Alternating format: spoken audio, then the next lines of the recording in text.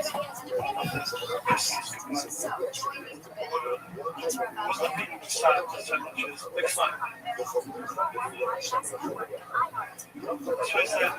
was a feeling also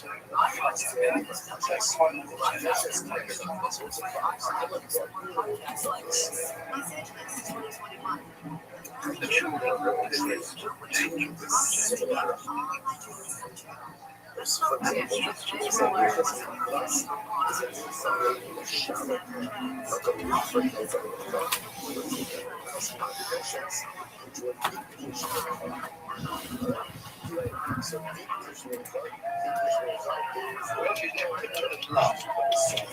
Everyone would drive around. It was a lecturer at the helm, Donald Grover, 36-year-old engineer.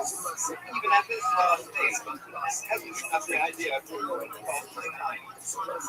Yes, he told us yellow one piece of too hard and vicious art. And as you do, it is quite fair for young children. They're always adding ally daddy. Something's gone wrong out there. Taking it slow again. Something I think is wrong with the sail. He's being so bad.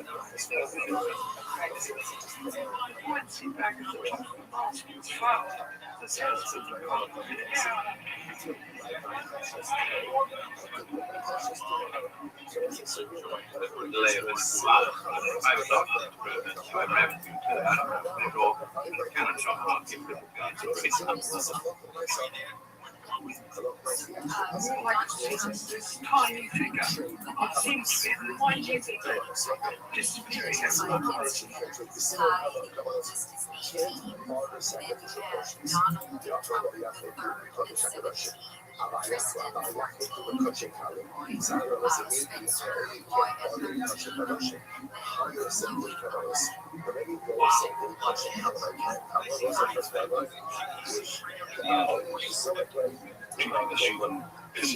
within a few feet of the ocean closing.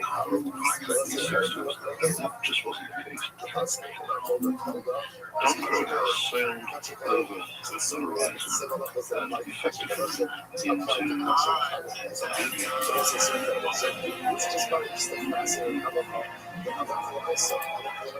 urged people to understand what it was like to drink special foods and the free clothes.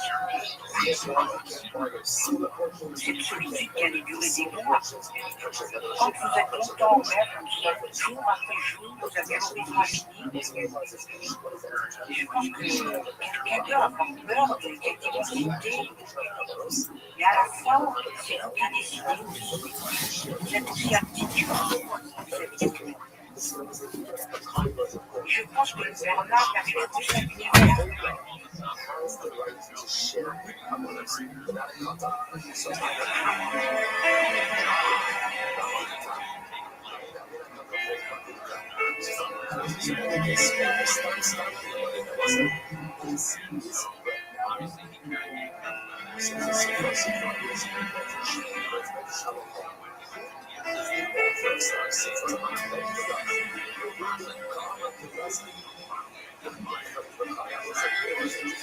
You can't imagine how intense it is, how good it is to be on the water.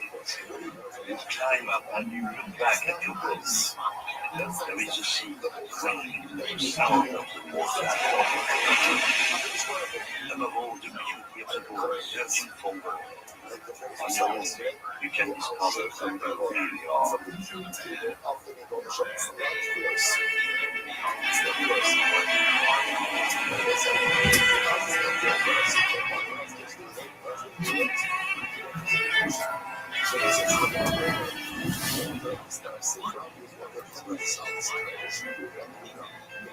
Bernard Rothschild had never been at sea for 2 months, sailing faster than any of his rivals, averaging speeds of 120 miles a day, and closing rapidly on the race leader, Rothschild. Behind them, at the back of the 07 was Thomas Francis. The voyage he staked his future on was finally complete.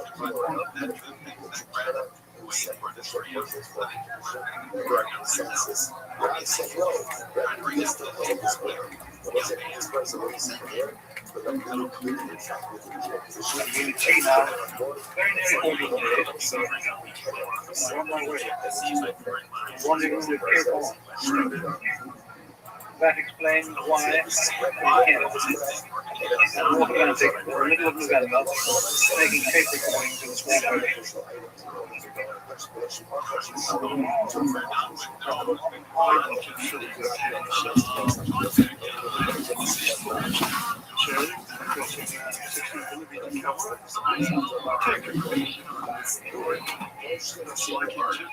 And the camera was on. He was the full outdoor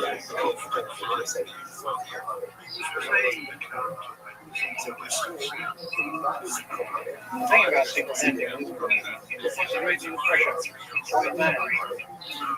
It explores weakness central. Penetration. Very few other occupations sweeten into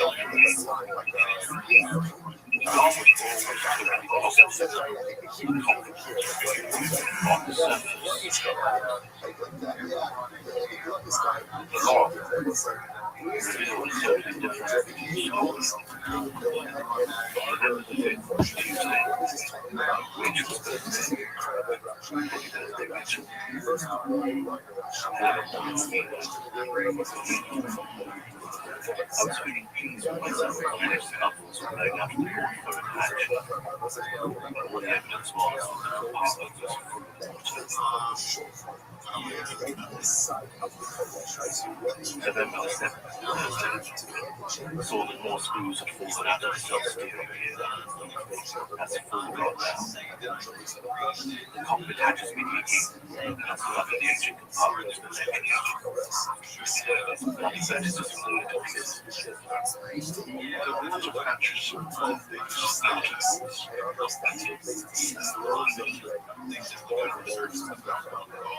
While you're in this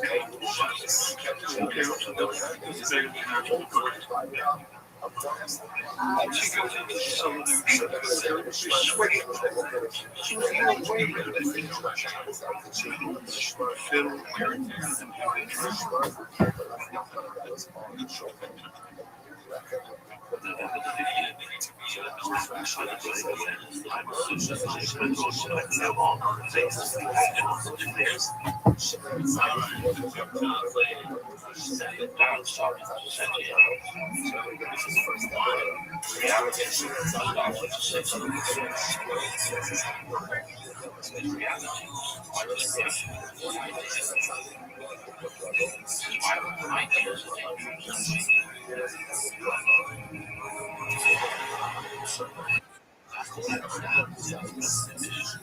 My chances of survival just make me better. Restream subnotions. Very, very high.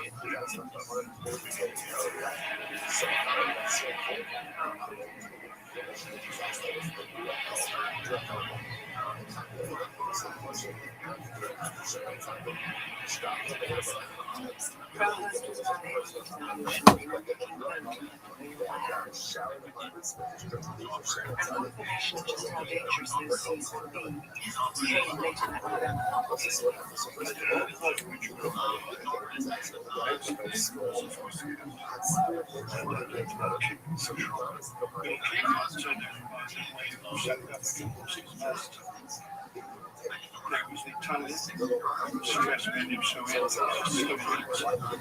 There was another fence, 27 days. Mixing alcohols,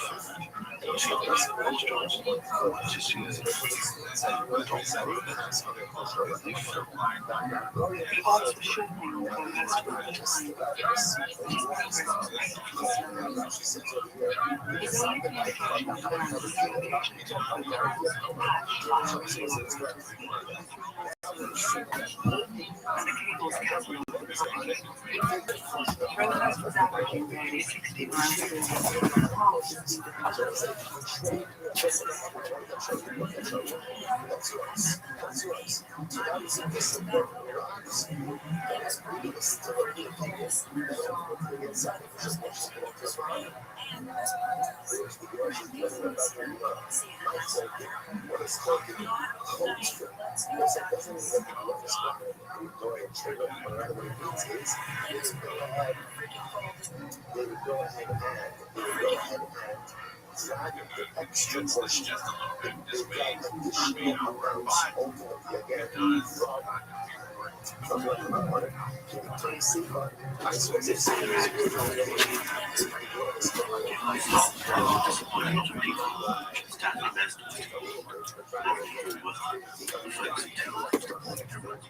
In the final analysis, if the whole thing goes quite sour, the business bankrupt, the house sold, I would have Claire and the children still.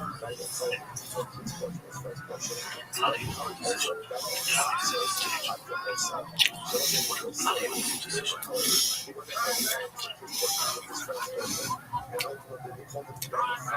This was the part of November which come back to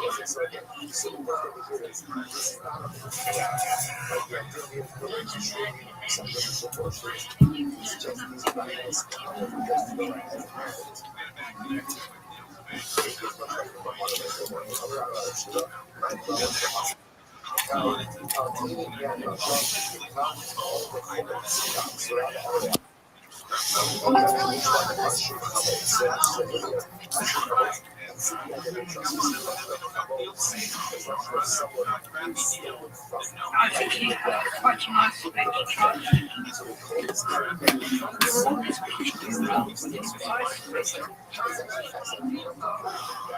his mother regarded him as a moronic. They came back with something like in the passport. They had to live in Portland for £5,000. They thought maybe it was live like that for a while. And things turned out to be inventing groups. They literally found themselves one day Tom just came back with a heart attack.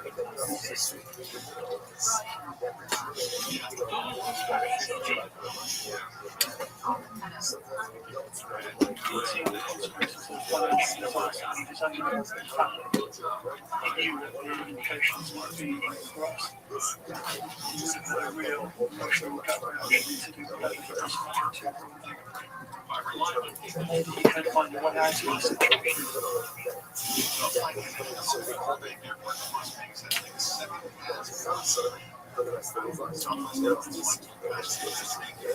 Every time you go, it's the same problems. He got no peace. He couldn't walk away. If he came back, he didn't really do it. He went forward. He was dead.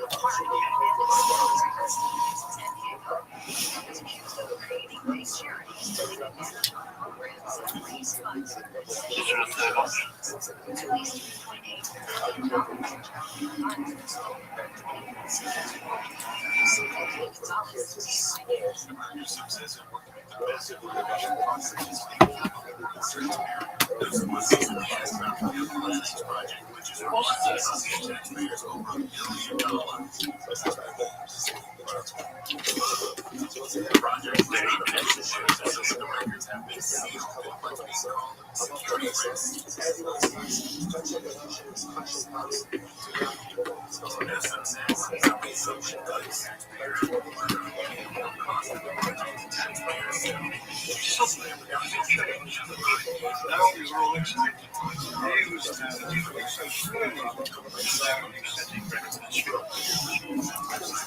cynical, disinterested,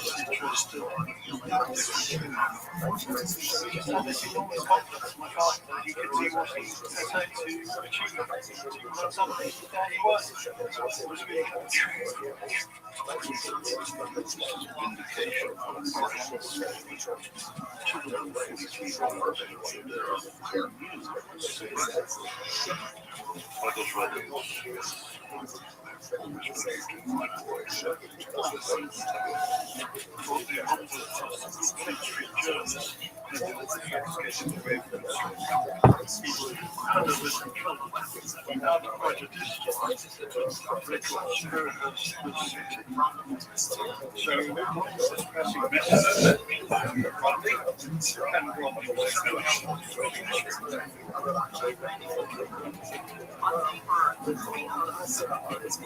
In the middle of December, a month and a half into his journey, Crowhurst's reported position advanced rapidly towards the southern ocean.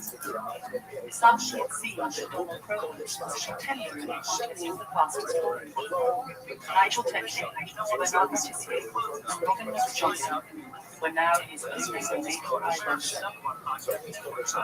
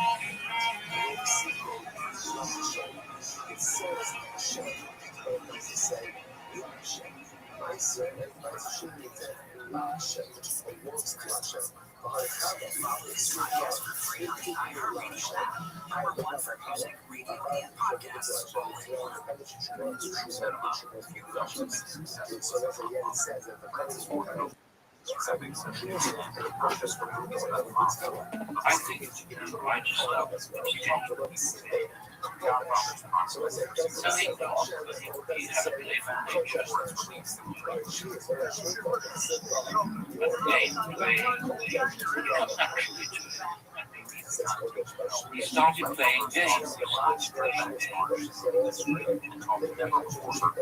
Maybe he just give them some space back then. It's their spirits. And they don't think something's happening yet. My father started to play that it sounded he took positions to begin chanting his actual position. Crowhurst often released judges might ask to see the lodge when any sailor who made it home. So in this second book, he began to seek his true journey, while gradually the cadence he sent back to London mapped out to the stories of the famed journey. I suspect that while it's all this carry on a bit,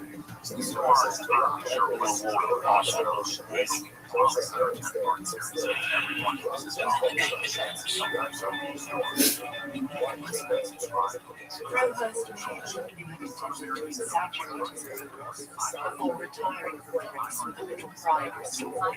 But that first decision became a trap of its own.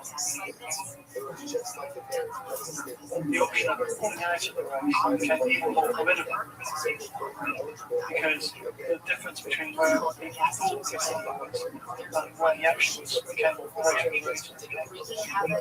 So he wanted us to call it would bring home the fact that he was not at all where he was supposed to be. He was much further behind.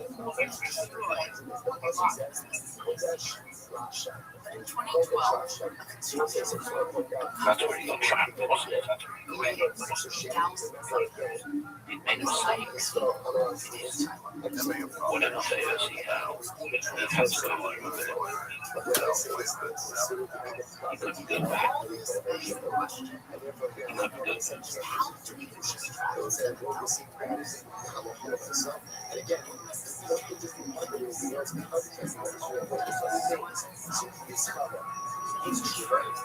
Around Christmas time, my mother had to get he couldn't tell that the spaces. She thought her job was to invent some cheap code. They were trying to protect each other.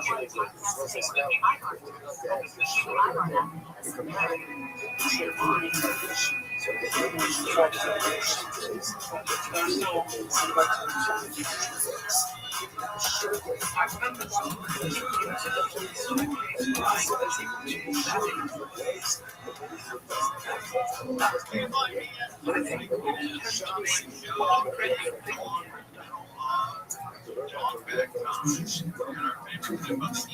there is a spirituality about this place. At the time, those attending things are one's friends, family. A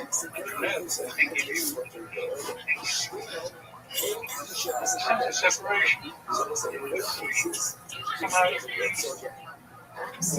loneliness. His messages were rare and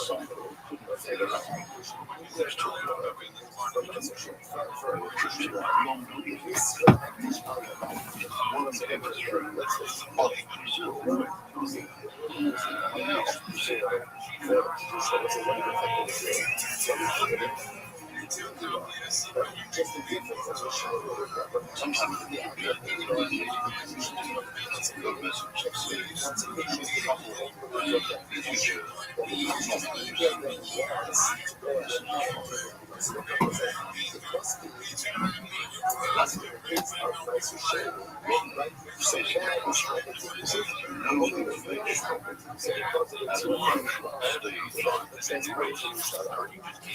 Protesters last people fights behind what is here in Rothschild the last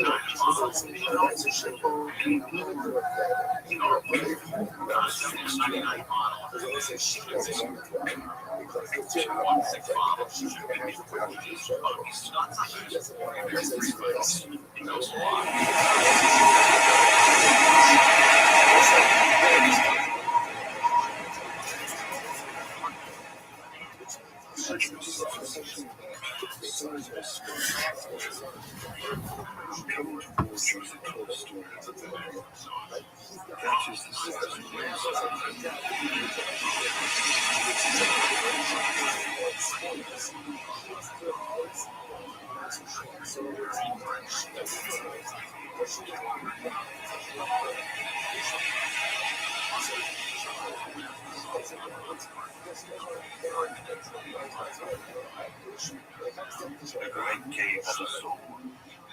It's very soft, by violet shadows and colors. A soul as smooth as a child's, as hard as a criminal. And that is why we go. One forgets everything. Seeing only the play of the soul to the sea. The play of the sea around the globe, leaving aside everything not essential to that game.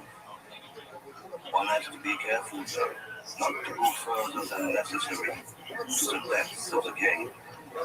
And that's the hard part. Not going too far.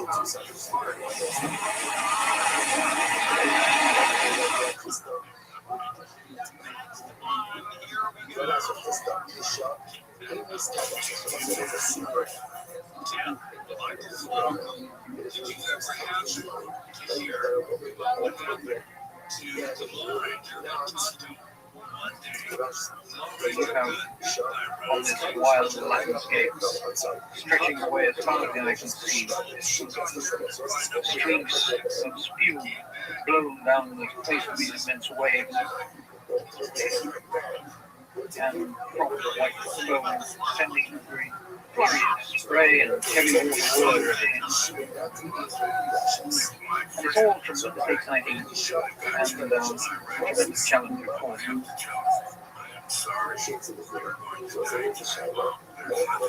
Crowhurst was drifting off the coast of Centenary, preparing a record of the sponsor's journey. Film and audio tapes will be broadcast on his return. In 2 months' time, a Restream would bring the other sailors around Cape Horn and past shore. At that point, he could slip in beside them and sail the inland. Until then, he could only wait. Stop. His isolation was complete. Meanwhile, I heard the ocean.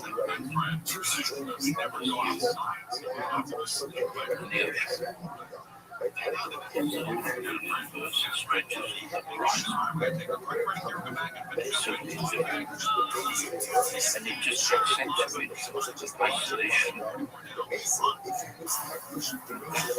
Time bombs.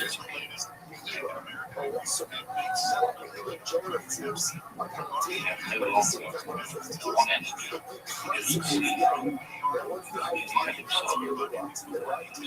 himself. The rigging signs of cosmic sorrow. Weeping doves that die maybe tomorrow. On 12.7 by 10 to the 5, irradiated olive trees. The sight of the sun waves sweep away my melancholy. Then, in the last week of February, Rabbi discovered His float splits. He's not where he's supposed to be. There's no idea. He's just off the coast of Brazil. This is the trouble. in Crowhurst broke radio silence for his radio transmission didn't explain his true position.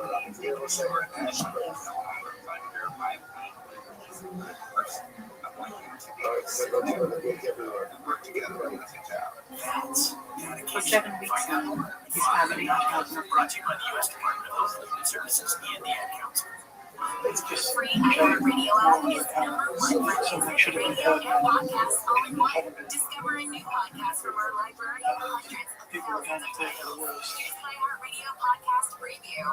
You think, well, I didn't stop him, and I should have done.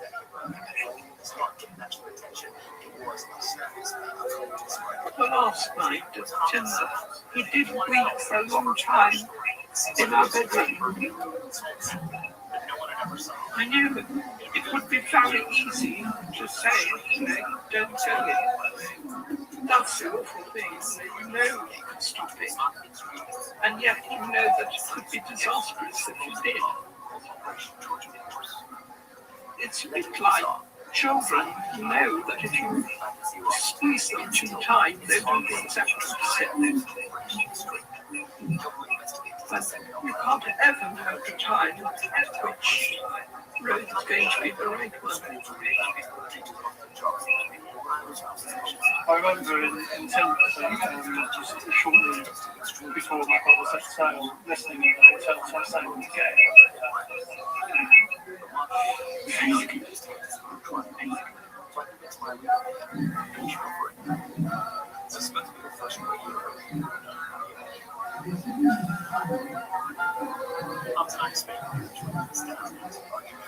Haven't realised before just how dangerous to see it could be.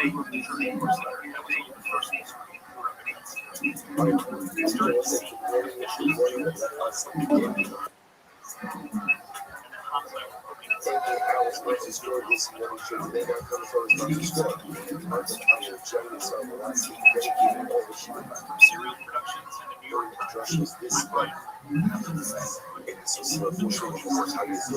Mystery Listen and follow this podcast for free on the iHeartRadio app. Number one for music, radio, and podcasts, all in one app.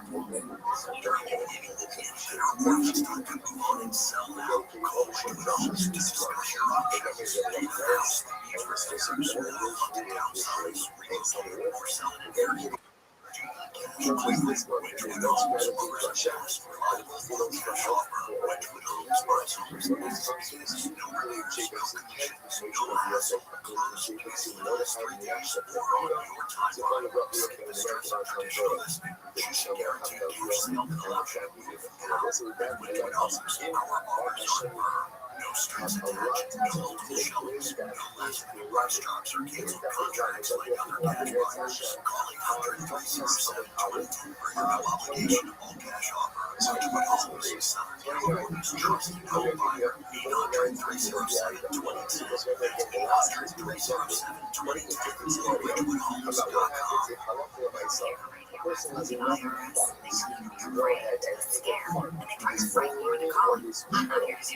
Tax-related advocates is different. TRA is here to tell you that if you owe money to the IRS, whether it's $5,000, $50,000, or $500,000, we have a solution. It doesn't matter if you're sitting in your car at work or with your kids, no matter where you are. Call now. 800-506-1895. Don't lose hope. TRA can eliminate or reduce what you owe to the IRS. Generous programs are now available. Keep your fresh start. Our passion is taxes and helping individuals fix their IRS problems. We have over 1,500 employees and less than taxes. You can get free to the IRS anymore and get your nightmare today by visiting us online at TRA.com or call 800-506-1995. Tax-free advocates, real solutions for real people. Don't miss the 2026 radio festival. Choose this person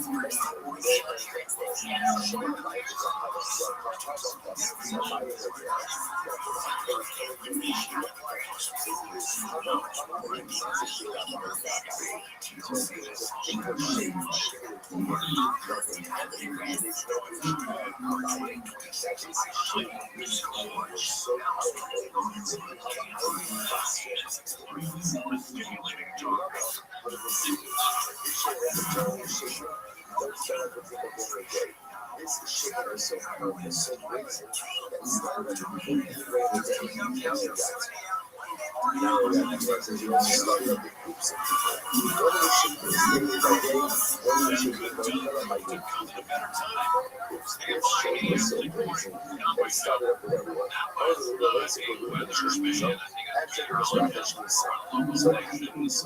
appearance that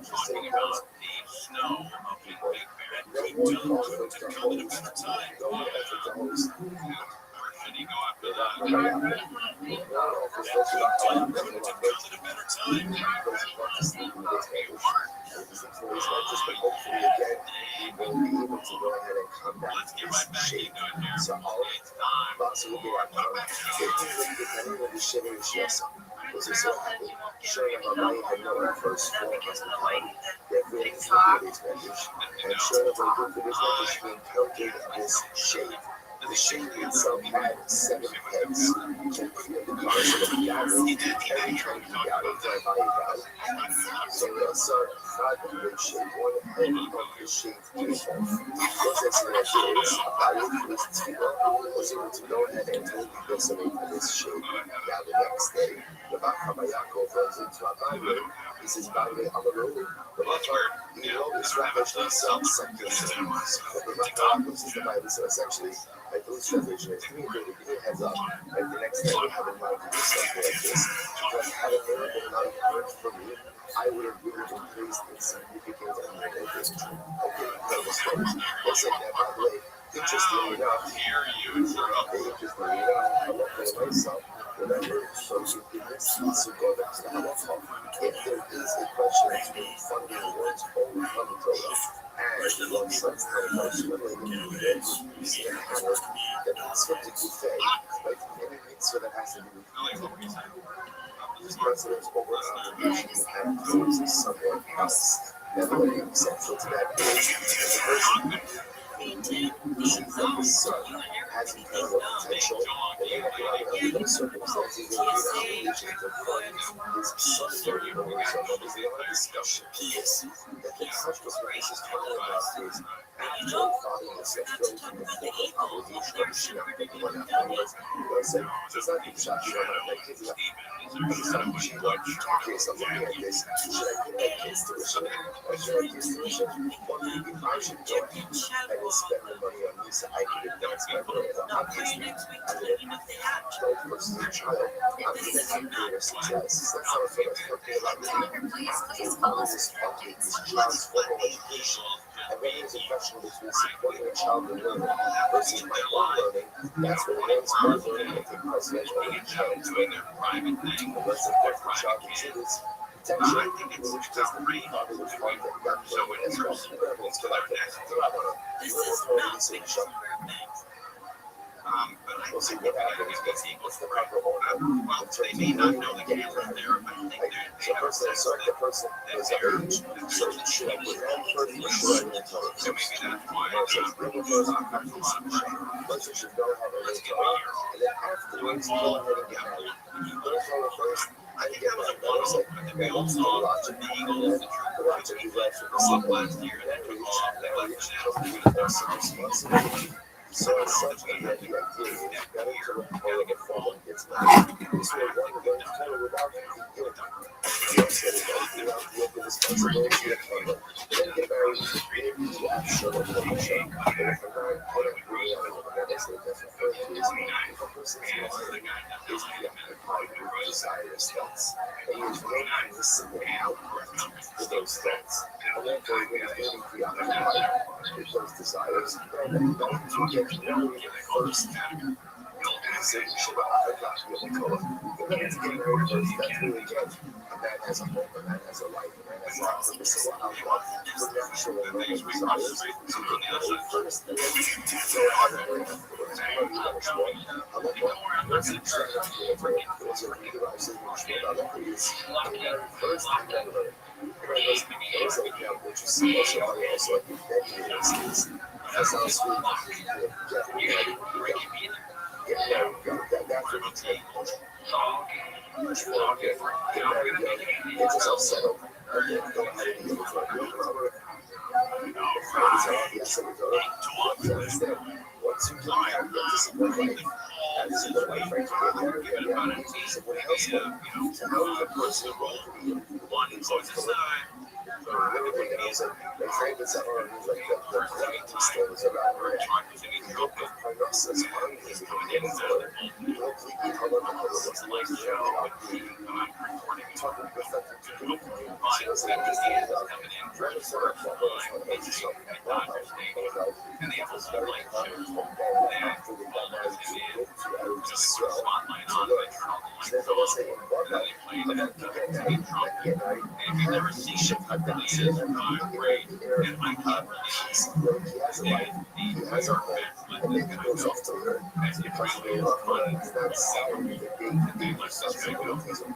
It's good fine. That's why I guess we got first. This is what they did at Penn Stadium.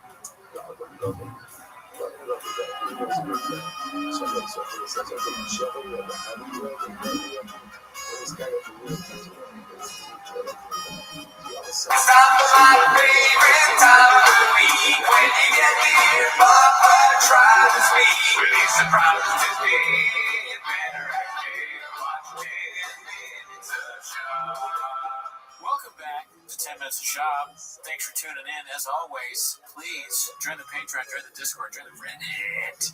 Tater Talk once a week, guys. Me cheese. If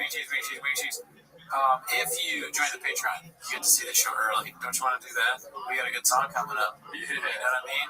And that's not why you're here, though. You're here to watch 10 Minutes of Shop. So start the timer. Play the cheat clip. Oh, shit. 1 second, dude. Dude, I'm doing, bro. All right, bro. That's my favorite one, I think. Let's get this going, dude. Alrighty. We got Mark Harley during the Super Bowl before GTA 6, posted by eRed19. We got Mark Harley last year on the Super Bowl, dude. 2 years in a row. 2 Super Bowl commercials in a row. Has anyone ever done that before? Usually, like, the A-list celebrity. He might be A-list now, dude. He's getting there. Yeah. It's just it was said ad nauseum. It's what happens when successful people leave Thick Boy. They become even more successful. Just a fact. Global superstars, I would say. Tiger fact. He's watch the rise, fellas. Ever heard of it? And also leave a comment below if you were with your family watching the Super Bowl and you go, oh, when you see this half-naked guy on the screen. Because that's what I did, and everyone was like, what the hell? It's kind of like, when you did this, I thought, that is hilarious that you did that in front of your family, but it's the Leonardo DiCaprio meme. Yeah. That's what all of the cats. I'm surprised. Is that not a post? Mm-hmm. That's got to be a cat's post. Mark's on the thing. There's a Leo thing from one of the greatest movies I've ever seen. Once upon a time in Hollywood. Yeah. Shout out to you, Mark. Hell yeah, dude. I'm gonna send you a text soon here. Swear to God. This is a bunch of comments. Let's see what else we got. Joe Camel couldn't find a clean suit, it seems. Posted by DavOz66. Suit's dirty, or just what's dirty? Just wrinkled to me. You know, people back in the day, Billy Bob Thornton and Angelina Jolie were like, we were just fucking in the car. Did you do that, dude? Yeah, he's just a guy living his life, man. What dirty is that tongue right there, dude? What the hell is that all about? It's always out. Maybe, wait, when you scrolled in there, is that like dirt on it or something? I can't really tell, dude. Looks a little wrinkled for sure, yeah. It's wrinkled, yeah. Oh, fuck. Damn, dude. Well, he was definitely modding the truck while wearing that blazer. That would be so worrisome if you saw a guy working on a truck in a blazer.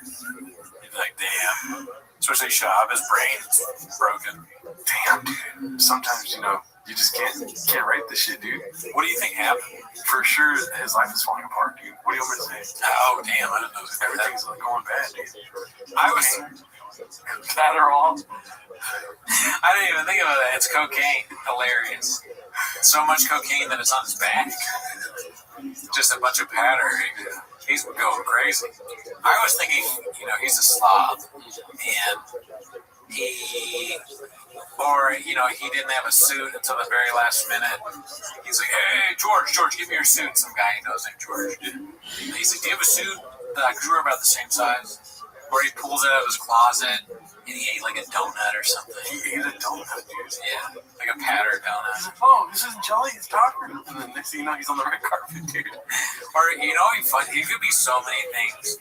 He could literally, he's such a piece of shit that it could be a witch. A witch cast a spell on him because he hit a witch's car and tried to drive off, or he did something bad to a witch and the witch was like, blew this on his back, and now he's cursed. There's 3 fucking things he has to do, or 3 bad things happen to him.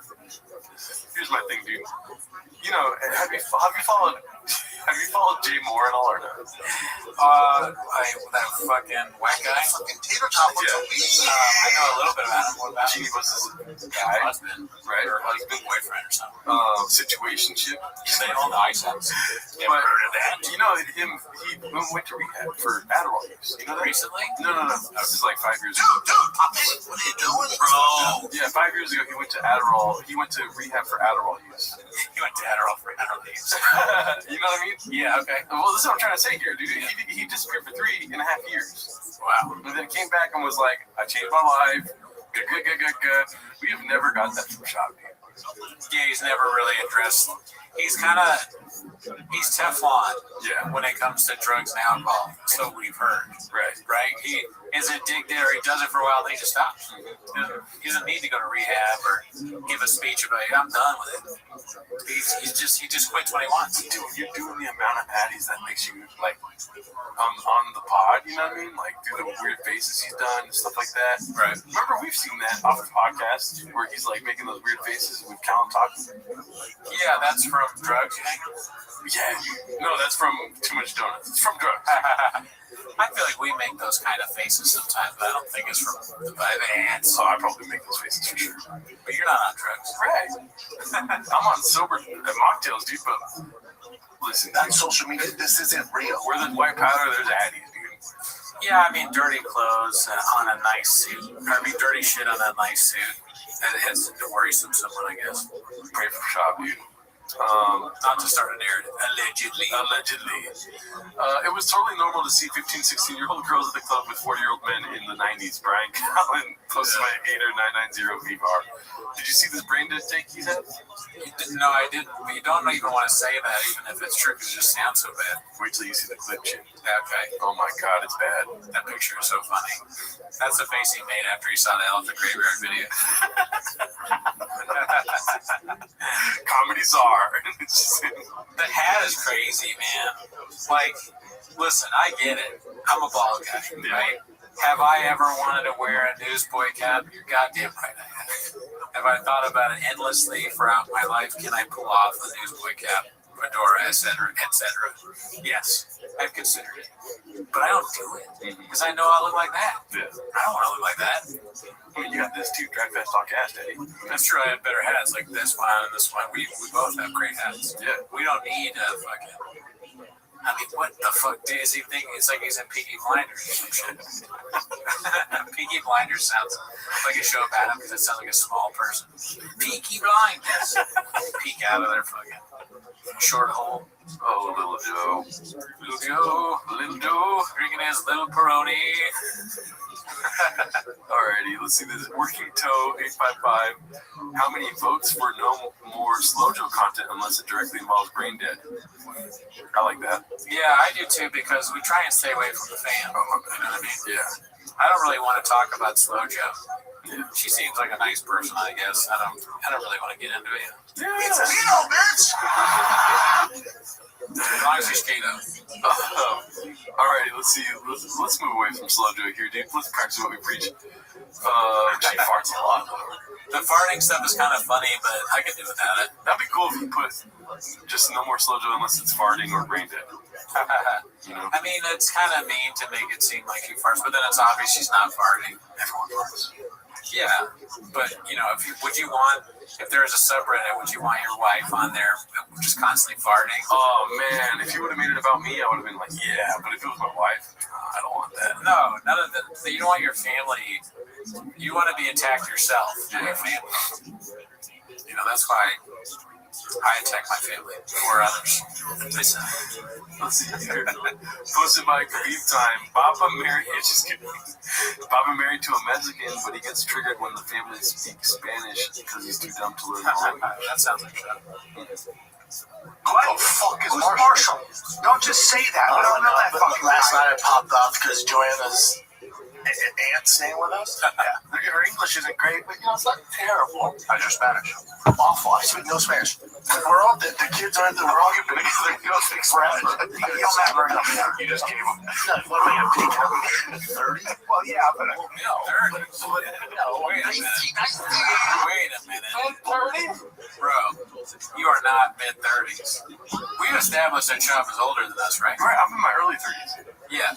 And Chop is like, what? 40. That's what I thought. Yeah. There's no way that Chop is... I'm not older than Chop, am I? I know we've looked this up before, but I get scared. Bobby Lee is one of my closest friends. Me and Bobby talk about Just this. scared No of one. the idea that he's... I can't be... 42 years old. That makes sense. He's way older. He's 42. Mid-30s. He doesn't even know how old he is. Oh my god. We were watching... We're going to be on the Nuremberg trials, dude. We're bad people for watching this and laughing at him. I don't feel great, but it's fine. Am I gonna pick it up in my mid-30s? What am I gonna pick it up in my mid-30s? Wow.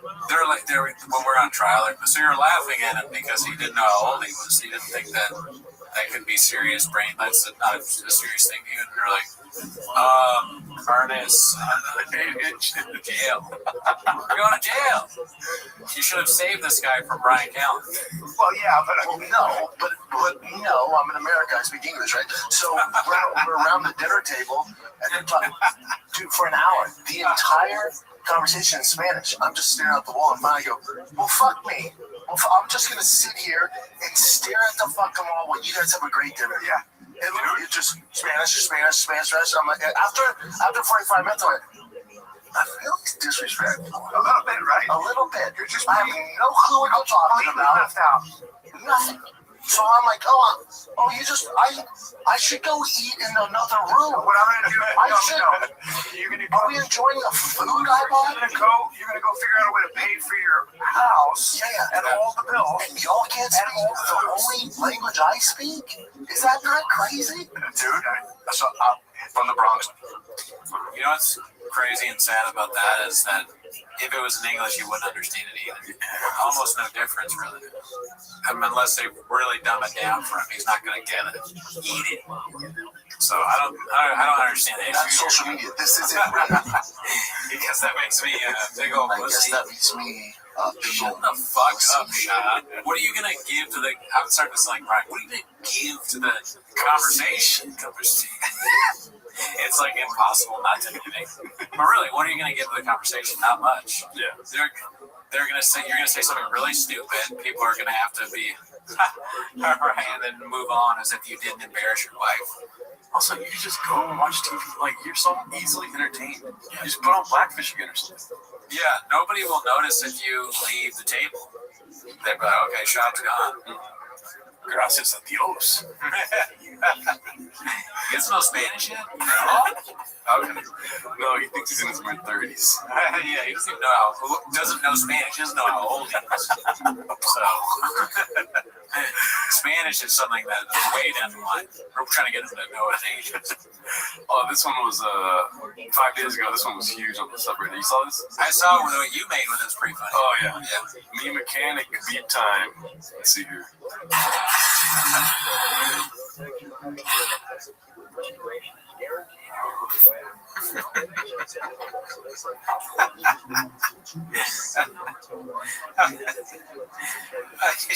So weird. Dude.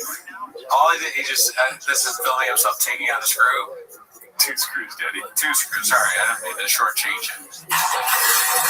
Anybody can do this. I'm a moron, I can do that.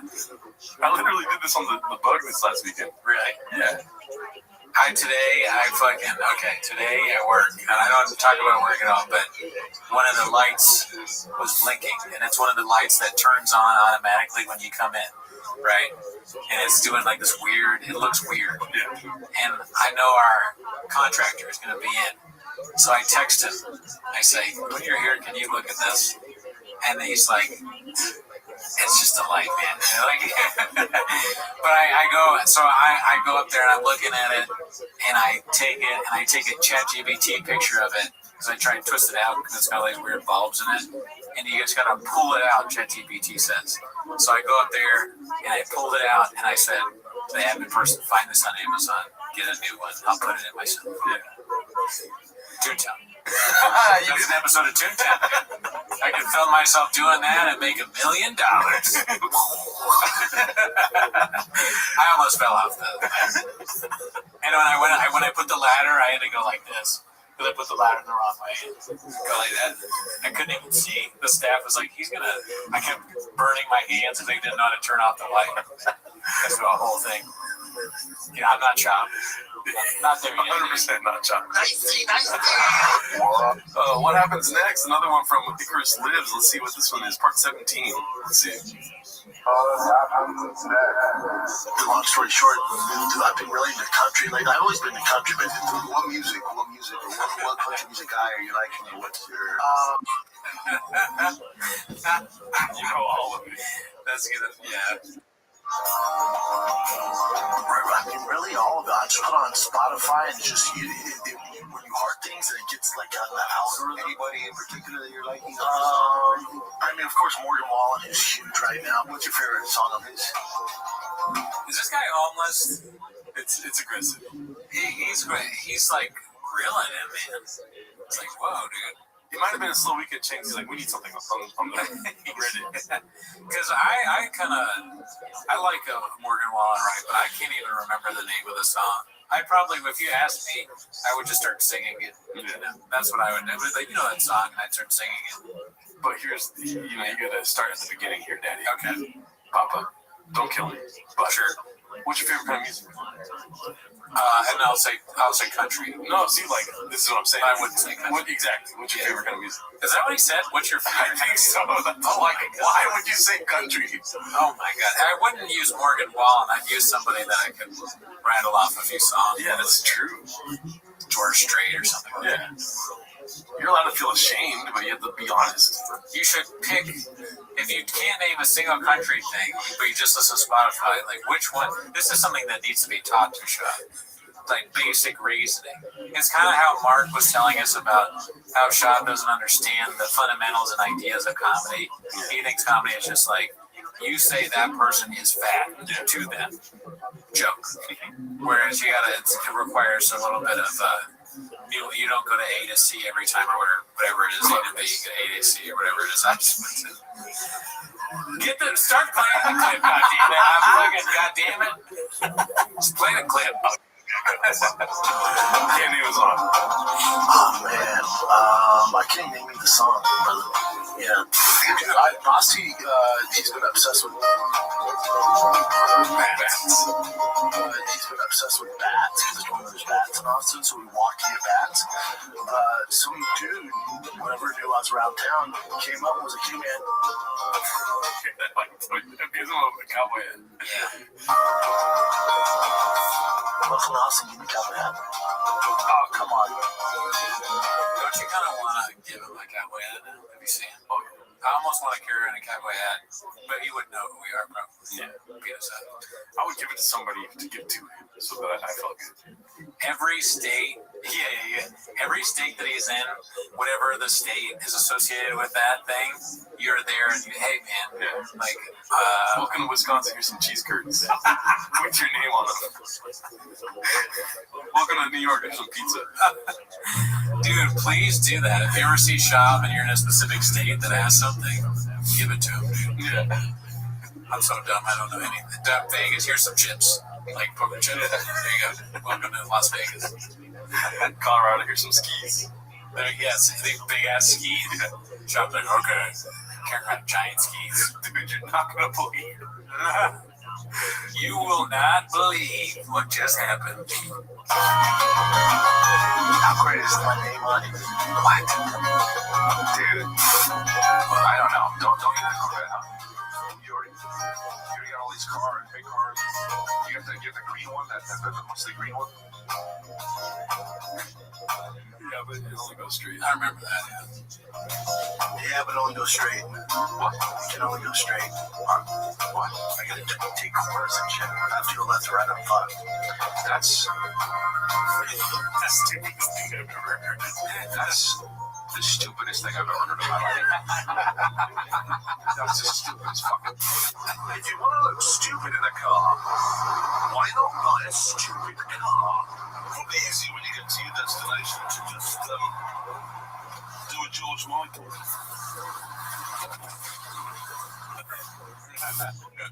I love Top Gear, dude. I knew what it was, but I'd never seen it. Oh, really? Nah, I've never watched Top Gear. Grew up watching Top Gear. You've always been a truck guy. Alrighty, let's see here. Posted by the Way I Am 313, we have What the Fuck Is This latest episode? And I think we're gonna have more clips about this, but the Ben's one, yeah. Ben? No. Is this? No, not that. Not Jerry. This is not TFK. Yeah. Okay. Callan just spent 2 hours downplaying and normalizing everything in the Epstein files. He said he talked to Rogan about the Ben's episode, then goes on to stick to a key few points the entire episode. Reading between the obvious lines here, these are clear marching orders because it was similar shit that Rogan and Ben's stuck to on the other episode. Callan kept going back to it basically being a bunch of rich dudes cheating on their wives, and that he doesn't care about that, including Peter Attia in what he didn't care about. He also tried to minimize it by chalking it up to a bunch of socialite NYC models hanging around rich dudes. Just typical stuff in the 90s. He ignored the trafficking part and said it was probably barely any guys that were into children. So again, just a regular thing that with rich dudes in New York partying with young top models. Rogan propagated this too, although not to the level Callan did. And he went on and on with these and other points. He's a piece of shit, but these aren't just his organic thoughts. He also stood firm on defending Woody Allen. Yeah. Did you see that tweet about Woody Allen where the guy was like, I refuse to believe that Woody Allen cheated on his daughter? I did see that. Yeah. It's probably one of our mutuals. I don't know who he was. Never heard of Greek either.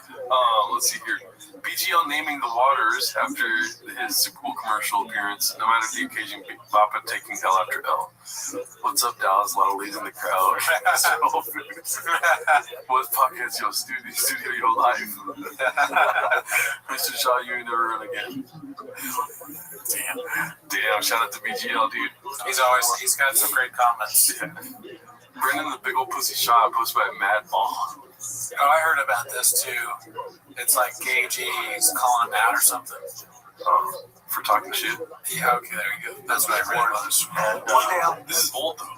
Oh, really? Below the belt. Oh, shit. you're never gonna say. One day I'm gonna show you. You're never gonna say I'm sloppy again. I didn't say you're sloppy. I think I'm You're gonna throw caution to the wind. That's going up big time. 100% you do throw caution. Early in the fights, No, you said it about this fight. I didn't say that after the fact. Going into it, I did. No, you said it after. I said right here. Yeah, I saw your interview yesterday or a couple days ago. And you were trying, you didn't mean to, but you said you just had to. Dude, it's a trigger for other people to say that you're kind of reckless. Well, no, I just. Trigger.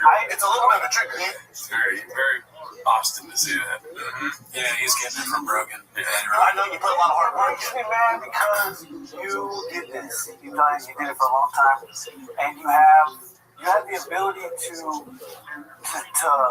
if you like took the time and actually like tried to like understand what I was doing, I know you would get it. Yeah. But you don't, because I've shown, because with the human eye it's just fucking chaos.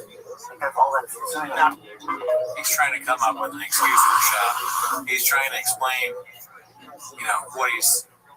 what is the fault here with Shab, but Shab's not going to understand it. Gay's being actually pretty nice here. He's also staying on business, right? He's right to his face. He's like, no, listen, you do this all the time. You don't think about what you say. You don't even try and understand what other people are doing. You just say stupid shit that other people have told you to say or that you stole from someone else. Yeah. At least that's what I give. 100%. Brendan, the big old pussy shot. Here we go. You'd be surprised. Posted by One Usual 4460. Comedians keep defending the worst people. I don't know. I didn't see the Bill Burr part of this. I didn't finish the whole video yet. Okay. But I don't know why you got Bill Burr in the. Probably the Riyadh stuff, I guess. No, it has to be with Epstein. This is all Epstein's. There's no way Bill Burr's like, get me the files, they're not real. That's what I'm saying. I want to know that. I think I'm halfway through this video, though. Yeah, they went to Ireland. They just had a good time. They went to the island, okay? I was getting tired of all these people saying that, like, you're on a plane, and the guy who's been convicted of some horrible crimes. Like, yeah, I mean, listen, planes are fun. Because there's no way that he said that. But podcast cringe, no offense to him. He's not narrative painter. Yeah, narrative painter. Thank you for saving me there. I had nothing. I was really gonna just hang in there and be like, That's the narrative. Brendan, I saw nothing. Yeah, see, I didn't finish it yet. So let's see what he says about Bill Burr. I think this is important here. You're gonna search like your little trick thing. Yeah, with Bill Burr. Okay, Bill Burr still hasn't recovered from the backlash. Great speech. Bill Burr still hasn't recovered from the backlash, and I honestly don't think he ever will. And when you stop and take a step back to take you realize all he said. See that? I don't like that. Rage bait. He's putting Bill Burr into this Epstein thing. He hasn't said shit about it yet. Clickbait, cringe. We don't do that. Yeah, we don't do that at all, ever. Not once. Yeah, I mean, come on. Don't put Bill Burr in this shit. Yeah. He's not part of that. 10 minutes of cringe, dude. Yeah. Let's see here. Safe Ask 1344. I am breathing like Jeff died today because I have bad allergies. BGL continues to name the waters. Oh shit, dude. Hey, be real quick. You blockbuster now? SNL and Super Bowl ad. BGL 10-7 over Wapa. XJ. That's social media. That isn't real. It is, dude. I'm telling. That's social media. This isn't real. Boxing comments because neither of us can read. We live in the real world. We go to the zoo, look at the giraffes, avoid the big lines, too trickery. That's back. Hell yeah. Spicy. Shout out to BGL, dude. I like how he keeps it fun online. Yeah. Makes it entertaining. Women have a primal biological desire to be R-worded. Brian Callen. Hater990VR. I mean, I've never seen this username before, and now he's out here just taking shots at Callen, dude. Look at this. Not good.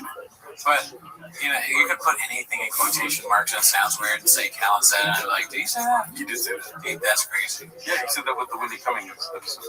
Oh, what are they talking about when he's in her car jacking off? Yeah, or, I think the same episode, yeah. But, it sounds familiar. It's tough to remember all of them, especially when you have grapes. Yeah. This is the one I posted. This is Driver Date. I like this a lot. So funny. I saw it right away. I was just like, oh yeah, that's it. That's it right there, dude. Pretty different. Yeah.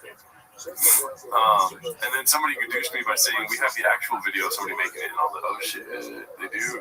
This is better. Yeah, this is better. Bring that up, dude. My bad, Mr. Whole Foods. Post my One Usual 4460 meet on Super Bowl party, handing out directions to my troll beat. Let's see here. Yep, right there. This is the whole video. Yeah. He's right there, daddy.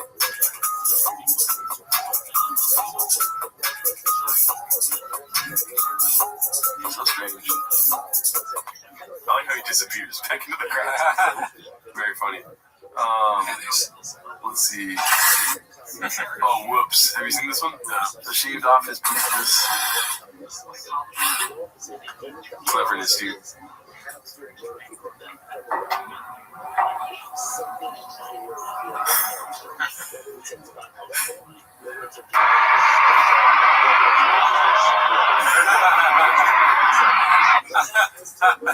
Shout out. Half of Shab's life is just like constant. Welcome to Jet 2 Holiday or whatever. Yeah, it's his whole thing. A Roby 1994 posted this former first round draft pick B. Ultimate Fighter season 10. Throwback, just a young kid with a dream but no achievement. But to achieve that dream was a 6'7", 265-pound monster. Former first round draft pick. First round draft pick. Was he? No, first round draft pick. Wait, read it one more time. Just a young kid with a dream, but to achieve that dream was a 6'7". What? Bro, I don't know. You might have to read the comments to understand what's going on there. I have no idea. he needs a handler. Does that make sense? Well, here's the thing, Cooney. Type like that. Oh, okay.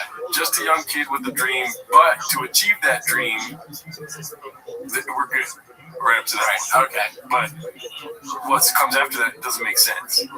Facts. So let's just start with I was a 6'7", 265-pound monster and former first-round draft pick in the NFL. Just a young kid with a dream. To achieve that dream was a 6. I don't understand it, dude. I don't know. I see Crystal Lee. I liked it. Yeah. Oh, that's good. I'll cut that part out. That was the worst post of all time. Let's see. Kona, let's go to hot. I want to get some fucking video shits in here, dude. Okay. Minimum Sky 2305 posted this. Papa might fight to save the podcast. Oh, my nose. His shirt says donuts. Looks like Paramount. All right, next one is Anthony Joshua. It's one of my favorite fights of the year. It's Fluffy Hernandez and Sean Strickland. It's an amazing fight. But Dustin Mergliati, he punched. He's just speaking hypothetically. Let's look at let's say outside of Tom Aspinall, you could probably wreck a good chunk of the heavyweight division right now, right? If you really trained hard. Why don't you do it, man? Just put my life on hold. Yeah, dude, no, and then freaking the podcast would blow up even more. God, that might be the only thing that saves now I will fight the kid. But that would be dope, though. Oh my god. Oh, that comeback fight. Yeah. He's talking about saving it like it's dying, Daddy. That sucks. Well, hopefully not. But what would save the podcast more? Or go ahead. Us. Yeah, obviously us, but he does not. He's not down. I'm gonna say he goes and does fighting again, or stand-up. Which one's better for the pod? Stand-up. Yeah. Fighting can really fuck him up. He could die from fighting. Yeah. Stand-up, he can't die. He comes out with something like the Gringo Poppy, but worse, dude. Yeah. If he could make a worse stand-up special than the Gringo Poppy, that would be amazing. He needs to do stand-up again. Get a handler and listen to the handler. And the handler gives him patties, but on a regimented diet. And then, he stays working out all the time. He stays fit. Makes jokes and do your comedy, dude. Like fuck everyone in the crowd type shit, He needs to become like a Matt Rife type comedian. Yeah, that's what I say. Like crowd work or like hot guy. 100% crowd work, or 50% hot guy, 100% crowd work. He tries to be like Rife. He dresses like him, and he starts doing that act. He tries to do a Rife accent. Yeah, that'd be funny. That'd be funny if he goes, "Listen, Joanna, I've done a lot of shit. Stuff you're not going to be happy about. But I'm going to go on that stage right now. I'm going to talk about some of it. You got to forgive me for everything. And then accept what comes out. Because I'm going to make you love me." And then he becomes Matt Rife, but Brendan Chops. Because Rife, when he's doing stand-up, does that stance. He's like, oh, he's so confident, Oh, okay. What do you do? But Shab doing that would be great. They're like, I'm a pilot. Shab. Oh, okay. So, want to get a pilot in its ass? They're like, what do you mean? I think there's this weird chemistry that he has with the audience already that everyone thinks he's not funny. So it works in his favor. He just stopped at the wrong time. He stopped at the time where everyone thought he was not funny. And so that's what he is. But you can use that to your advantage. If everyone thinks you're not funny, you say something funny, you're hilarious. Yeah, that's true. Because if you do say something funny, they're going to laugh. If you don't say something funny, they may laugh harder. Yeah. So it's a win-win. He won the game of comedy. You should do comedy again. Yeah. I think we made our case here. Let's see here. This is posted by Dandy Kaufman to Papa Super Bowl commercials discussion. Okay. Let's see here. Halftime show was weak as hell. It's just the commercials. I don't know what happened. The Super Bowl used to be so fun, so unique, so original, and we've just kind of lost our way. Now all the ads are crypto, Ozempic, and gambling. That's all it is. And BGL. Yeah, stupid, regurgitated point, as if somehow Coca-Cola and Budweiser were better than Ozempic and whatever the else he said. Yeah. Crypto. Like, there's not that much of a difference there. The reason their ads are boring is because it's all celebrities. Yeah. I mean, he's just in his feels. Yeah, he's probably mad about something. His comic friends were at the Super Bowl and BGL was on this. Oh, that's why. You know what I mean? Yeah, BGL. Like, if BGL wasn't on there, maybe. Yeah. See, take the sock off your spouse challenge. I'm not going to play the music.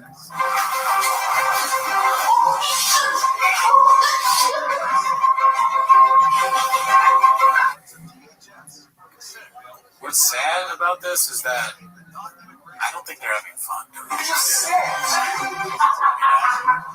You're like messing with like your girl and just like joking around. Yeah. It's not. You wouldn't film it. A minute video of you doing it. It lasts a few seconds. And you're like, where's the carne asada? Yeah, also, when we finish filming, when we finish filming, we don't talk to each other. We're just like on our phones. You know what I mean? That's what that's like. Making content with somebody. That's what they do. Yeah, they go to their separate rooms. Yeah. They're podcast hosts. Basically. He's going to replace Ryan with Slojo. Slojo has to figure out how to spell this shit right here. You know what I mean? Or Brendan Chop does it. And that's the after the fact. And then they go, okay, you want dinner? No, fuck that. All right, bye.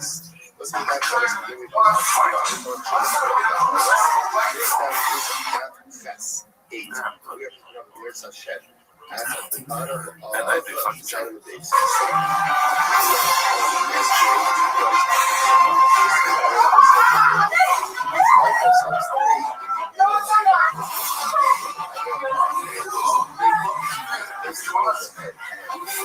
Oh, the audio's like that. Just realized I'm so good.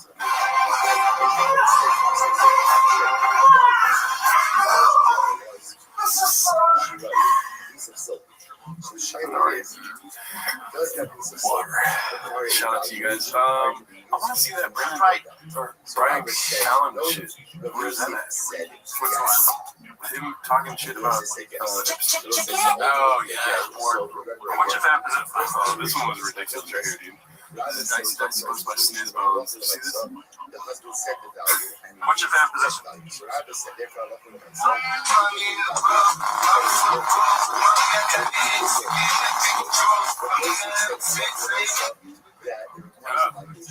That's so weird. Very strange. Yeah. Is that him?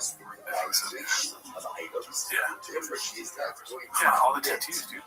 Dude, that's the thing about Lee. It's like, he's so goofy, right? Every once in a while, I'm just kind of scared. Yeah, it's very scary. That's freaky. Yeah, it's very Dark. Like, shots and he has darkness in his eyes or something. Yeah. Oh, you're right. Is deleted trolling Baba posted by Manila Sky 2205. I'm sorry. So how long did you talk up there? Like 12, 15 minutes. And nobody else after that? No. So you did a thing after this thing for 12 minutes? Wow. You know how rare it is. Like, this is just as random to me as it is for you. You should learn by now, whenever UFC fighters hang around the boxing community, we're getting paid 10 times more. Yeah. See, that's why. Yeah, that's funny, yeah. So, and then the big thing is they're definitely trolling him. Zuffa, which Dana White owns, is getting the box, and he's stealing all the fighters from Eddie Hearn, who's right in front of me. So I started roasting Eddie on losing fighters to Dana. It was good, man. It was good. I've never been treated better in my life. I've never been treated better in my life. Ever. Wow. That's so funny, dude. This clip is kind of like if me and you were hosting a show with Sean. I'm Billy and you're Montez. I'm Montez for sure. I think so. You don't have as much energy as Aaliyah, but yeah. Yeah, that's fair. Baba talking about the roast. Oh, the roast. So this is Minimum Sky also, so I think it's going to be something different than what we just watched. Okay, see. I didn't know what it was, though. Oh, I saw the picture. Who'd you roast? Who do you roast? It was a roast. Right in front of me. I mean, just me. Like, they're like, all right. So originally, they're like, we want 20 minutes of roasting. I'm like, oh my, that's not going to work. I can make 24-hour notice. Like, this guy, but when I get there, so they have whatever, like an hour and a half ceremony of Fighter of the Year, Round of the Year, Knockout of the Year. Right. And they're like, all right, that's the time. And then the lights go dim, and I'm in the back. I'm like, what the fuck is happening? Matt Dillman's laughing. He goes, buddy, good luck out there, man. He's like, this can be terrible. Yeah. Just because they're not paying attention. They're like all standing up, talking. Yeah. He's like, ladies and gentlemen, sit back down. We have a very special treat for you. Oh, God. Brendan Shaw. Oh, dude. That's And then I got to, I do my thing. Yeah. I got to roast them, but they're right in front of me. Like Canelo, Terrence Crawford, the big boys. Yeah. And before everyone files out, because you go see a movie and sometimes like a comedy or something, and you think the movie's over and the credits go, and then you stick around because after the credits they give you a little something. We have something after the credits tonight, so stick around. Something. What a great way of describing Brennan Chubb's stand-up. We have something. Like, how do you describe it? It's the only way you can, really. Terrence Crawford's like, that man sold his soul. I can only imagine. Yeah, but I don't want to see what? I'm trying to find it. Okay.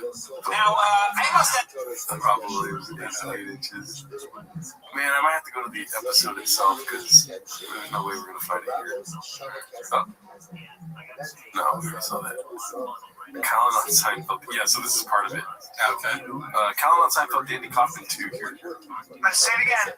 He started dating her when she was in high school. High school. Okay? Well, they did only 4 years. Yeah, okay. Only 4 years. Again, you're talking to a dude with a 17-year-old daughter in high school. Yeah, that's great. They said even back then it drew some scrutiny. If my daughter called me and said I'm dating a 40-year-old famous guy, I would lose my shit. Oh, really? Oh, yeah? Yo, kid. I'm thinking too. Is this it? Hey, wrist wraps, real quick. Y'all talk about Marcus Saylor, great guy in the middle. I don't know. He's communicating that he I think his name is Mark Saylor, who's the guy with the Bitcoin guy. Yeah. Both of them were God damn it. Boring ass Bitcoin talk. Yeah. Same pass. 1, 3, 4 fire. That. I'm trying to find it, dude. Yeah, that's looking right. What is this? Oh shit. AI, maybe. If it's AI, then that sucks. But if it's not, he's bringing back Dick Boy, dude. So Dick Clinton posted on one usual 4460. This might get cut out of the YouTube. Well, I know it's just not the same since you came to my hometown. I know it's hard for you because you left your heart back up in the game. You said the fast life wasn't so fast till I asked you to slow down. You said you never had much for that life anyway. It's Dino, bitch! It feels like home. I spent so many nights on my own. Chilly out. Stop. Still, I got a long way to go. For whatever I'm going through. Always home in the city, but you let me in. You're so close off, you can't let me in. But once I get you to my hometown. As soon as Lil Browse gets there, Cootie's like, okay, all right. And it's so funny that he's still there. And he lives in Austin too. There's no way this is new. No, This has gotta be old. okay, because I was gonna say you moved to Austin for 6 months, and then this is what you get. As soon as Lil Browse comes in with the tiger thing shirt, dude, I'm like, Oh yeah, that's gotta be old. This is old. Damn, I thought it was In my hometown. what is this? People send me this. Oh, okay. How is it not like at the top, dude? You watch the fight. Peptide inhibitor conforming testosterone therapy user when the child tells the US to get in shape that he would have Run circles around them. Watch by David Kaufman. Hey, that sounds fun. Hey, can I just say something about the heavyweights? Oh, my nose. Hey, Tai Tuivasa, God bless you. That's what I said. You just get in some shape. Seriously. Both of them. Honestly, guys. Are there no treadmills where you guys Honestly. Just get the Aerodyne bike and let's just practice. I'm not trying to be a dick, but like... Hold on.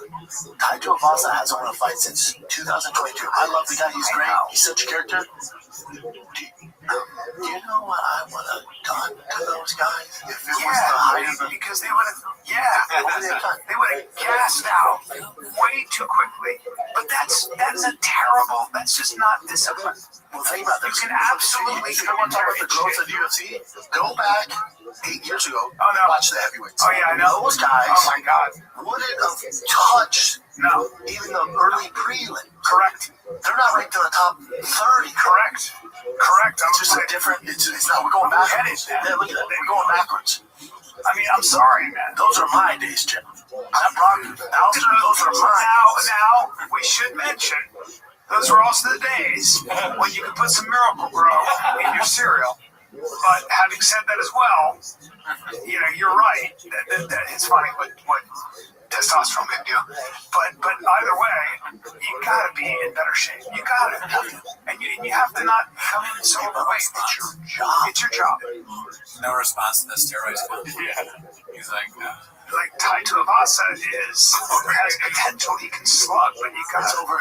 It's over for both. It's over. It's like neither one will touch championship belt. If with UFC, I don't call the think energy coming out of the body. Yeah. It's just such a bad. This Carl Anthony Thompson to Greece out seat drive phone. I mean, there's not really much to say about these. We're just so used to watching them. yeah. I mean, we know Baba thinks he's a great heavyweight. It makes sense that he would say other people are fat. Yeah, they were fat, so they suck. They weren't as good. When he was fighting, everybody was the best that's ever lived. But now they're fat slobs. They can't take steroids, so it's not as fun to watch. I mean, really, he couldn't even make a championship run. I mean, I haven't been watching UFC as much lately, so could be something there. All right, we need some keywords here. We're deep in the fighterverse. Maybe Ben's. Here they got timestamps here. Brian on TRT, Brian Rage Rating, Brendan and Nick. Epstein files. All of it. Fucking weird. Well, no. What's not weird is really powerful men like Bill Gates going to an island and cheating on their wives. That ain't weird. That's been going on forever. 100%. He denied all this today. Of course, but I'm saying, Is it normal to go to an island to cheat on your wife? No. Couldn't you just do like... It's normal to go get a massage and get milked. Yeah, digits. If anything, Brendan Schaub is coming out on top here, dude. Yeah, he's like, I cheat on my wife in Charleston, North Carolina, dude. Yeah, like a normal... Yeah. I'm a Charleston werewolf. Sorry. You know what Charleston werewolves don't do? Kids. Eat babies. Yeah, eat children. Yeah. Oh, I'm a bad guy because I asked a masseuse whose job it is to do happy endings and put their finger in mine. But I'm sorry about that. Oh, I'm sorry. I didn't think I had to go to an island for that. Don't kill me, I guess. Fancy yourself a fisticuffs. Apparently, there was a mask on the island that if somebody was wearing the mask, they could do whatever they want to anyone on the island. God, that's so terrifying. Right? And it sounds real because it's so specific, and it kind of sounds like something that would be in that kind of thing. Damn, dude. Brian Callen would wear the mask. Right. Yeah, no, for sure. He would. Oh, he had the mask. I get the mask.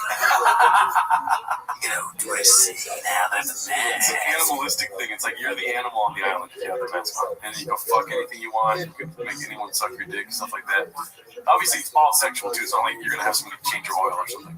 If you see Brian Callen in a mask on or off an island, run. Yeah. No matter who you are. Even if you see him with flip-flops on, he's in tiger mode, dude. Yeah. Tweety, what I'm saying is that for the most part, it looks like that was the operation here, right? Well, it looks like the operation, right? It was a process, basically, right? He was a worker for Mossad. Yeah. And what happened is... And that's what we're getting, right? Well, that's basically what's happening. Yeah. And people wonder, how did he get so rich? And it's kind of easy for, if you're working for the country itself, for them to be, of course, embezzling money money and laundering money. So he was basically just, I mean, technically a pawn for them to basically get, because you can't just like hire Bill Clinton. I think Coffee Zilla was talking about this, where he was like, you can't just hire Bill Clinton, you can't just hire these people. So what he did was get dirt on them, get them. We don't, like, I'm not going to say whether I know or don't know if they showed up there knowing it was a kid. Like, some of them, it seems like they knew. Bill Clinton, if you You know it's a 14-year-old. Listen, no. I'm not saying, like, they showed up to the island going, they probably thought there's two girls. Party, It's going to be, you don't know about them, right? Well, the one time I get it. One time they probably get me. when you go back. Like Bill Gates. They can still get him sometime. Sean gets an invite to St. Bart's. He's like, maybe a party there. Like, no, Sean. Oh, okay, I will go. How would Shop say Dershowitz's name? Oh man, I can't believe that hasn't come up yet. Probably Dershitz. Adam Dershitz. Oh. Dude, I saw Adam Derlitz at the freaking. You got a monster lawyer, Dershitz, Derlitz, and you know, like that's how you. I'm surprised Epstein even went to jail with Derlitz. He calls him Alan Donut. Alan Donut's his lawyer. The same guy that worked on. I'm trying to think of a way to say OJ wrong. Okay, same guy that worked on OK's case. OK Simpson. You know what I mean? Bill Clinton, when you're there 20 times, like, But here, hey, can I give you just a little take as a guy in New York? I wasn't in the scene, I wasn't famous, but I saw, like, you would see, this is how things worked in New York City. If you were a famous athlete, if you were a fucking big-time financier, if you had any celebrity, all those modeling agencies were essentially a conduit. Brothels, yeah. It's not even that they were just really hot, and you got into clubs and you met those guys. Yes. And there was a whole arrangement. There's different And levels. oh, by the way, here's the other thing nobody talks about, and I love it, but I'm a little older. When you were a 16-year-old model, my wife was a big model, my first wife. She went to New York, I think she was 13. Because there was so much money to be made. Their parents. Okay. No, her parents were awesome. Like, whatever it's gonna say to be gross. Yeah. Like, just disturbing. He calls his first wife on the show, and she's like, "Oh no, that's usually Europe stuff." Like he's bringing up stuff in New York, but she's like, "No, that happened in Europe." He's a moron too. That's not what we forget. Callan's kind of stupid. He's a bad person, but he's also stupid. No, you don't get it. New York, dude. Like those, he said the modeling agencies in New York were prostitution, right? All of them? That's crazy. That's a crazy thing to say. Like it's bad to say that about the women that are just models. They're like, wait a minute, I wasn't a prostitute. I was in a modeling agency. It's like if you're at a party, you're like, whoever doesn't do cocaine at this party is gay. Which they probably, Brian's probably done that. I think like almost word for word. Let's see. But her mom would be there with her. Her mom would be there because she knew. But please understand that those the stories, I'm sure, by the time you're 13, by the time you're 16, back then in the 90s, the 80s, 90s, and let me tell you something. You think those clubs were looking at IDs? Here's my fake ID. They would provide you with I one. can actually say that for a fact. I know girls that they're models that in New York City. Yeah, but club. Like, I don't think he understands the point. Is like to stop all that. Yeah, this is bad. And he's got this big smile on his face, like it's great. It's like that's how it always was. That's how it's always gonna be. He acts like the 90s is some sort of get out of jail free card. You can imagine you're a lawyer for one of these people. You're defending your client, and Your Honor, jury. What my client is accused of this for, right? We've heard the prosecution's case. They've outlined all these things that he did, but don't forget, in his defense, it was the 90s. And then he goes, oh, okay. When you're 13 or 16, it's the 90s. Yeah, if you're 13 or 16 then, yeah, don't forget. It's a different time period. The 90s. As if I wasn't alive during the 90s and I don't remember it at all. Not that I was old enough to know about New York, but you know, it's not as if we're completely morally bankrupt in the 90s. Some people were normal. You know, not everyone was engaging in this. To actually employ them. So what they would do is actually give them room and Except for everyone electric president. board to just, that was their job, is to show up to the clubs and be just the hot girl Of course. at the club. Not to, I'm saying, when I met my first wife, she was they called her the Iron. Brendan does not like it. He's like, hot take, bro. They call her, like somebody said, that's the Iron. Let me see. Iron wife. She was they called her the Iron Daughter. Okay, I thought he said Iron Whore. I thought he said that too. I was like, God damn. Like somebody said, that's the Iron Daughter. No, it's that daughter. It's pretty cool. That's a hot nickname. It's a hot nickname because Nobody you're not gets getting it it right. Wow, you just hung out with shitty people. Yeah, you said that about your wife? Yeah.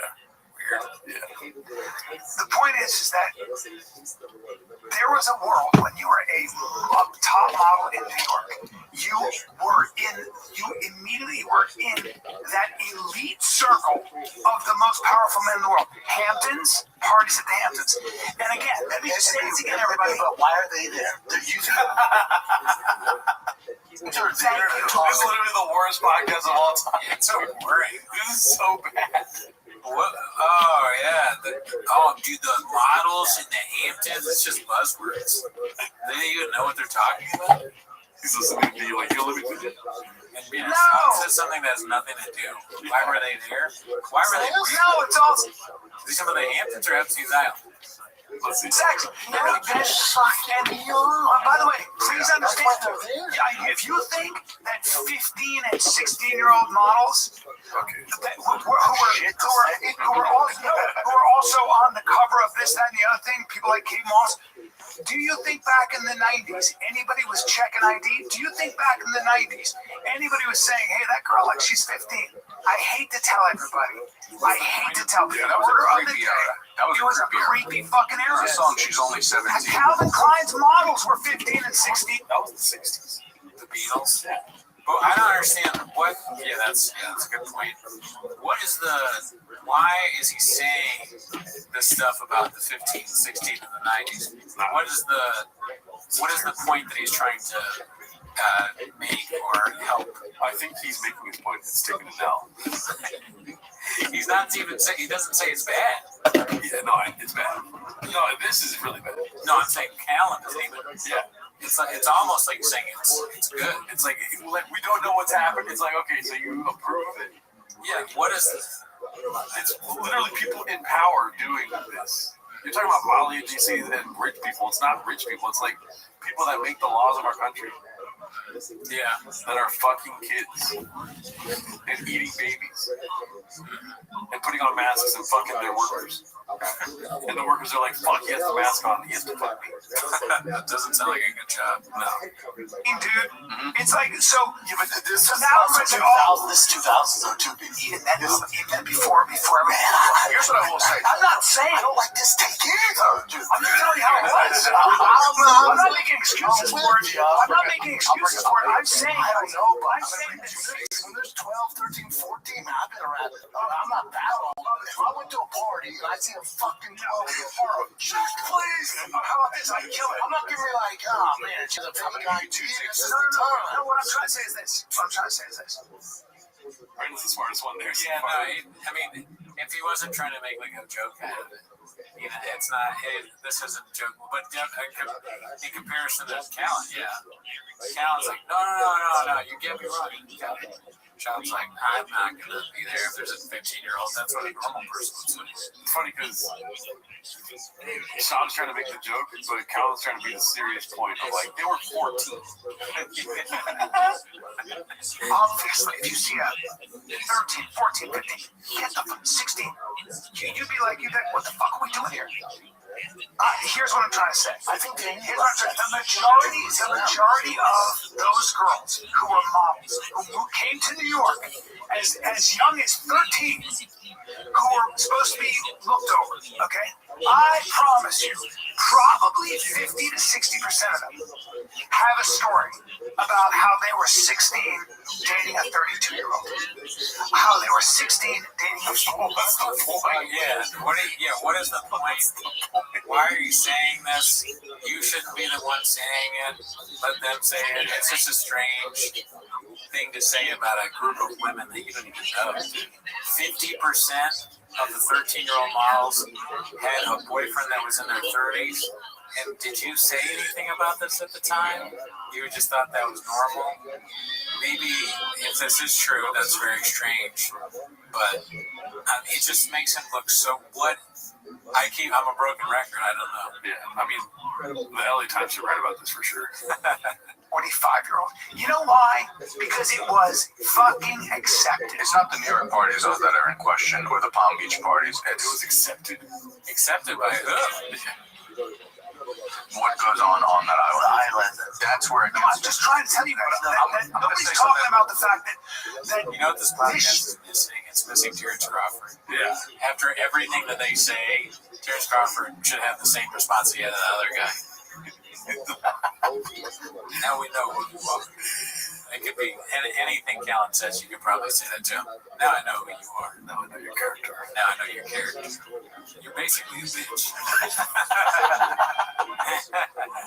Well, let's see. Let's watch a little bit more and we'll finish. It was so, if anybody's surprised by this, I guess I was alive when it was happening. And I'm sure you could agree with, I heard Piers Morgan made a take where he said, pre-2008, he said, people didn't know because he was never charged.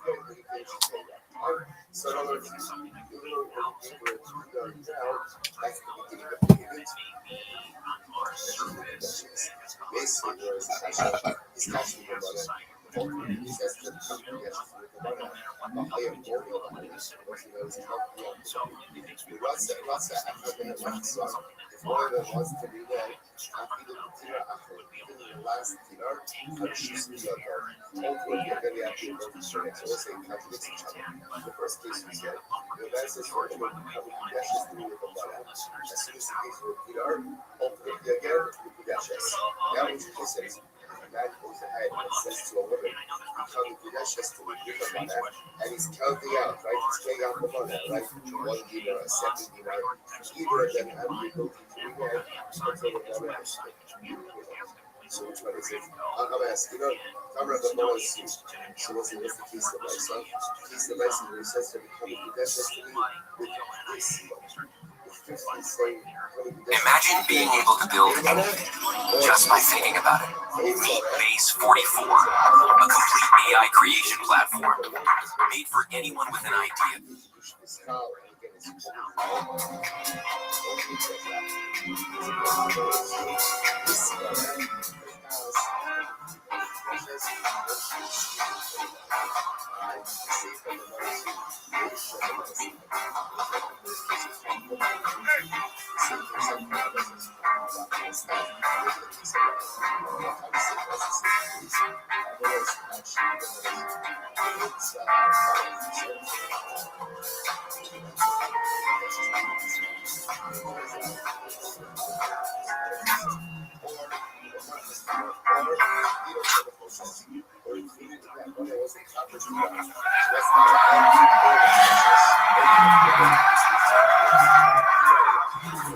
Tonight, in an unprecedented event, live podcasting reaches a new milestone.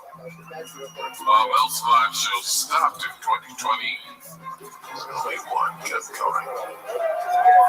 Their overwhelming need to please the fans and collect ad money kept them going.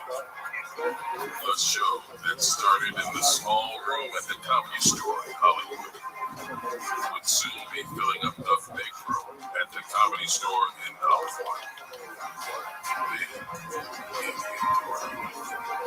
Toronto, Houston, Dallas, New York City, Boston, Vancouver, Nashville, Chicago, Sacramento, San Francisco, Seattle, Portland, Las Vegas, Raleigh, Atlanta, Boise, Pasadena, San Diego, Ventura, Phoenix, Philadelphia, Pittsburgh, Columbus, Cleveland, Salt Lake City, San Antonio, Detroit, Indianapolis, Kansas City, Milwaukee, Madison, Des Moines, Calgary, Montreal, Poughkeepsie, Buffalo, Dublin, Ireland, Manchester, England, London, England, Miami. And now it accumulates to this from its new home in Austin, Texas. The first ever live podcast to hit 500 episodes. Hey, number one live podcast. Live from the Paramount Theater in Austin, Texas. This is Kill Tony 500.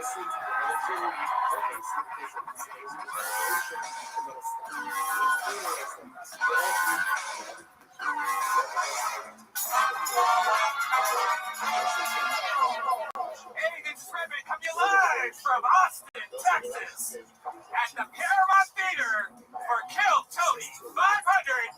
Here's Tony and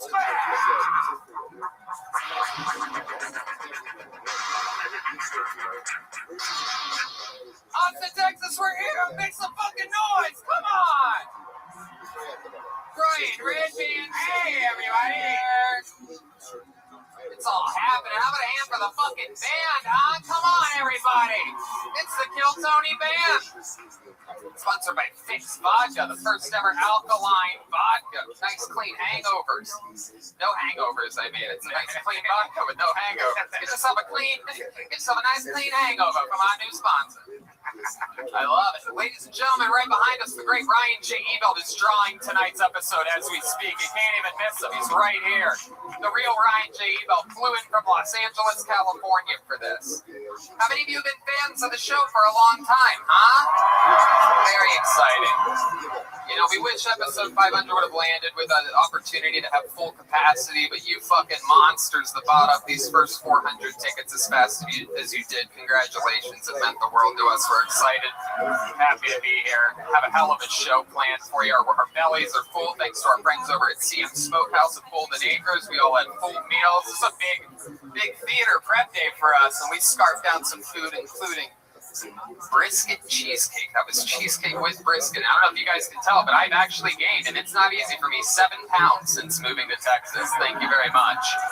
I wear it right here in my neck.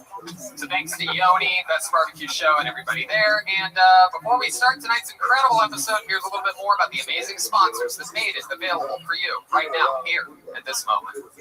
Guys, we've talked about it before. We're talking about it again. Truly one of my favorite products that I've found in the past year. It is unbelievable. It's Liquid IV. With one stick of Liquid IV and 16 ounces of water, you get 2 to 3 times the amount of hydration as plain water. This is a game changer for me. After golf, after shows, waking up hungover, you name it, Liquid IV is a magic trick for life. Tony, I brought some of my personal stash for us today. They have the new strawberry. They have the new pina colada. I don't know if you've tried that yet. And my favorite is the passion fruit. Now, we've been talking about Liquid IV before they've even been a sponsor. I've always had a problem drinking water, and this has changed my life. These contain 5 essential vitamins, more vitamin C than an orange, and as much potassium as a banana. It's healthier than the sugary sports drinks that I used to be addicted to, and no artificial flavors or preservatives, and less sugar than an apple. It's made with clean ingredients, non-GMO, vegan, and free of gluten, dairy, and soy. I'm telling you, I got off an airplane today, and it's another one of the areas where it's just incredible how well it works. Rehydration to the max. It's absolutely incredible. Again, this is a product we were talking about before they were even a sponsor. It's absolutely, and they're great people. They donate 3.7 million servings in response to COVID-19. They're donating them to hospitals, first responders, food banks, veterans, and the active military. And they've donated over 6.7 million servings globally. Grab your strawberry liquid IV or any one of their other great flavors in bulk nationwide at Costco, or you can get 25% off now when you go to liquidiv.com and use the code TONY at checkout. That's 25% off anything you order when you use the promo code TONY at liquidiv.com. Get better hydration today at liquidiv.com, promo code TONY. This podcast is brought to you by the Ridge Wallet. It's light, sleek, and industrial. It doesn't fold or awkwardly bulge in your back pocket, and it seriously changed my full pocket situation. It's designed to fit easily in your front pocket. I was having some neck problems earlier this year. Turns out, you move that stuff to your front pocket, it's a whole nother level. Most people are still using wallets designed in the 90s, carrying around old receipts, pictures of their eggs, and gift cards in an unorganized mess. I mean, you know about this. You have a bunch of fast food place cards in your wallet. Come on. But I do think a lot of people like us still carrying around that old wallet, This one holds up to 12 cards, plus it has room for cash, or over 30 colors and styles. I got the carbon fiber one. It's awesome. If this wasn't enough to win you over, check out the 40,000 5-star reviews. The durable material means each wallet comes with a lifetime warranty. You can buy this wallet and carry it for life. The Rich team is so confident that you'll like it that they'll give you a 45-day trial. You can test it out for 45 days. If you don't like it, you can send it back for a full refund. If you don't love it. Look, I'm telling you, people, every single cast member in Kill Tony has one. If they use it, it absolutely works. It's sleek, it makes sense. Get your life together. Get rid of your silly, chunky wallet that your grandpa gave you. And have a better life with the Rich Wallet. Get 10% off today with free worldwide shipping and returns by going to ridge.com/KillTony. That's ridge.com/KillTony. Use the code word KillTony. Don't forget, get 10% off. It's an amazing thing. Treat yourself. You'll thank me later. And we're back. Are you guys ready to start the show? Very, very exciting. But you know what? I think before we bring out, we do have a guest tonight, but I think before we bring him out, maybe we should bring out, you guys think we should add one more band member tonight? Ladies and gentlemen, we're going to do it. It's happening right now. From Los Angeles, California. This young lady became a band member on Kill Tony a little over a year ago. She is here tonight. You know her. You love her. Rev those engines for the great Jet Ski Jesse Johnson, ladies and gentlemen. Oh, shit. It's the real... Oh my God. Make it rain. It is happening. She is here. She's shooting cash everywhere. This is unbelievable. The real deal. One of the veteran band members from Los Angeles. Where have you been, Jet Ski? What's been happening? It's crazy out in LA. This is what we all dress like now. So weed's illegal again. Harvey Weinstein's back. It's just a nightmare. Jet Ski is going to be with us all night. For those of you that have been fans for the show for a long time, you know how big of a deal that is. We're super pumped. You guys ready to meet tonight's guest, huh? Ladies and gentlemen, one of our favorite guests in the world, our veteran guest here in Austin, Texas. This guy hangs out with us all the time. Loves it. We love him. One of the best comedians in the world. One of all of our best friends. Ladies and gentlemen, make some noise for tonight's guest, Joe Rogan, everybody. Yeah! Here we are. We're having fun. We're in Austin, Texas. Hey, Joe. Come on. Joe Rogan. We've done a few of these in the past, my friends. We've been having fun at our usual home of Antone's, but here we are at the Paramount. I'm excited about it. I'm pumped. And so let's just jump right into it. You know how this thing works. Everybody does. I had a bunch of people signed up before the show. I'm sure a lot of first-timers. Usually these theater shows, you get a lot of people that have been hoping for years and whatever to do it, and they sign up. If I pull your name out of the bucket, there's 2 staircases, one there and one there. Those are your only 2 options. You come right up those, you perform behind that microphone for 60 seconds, uninterrupted. You know your time is up and you hear the sound of a kitten. There it is. She's excited tonight. Wrap it up then, or else you're going to bring out the angry 5th Street Bear. There it is. That's it. You guys ready to start tonight's show or what? But since it's episode 500, before we go to the bucket, I think we should give you guys a special treat. You guys like special treats? And I present to you a brand new 60 seconds from one of your favorite regulars in the history of the show, the longest standing veteran regular in the history of Kill Tony. He is the Big Red Machine. His name is William Montgomery. Here we go.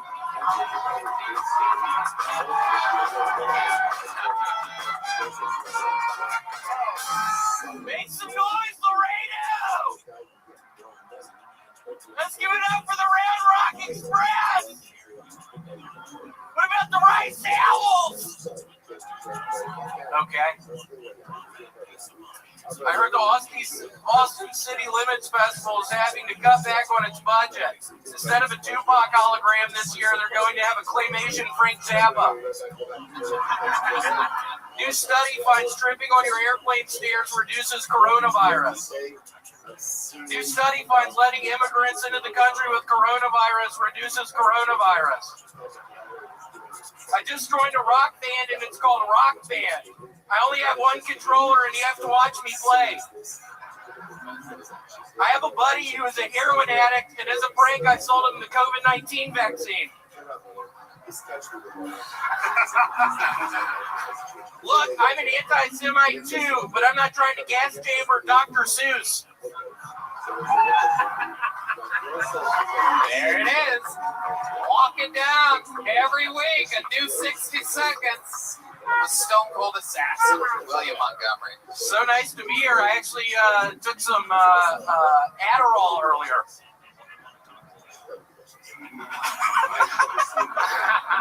I love it. We've been looking at maps. Okay. Love it. You dressed like a little bit of a cowboy tonight. You did like me, except you look like a man and I look like Gay Woody from Toy Story. You got it. There's a snake in my butt. Yeah, I got this at J.C. Penney earlier. I stole it. I was on Adderall. William is remarkable. Yeah, you've seen William a couple times, right, Joe? What do you think about this? Very funny dude, man. Wow. Very funny. You're funny in a really unique way, too. It's cool to watch. Thank you. I look forward for you inviting me on your podcast. I think it'll be a lot of fun.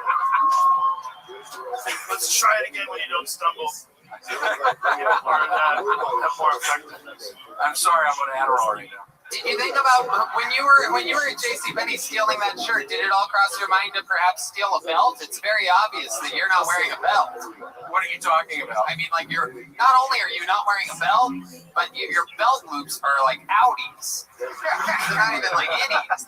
No, it didn't fucking cross my mind. No. Your belt loops are like. The fuck are you talking about, out, hoping that a belt will come to them. William, you just flew into Austin. You've been living in LA. What's going on out there? What's happening out here? What do you think about all this? Seems really cool. Who said yeah?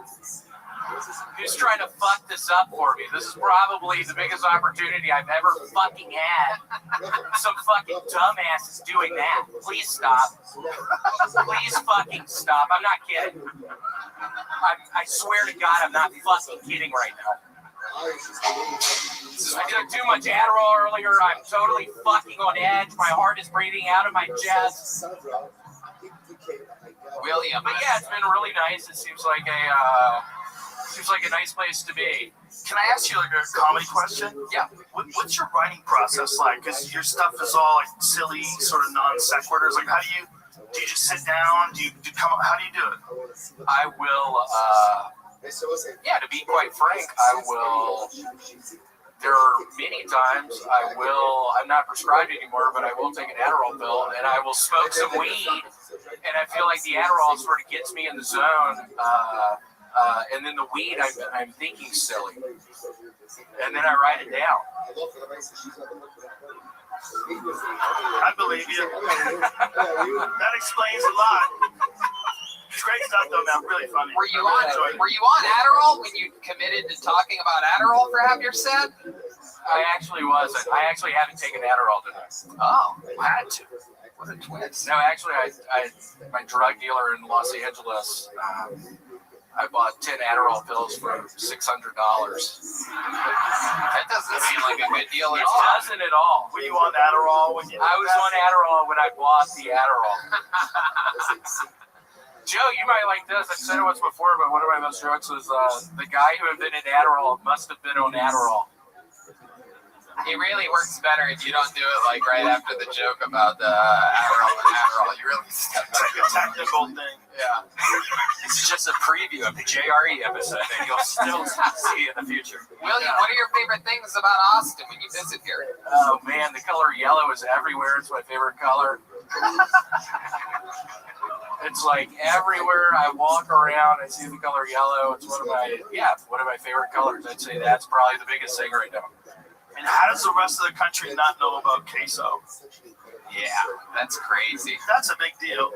Do they have the white cheese dip here? Yeah, whatever the fuck you want. But the fact that the rest of the country has like bullshit queso. Did you have queso before you moved to Los Angeles though? Because when I was in Ohio and I moved to LA, I was really pissed off that the Mexican food didn't have queso, and I always. Do you think Mexican people are mad at Tex-Mex? Yeah, they are. Are you? Sure. Yeah, Michael Gonzalez, our new resident Mexican drummer over there. I don't like Tex-Mex. I was talking about Menzel Rancho the first few episodes. They get mad at you. Here. Yeah, he was really mad. He's like, yo, dude, if you really want, you're talking about like Tex-Mex. If you want Mex-Mex. Are you really Mexican?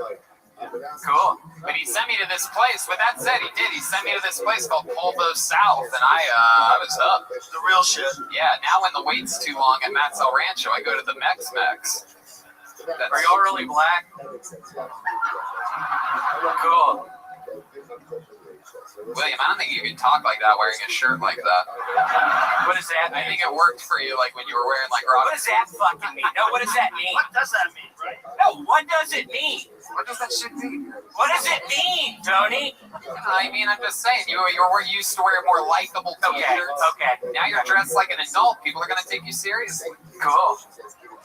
You're dressed like how like we like the difference between that you and a t-shirt, you and that, is before you look like you, and now you look like what we think your dad looks like. Sweet Larry Montgomery. I think it's a good curveball, honestly. I think if you came up with like a wacky like rock t-shirt on, people would see more coming. But I don't. Just wearing that. I think I'm gonna just keep wearing this shirt. Yeah, just leave it on. It's a good shirt, but it's just a framework. I think I'm gonna keep. You can build on that framework. You can have similar sort of misstyled attire. Put it all together. I'm thinking People are like, about what is this guy doing? And then boom, you hit him with good jokes. I'm thinking about it. Maybe I'll start wearing this shirt all the time. What do y'all think, Laredo? Maybe get one with rhinestones.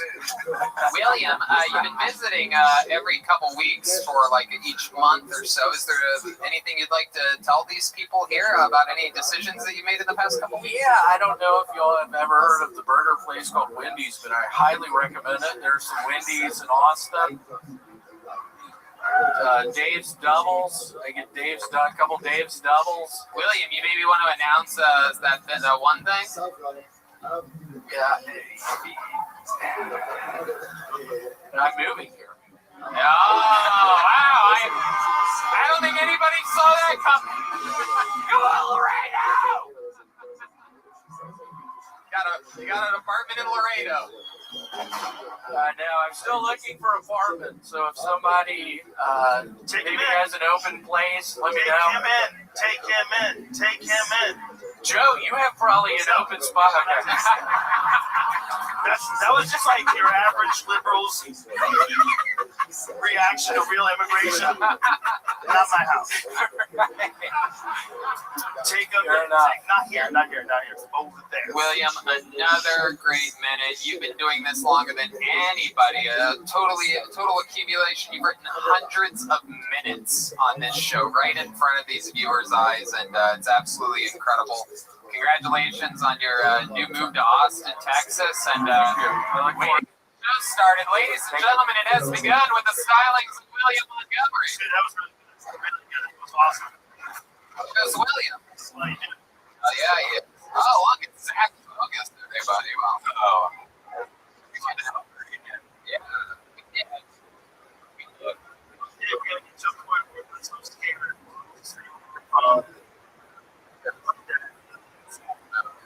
One day.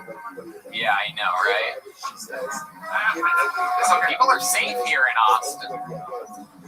Ladies and gentlemen, your next comedian goes by the name of Lucas McCrary. Here we go. Your first bucket pull of the night. Anything can happen. We've had legitimate homeless people. We've had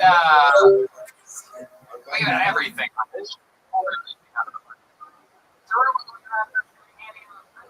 T-shirts with Anthony on them and just say Tony Hinchcliffe. That's a shit bombing from the sidewalk. Oh, here he is. That's Lucas McCrary.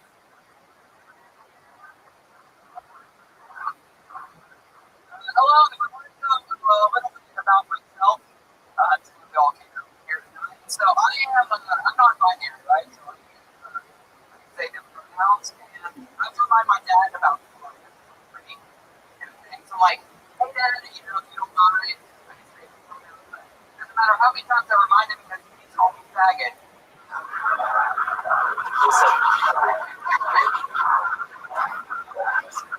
Thank you. It's actually my first name. It's faggot McCrary. That's my name.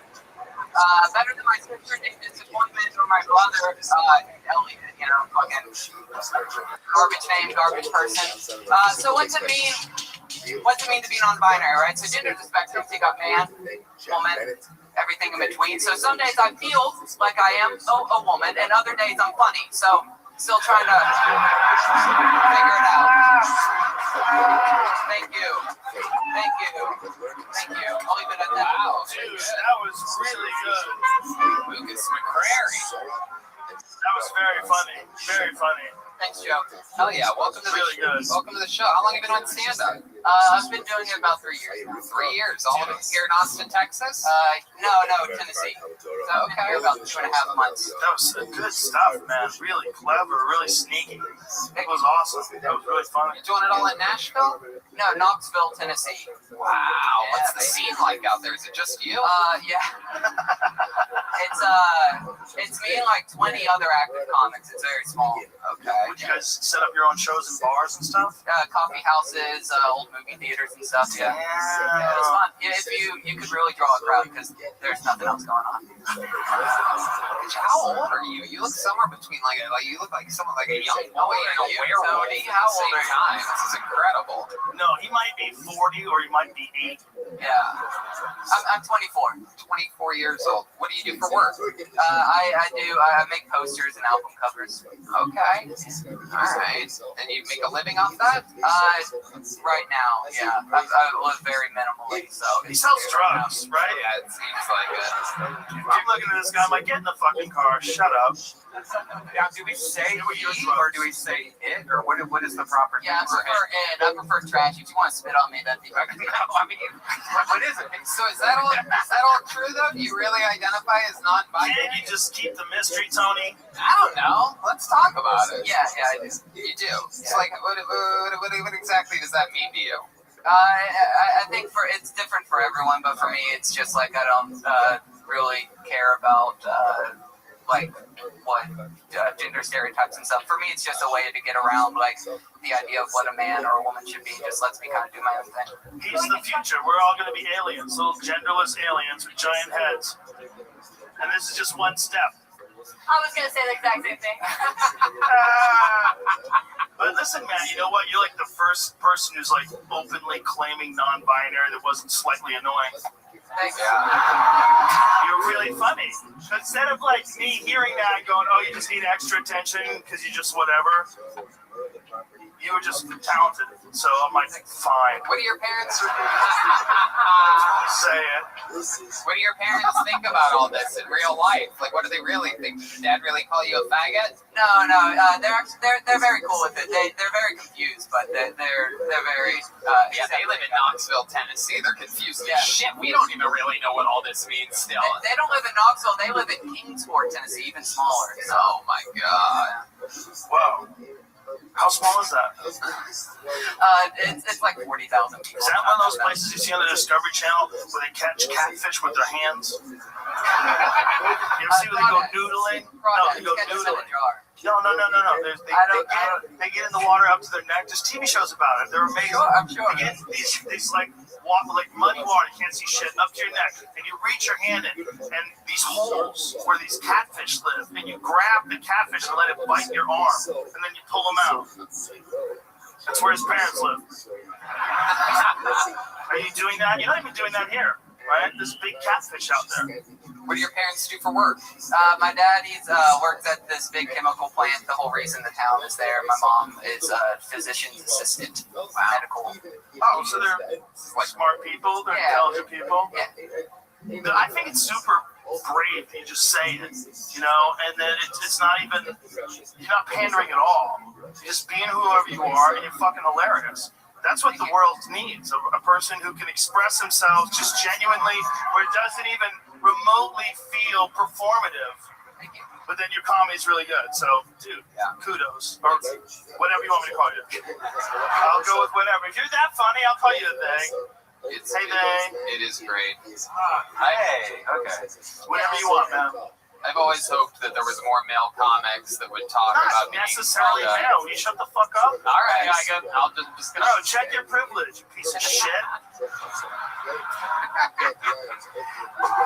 I'm so tired of these cis male assholes with cowboy hats talking shit to my non-binary friends. I mean, stop, man. Just fucking do better.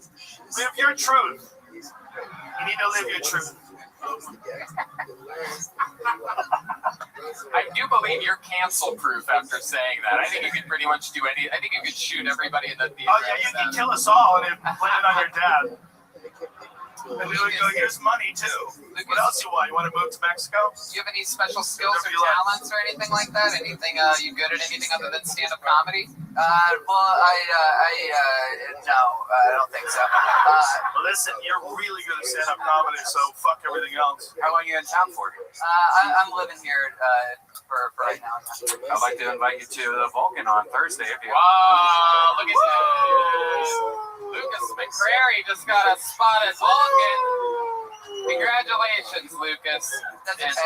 And a great set. Congratulations, too. We hope you'll sign up again at one of the upcoming shows here in Austin, Texas. Well, I got one coming up at Santa Cruz Theater May 1st. Be on the lookout. Thank you. There you go. All right, there it is. Lucas McCrary, everybody, with a sweet, sweet plug. Follow him on social media at Lucas WMC. Hey, look who it is. It's Kaylee from the Yellow Rose and the Red Rose, the microphone cleaner. Hey! Everyone loves Kaylee. She's been switching up the microphones for us the last couple weeks at Antone's. The Yellow Rose and the Red Rose, the two premier strip clubs of Austin, Texas. And we got Kaylee from the Yellow Rose. Be careful. Yeah. You don't want to play with it. Those are no joke. All right, your next comedian goes by the name of Noe Lopez, everyone.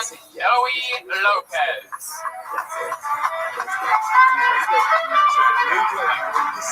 Probably, yeah.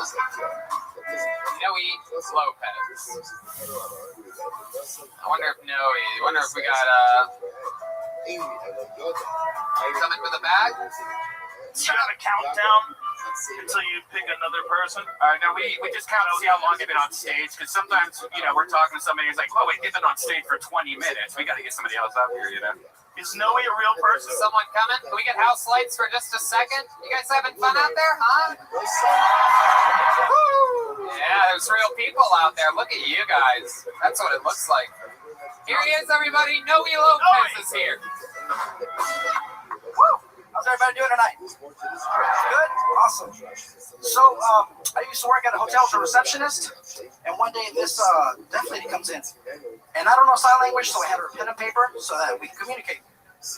Earlier earlier in the day, I had some Mexican food, so my stomach is bubbling. I gotta take a mean shit.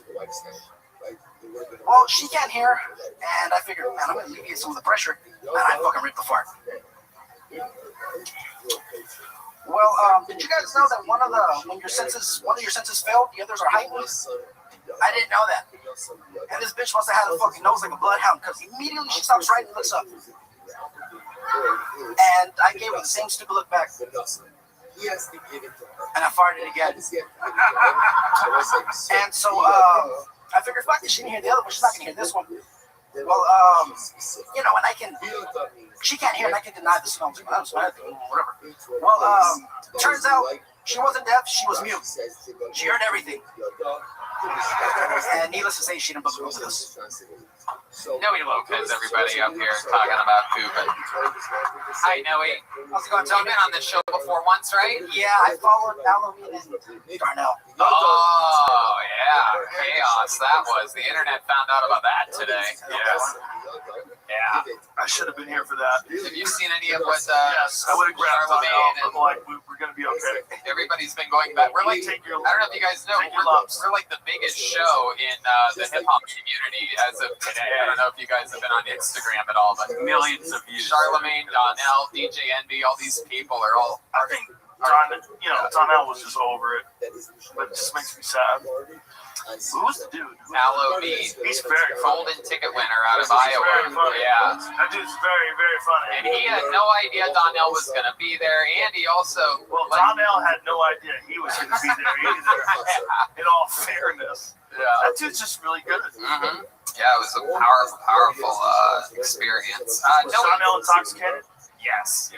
Well, there you go. He couldn't consent to his own behavior.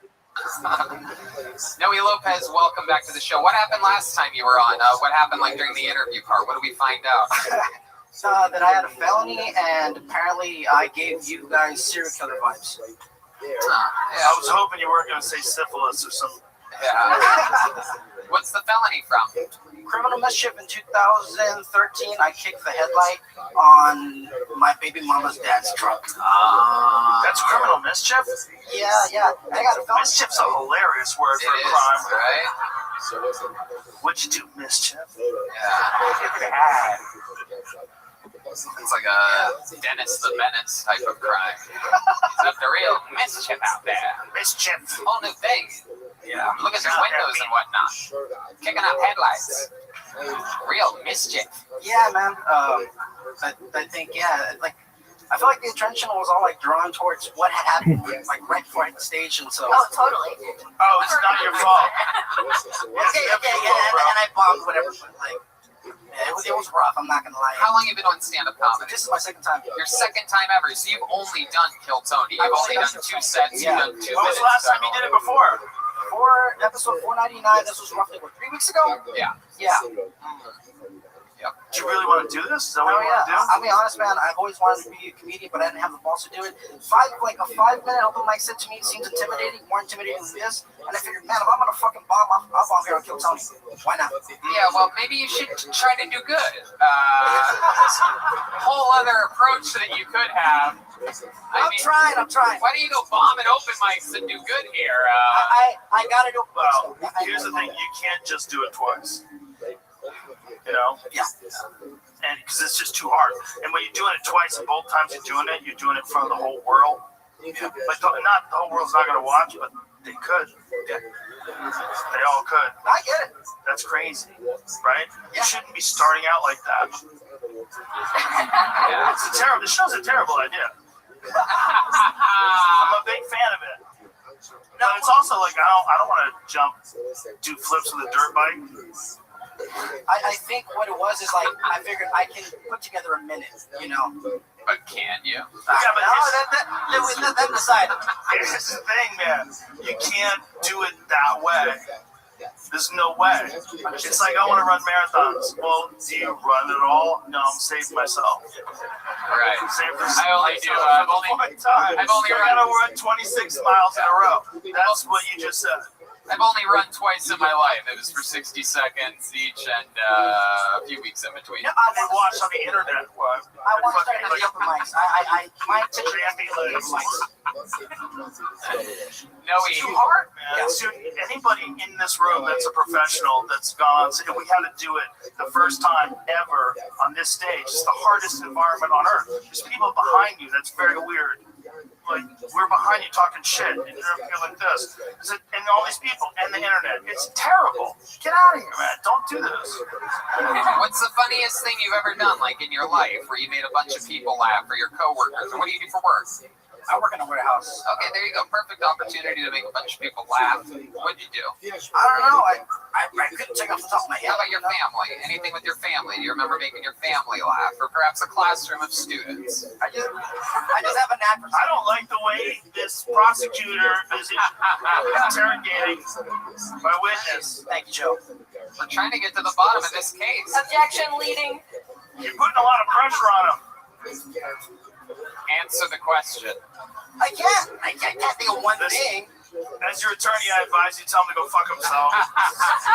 Outrageous behavior. Objection. Imagine you being on stage the second time ever. All of them are on the internet. Hey, this is what he signs up for. I understand, but all bullshit aside, you just got to do open mic nights, man. Yes, sir. You got to get out and just go do it everywhere. Every time you can. And even if you don't want to do it, you're like, oh my God, there's 5 people here. I can't do this. Just do it. Do it. Keep doing it. And eventually you look back and laugh. Or not. That can happen too. It's like everything. You know, it's hard, but it can be done. You know? When you bought that hat, did you think you were going to have magical comedian powers? Because it works for Joe. You shit up my hat while you're wearing a fucking cowboy hat. Little Rascals hat is what the comedian hat is what it. Only comedians wear that hat. Fuck you, man. It's like when you see a baseball player Right with here, a hard batting helmet on. It's like, oh, that guy's about to go to bat. It's comedians and ancient punk rockers. When we did that end of the world party, and Bill Burr said it was a paper boy. What is it? Little Rascals hat. I never heard that. The imagery's crazy because it's such a mirror image. You're talking about farting during yourself like this is a Mexican red band. Here we are. Yeah, it's brown band.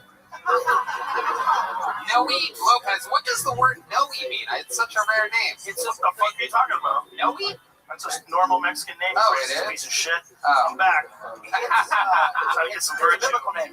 What? It's Noah. Like in the Bible, the Spanish translation, it's Noe is Noah, but it's pronounced Noé. Okay. So you're named after Noah, basically. Yeah. I guess I fixed that boat. Yeah. Exactly. Mexicans are the only people that can name a kid Jesus. Yeah. That's true. Imagine if you're like a regular white guy, even if you love Jesus. But they don't. They name them. You can't name your fucking kid Jesus. They're like, I can't do it. but if you're Mexican, they're like, how do you say it? How about you? You have any special skills or talents or? I am actually a musician, and I have a reggae band. I play piano, guitar, bass, and drums. I do it decently. Are you better at that than comedy? I am, man. Probably. I always am pretty But you know that you can do that. So if you got better at that, you can get better at comedy. It's the same thing. It's like anything you do, whether you're doing music or art, or it's just how much time you spend trying to analyze what you're doing wrong. You sing? Oh shit! I sing my songs. Yeah. We sing "Happy Birthday" to Tony as if he's John F. Kennedy. You're Marilyn Monroe. No. Don't Please, come on, No, man. don't do it. Don't- It's your 500th episode. No, I don't want him to sound like Marilyn Monroe. Happy birthday, Mr. President. I want to see him. I want to hear him sing in his real voice. I want to see if this guy's good at anything. Now you're getting mean. I know. Yeah, I'm about to I'm get mean. appealing to the 10% of you that's gay, and you're getting uncomfortable. Happy birthday. Do it. It's not even my birthday. I think it's 500 episodes. Come on, him doing his best Marilyn Monroe impression. No, I want to hear him sing a song that you actually wrote. Like you're Why like. are you trying to kill all the fun, Tony? God damn it! Sing me "Happy Birthday" like Marilyn Monroe, you piece of shit. Yeah. I want to sit him around there. God damn it! Now do it. As your attorney, I won't let him talk to you this way. Advise you to use the fifth. Sing a fucking song, Noe Lopez. Sing fucking anything. Can I use your band? Yeah, do whatever you want. Oh my my God, we're getting down right now. I feel like nobody's gonna blow us away, and we're gonna say stop with the comedy. Whoa! What is happening? No way. La la la la la la bamba.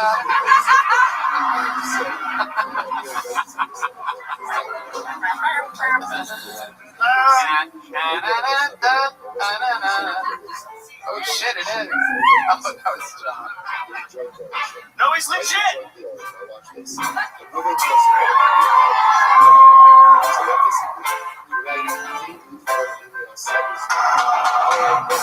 I ain't got the time. Can't always be by your side. And I don't get much sympathy from who I choose to be. But you know I try. Girl, you know I try. Girl, you know I try. Lord knows I try. Wow! Look at that. Noe, guess who never gets to do stand-up comedy again? Noe, listen, man. You need a guidance counselor. Yeah. I'm gonna be your guidance counselor. You're a fucking great musician. Like the fact that just came out of nowhere, you didn't prepare for that. We just talked to you, and then all of a sudden you grabbed the guitar. That was a beautiful moment, man. That was fun. I love that. That's my song. That was a beautiful moment. That was very cool. You could literally ask anybody if you should stop being a musician and become a stand-up comedian, and everyone would say, no way. No way. There he goes, everybody. The stylings of Noe Lopez, his second ever comedy set. First time playing music on the show. That was pretty cool. How cool was that moment? How amazing is this band? John D on the keys. D Madness. Michael Gonzalez. Uh-oh, Kaylee. Oh, shit. The Yellow Rose and the Red Rose. Partner clubs. There she is, a stone cold assassin. Zach Bogus just got fired. Zach who? You will never see Zach Bogus again. Sorry, no. Seriously, check out the Yellow Rose and the Red Rose. Yeah, check out these hats they gave us. Titty 69. Fuck yeah. Let's get another one up here. Here we go. Zach Stank-Toe Robbins. Uh-oh. Homie's got a nickname. Stank-Toe is in the house. This is interesting. Look who's over there painting also. And then, oh yeah, Chris Rogers Art. There he is, a local Austin artist. Follow him on the Instagram. Close friend of the band. Chris Rogers Art at Chris Rogers Art. Yeah. And how often does he do this? Almost every show. He does every secret show also. Last night? Yeah. And he sells the painting at the end. You know, it's really great. Not Bernie Matthews with Brian J. Ebel, who draws all the tour posters and every episode of the show for 6 years. We got so much art going on, man. Yeah. And here comes the audience, ladies and gentlemen. Going all the way around. Okay, that's not the right way. Zach Stank-Toe Robbins, everybody. One more time for Zach. Yeah, my friends still call me Stank-Toe, even though I'm called Stank-Toe. I'm not into feet, so the only toes I suck on are camel toes.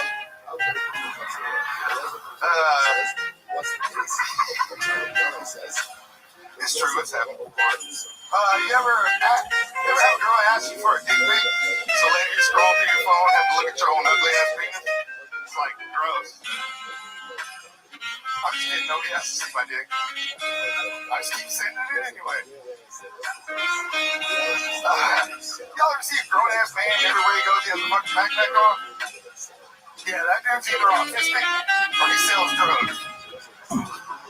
And if he's not autistic, and then we'll look on the ATM machine later. What you got in that bag, bro? There he is. Zach Stank-Toe Robbins has arrived at the show.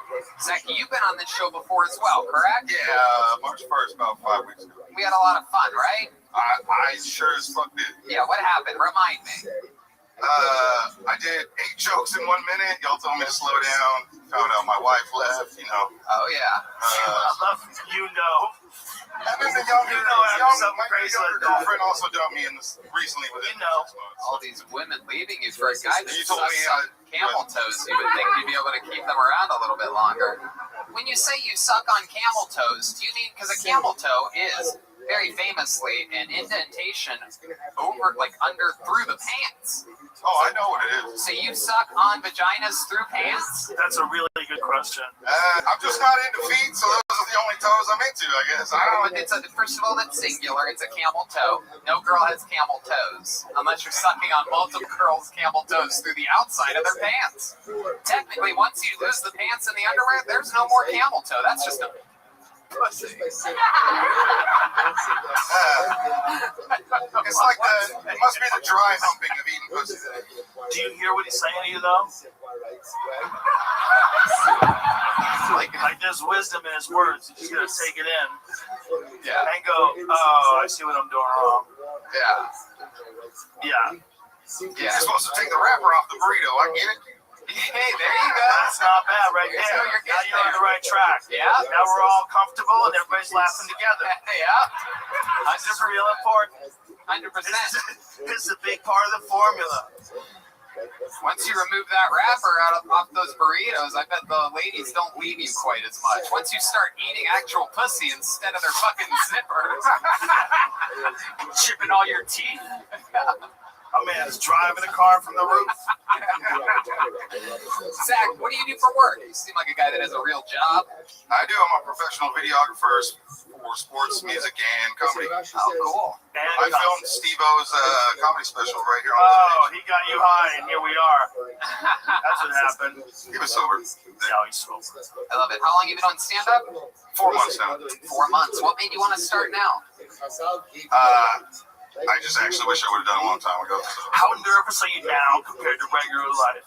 I mean, I'm pretty comfortable on stage. I Right now? shitloads of mics, so. But you like seem to like get more comfortable when we were talking, you know, and then when we were going back and forth, and then it was real fun, right?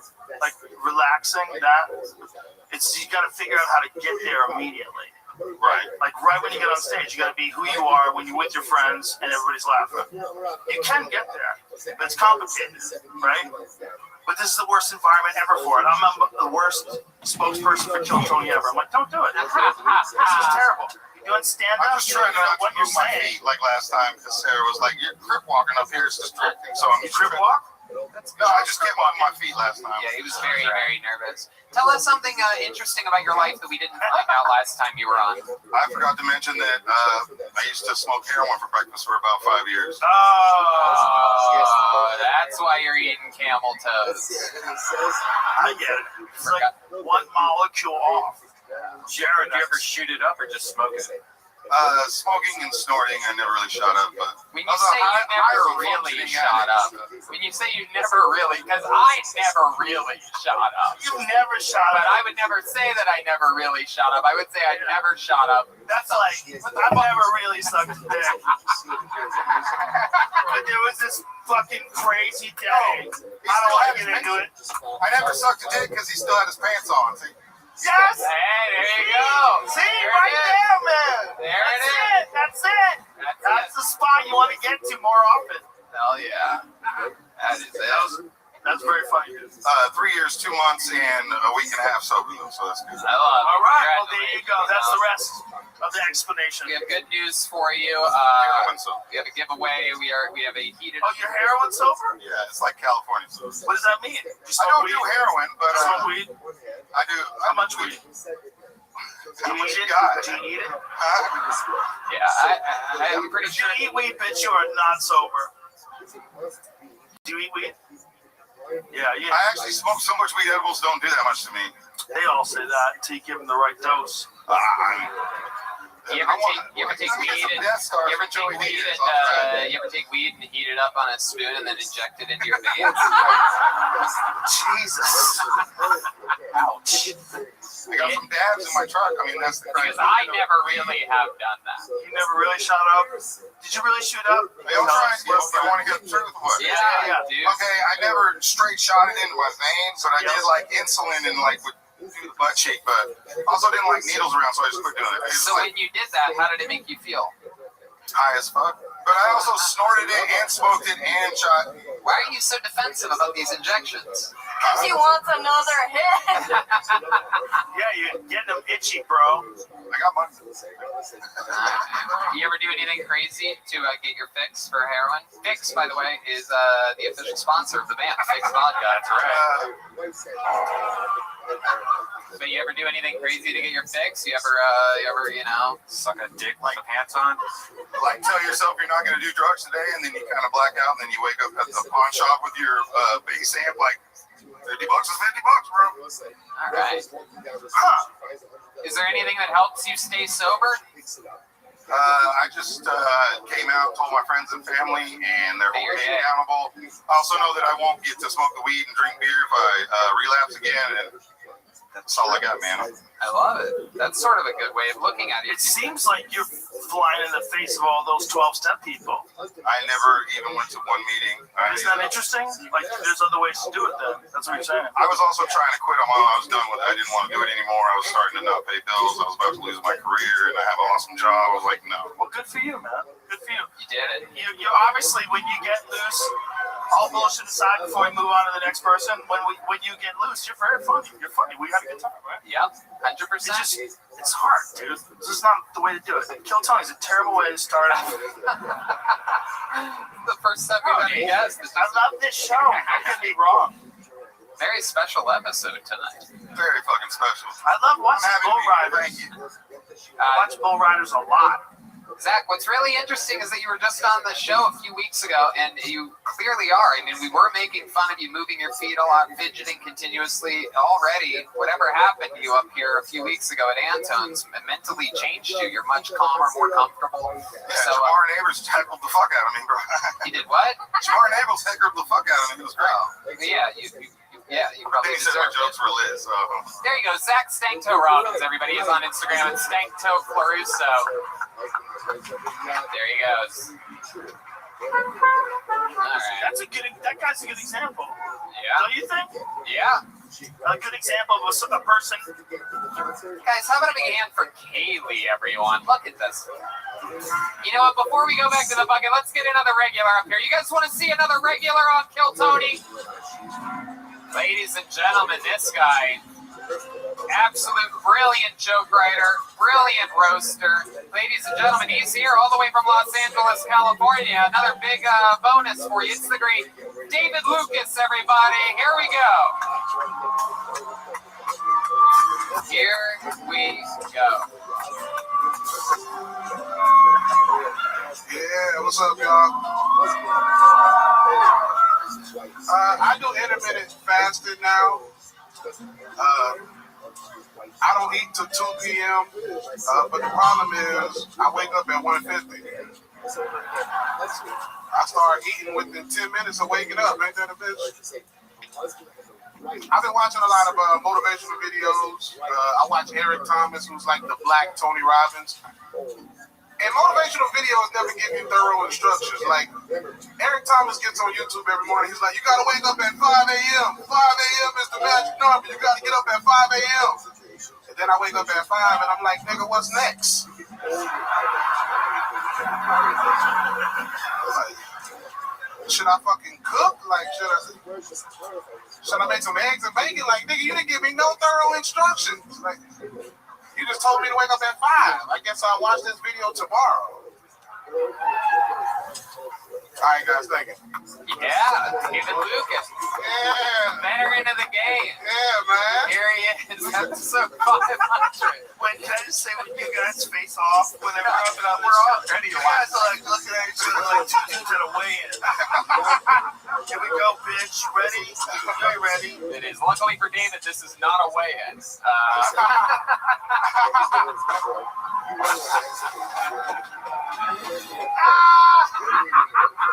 Hey, Tony dressed like he about to do stand-in work for Brokeback Mountain too. Oh my god. You look like you're about to do work for Broke Knees Mountain.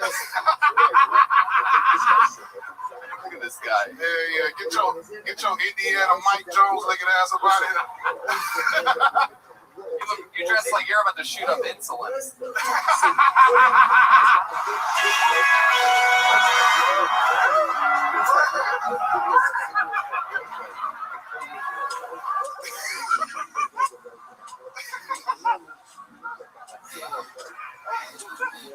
Got a new blazer? Tony, you work at a ranch. You help horses get a hard dick. You totally ignored my blazer setup. Fuck that blazer setup, nigga. Where'd you go to get that? Big and fat? I love it though. They match the shoes. You truly are colors coordinated. Racist. That's a 2022 joke coming out a little bit early. It's like a car. Sometimes car models come out before they should. That's a 2022 right there. The only horse you ride is a gay nigga dressed up as one. Your style of roasting is my absolute favorite. Just straight up funny shit, not necessarily smart at all. Just straight fucking funny. Like I'm riding a guy dressed like a horse. But anyway, honestly, the funny thing is, that was almost how the episode tonight started. I almost had the people wear one of those double horse outfits. It was pitched in the writer's room. Y'all can't see it, but Tony got on chaps with nothing under it. The only thing chapped on you are your elbows. I'm not telling you. This is not a joke. A real gunslinger tonight. The kid's the undisputed king. Is that a pistol filled with glitter and toenail clippers?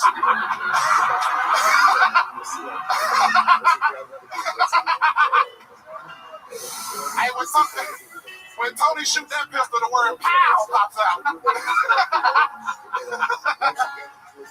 Oh my God, David! Welcome to episode 500.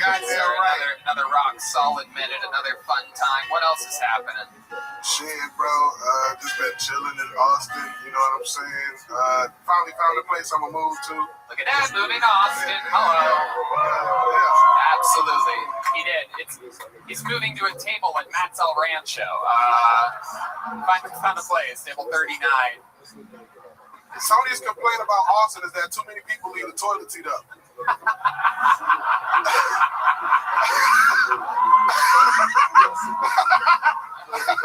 That's actually true. I've been yelping a lot of places. I fall in every time. I don't have to. Not all of us are physically impossible to fall into a toilet.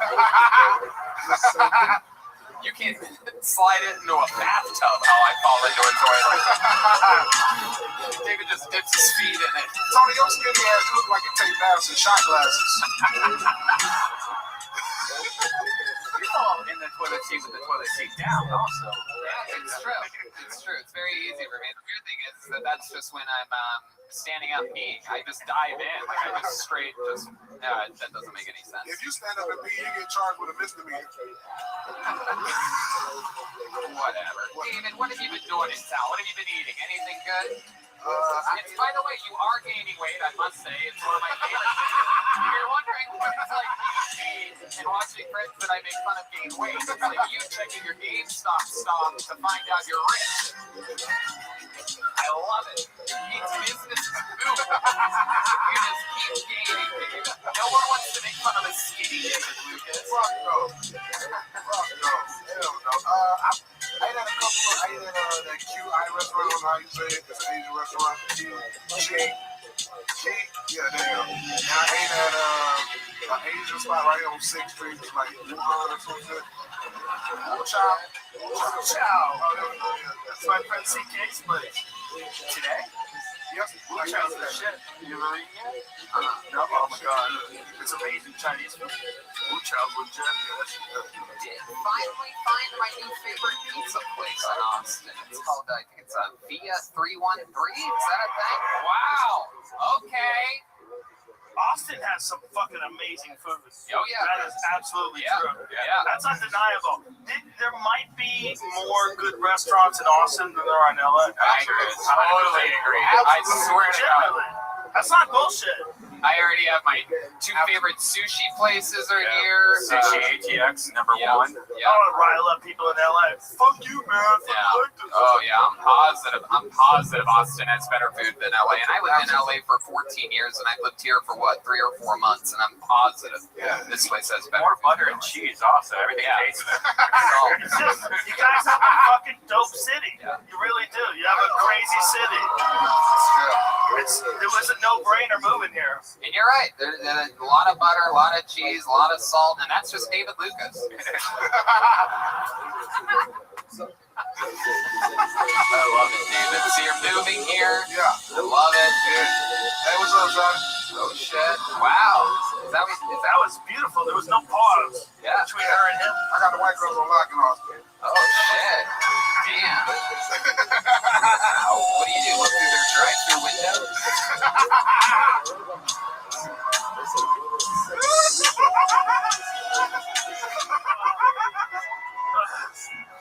Just peeking through. That was good. I like that one. Real peeping slob. I love it. I love what's going on. I love it. What else, David? Anything else before we let you go? That's about it. Just been doing shows. Did the Death Squad show. It was lit. Joe was up there. You was up there. Redman was up there. Killed it. That's about it, bro. Going to what water hole am I going to tomorrow? I'm going to Sculpture Falls tomorrow. Shit. How did you know where he's going?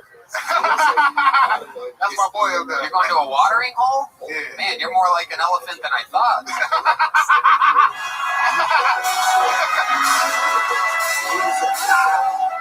Thank you, God. Thank you, God, for that one. I mean, what a setup. Out of all the years I've seen you, this might be your crowning moment. This night might be Tony Hinchcliffe's crowning moment. Bro, no bullshit. I think this is a sad, where if I saw this in a movie, I'd be like, shut the fuck up. That shit didn't just come out of nowhere. He scripted that. They're like 50 writers. What are you going to do with the watering hole, though? Seriously. Swim. You're going to swim? I can swim. Oh, my God. Are you going to... I thought you were talking about a bar. No, it's a real. You said the watering hole. I'm like, Jet Ski Johnson. Are we in cowboy days? You and your white girl are gonna look like Timon and Pumbaa out there.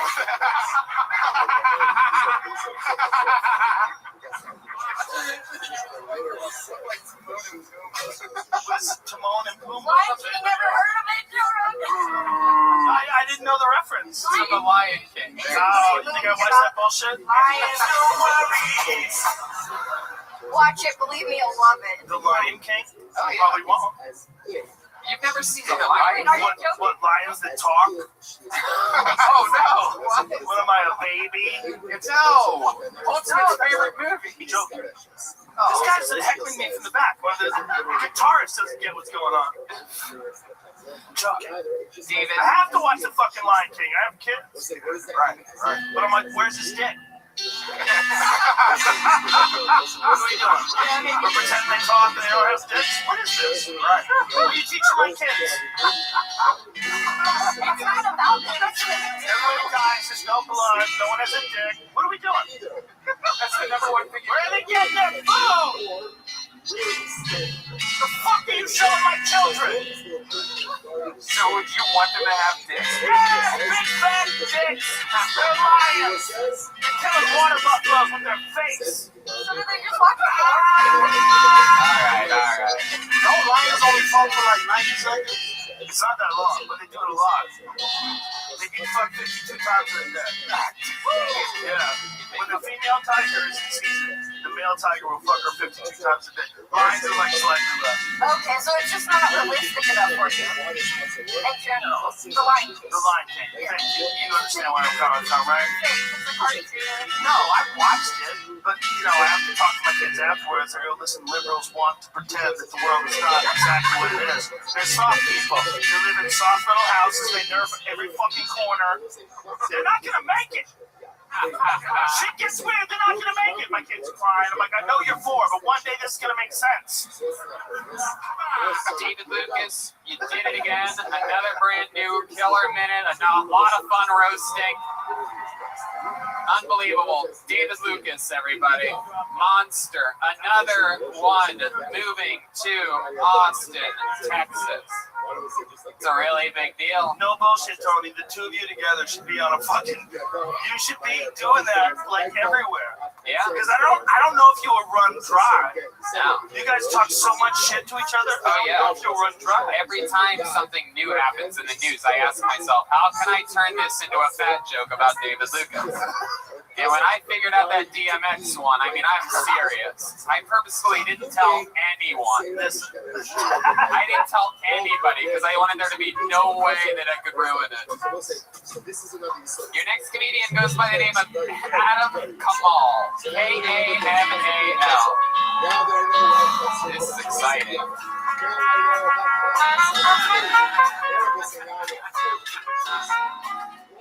Kamal. I wonder if he's coming from the audience. I like it when they come from the crowd. There's an alleyway filled with, I think, 20, 30 comedians that couldn't get a ticket because their thumbs aren't as quick as yours on the internet. There's an odd sense of chaos in this room. Yeah. Right? Like, this can all go sideways. Oh, yeah. Episode 500. I feel like if we never... One more time for Adam Kamal. What the fuck is up, guys? Hell yeah. I'm Middle Eastern, and I think wearing a beard is a good look. Also, I can carry with a flannel too. A lot of my friends call me a Middle Eastern lumberjack. The thing about calling me a Middle Eastern lumberjack is that instead of cutting trees down, we cut down towers instead. Listen, okay? I drink beer, I eat pork, I have unprotected sex. I'm part of you, alright? Like, lumberjacks, you know what they do?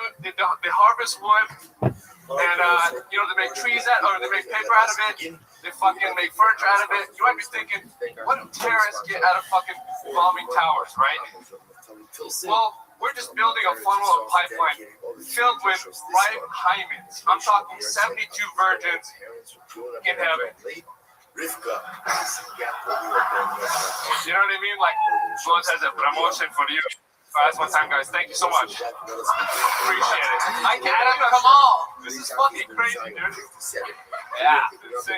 Joe Rogan, 59 seconds in your set, Joe Rogan pulled out a joint and said, I think I need to get high. It was a very sober. I need a refresh. Yeah. That set was truly an act of terrorism. That was, you have hijacked the show and you walked the captain out of here. Well, how are you? Welcome to the show. I'm guessing name short. I'm working on something, but I can make a little time for you. How's your day going?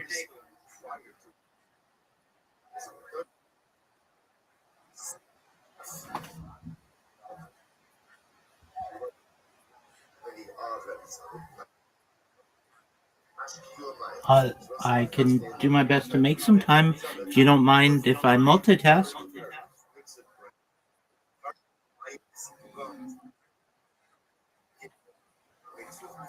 Yeah. So this is a Kabbalistic concept, basically that came about during the time of Isaac Luria, Rabbi Isaac Luria, around the 15th century. Just one moment. I should say the 16th century. Just one moment. I'm just adjusting some things on in the server. So this is the idea that wasn't really around, at least not in written form before Isaac Luria, and it's an idea basically of a complete contraction.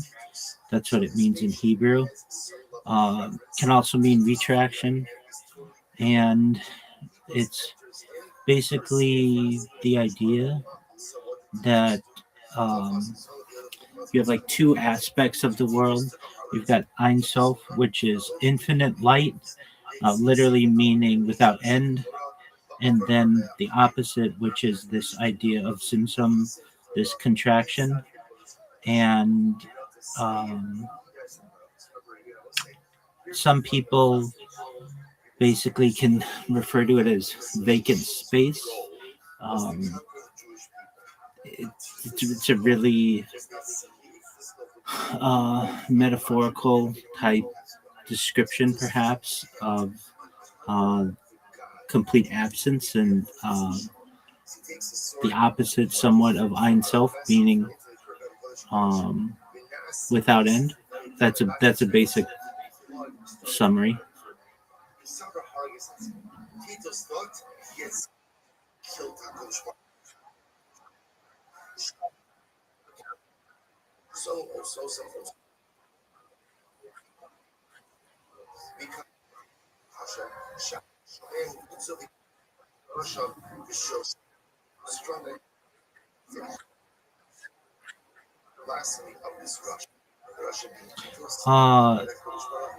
So certainly a more accurate description of at least Ein Sof would be just without end, but what you have is a basic breakdown. Yeah.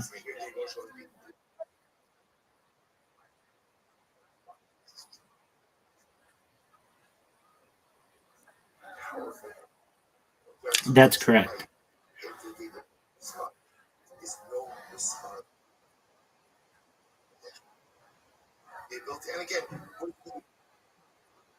Oh, well, welcome to the club.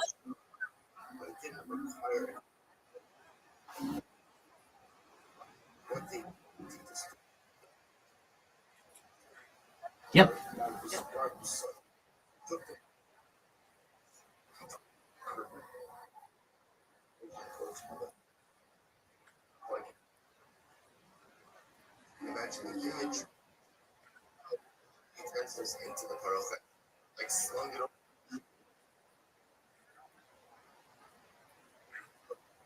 That's the divine question, and to be 100% honest with you, anyone who tells you that they know is lying to you.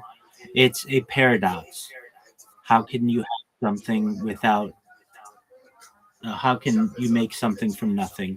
What happened 1 second before the Big Bang in a scientific sense, right?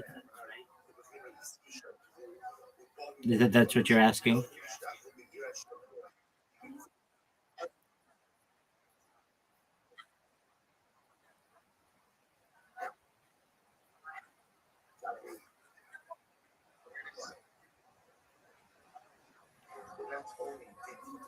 Right. It's an excellent question. The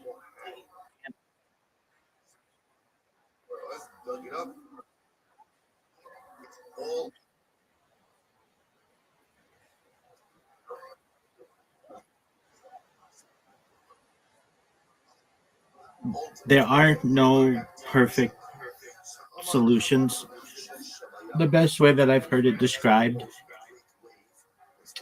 is that if you imagine a string, and that's like a timeline of history, with the beginning of the string being the creation of the world, whether you believe from an Orthodox perspective that's the year 3760 before the Common Era, essentially 5,786 years ago, or if you want to take it back to from a more scientifically based thought of 13.8 billion years ago, which is what scientists currently approximate the beginning of the universe's age. I'm going to imagine that's a timeline. And there's a beginning of a timeline, which would be like the start of creation from an Orthodox perspective, or the Big Bang, all the way until today. And you took that and wrapped it in a circle and kept wrapping it in a circle so that it's like one of those balls of yarn that is almost like a donut. The correct geometrical shape is a toroid. If you know what a toroid is, it's like a excellent. And then you took the one end and connected it to the beginning, but you didn't know exactly where that point was because you were away from the toroid. That's essentially how the universe works. Now, that doesn't leave us with a great answer. Well, there is a start and there is a finish. There's the Big Bang and perhaps the big contraction.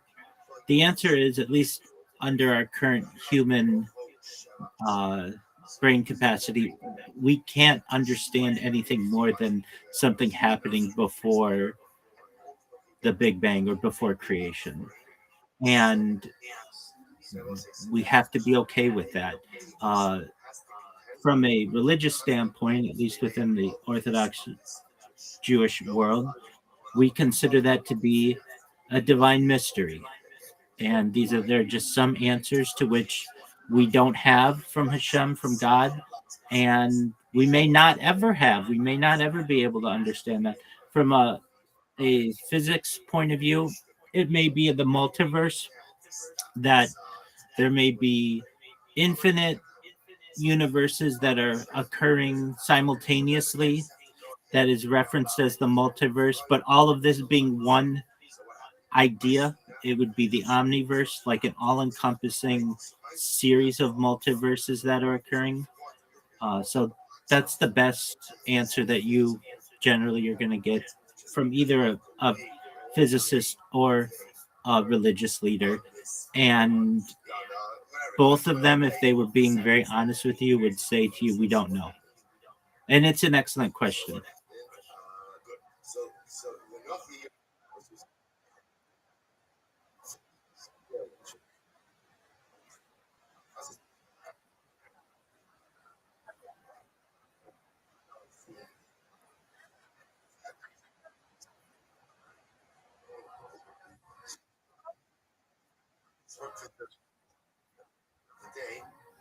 Yeah, okay, so this is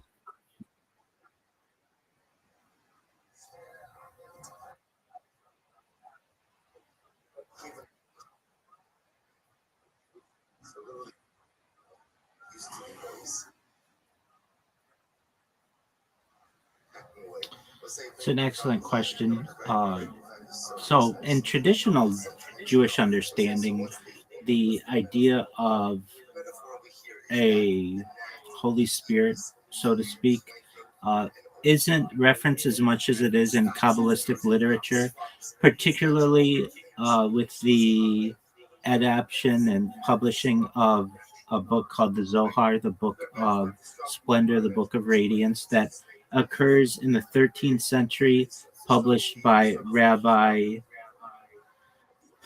Moshe, pardon me, Moshe de Leon of Cordova.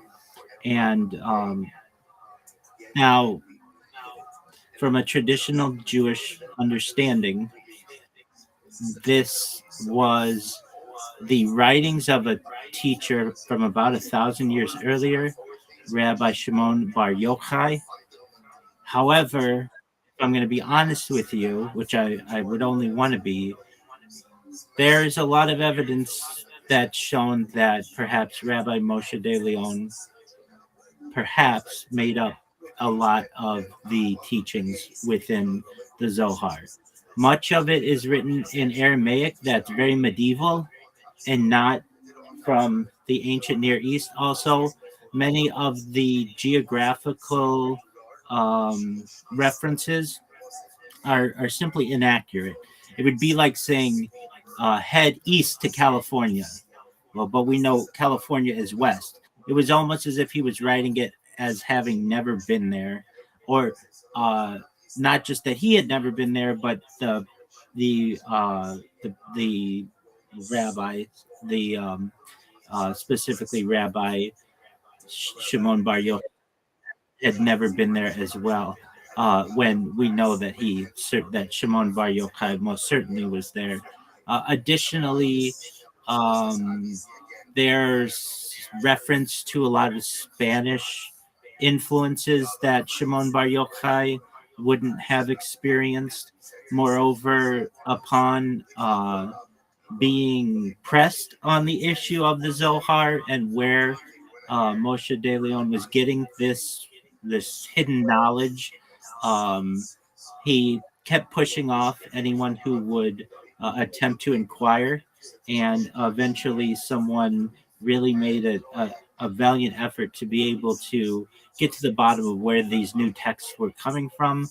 And Shimon Bar Yochai, or pardon me, Moshe de Leon said, "Come back in some time, about 6 months or so," and then he ended up dying.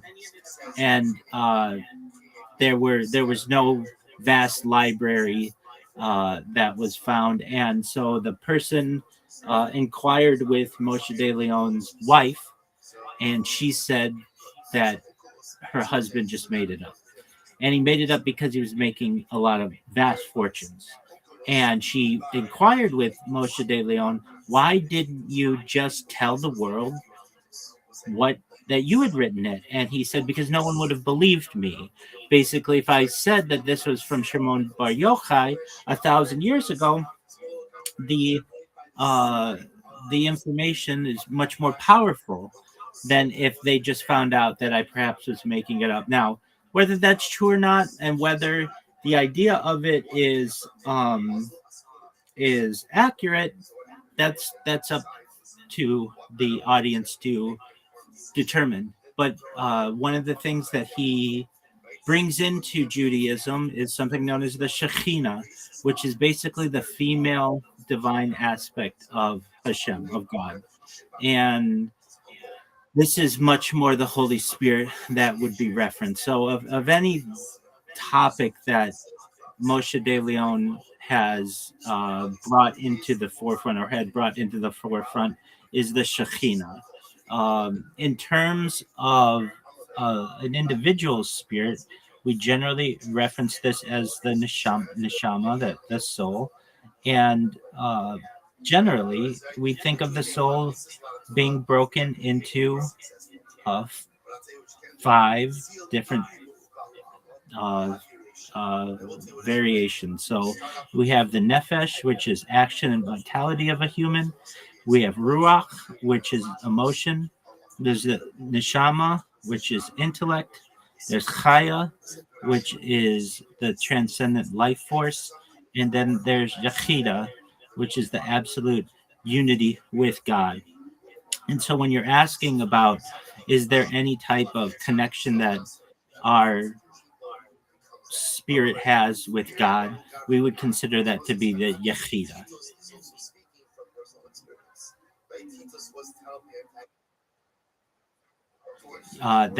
That's what we consider to be absolute unity with God. Chaya is the transcendent life force.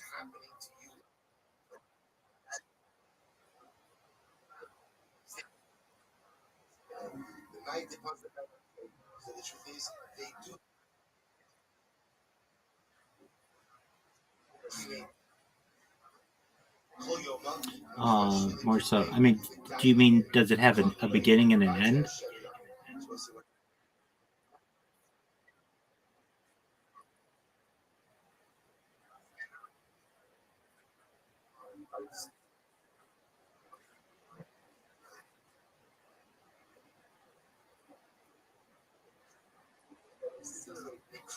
From a scientific perspective,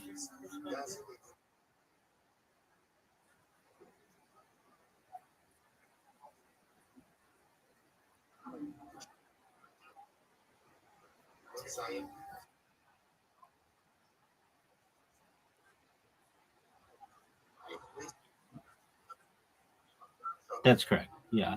So, essentially, the best way that is referenced and what the Yechida is essentially it's been described as the spark of Hashem, the spark of the Creator, um, and part of Hashem itself. Um, in You can't see it under a microscope or a telescope, or it can't be measured, and much of this is um, just traditional. I mean, you have to think that these are medieval people who were trying to understand the makeup of the human spirit in better in a better sense than what they could necessarily understand from with what they were given. And also it was a people in exile. We had no country, we had no temple, there was a lot of free time, and these discussions occurred. And as I previously said, sometimes for whatever reason may be, people made things up or maybe took risks on certain topics that they didn't necessarily have justification for. But generally, the Yechida is considered a representation of like a unification or oneness with Hashem, and really has been previously discussed or previously referenced as truthfully being revealed during moments of major self sacrifice, um, and a feeling of oneness with the Creator. But in answer, it,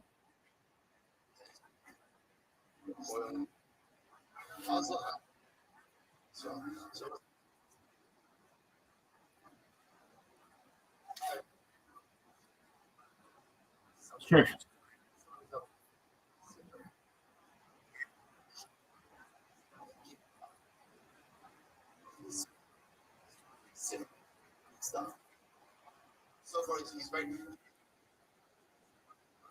Certainly. Well, I've been teaching a Kabbalah class every day for the last 91 days. And I start all of my classes with no one really knows for sure. Eluve, Elu Divrei, Elohim Chaim. But this is the Mazorah we live by. This is our tradition. And so I'm a realist, and I'm also open minded. But I recognize as well that I live in the 21st century, and I have the opportunity at the push of a button with uh, any need that I may desire to have all of the world's answers at my fingertips, when a 13th century rabbi did not, and certainly a second century rabbi did not, and they were just doing the best that they could. I see this as the Mizora, our tradition, and but if you were to ask me, um, do I feel as if every single person really has something measurable? Perhaps like uh, really thinking, do I think people have a soul? I mean, I'd be honest with you. I don't think we know, and I think that's an honest answer. Um, Traditionally, yes, we feel that way, but that isn't even something that is has been mainstream Jewish thought for the entirety of our people. That's only something that really came about in the last 1,000 years. The soul isn't referenced really in Torah, basically at all, uh, and really only starts to be discussed perhaps somewhat in the Talmud about 2,000 years ago, about 1,800 years ago, but then really starts to gain traction about 1,000 years ago. So it's really not been mainstream Jewish teaching for the majority of the history of our people. So for me to say I don't know, or perhaps maybe that hasn't been consistent with general Jewish teaching, would be accurate. That it's somewhat the new kid on the block. From a topical standpoint, I think it's I I think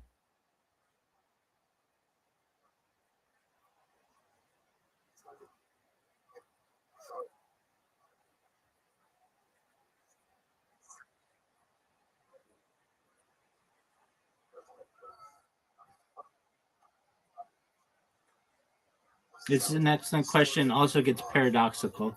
Uh, so there's supposed to be a divine plan that God knows everything that is supposed to occur. However, we have free will. How can we have free will yet God is in control and knows the end result? And I've heard different analogies, somewhat like, oh, we are video game players, but essentially the end result of the video game will always result in whatever the divine plan is. Maybe we'll have different amounts of money in the game, or different cars in the game, or a different character set, or um, different clothing in the game. But essentially, at the end, we know what the cut screen's going to be, and that's the world to come. And it's just basically we are controlling the characters, yet the environment is already predetermined. It's really a paradoxical um, quandary that emerges. And again, it's an excellent question. So, do we have free will? Well, traditionally, we believe that we do as Jews, but we also believe that there is a divine plan.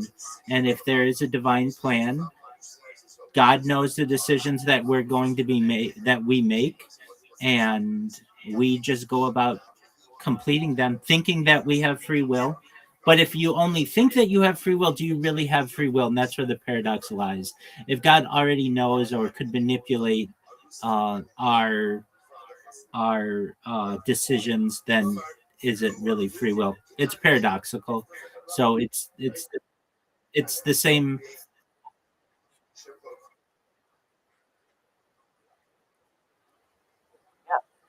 Absolutely.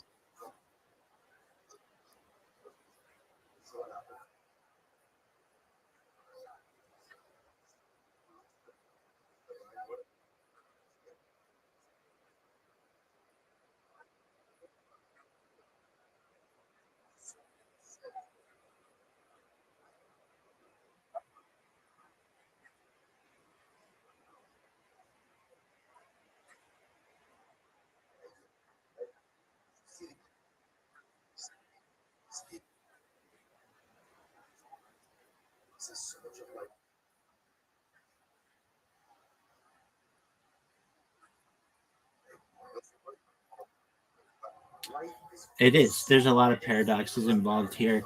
So, as I understand, the Epicurean paradox has to do with God's omnipotence, correct? And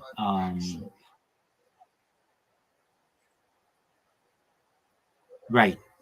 And another similar um, paradox is just known as the omnipotence paradox. If God is all powerful, could he create a rock so large that not even he could lift it? And it's like, okay, when you first hear that, well, God can do everything. Okay, can he create a rock so large that not even he could lift it? It's this idea that it can't be two things at the same time. And that's where we get into paradoxes. And there's quite a few different paradoxes that occur, especially within religion, especially within philosophy. And we have to be um, satisfied knowing that these are paradoxes that we, at least with our limited brain understanding, cannot figure out. I, when I talk about these things, lend some credence to the idea that perhaps we could evolve someday into a being that may be able to understand these paradoxes in their complete form, but we currently are not evolved enough to be able to have that type of understanding, and it's frustrating. And so, if you're frustrated by it, I completely understand because we desire answers.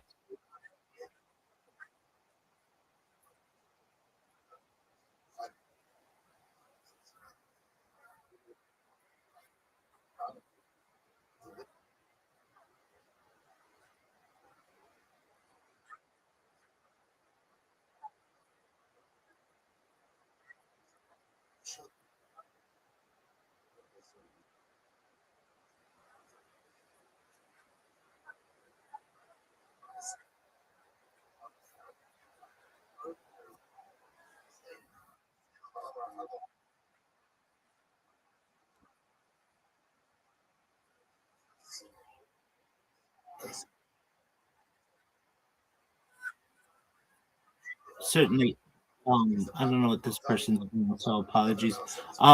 Okay, first thing that I would recommend that you do is just take the screenshot, put it in ChatGPT, and it should give you the answer that you need. Well, yeah, so why don't you do that? And that should tell you far more than I'd be able to tell you about whatever it is you're referencing. If you still have questions, come back to me and I'll be happy to help you, okay? Excellent. Is there anything else I can do for you? Excellent. Before you go, I just am curious, how'd you find out about me?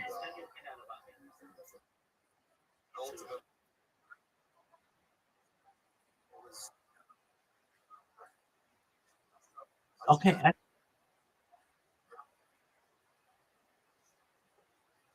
Are you the person who told me about another streamer who live streams 24/7?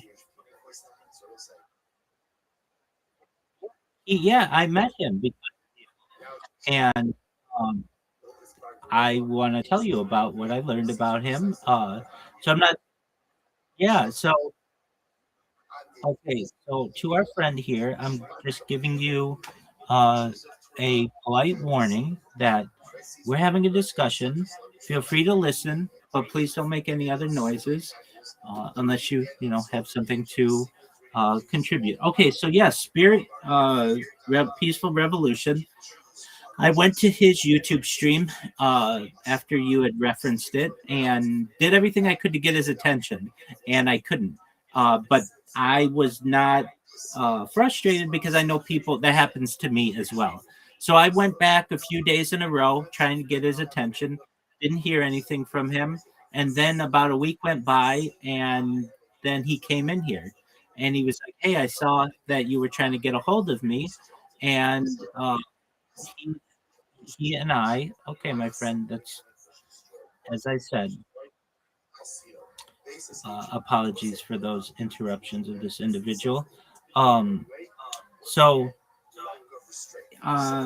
he, as you gave me an excellent breakdown on some of the things that were of interest to him, like the Hegelian dialectic and Hegelian philosophy, and what he was doing. And so I already had a basic understanding, and I had been to his website and read some of his writings.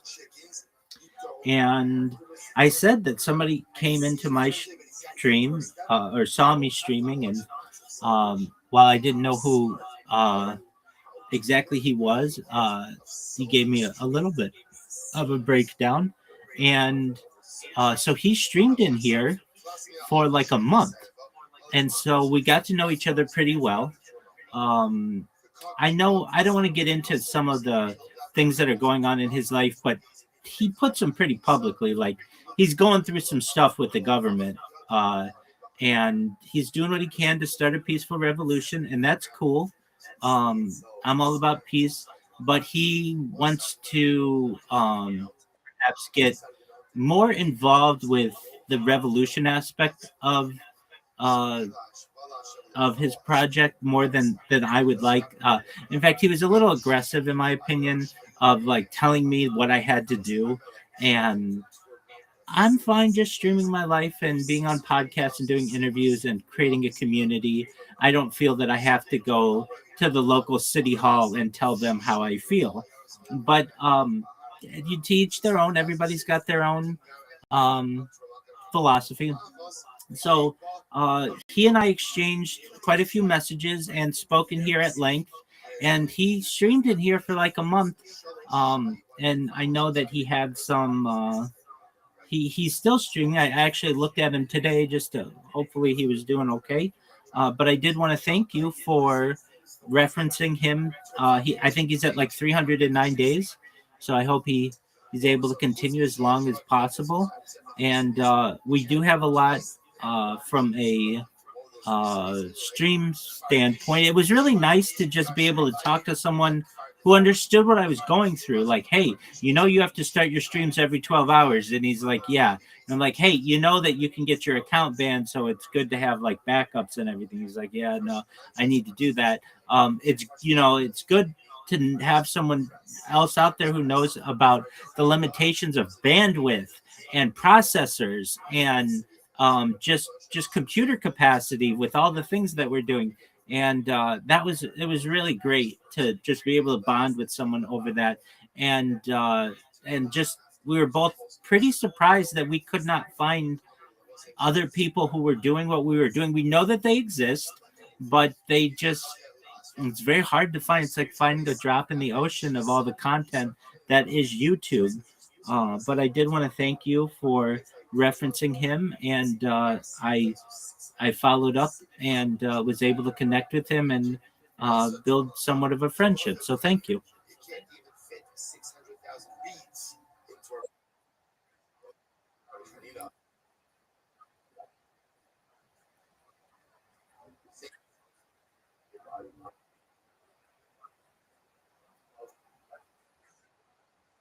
Oh yeah.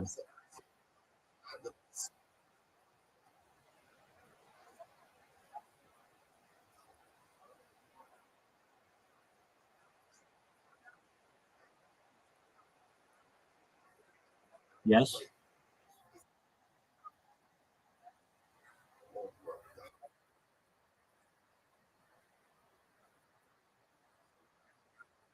I agree with I agree with you, and he's really serious about that. And um, from my perspective, I'm I'm not about that. I don't want to self harm to get attention to my cause. I feel that it's really important that I take care of myself and maintain my nutrition and my hygiene and all of the other aspects about healthy living to the best that I can. And he he he really wanted to have a lot of religious discussions with me as well. Um, I'll just say that he feels that he is a messiah, and I don't. And he's trying to convince people that he's messiah, but that's his prerogative. And that's a huge red flag within Judaism that uh, we're awaiting our Messiah, and we know what Messiah is going to do. He's going to rebuild the Beit HaMikdash, the third temple, and he's going to unite the world. And he's Jewish. He comes from the Davidic line. There's like there are some key aspects, but if you don't know that and you're saying that you're that person, okay, well, what can you teach us about Torah? What can you teach us about Gemara, meaning Talmud? What can you teach us about Kabbalah? And if he doesn't know anything about those things, well, the one major key aspect of Mashiach or our Messiah is that he will be learned in all of those and a great teacher and a great leader. And so it's hard to not insult someone when they tell you that they are your Messiah. And I would dig into this because I would say, well, like you say that you follow the teachings of the Nazarene, of that guy from like basically 2,000 years ago. who was allegedly crucified, isn't that the Messiah for you? And he's like, well, I am that person. And so that leads me to be like, wait, so you are a guy from 2,000 years ago? You're his spirit or something? Like, I mean, it's just, as you can tell, like, it's confusing. And I was fine with it. I had to tell him, though, he would, like, I would answer his questions, and then the next day I'd get this huge amount of paragraphs of just like all this stuff, and I would read it, respond, but it's like day after day after day after day after day of that. Um, at a certain point, uh, I basically said to him, with all due respect, I'd rather not have religious discussions with you. But and the reason why I said that, he wanted to tell me how Jews are supposed to pray. And it's like, we have been doing this long enough that we don't need some random person telling us what we're doing, everything is wrong, and how we should be focusing our attention and our uh, belief system. And so I gave him quite a few. I gave him a lot of my time, um, and I could see that he was very aggressive towards making some kind of peaceful revolution by this spring. He kept saying like it needs to be done by at least the summer or something like that. And I mean, okay, what do you want me to do? I mean, I'm just living my life streaming just like you are. And that's another thing too. If you're Messiah and you've been streaming for 309 days, I've been doing it for like 1700 days. What does that make me? And so, I but I was very understanding of what he was saying. But yeah, with the hunger strike thing, I don't know if that's the way to do it. But to each.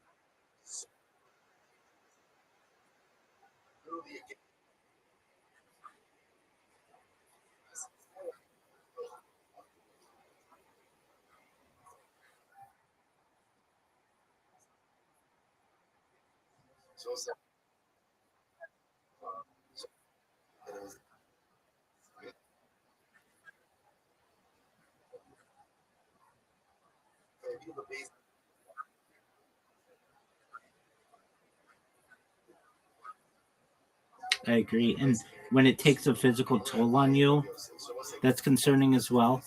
Um, I mean, I'm not saying that hunger strikes can't work under the right circumstances, but um,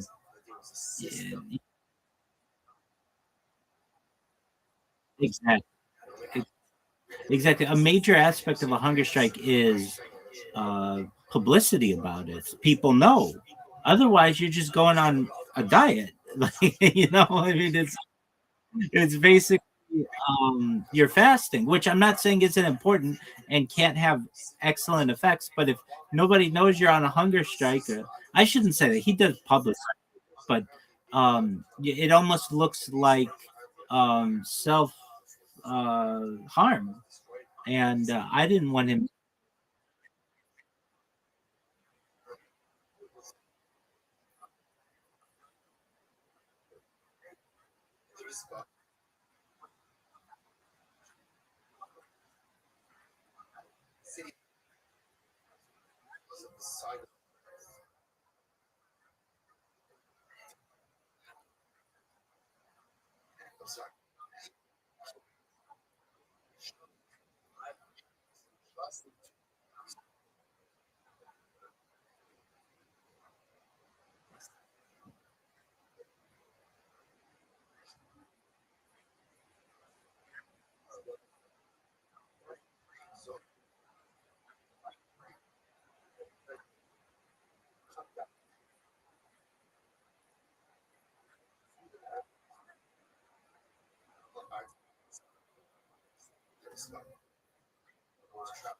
No, it's not.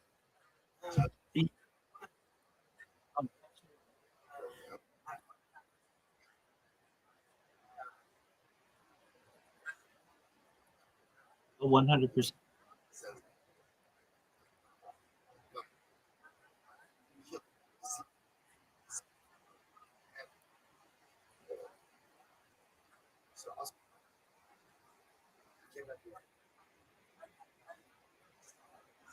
Okay. So I'll send you a message, and you can send me what you want. And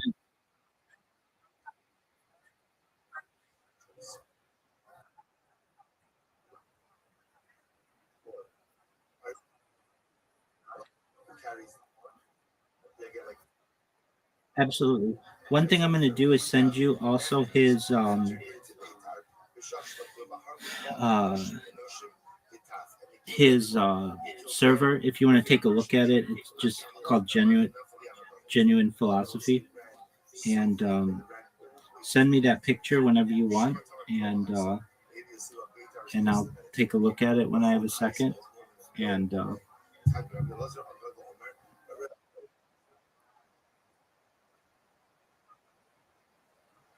that's okay. So I wrote hi, and then I sent his link. And if you don't mind, I have to use the restroom. So you send that, and I'll be back in a little bit. And excellent. Others say the non-Jews in the area of Beit Rabbi were able to have their fields fertilized with Jewish blood for 7 years. For 7 years, they did not have to add any additional fertilizer because of the Jewish blood which ran through their most of the days.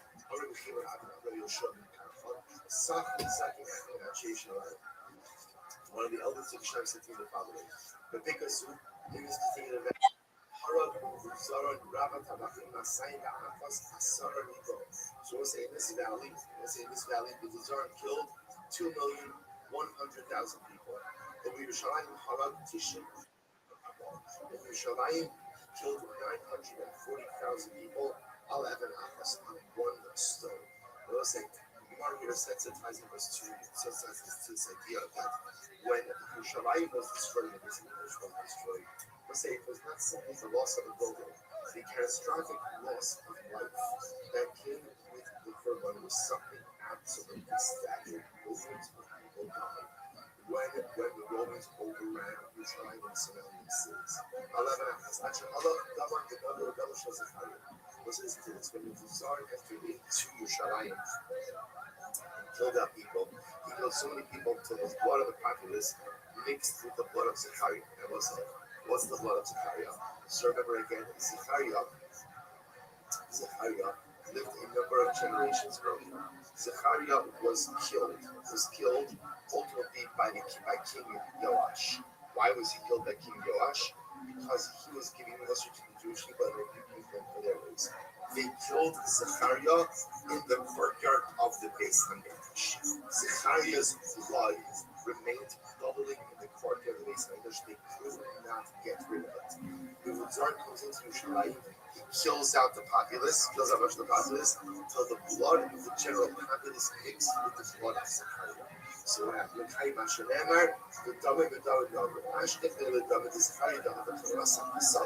So the Tsar enters into the Beis Hamikdash, and he sees that the blood of Zechariah is bubbling.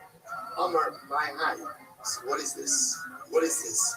Amalei, Dam Sivachim Disham. I will say the Jews did not want to tell the Tsar what this was because it was embarrassing. So he said, "Oh, it's just the blood of Karbanos." So I see that in Lo Ibn. So Zechariah, so the Tsar said, because I've seen animal blood before.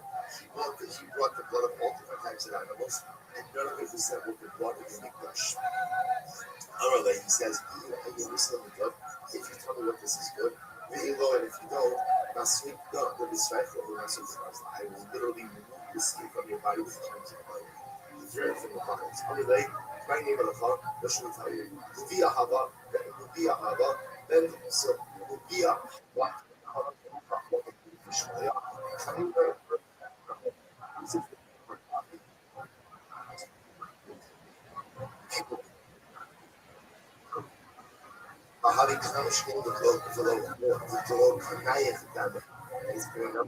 Ready? So the Zara said, I will appease the blood of the murdered prophet. I see Sanhedrin Yola, the Sanhedrin Gita. So it says, no doubt, the smaller and the blood of Zechariah did not stop walking. Bachurim, those things of men and women, Chadza Alai, we murdered. So say, the blood of stop walking. Why is so this Rabbi takes children. Blood of Zechariah does not stop walking. Amalei. Zechariah.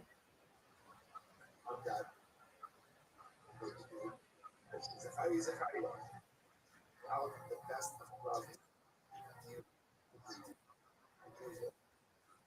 So the Lord says, you don't really help me now. Stop. I wish Shaita here children actor. Let's say in this moment, if the Tsar had lots of children, why did he if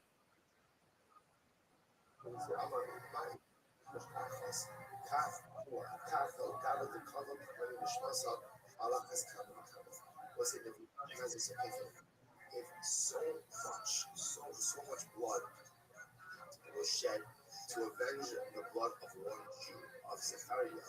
So the Rizal said, what is going to happen to me now that I murdered so many Jews? What is going to happen to me? Also, Ara, Shirasek, the Rizal left his post, he ran away, shut the Shtarkartas, and they say, he literally sent the document back to his house about how to dispose of his estate. They died, and he murdered. Also, is his son in Canada. Right, the Vitzara is called Rabbi Kavachim. He is called the chief butcher. The chief butcher ultimately goes ahead and converts. Tana, also says, you want to talk about other great people who converted. Naaman, who was the general of Aram, Ger Toshav Aram. He ultimately again becomes a Ger Toshav. Those that remember, Ger Toshav means a resident alien.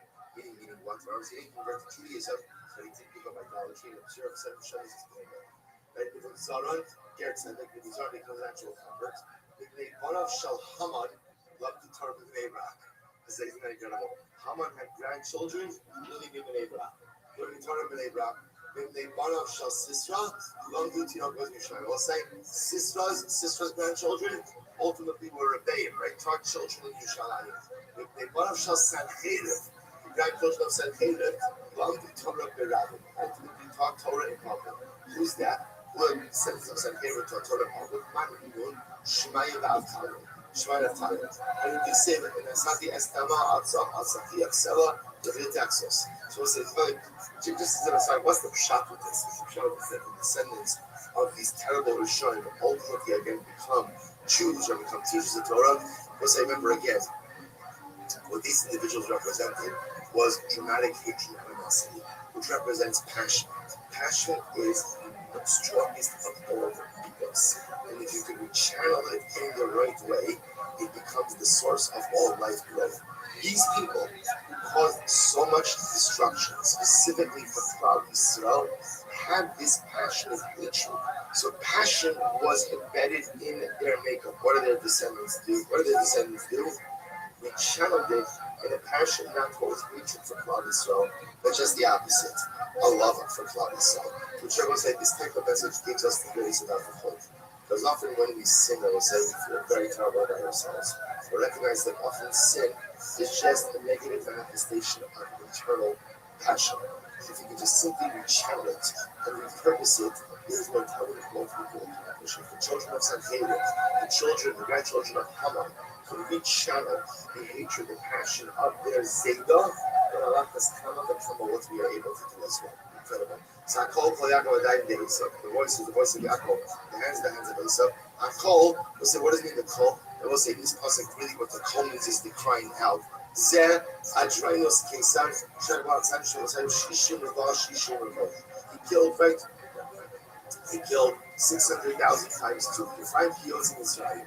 Kol Yaakov ze Aspanos Kitzar Shaharab Yeser Argomios Revo.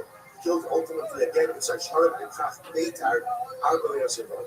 Ultimately killed 4 million people in Beitar. Rabbi Arbo Alofim Revo. Others say 20 million Jews by dying the Esau. Zumach was Harasha, Shehribas, Masikim, Safa, Sefalim, Zusama, because what does it mean, the hands of Esau? This refers ultimately again to Rome, which destroyed everything. What does it mean to call Kol Yaakov? There's no tefillah that is effective in this world that doesn't have carbon struggle involved. What does it mean, the hands of Esau? There is no battle of us that is successful that is waged in this world that does not have the involvement of Esau. B'shol Loshen Techabe, Yechur Loshen Techabe. I'm not even going to Rav. My Tessiv, Naros Bada, Shamya Shamya, Gam Bachinu was literally on the banks. That's where we sat and we cried when we were. All the Aklish Baruch, the David, eyes we showed from Hashem was his missing teller. David, the destruction of the first base of Mikdash and the destruction of the second base of Mikdash. Churban Bayis Rishon, destruction of the first base. Sham Yasham Gam Machir. We'll say so. Banks of Babel. That's a reference to the first base of Mikdash. Zochar Hashem Levnei Edom Esyo Bayis. Moras Baruch Sham Gam Machir. Ayeshem Tefsir Zochar Hashem Levnei Edom Esyo. So what's the point over here? Based on this psukim, the destruction of the first and second. What else is that? The story. It's an amazing story. We have 400 Jewish children. 400.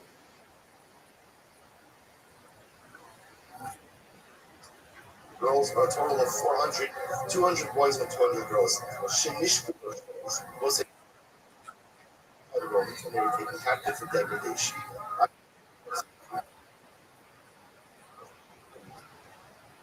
The girl exploited as well.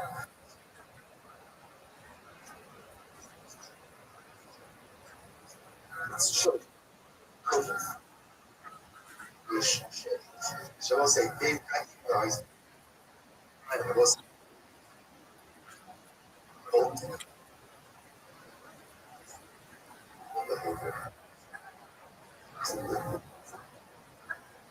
Untold down. If we throw ourselves, right, essentially, by throwing ourselves, one of the high Allah.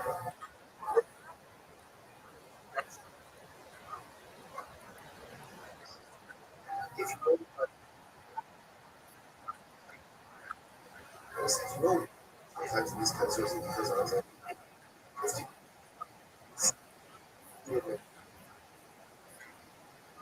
many times.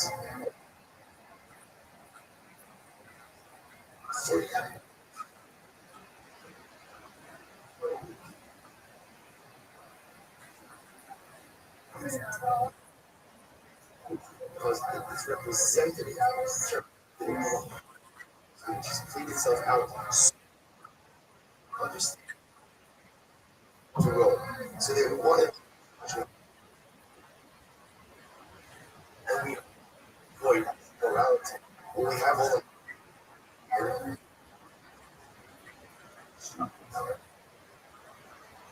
the Rothschild says, Rothschild will say, quarter the pasuk. Quarter the pasuk.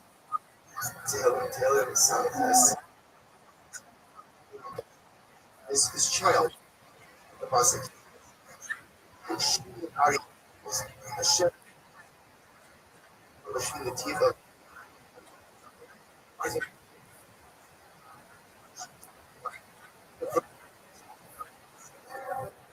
those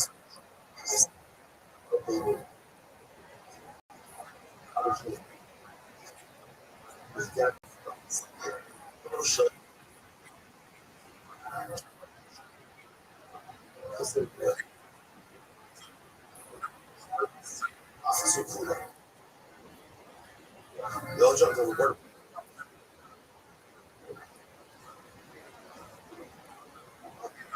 It's on the boat. Darker.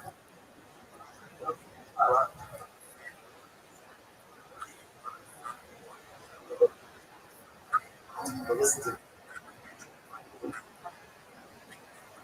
what is that? It's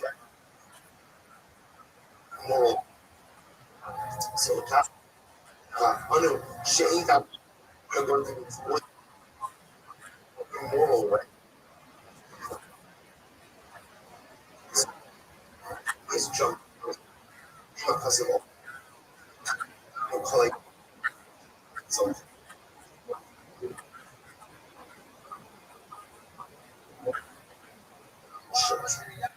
junk over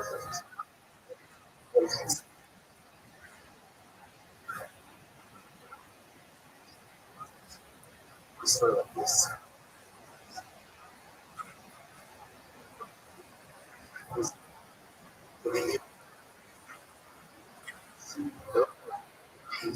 Are out.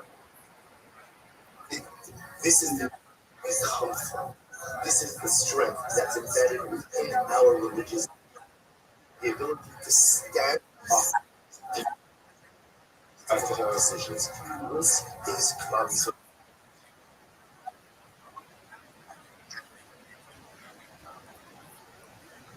Actually, shut.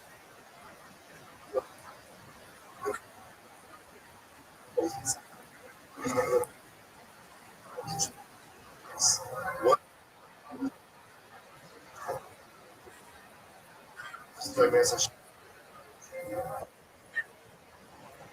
It's a story of stop doing.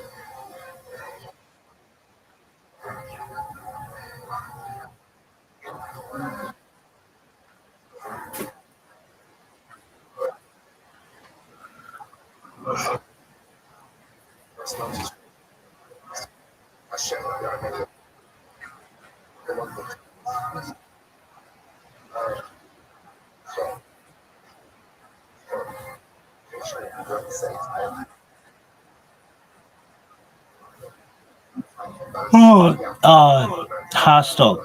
So, looking at those diagrams, those seem to be unique to that edition, but you can get that edition from my Safaria if that's of interest to you. Um,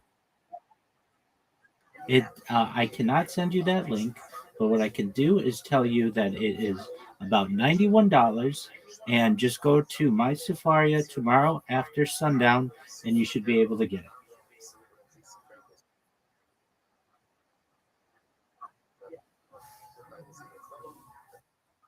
Absolutely, but I would tell you this: that it's probably, unless you know Hebrew quite well, it's not going to be that beneficial to you. I would look at the link that I sent you because it's translated and it's free, and you might be able to get the answers that you need from that. You absolutely come back if you have any questions. Okay, you as well, my friend.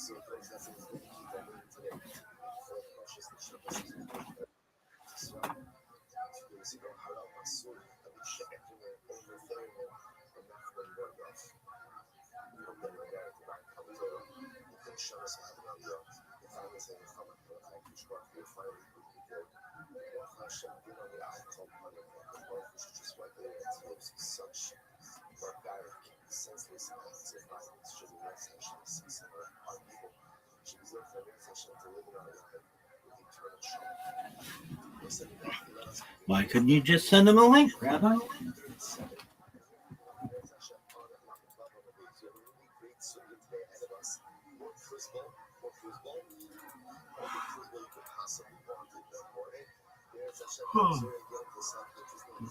Because even I have women's kids. Do you owe back taxes or have unfiled tax returns? Until they get your money, here's Grandpa's fresh rebels in the know. Major changes have happened at the IRS. If you owe more than $10,000, you may be eligible for a 99% reduction of what you owe. Having filed the return for a while, see your happy place or target.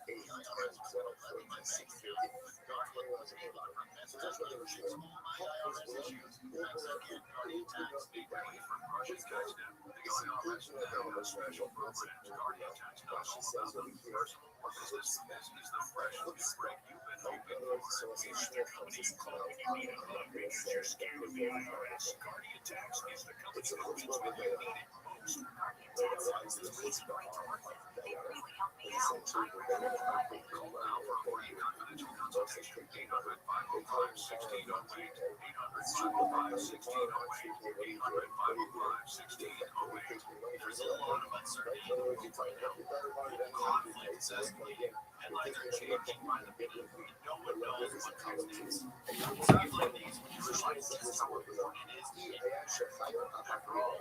In any kind of crisis or emergency, the last thing you want to be doing is panicking, traveling with basic necessities like food and water. That's where my Matrix Supply comes in. They're America's #1 most trusted resource for emergency preparedness. They've been in business for 18 years and they've helped over 3 million American families get prepared for disaster. Water filtration, solar power, survival gear, and legislative go to preparedness.com. You'll log a special offer for listeners of this station that will help you get ready for whatever comes our way. If you've ever been thinking about getting prepared, now is the time. Go to preparewithamerica.com to see the special offer right now. Prepare with America.com. So the resilience is expressing this displeasure with the concept of postpone, articulating the fact that he could overturn it, he would overturn it, but he can't. But so it was like, I'm not going to run. I can never. I'm not going to say it goes up to me. I am established principle. Established. I'm a kind of type. Established.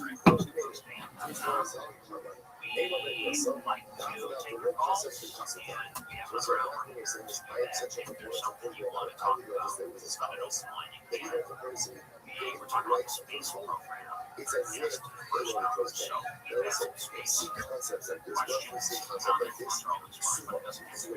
this, so say, let's say again, in order to be it turns out like they were shooting pictures off to the hospital, and what happened? They got squirted. So that's not so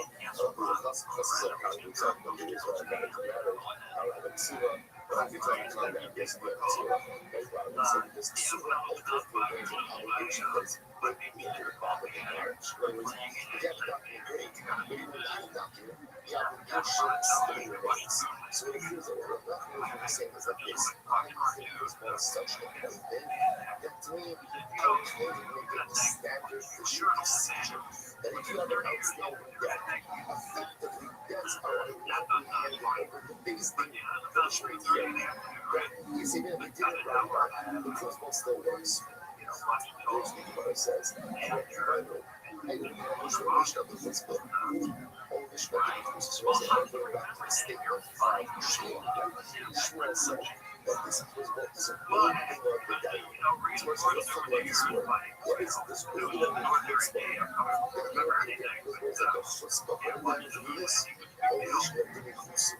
Tell the story. Is a Russian inclusive. Here's the story about making it easier. Which I think is actually very interesting. The other possibility is to think about this from an inclusive perspective. So, makes the life of basic what she's here. So say, well, we had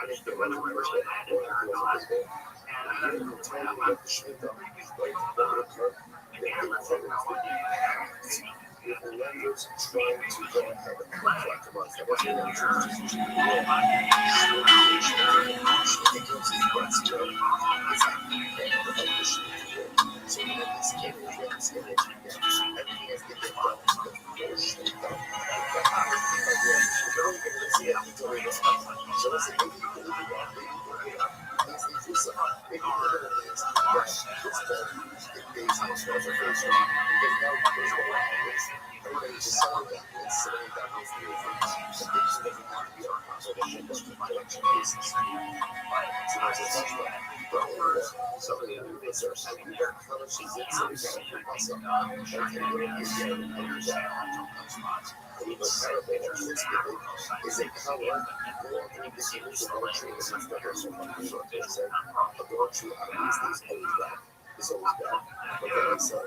Special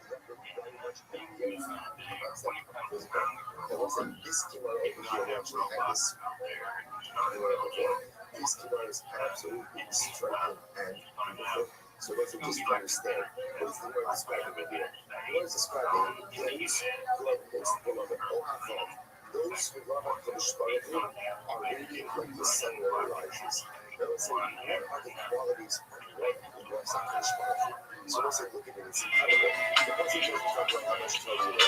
Like, the Muslim doesn't talk about how many resources you have. They like to talk about books. There is what I do to see this trend. And not this style. Not this style. But this truly. I love it.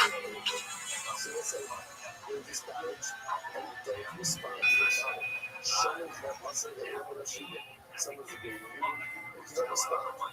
Listen, the only strength it takes not to get into the mud, but the most strength it takes. So listen, you gotta get on this. Someone says something, I go, oh my gosh, I am about to believe captain.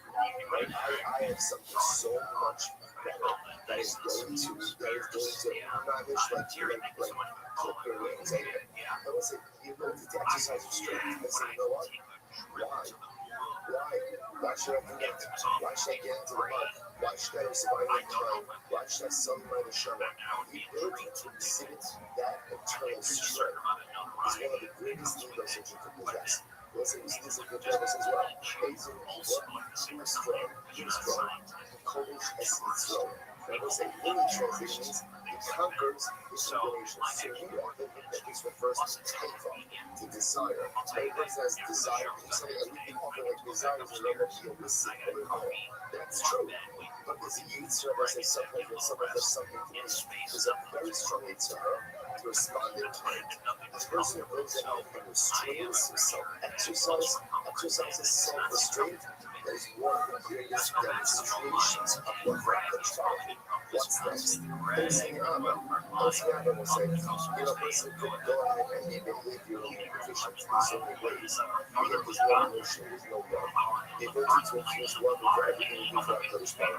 Sneaking is soothing. It is easy to be in love with the emotional life goes your way. Easy. So what your life doesn't go your way. What you do is a person it's challenged. See, relationships are strained with you all the same way. It's the love of someone. It's the same mechanism as the challenges. But if you love enough to love this, you find it to love it. Challenges. Also, you can combine all of it. That's what I say. That is actually a true blessing. That's a good one.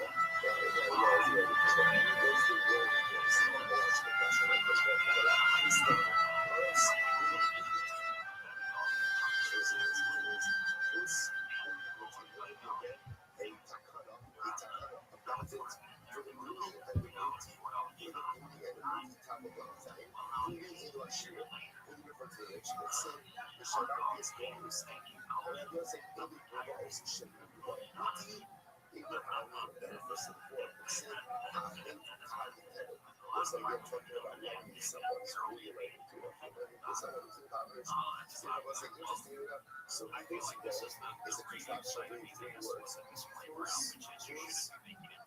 Ultimately, again, is takana. And all is protection. So in other words, this is something that benefits the rich and benefits the poor. This is marvelous, right?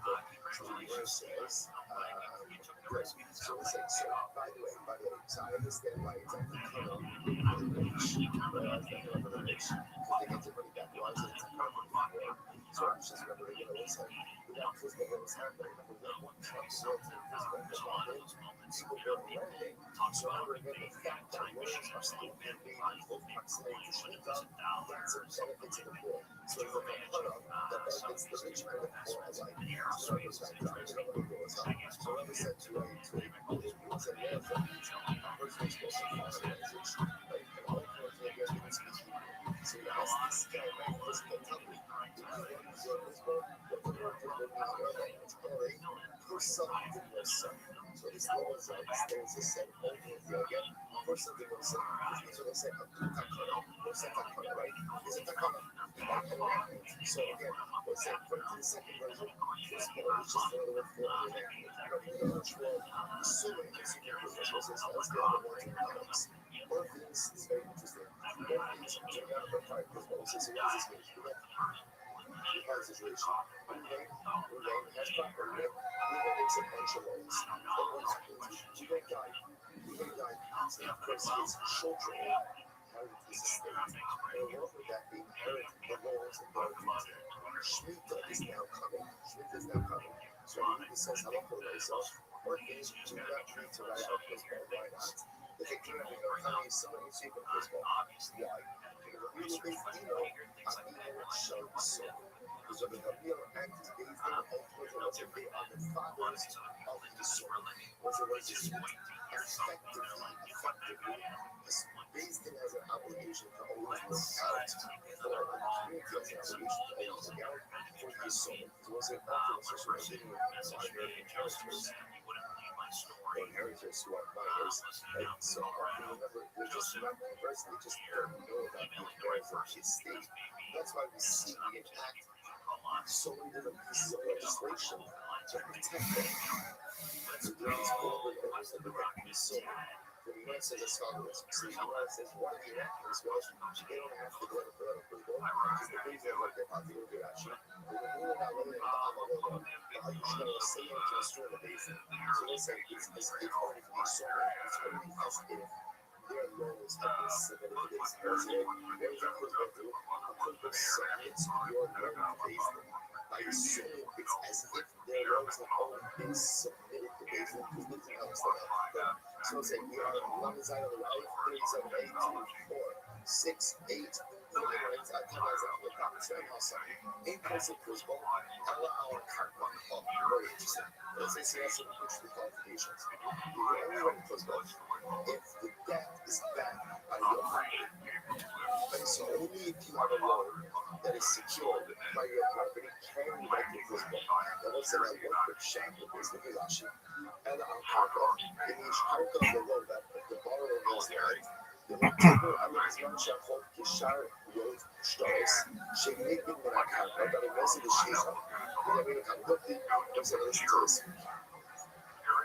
The word was that if I'm lending someone money, they say, I want to know that that loan is backed up by some kind of collateral.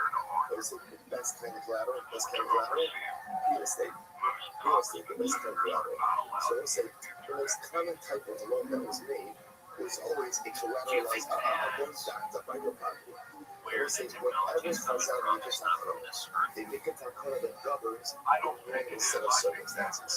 So since the normal set of circumstances is that when you're loaning money, you're only loaning to someone who can secure the debt of loan. Even if the person is poor, listen, remember again, even if the person is poor, they still have a house to live in. They have a house to live in. They have cargo.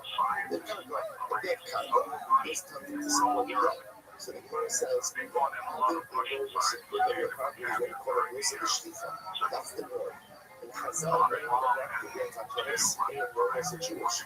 The only time principle works is with a loan backed by cargo. Incredible. So the Gemara says, so what happens? So what happens? I love Ruben money. And Ruben doesn't have cargo. No problem. What can I do? I can convey ownership of cargo. The purposes of principle, the purpose of his life is to relate and convey ownership of your down on this in my backyard. You're another owner of balance. And what that's enough to do is to make this now a loan that is secured by your property. There's a big tradition. That's the big tradition. That's the big tradition. The big tradition is that generally every time that your property secures a debt as well, whether it's owned by the borrower at the time of the debt, property that is acquired afterwards doesn't usually become encumbered by a doesn't usually become encumbered by pre-existing debt.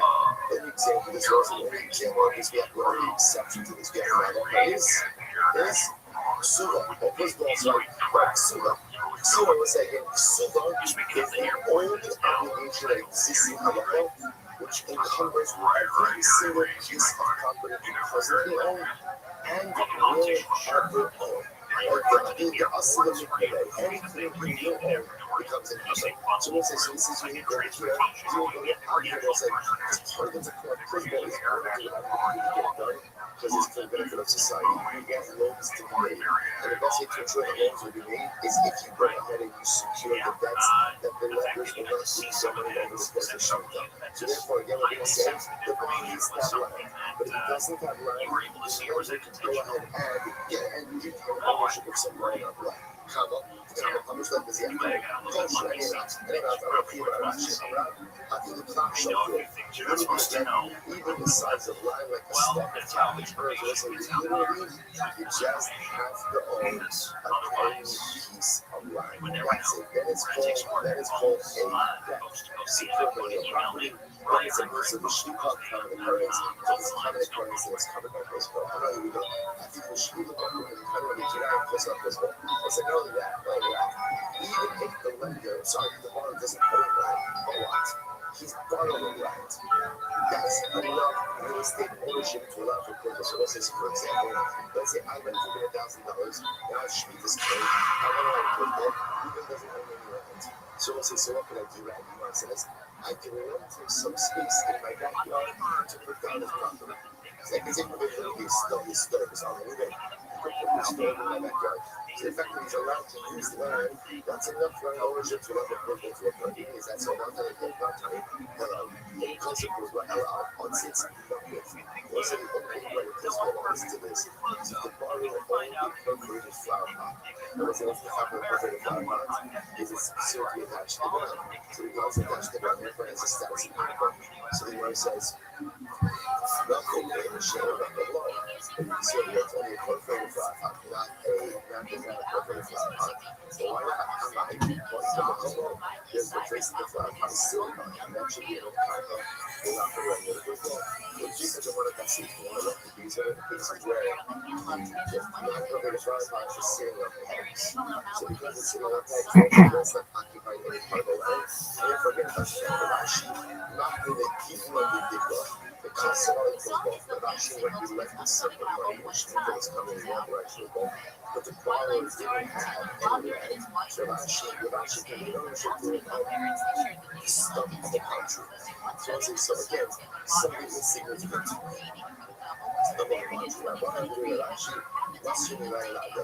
Let's say that I want to share the Rashi. They would go ahead, must be like how many things. They would do a first one, not writing. Not right. They would do a verbal football. Rashi says very well. Must be like the Silas football. And like how they are 10 days. So it's interesting. They would essentially affect the verbal football. So the same text, I mean, it's strongly like that. But now you know what I mean? Folks, usually that's the right? It's yours. Right? Like the conflict. So they would just go ahead and say it without writing it. We also listen to the album. We also listen to the album. Speak up. Yeah, you know. So again, after you know, give up and say that you're going to once you know something else, once you see something that's similar, you know, look for myself. Just look at the versions. Very interesting. You got a document. You can go ahead and every day goes to 2 weeks and allow us to and this case, in the contract, the engagement contract, almost says, get the complicated so I don't know money. That's no real estate. Everything that China is getting to the most right? So what's that? So the guarantor has land, but the borrower does not. What's that? Listen how long this goes. This is the guarantor has land. This is considered to be a loan that is backed by the property. Loan, you are in England, let's say what happens if the borrower doesn't have land, the guarantor doesn't have land, but the lender does have land. So it's not like how long this goes.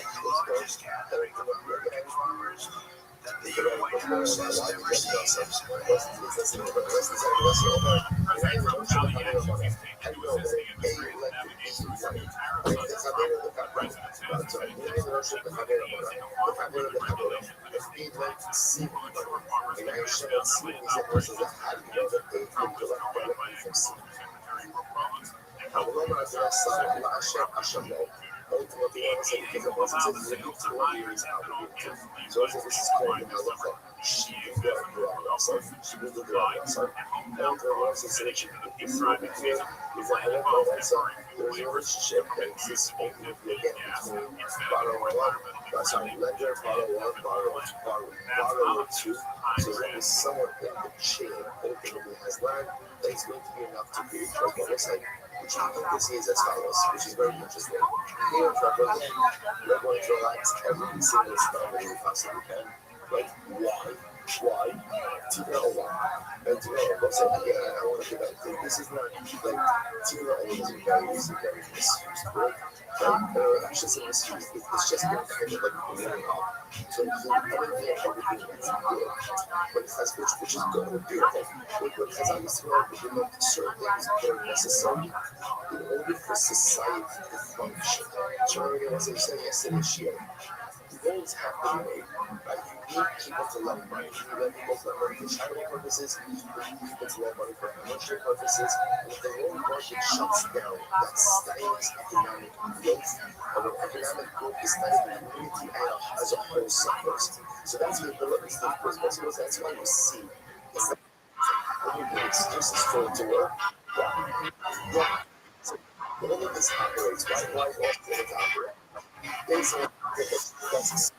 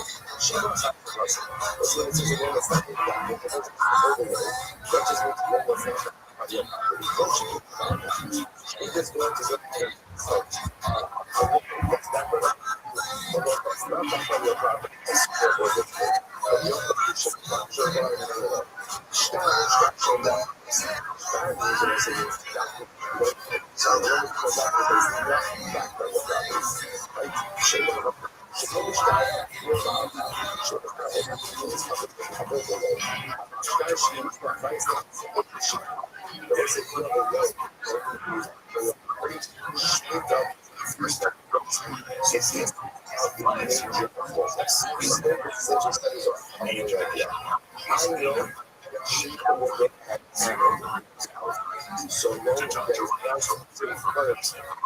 there's on the side right now. Just what kind of fish with the campus? We don't know. Shmita was down with the hands up above the wall. Right? Shmita will also cancel a loan that is not backed by your property. Does Shmita cancel a loan backed by your property? That's enough focus. That's enough focus. So tell you about the Rabbi Shalakish. You have a vice that's about the Rabbi Shalakish. So Shtako is Shabbat. The strength that you have. Each block is the muscle. Ain't no Shabbos. What's the devices and say it's basically if you have a document that is recorded, the law that is recorded document, but not backed by your property, Shmita will cancel it. But if you have a loan backed by your property, Shmita will not cancel that debt. I need to get by myself. See it when Sunday happens down the let's say I would give in money, and we don't identify, he says to me, I don't repay you, you can collect that field, you identify the field, and the shadow to pay to the Shmita will not cancel that debt. Because once again, this is going back by your property, right? Versus a different time, you don't see him or something like that,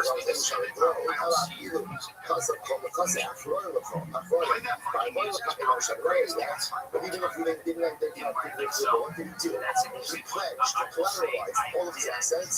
Shmita will not cancel the debt. So listen, Shmita only cancels global debts or unsecured debts. And if you have a debt that is secured by your property, Shmita will not cancel that debt. So it's 3-day debt loss. So this is this. We're going to get rid of loss. Probably got to start on the possible price. Get a loan document. Secure by your property. Okay, I'll see you later.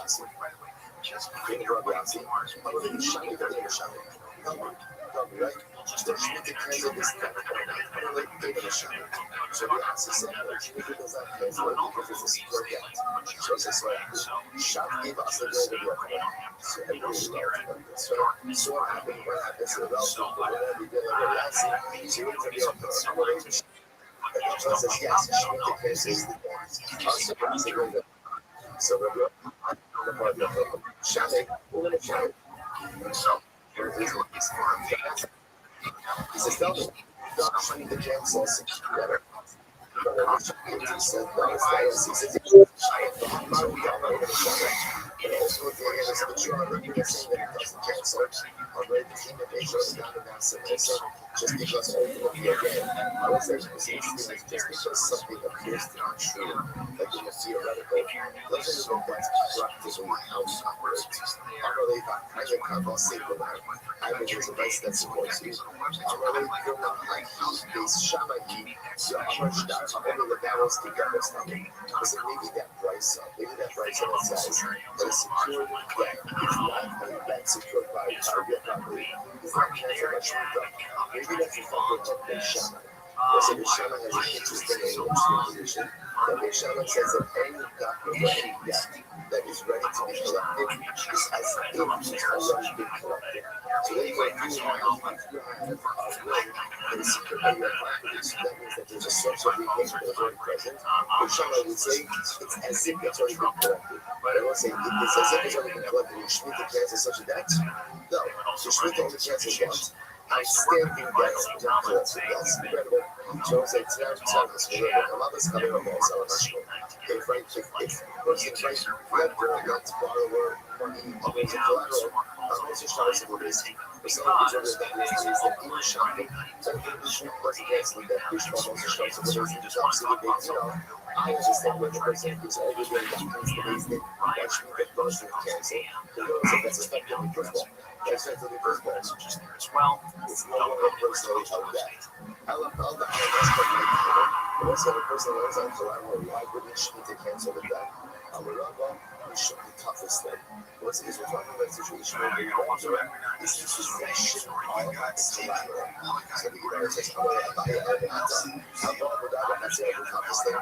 How can that be doing a show? Almost one of the things that I looked through the money, and I didn't see the house, right? Newborn's house. That's how you get collateral, so to speak. So you're going to say, or again, I'm utilizing an asset. You see that Schmidt really cancel that based on the shame, much more the claiming you got this much. Collateral is a lot different. It's peaceful. Ultimately, again, if you lend it, it requires collateral.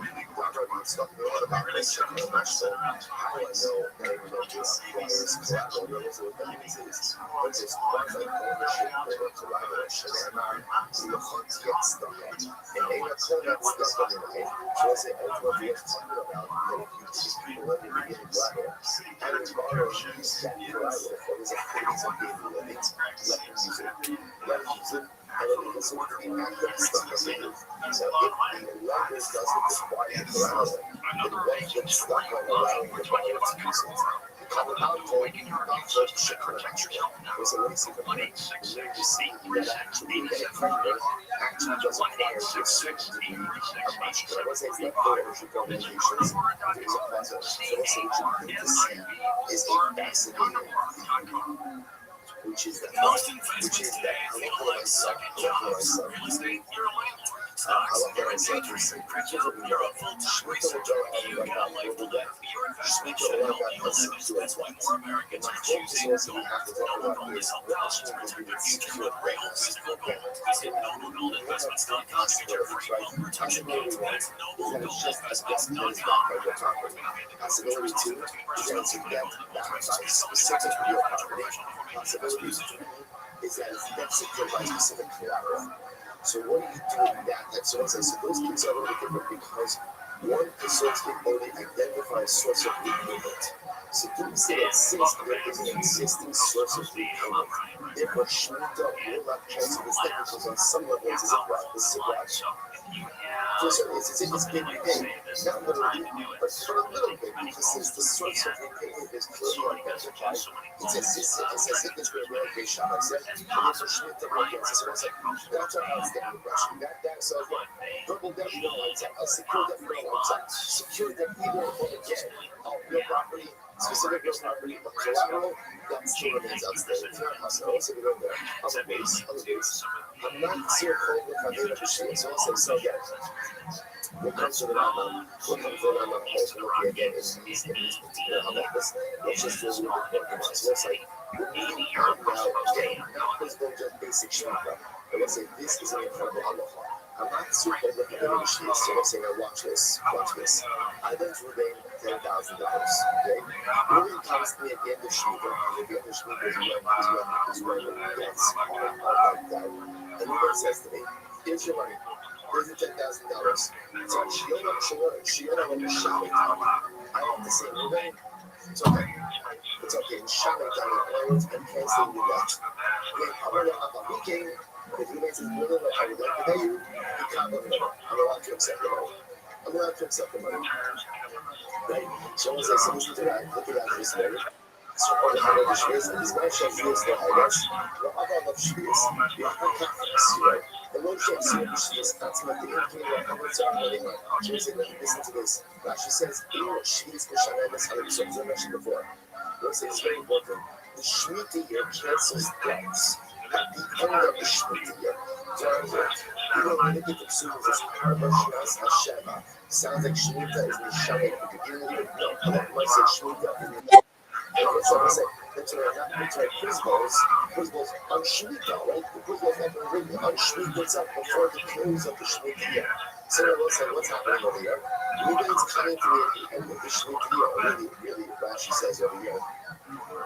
So I got so we can't cancel. Ruben wants to the money. I say, Ruben, you cancel the debt. Ruben says, I still want to pay you. I'm allowed to receive it. It was like, because effectively, what is the issue? Trey, how are you, big dog?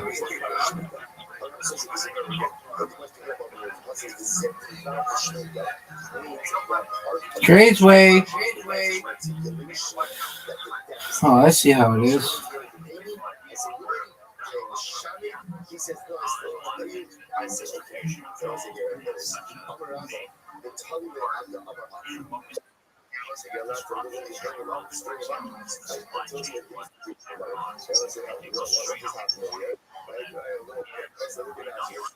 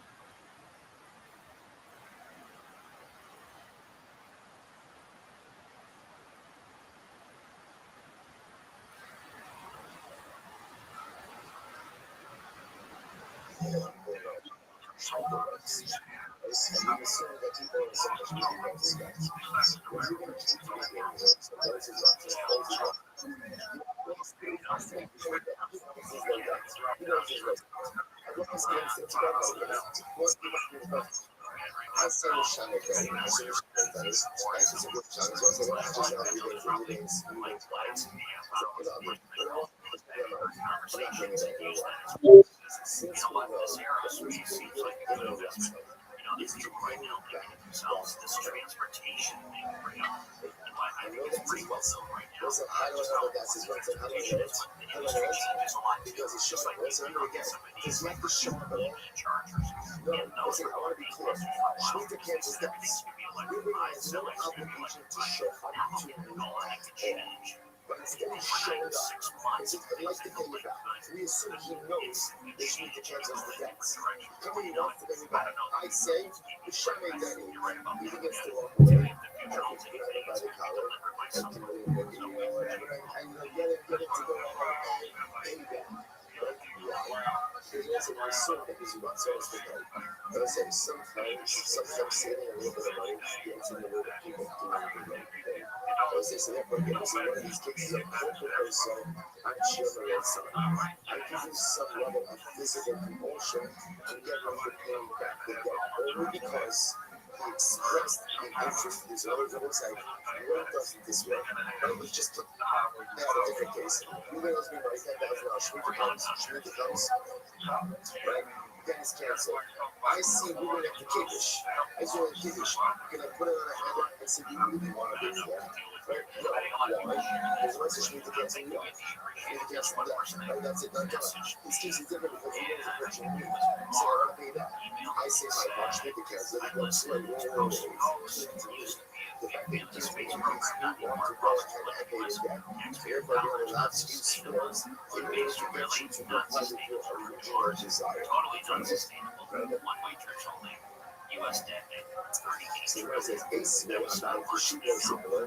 Where it says right now, Bill, eBay gives me back. I don't know what the whole was in the function. So say that it's getting back my debt. I was going away. Shamina, we're not on sourcing. So what you say? I know that I'm not obligated to pay back. I'm giving you a gift.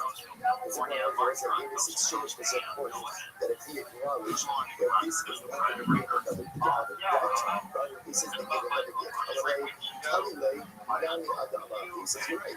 When we coerce him, we coerce him not just to get back money, but we coerce him to see that he's giving a gift. We're going to see these examples in halacha where you can coerce a person to do something. Because when you say that deep down, your will is to do the right thing. I would say, what is the right thing when you borrow money and treat the counsels that way? What is the right thing to do? What's the right thing to do? To give back as a gift. Not to plug it off, we put it on that. Not to pay it back, because the Torah says you have no obligation to pay it back. But the right thing to do is to give a gift. That's the right thing to do. So again, let's say, can we force people to do the right thing? Can we force people to do the right thing? Generally, no. But if you have your own volition and component to do the right thing, and now you're backtracking from doing the right thing, then of course you're right. So that's this case. So again, what's up with clear? If women never shows up, you let me go. But if women shows up and says, I like to give you a gift, and they backs out of it, that's when you need to use some level of physical force to compel them to comply with this particular desire to do the right thing. So how about my dog? So how about this? How about my dog? Who was talking about me? What's the day of Rabbi is using? Also, again, Rabbi loved the money. So let's say, so Rabbi, I see him with the little she is. Let's say, so some of my friends brought the money to me. I'm not bringing she together. Rabbi's taking other labor shadows, and Rabbi says, Shmita, because of the Shakir Rabbi's other Rabbi that has it, what does he do? He takes the money and leaves. Okay, so Rabbi says, Asa, I actually think that Rabbi was very distressed. And he also just paying this money. I said, somebody says, follow it up, why you want to I'm only up to myself, so you go to myself, so I was in that way. So I can't figure out how you go down about that. I'm tossing the ladies who's in the money. So you get a nice out of my mouth. Did you ever to give a gift to Rabbi on the form of the amount of below? I'm going to see, of course, I tried. I'm going to remind you of the what did I say to you? I'm going to show me that. Rabbi said, thank you. So thank you. I'm going to leave the hard way. I can't again. And I said, again. Full of the words. You say, nevertheless, I like to give you that. I like to give you the money. Now you can do that. I like to give you my money. I'm really low. He said, no. He said, no. I'm going to how much should I do it? So somebody said, so you said, I'm not weekend. Not the way to accept it. How should I be as believing that? I'm not weekend. Somebody says, I'm not if you're not being able to join us, people are not being joined us. Go back to Rabbi. Say, I'm not weekend. I'm going back. He's going to tell you to shine and tell you. To say I'm not weekend, and you're going to see it's going to accept the money. Also,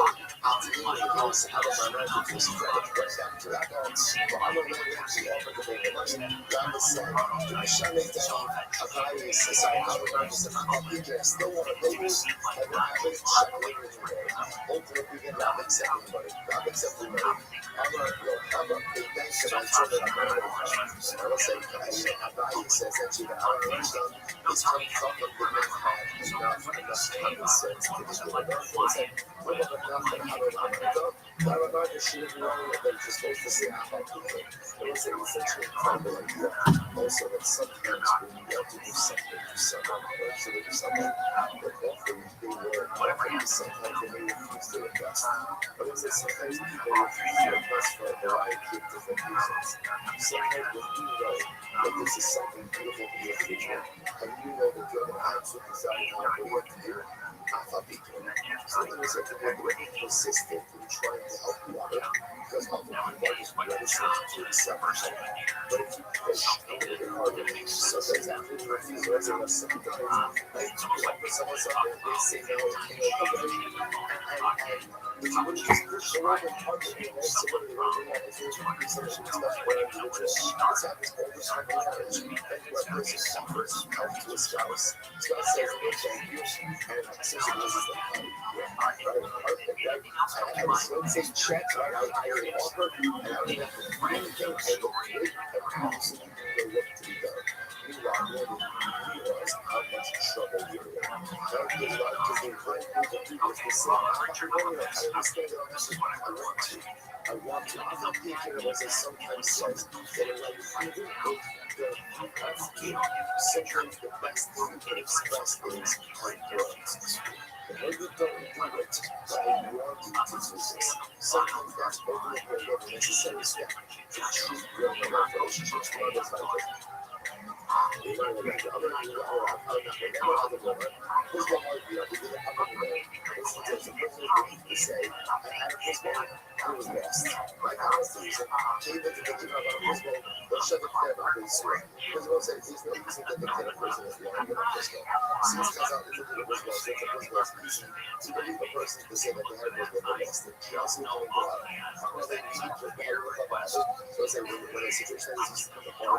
They would ask the person, tell me, did you have a physical that you arrested? He goes, yeah, what's up, we cover you. Versus says, the person says, so he's going to open up the mouth for the person who is the clean down motion, multi-strap, open the person who's going to again from London. One of them, so they're not here, they doesn't have a physical. Or even if you ultimately, you can't cut the physical. So it's really, so it's not like sign up, a multi-strap, multi-strap, should be a physical. So it's kind of like this. So it's like, do we assume that every transaction happens as nobody was lost or not?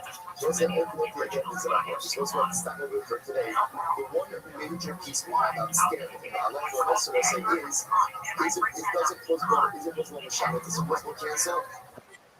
A secure gap. Either by a gap that ultimately again has specific collateral, general land, and ultimately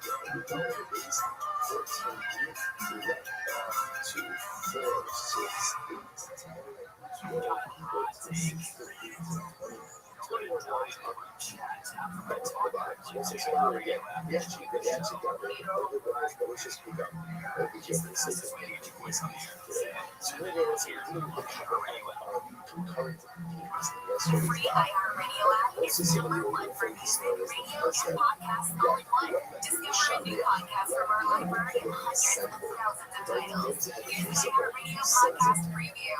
Object to the intended recipient via a shadiach. Ultimately, what's the nature of that relationship? Does the shadiach apply the object on behalf of the recipient or not? Now, this is what we know.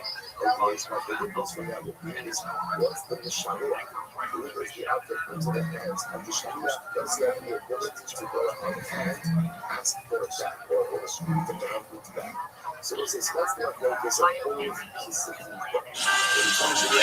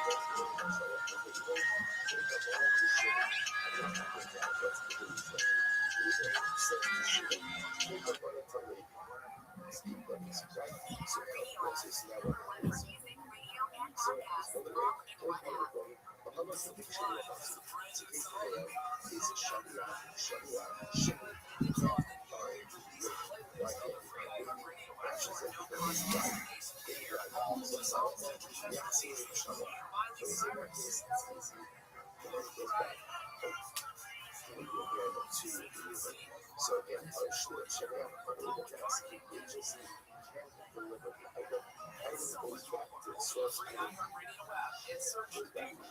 next case,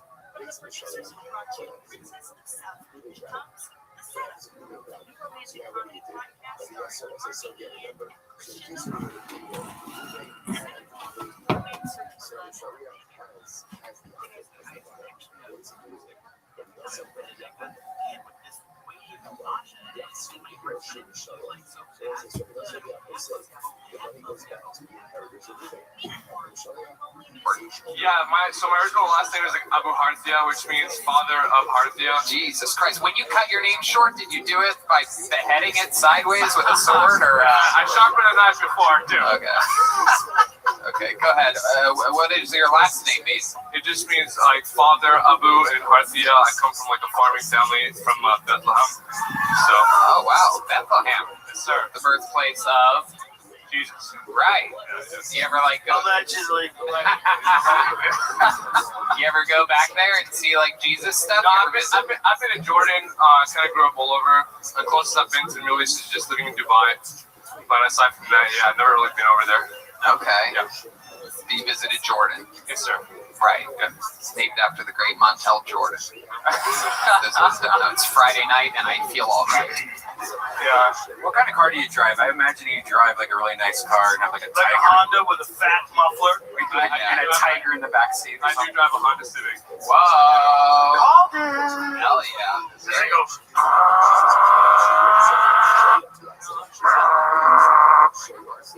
I'm okay with myself, you know. You okay with yourself? Yeah, I don't need to. So what are you saying? Asian people have an issue with Hondas with the mufflers? Yo, I did live in Asia, and all I could just see like The whole continent? Yeah. I lived in Kuala Did you have a specific spot?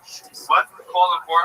Alright. Yeah, we don't really consider that Asia. You know what I mean? That's like That's the Hawaii of Asia. it's more like a resort, right? Right? Isn't it very nice No, there? it's nice. It's like a vacation spot. People come over there. Right, there's no fucking diseases breaking out in laboratories there. It's not real Asia. I mean, that's not fucking a heartland. Yeah. You know what I'm saying? Yeah. What do you do for work? I'm in sales. What are you selling? I sell like any coke. I wish. We wish. We can make it happen. We'll talk after the show, all right? No, I do like we sell like IV drips, hyperbarics, things like that. You sell IV drips? Yeah. How do you do that? On the street? I wish. Like, hey man, how does Hey your man, energy level? we you know we're eco-friendly. We reuse the needles, you know. But no, I basically work for a company. I just develop a bunch of stores around the country, and we just help people like do a bunch of stuff that Joe Rogan likes, you know. Jesus, dude. I mean, he's sitting right here. Adam, do you have any special skills or talents? Anything you do for fun other than stand up, like a hobby? Something you got good at? I just work out and I just try to make money on the side. You work out, make money on the side? Yes, sir. What the fuck? Are you a gay hooker? What kind of answer is that? What do you mean you work out and make money on the side? I mean, what do you do for fun? What are you good at? I go out, I do comedy. You go out, you're good at going out. Yeah, Yeah. Most of the times dudes go out and they don't know what they're doing. You like dance? You They dance? just tripping in the fucking street. You go to like nightclubs and dance? No, I just like bars, like live music, stuff like that. So when live music's playing, you don't dance? Any kind of live You music. just dance a little bit? Let's see what his dancing's like. I want to see some good old Middle Eastern dancing. Let's see, you guys got something dialed up for our friend Adam Akbar.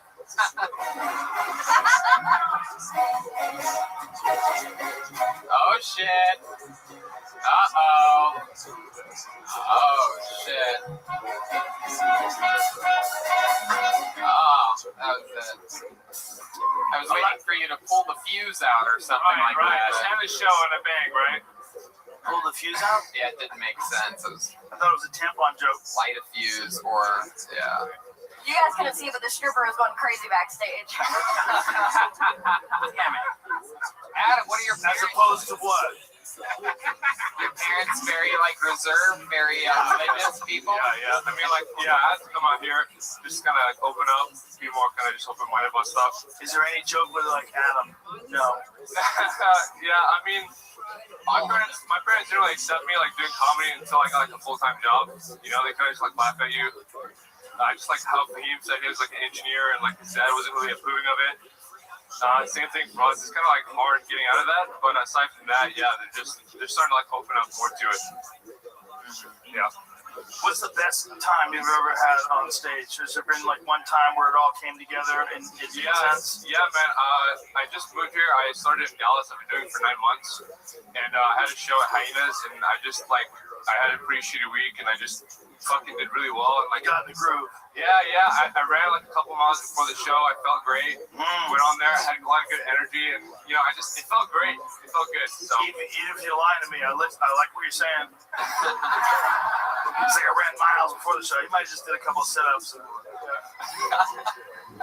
it, Adam. Well, 9 months in the game, you're Middle Eastern, you're talking about it, you're fucking doing it, you cut your name shorter so that you sound more Americanized, and it surprises people when you come up and you're all like, la la la la la la la, or whatever it was that you did up here, and telling you. It's exciting stuff, Adam. I'm going to need a red band buffer between you and me from now on. I sit on the other side. Adam, fun times, man. Congratulations on getting pulled. We'll see you again soon. There goes Adam Kamal, everybody. There you go. Your next comedian is going to be Justin Sanford. Well, the mic's getting clean. Justin Sanford. That's right. Follow Kaylee, by the way.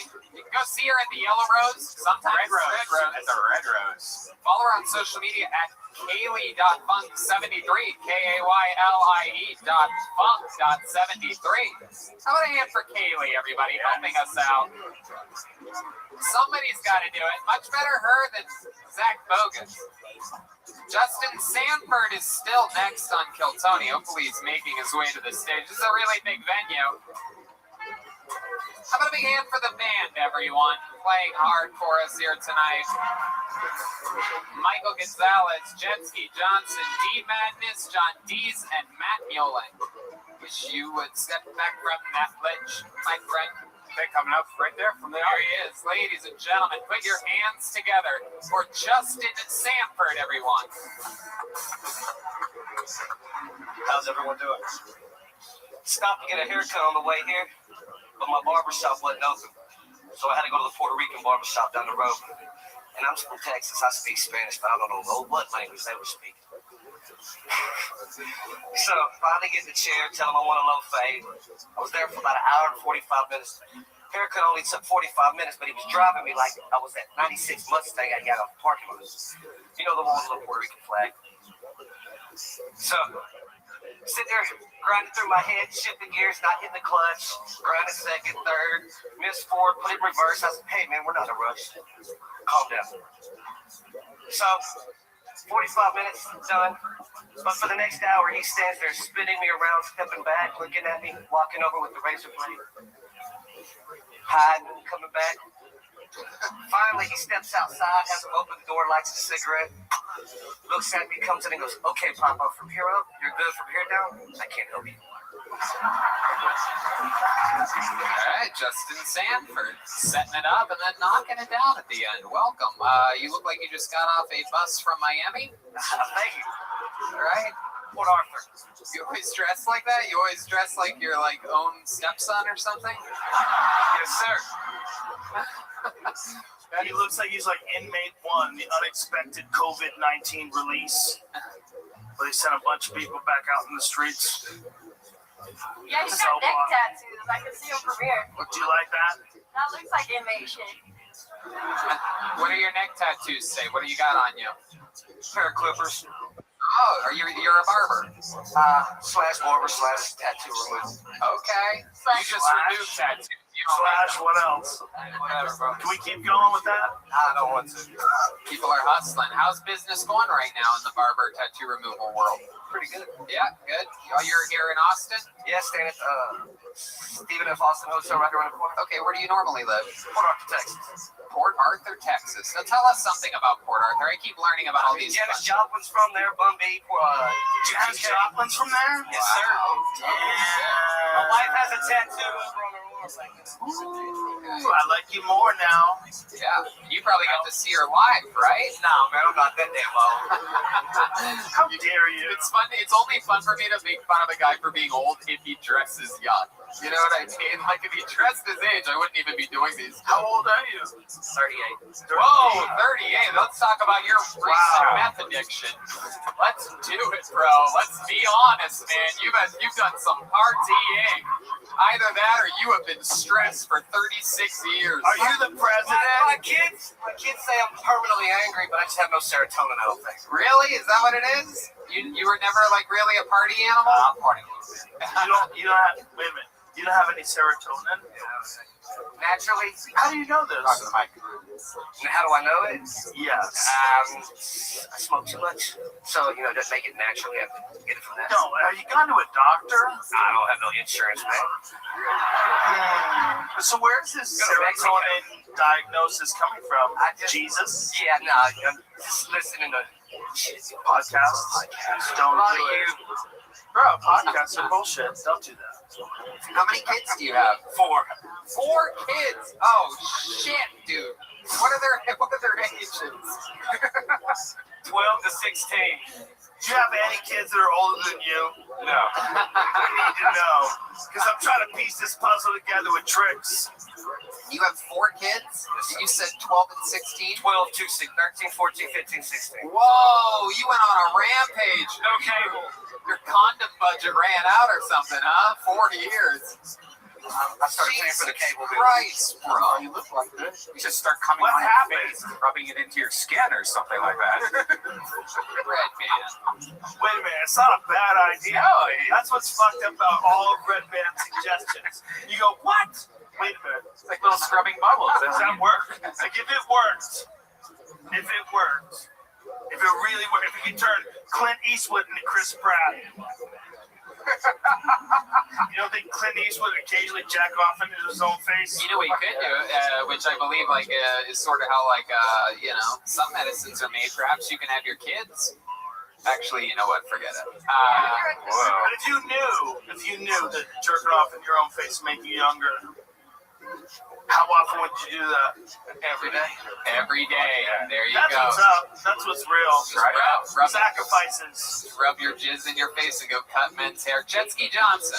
But is Red Band suggesting it because he does it? Because I think that's a good thing we should know too. Good question. Red Band, do you rub your own jizz in your face? No, but if it's been a couple days and it starts doing the sprinkler things, a couple times it's hit me in the cheek and I've rubbed it in just to see, sprinkler It's things. not working for Red Bands. I don't know. I don't know what you just said. Red Band's pretending like his load is so powerful that it sprinkles everywhere. That's it done that? Like it doesn't. Like it's not a sad vomiting soul for a. Well, you're just going through a bunch of shit. That's how your cum comes out like a volcano. It just runs over the edge. Yours has a poop worm that comes out first. What the fuck are you talking fucking about? guys? This is an amazing workplace argument that we're all getting to witness. 500 the lens of stand-up comedy. They talk about their loads. Red Band just comes Wendy's ketchup. Justin, you have any special skills or talents? You ever perform on stages and do anything? Never put on stage. Wow. How about anything else? You good at anything? You seem like a bowling or anything like that? I mean, I can roll one hand. You can roll a joint one-handed? Really? Let's see. Yeah, let's see it. Can you do it right now? Got a paper? Rolling papers? Golly, anybody have any rolling papers right now? I got a $500 bag. What I say? As soon as I learned that like other people will roll joints, I stopped learning. Yeah. Because everybody's like, you know how to roll a joint? I can figure it out. It's not like driving a manual. Have you done one before, like recently though, like where you can still make it, but it just looks so sad? If you give people more money, they just do it for you. You don't have to do that. That's so stupid. Justin, you talk roll your own cigars, bro. You talk about having low serotonin. What in the world makes you the happiest? What are your favorite times? Probably murder of comedians that make shit talk jokes about them. We got so high before this show. I've been trying to survive this whole time. I'm too high to be talking in public. What are your different comedians to be coming up on stage? Tony looks at me sideways. Real talk, I'm just my kids, man. You love them. Adorable. 12, 13, 14, 15, and 16. I love it. All right, man. Well, there you are. You're out there doing it. You still with the baby mama? What's up, baby? You got one here? I got one here. Wait, 3 baby mamas? I got one here, yes. The one I've been with 16 years this year, yes. Wow, you have 3 different baby mamas and 4 kids, 12, 13, 14, 15, and 16. Wow. Whatever. God, you're such a hater. Now it's starting to make sense. This guy almost ended up with fucking 4 14-year-olds. This guy was one woman away from possibly just hitting the opposite of the lottery.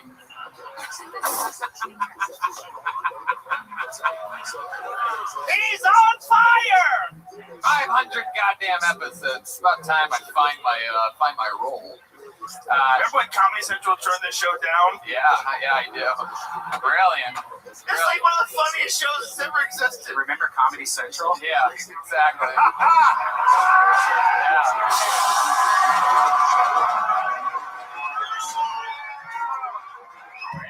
Hilarious! Welcome to Texas, bitches. Justin Sanford, ladies and gentlemen. Follow him on social media at IrishMade82. He did it. You got up. Kill Tony. Justin Sanford. Here we go. We're going to keep it rolling. This is fun. How exciting. Speaking of fun. Whoa, Kaylee. Hey, how many of you traveled from another city to be here tonight? Damn. That is so cool. We appreciate the hell out of you. Delicious whistle pig. Yeah. Don't forget, if you're into vodka, drink Fix Vodka. If you're into whiskey, drink Whistle Pig. It's a no-brainer. And if you're into pussy, go to the Red Rose. Oh my God. Okay, this is really, I don't know. How about a hand for the fucking band, ladies and gentlemen? That's a real band. That's a legit band. Nick Dopacha is next. Nick Dopacha. Pudja is up next on Kill Tony. How exciting. And that's Michael Gonzalez on the drums. John D's on the keys, D Madness on the bass guitar, and Matt Mueling on the electric. Very exciting stuff. Fucking love this band. Freak musicians. Goddamn Austin, Texas. Where the hell is Nick Dopadja? Here he is, everybody. Put your hands together for Nick Dopadja. Hell yeah. ¿Cómo estás, bitches? Everybody doing well tonight? Yeah, fuck yeah. So this is Austin, Texas, from Las Vegas. I heard you guys have a pretty dope yoga scene. Anyone here do yoga? It fucking sucks here, dude. I know. I taught yoga for 5 years. And you guys been to Black Swan? Fuck that place. I have to view a whole homeless shelter while I'm in like a trigonosta, man. What the fuck is that? It's like I'm watching a view and I'm seeing some dude. And breathe. So I taught yoga for 5 years, and a thing we get a lot is that yoga instructors sexually harass their students, which is fucked up. I don't agree with that. But if you're gonna do it, you should do it in a DMX voice. Where my downward dog at? Hey, yo, where my downward dog at? That's my time, thank you. There it is, Nick Dopadja. Nick, I'm going to be honest with you. I absolutely hate you. I mean, it is unbelievable. It's unbelievable. You have good energy. You have good timing. You have good pacing. You do things well, but it's like you seem like a professional, but I just fucking hate you. I get it. Did you think that like talking about one specific yoga place, whatever the Black Swan is, you thought that was going to resonate with a bunch of podcast fans? No, I just actually went there and legit while I was doing yoga, it was like people shooting up and you had a whole like tent. I was like, this is fucking interesting. I know that spot is. It is right next to a homeless camp, right? Yeah. What else do you have that's funny? Because that's like people, their life fell apart, they're right next to you trying to be spiritual, and you're like, how inconvenient. Right. Well, I'm out here trying to connect with the guy in mind, and you fucking losers only have one pair of underwear. That's where you're at, right? No, this is. I know, but it's like, it's jokes, right? You're telling jokes. But you decided that's going to be what you talk about. The saddest people on earth. People that lost everything. I just go, come on, I'm fucking with him. If he's not gonna drown, he's gonna swim. We have to decide now. I mean, how are people voting in May? All right, Nick. So let's talk about it. You were on the show a couple weeks ago at Anton's. We talked about you doing yoga. What else didn't we talk about that might be interesting? Good at anything? What about the yoga? Do you teach it? Yeah, that's yoga. That's the problem. Yeah, you're way too listening to you. All those housewives listening to you, stretching deeper. Yeah. Holding it longer than they would, but you're telling them to. How long have you been doing stand-up? 3 years. 3 years, yeah. The yoga thing will be the only time someone asks you to stretch. It's a stand-up That's reference. a really inside baseball, but stretching means that you do longer than your assigned set. And you gotta do this. Yeah. Stretch. They say that from the sideline. The next comics run late or something. Comedians are fucking irresponsible drug addicts. Let's keep talking to if Wolverine only did yoga. What else about you, Nick Dopadja? Give us fucking something about your life other than the fact that you fucking jump on a mat every day.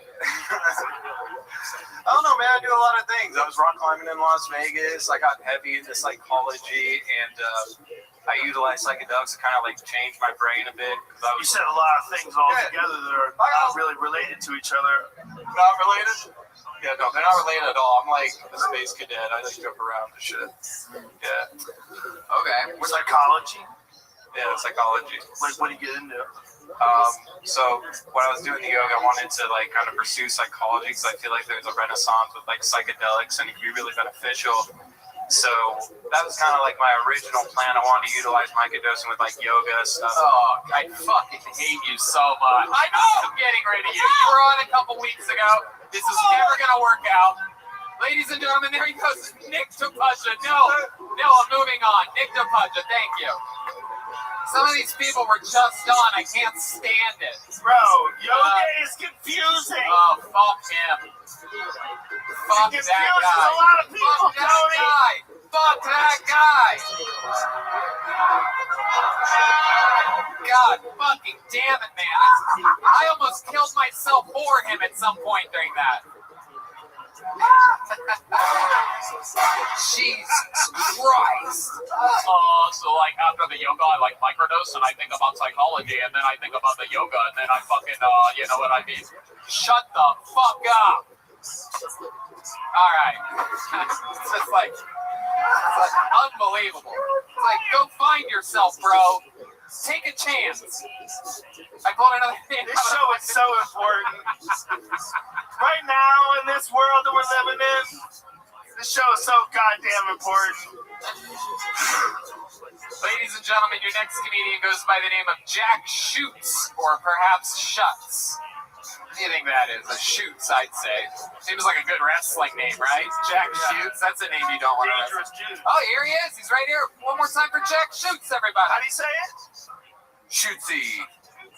Come on, make some noise for Jack Shootsy, everybody. Hi, guys. My name's Jack Shootsy. I'm hyper self-critical, so I'll either be killing it up here or myself later. Judging by the looks of this room, I shouldn't be alone. I like making fun of suicide because those that are the best at it have the least to say. Texans like to pretend they care about history. Texans don't care about history. I can prove it to you. Texans don't care about history because they let the coaches teach it. In the portables. Y'all been there. Y'all been there. Hey, Coach Alcier. All right, team.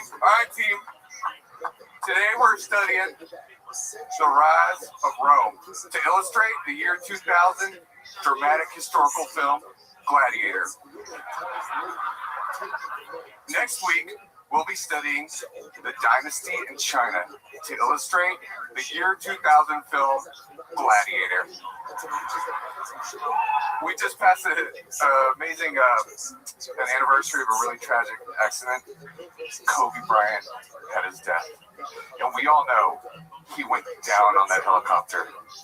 We just hope he asks for consent first. All right, thank you. Oh, dude, you were doing so good. Yeah. You just bailed. Hey, just from here from LA. Don't get mad. Don't get mad. You Don't said get it's mad. out of my hands. It was. I gotta stop. It was so good. The only one that laughed at that Kobe joke was Kobe. He's like, fucked up right there at the end.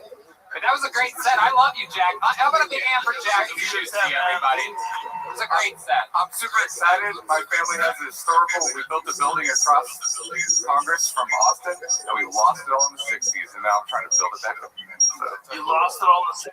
we were a competitive company with Walmart. Walmart came and dropped it. Was it called Shootsy? It's called Tips, but just not even a joke there. It was like Tips Hardware, Austin, Texas. If you're 60 plus, you know it. Yeah, nobody. I just found a new name in my comedy club. Just Tips. Just $500,000. We good. Oh shit! There it is. All right. Good luck. Good luck. Jack, what do you do for work? I was a chef, and now I'm an accountant. You're an accountant? What happened? Cooking. I wanted to be able to do stuff like this, and I'd be in the kitchen right now. Yeah. It's because it wouldn't taste good. It's a joke. What do you mean? What the fuck does that mean? I want to do something just like this. Professional chefs have to work at night. Every night, yeah, they have to work. So normally you miss like all your family birthdays. This isn't funny. Let's talk about funny stuff. We'll get there. We'll get there. You just tell us the truth, and then we'll make it We're funny. just trying to figure out who you are. No, you said you used to be a chef. Yeah. But you loved it?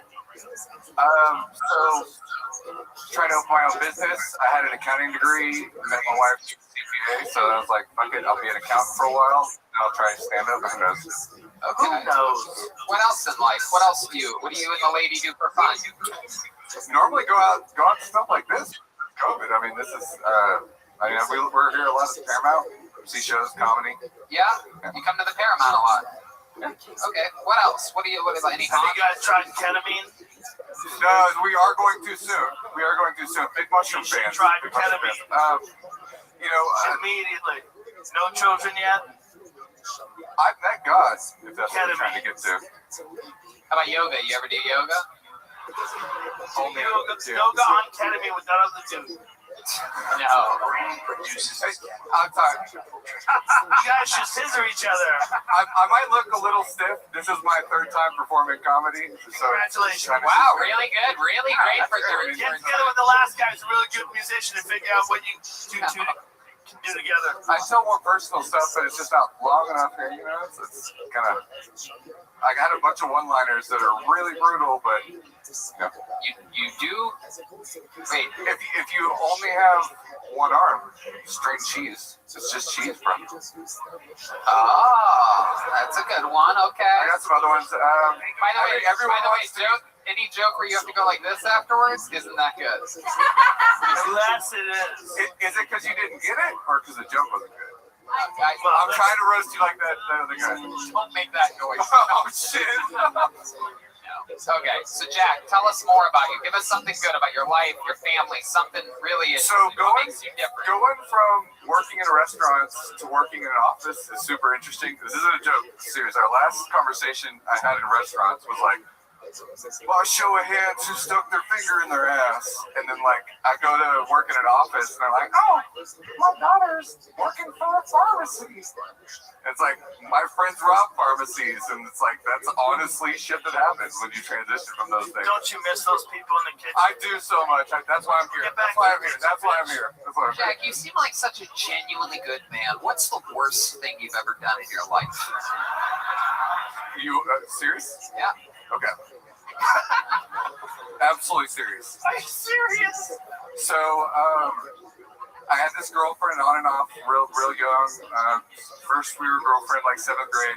Around sophomore year, I had a friend, and we were in PE Warriors. People know what that means. PE Warriors. Hold on, stop. Does anybody know what that means? Only people over 60. If you're in PE, it just means like you don't have a mascot, so you're not on the team, so you're a fucking PE warrior. Doesn't matter for this. Okay, so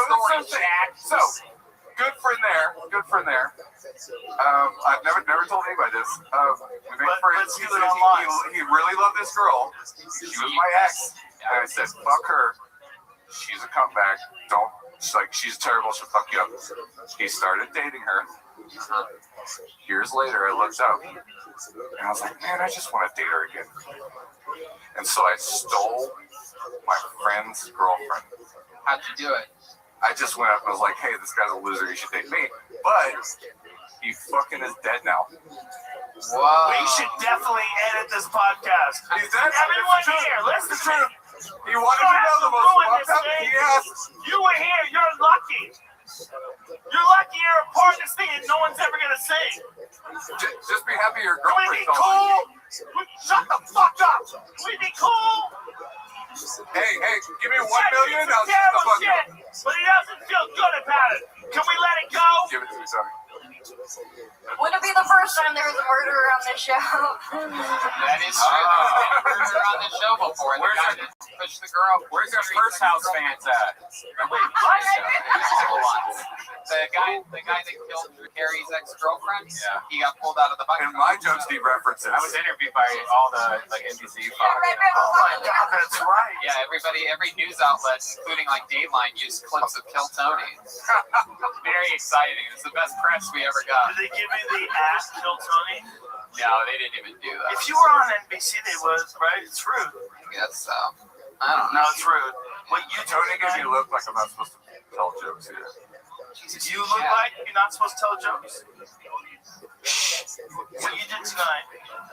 Huh? It's cool. Hey guys, good night. That's such a great time. Thank you so much. Wait, Jack, Don't leave. Jack, what the fuck Don't is pull wrong with shoot. you? I don't know, man. How you get in there? I don't know if you saw. I kicked the fucking pussy ass yoga guy out of here a minute ago. And then here we are, we're just having a talk. Or why are you panicking over there? It's third time, man. It's how I told the narrative. That's true. That's true. You think you can That's what I told decide myself. when you fucking leave? You can't control the narrative, man. That's right. You don't decide when you get Why do you think I'm back? Fuck you, I won't do it to tell me. How many of you think we should make Jack stand against this curtain for the rest of the episode just for trying to leave? Here he is. He's part of the set, everybody. It's a Jack statue. Come on, stand back here, Jack. Jack, you don't have to listen to him, man. Keep the microphone in the mic. As your attorney, I advise you I will stand. act on your conscience. If you give me 5 minutes somewhere, I'll stand that way against this. What? What? If I give you what? There he goes. He's done. Go back to your seat. Thank you. Jack shoots.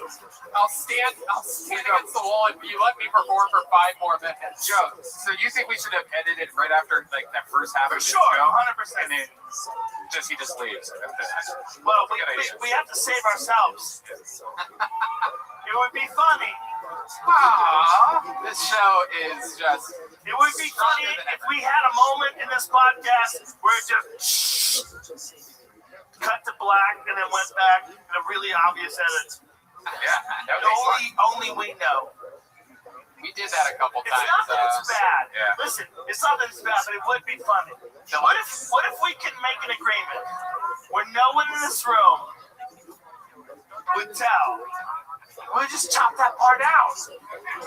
All that crazy shit. Trust me. It might get us kicked off YouTube. Let's just shut the fuck up. Can we just shut the fuck up? Can you shut the fuck up?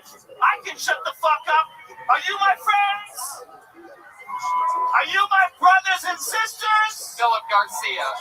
Can we help that guy? Shut the fuck up. I see phones. I see you lying.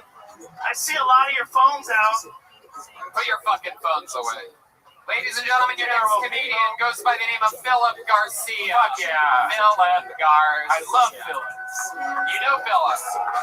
We know Philip. He's been here before. Hey.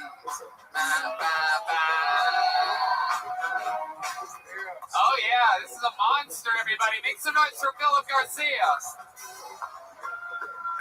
Let's get a little clap going, everybody, just like.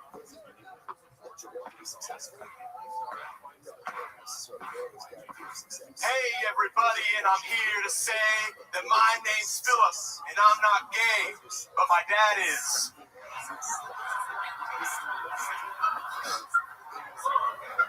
Yeah, my dad's gay. He's fucking my friend from high school. My weed dealer from high school, right? My wife's a Pornhub title at this point.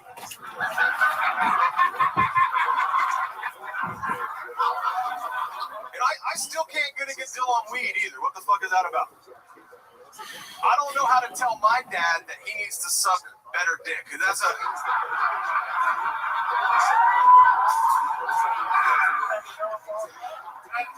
Used to call him Papa Bear, not so much anymore. You know, it's a... I should have known when we were kids, we'd go on bicycle rides, he'd take his seat off, and that's going to be the,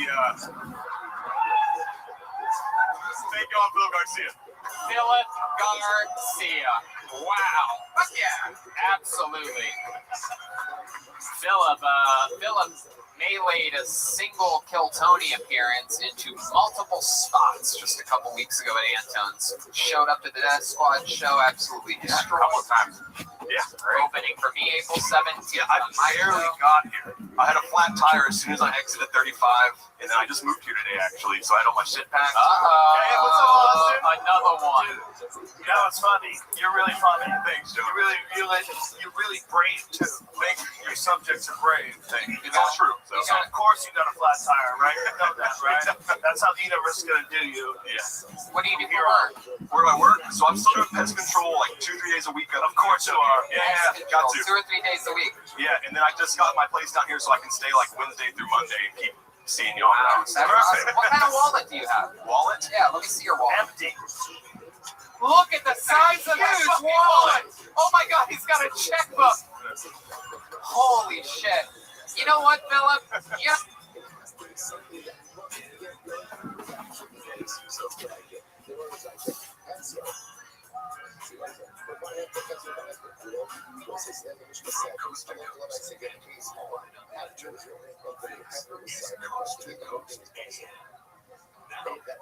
So I said, which cat was really fun? So he wants to say, that's well, he used to be a cat solution. He wants to say, it was the first time. He said, you never know. He said, but what you see, that the first level we get is essentially there's a certain kind of person's personal information. Like, for example, they got a husband, they got a wife, things like that. So what's the first level? But what I do, the concept of the shit, should be outside. But let's say, well, you're there, outside. Once you go ahead and the first line of Shema, that's enough. That's enough to actually that's the options, right? So we get right into this. When we say that it says the fucking word and it's also, that's assuming that you shout because the first part of the get, which goes ahead and is the first information, but also the second part of the get. Okay? If I next up to the next one, that's it. It says again, the get, I gotta say it for me. Sorry, but it wasn't how much we stuff. So if they watch this case, very quickly. So it's like, I'm going to get overseas. I say, listen, the fun I left up, I sort of work today. But to be honest, I only saw the signature of this. I only saw one witness sign. So the issue says, so this guy told us, watch this. What happens if two witnesses come along and testify about what they get the second aid?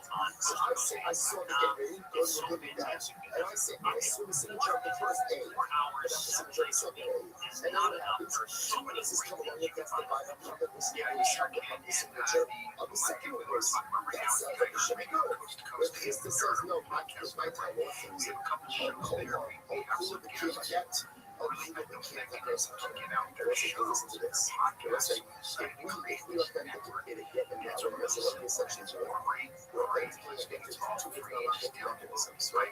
When I say the next stuff, cool, and then the final next stuff, I just about one signature. That's the person of the market. They are trying to solution.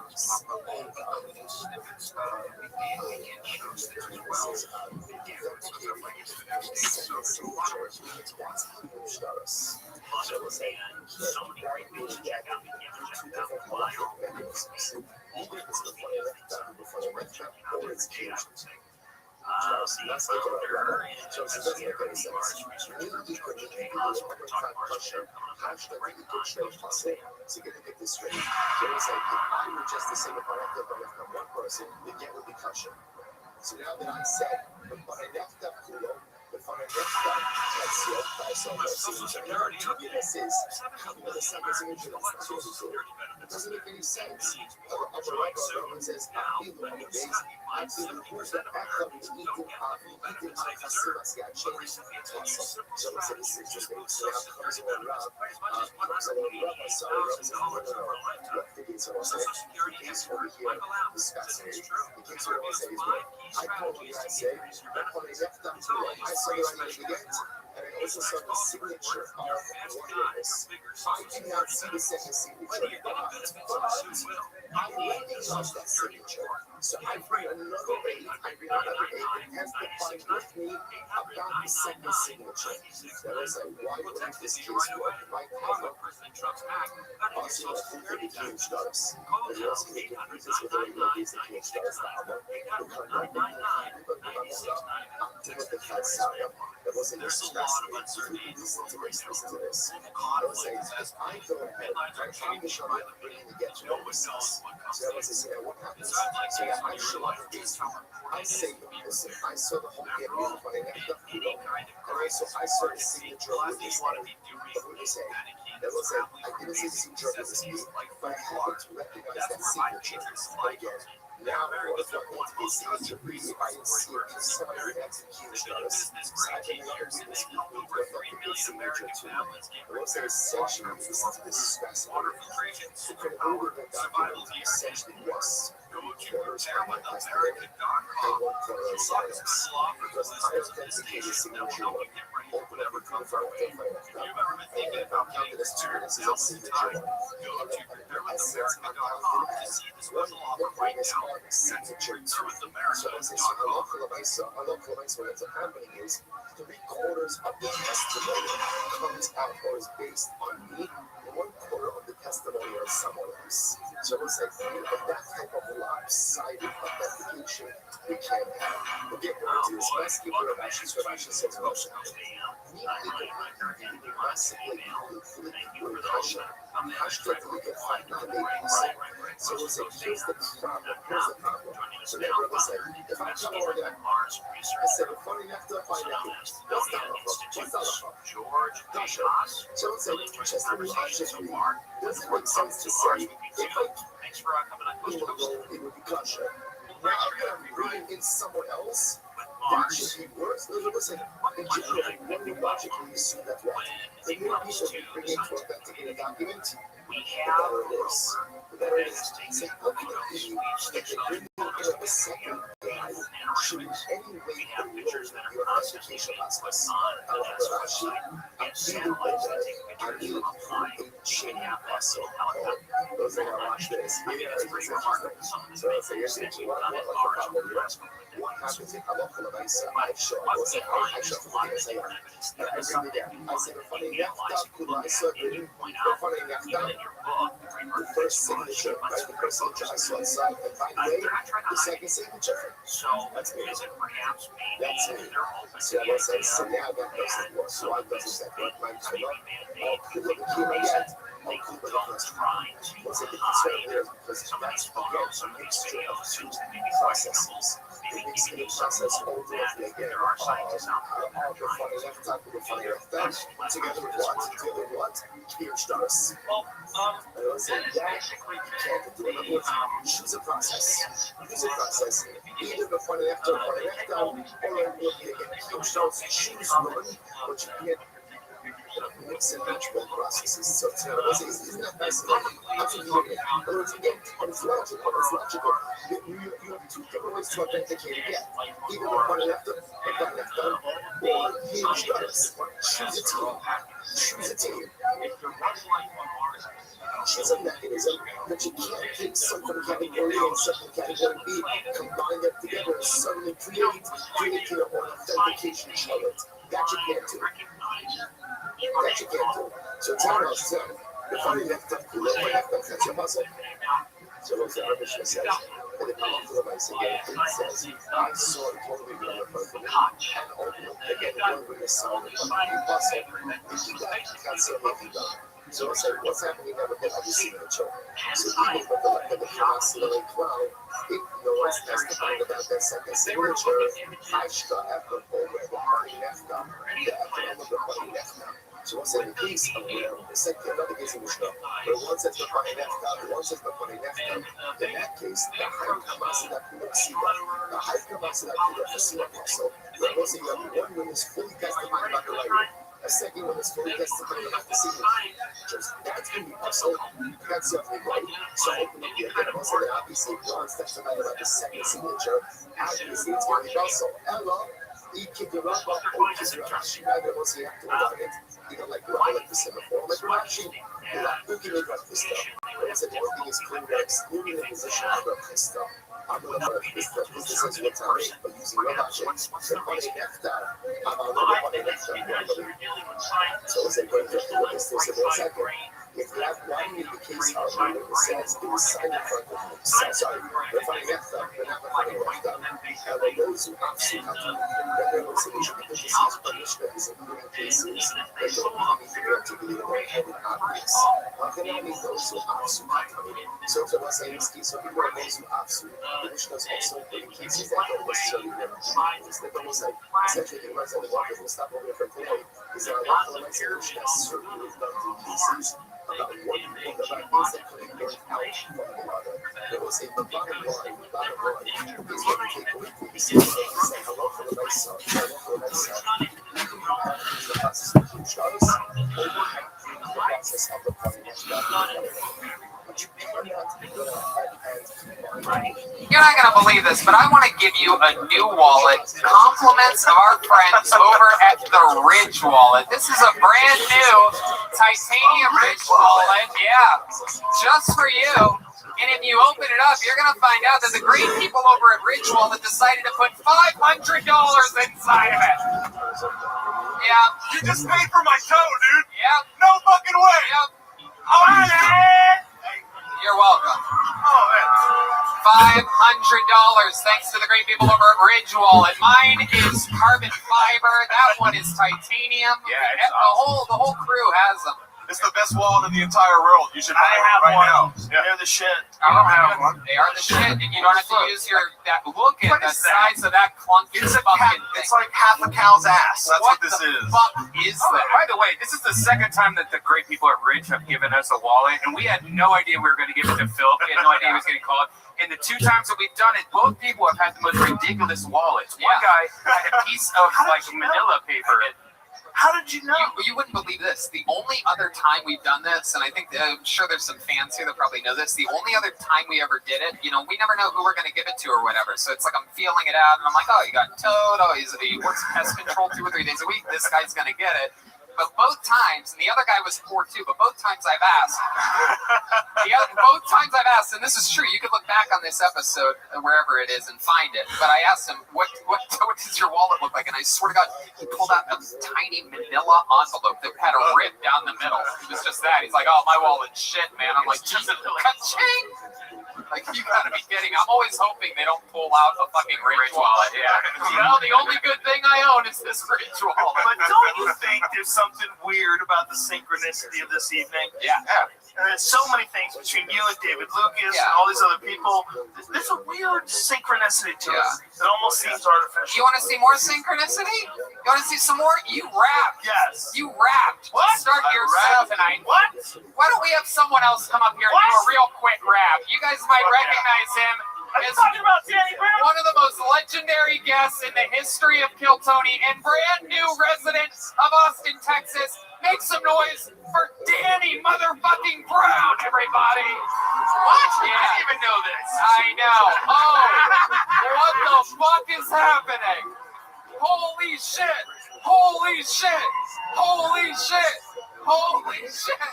Holy shit. So you just gonna make me rap, man? Goddamn it. What's up? What's up? What the fuck's up, Austin? Danny Brown, ladies and gentlemen, Danny Brown! They just gonna get up here and make me do this shit. All right. Fuck. I guess it's pretty much just like, okay. Because I would do this, without a record deal. And half the shit I say won't be understood by executives. I'm from that crack rock, trying to grab my wedding ring. So what the fuck you gonna tell me about anything? Strap up, nigga, get your boots on tight. I'm from back when Snoop called Luca Frisco Dyke. Made moves, went left, you went right. Niggas wanna be hot till they souls all nice. Long as I got the rank, can't tell me shit. You ain't got it, put you out like Hannibal Buress. Detroit Danny Brown in the motherfucking house. What the fuck's up, Tony? Is there anything you'd like to say to the fans of Kill Tony? We haven't heard of you or seen you since that Detroit episode. Yeah, I was going through a lot that time. Danny, I would just like to say, there was a lot of Adderall. And Adderall liquor basically turned to cocaine at that point. So I was going through a breakup at the time. I didn't give a fuck about life. I love that episode. That's one of my favorite episodes. It was pretty fun. It's great. People loved it. Yeah. Danny, you just moved here to Austin, Texas. That's right. We're all here together now. We're all hanging. Danny Brown. That's right. We're going to dinner this week. Yeah, man. You sold me out last week. Well, something to you. I know. I'm like, this nigga's still in LA. Goddamn, I thought you moved to Texas and shit changed. Trust me, it's very surreal to have to change plans with Danny Brown. It hurt me too. I'm like, what am I doing? I know. Yeah. I mean, save yourself a precinct visit, maybe. This is a weird town. It's great. I love it here. I mean, what do you love about it so far? You been to an HEB yet? I mean, I started coming to Austin from South by Southwest. You know what I'm saying? So I've been coming here like every year since I've been a fucking rapper. You know what I'm saying? So from then, it's like I just developed a great relationship with this city, you know? I fucking love it. You have such a great energy. You're one of my favorite artists. Thank you, guys. Ladies and gentlemen, make some noise. Just a quick cameo from one of the greatest fucking rappers in the world. Detroit Danny Brown is now Austin Danny Brown, ladies and gentlemen. What have you done, Tony Hinchcliffe? Chaos. What have you done? This is Kill Tony 500. You guys want to go to the bucket again, huh? Let's see what happens here. Do you have Go to the Bucket t-shirts available online? Ooh, no, that's a good idea, though. We are working on Kill Tony. We're working on Kill Tony bingo cards right now that we think are going to be our greatest piece of merch ever. Where things happen on Kill Tony and you mark your bingo cards and you just play along. Maybe by yourself, maybe. Yeah, because I'm sure you have a lot of bingo fans. You fucking savage, barbarian, psychedelic taking audience. All right, ladies and gentlemen, pull another name out of the bucket. Let's see what happens here. This is a cool name. Ridge Hirschberger. The stylings of Ridge Hirschberger. Talk about synchronicity. We just gave away a Ridge wallet. The next comedian is Ridge Hirschberger. His first name is Ridge. The company that makes Ridge wallet is called Ridge. This is Ridge. Ridge Hirschberger. One more time for Ridge, everybody. Holy cow. I have never seen this many people in my whole life. I have an interesting family. My uncle, he's 100% Amish. And it's weird whenever we have family reunions and stuff. They all have beards. Even the men. I was told this would be an Amish-friendly crowd. Oh, how I was misinformed.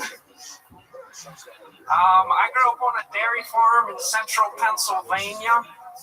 I have touched so many titties. I may have even sucked on one or two. You know how people talk about this farm to table? I don't believe in that. No. I believe in something better than that. Udder to mouth. Thank you, guys. Hell yeah, Ridge Hirschberger.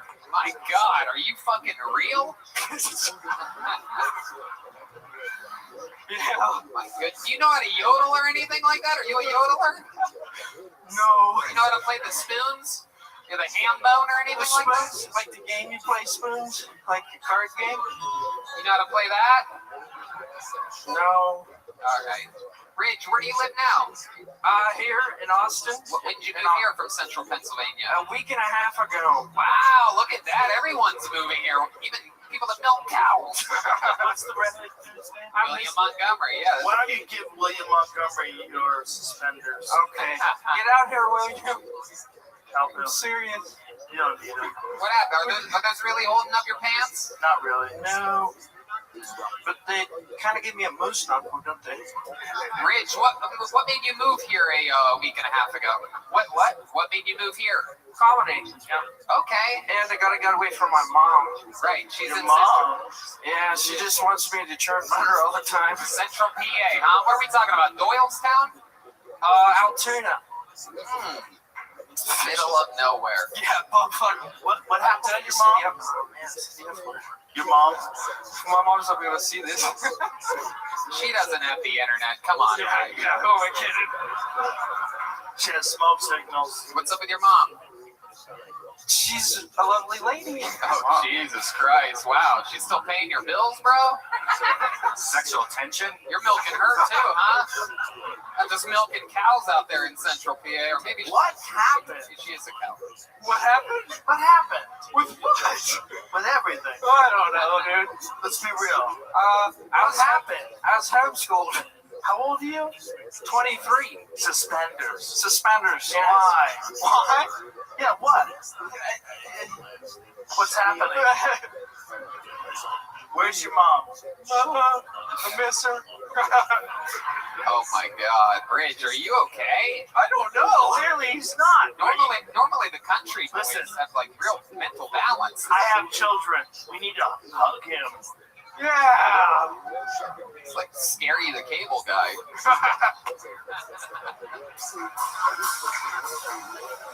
I thought Larry the Cable Guy like really worked on electricity and stuff. Of course he did. No one was around to teach you otherwise. So tell us about your life, Ridge. Other than being homeschooled and making it out here, like how Are we gonna have 2 edits in this podcast? how are you blending into civilization? Terrible. Yeah. What do you do for fun? What do I do for fun? We catch pigeons. Really? Yeah. You like? What did you say? What are you talking I about? love that What are you answer. whispering? Trust me, it's been almost 8 years. This is 500 fucking episodes. You count like 10 comedians times 500, whatever the fuck that is, 5,000 fucking people. You think I've ever gotten the answer? I catch pigeons. I love it. Give me new shit, please. Just don't answer. All I do is yoga and microdose. How many guys you got over? Suspenders is a rare treat as well. He might be number 1. Yeah, it could be. He's the first non-fat guy with suspenders. We have a resident suspenders guy, the great Yoni. It's a weird choice. Oh, there's some big Yoni fans in the audience. Yoni, is he here? Wow, the opportunity of a lifetime miss. There it goes. And Rich Hirschberger, what's something crazy that you've done? You ever get in trouble with your mom? Like, God damn it, Rich, you really Stop fucking me, Mom. And there he is. There's Yoni, everybody. Look, the suspenders are blending in. This guy sleeps with fucking suspenders on all day, every day. It's coming back with the fanny pack. There he is, the suspender king. What do you think of this guy's suspenders, Yoni? He's got the same pair. There it is. So you just wanted to check in with you. We gotta have Yoni every time a guy with suspenders. I was so pissed when I came here and I saw he had suspenders. He's like my arch nemesis. Yeah. I hate him. Yeah, and he's also, much like you, he's also fucked your mother. Oh, goodness. It is my dad. Very rarely do I do that. I just had to do it. It's only funny because he did it. You fucked your mother, Ridge. We know it. Don't let him bully you. As your attorney. Ridge, you ever get in trouble for anything? Yeah. Like what? I got a DUI. Really? Yeah. Then I had fucking way. And then I had to go to homeless rehab. I had to go with my uncle and live there with him for a month. Oh my god. I didn't have any electricity or anything. It smelled like shit. Yeah, it did. You've also stayed at his uncle's place before? His name is Serene. Ridge, you have a girlfriend? No. Have you ever had sex with a woman? Besides your mom? Honest question, Ridge. I'm not trying to be funny here. Are you a virgin? Here goes my cleaning comedian. Yeah. You're a virgin? No. Okay. Yeah. So you've had sex with a woman? Oh, wait. Is this a setup? Are you going to be like, anyways? Jesus Christ. You might be right, Joe. Joe was the first one to say this guy he's could be a okay. serial He's just, you got to be okay. How many times did you stand up? Probably like 50 or so. 50. What year did you start? It's 2021. 2019, like 2 years, but like pandemic, you can't do anything. So, did you always want to be a stand-up, or is it like a whim? What are you doing? I didn't know being a stand-up was a thing you could do till like age 18. And then I found out that was something you could do, and I was like, holy shit, I love this. I didn't actually find out until like I was 21. Like I always thought it was, for some reason, I always thought it was a weird like nepotism thing. I'm like, oh, these people must have like famous parents or whatever. I swear to God, like I just couldn't imagine. When I found out that you could just go to open mics and just start, and like you get to do it as often as you want, it blew my fucking mind. I'm like, you don't have to pay to do the thing to get better. Everything else you have to pay to get better at it, to do it. You take classes and all this bullshit. This was just open mics. My mind was blown. Anyway, so I'm sort of like you in that way. Ridge, let's talk about, for some reason my instinct is telling me to ask him why do you do stand-up? I don't know. Because I enjoy it and it's fun. And what's your favorite part about stand-up? Making people laugh and having fun. When was the last time that happened? Oh man! Like on purpose? On purpose? I don't know. Last night. There you go. You're doing it. How long have you been doing it? 3 years? Enough to move to Austin. Yeah. You're starting to make more sense as the interview goes on. Yeah, you're relaxing. Something It's like we've been talking about all night. There's a stage you have to get where you can be yourself. Yeah, it's really hard. My gut keeps telling me that I have to ask you about your love life. I have to follow up on this. I got a wibbly-wobbly answer about you being, whether you've had sex or not. Are you very sexually active or not so much? No, One not so girlfriend? much. One girlfriend? I've never had a girlfriend. I've been in high school, but does that really count? How tight are you with that funny non-binary guy? I'm sitting right next to him up there. Really? Next to each other? Side by side? I put his name. I signed up for him. He Wow. got first now. Incredible. That's against the rules of Kill Tony, by the way. Fuck. I mean, Ridge, so you've only had a girlfriend in high school. When's the last time you kissed a girl? like 2 weeks ago. Who was that? It was a cute farm girl. Really? Yeah. Are you just saying Was she that? awake? Yes. Oh my Is she goodness. related to you? When was the last time you had sex? Over a year ago. Over a year ago? How about on purpose? Oh my God. She's killing me. All right, Ridge. Well, we tried our absolute best. You last long in the bedroom? You have any special moves? You do the fucking, you milk the cow or whatever? I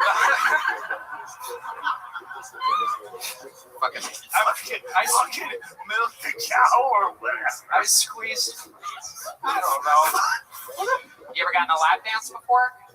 Yeah. Oh, well. Oh, no. Not fair. Never from a human. What about the wild thing? What? Tone low.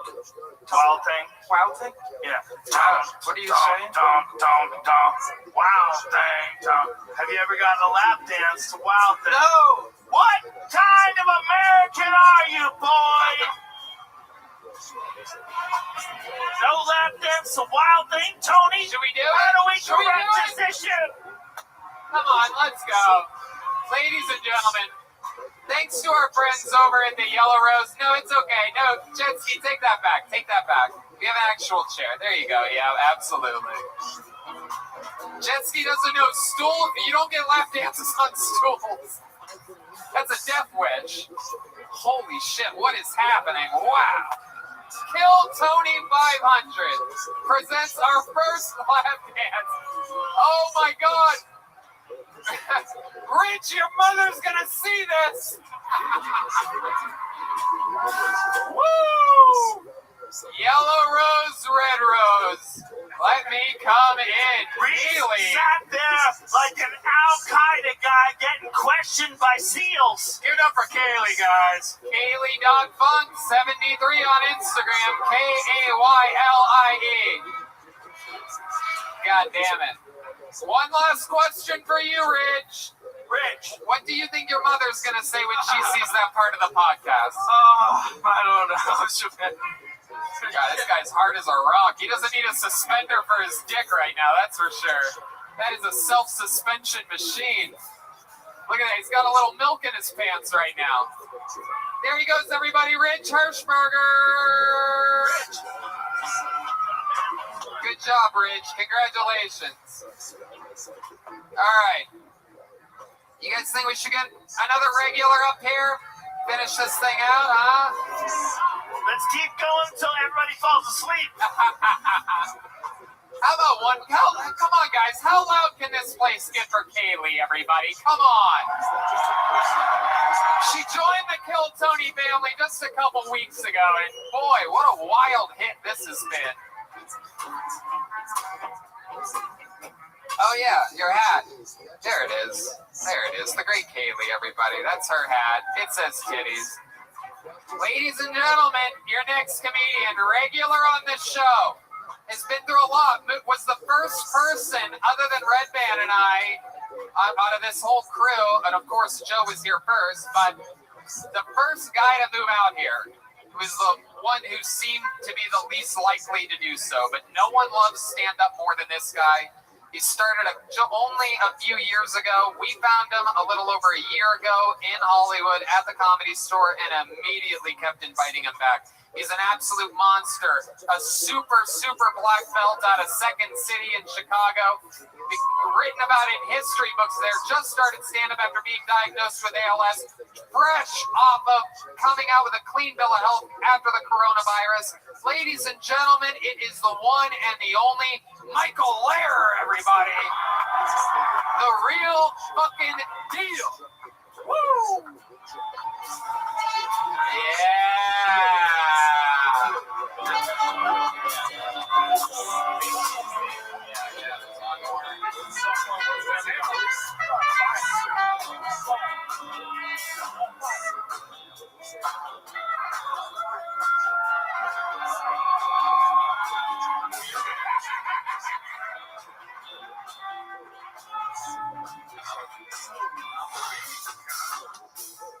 Fuck microdose. It's time for your microdose. Yeah! The people always saying are animals. You broke me in 8 weeks. You broke me like a horse. And all my stupid pulled out. Hey, committing daily felonies. Bragging about it to capacity crowds. Thank God you defunded your police. I can't go to jail. In the shower, I get butt fucked and electrocuted. Your Texans are not human beings. How the fuck did the South lose the war? Did you run out of cocaine? That's why you defunded the police. You're all criminals. None of you get the vaccine for free. None of you. You deserve it. Show me your checking account.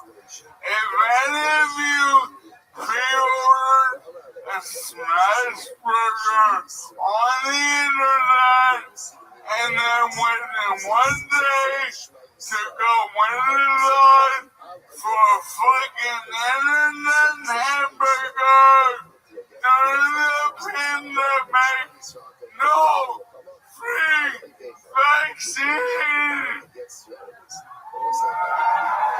Can I just say one? Yeah, Joe Rogan. 1 minute. How the fuck did the South lose the war? Did you run out of cocaine? That was one of my favorite moments of this night. Without a doubt. Thank you. Michael's the only person who we don't even give a kitten to, and he's just literally just coming off of a real battle with the coronavirus. Yeah, I went to the hospital twice. Feel sorry for me. But just to show you how powerful this fucking guy is, got a clean bill of health on Saturday. When did you get it? I had it basically like for 9 days real bad about a week and a half ago. Yeah, real bad he had it. Yeah. And in his 2 appearances, one on Monday back and one here, he both times did 2 minutes. Just straight up, just brand new material. Nothing anybody's ever heard before. You know, setting a new bar. This is something that regulars just simply have never really done or taken advantage of. Well, I'm sentimental and I can't. But my sentiments are like, I love comedy ever since I was a fucking little fucking 4-year-old boy, and I got pulled out of this bucket December 2nd, 2019, and I'm a bigger comic than I've ever been.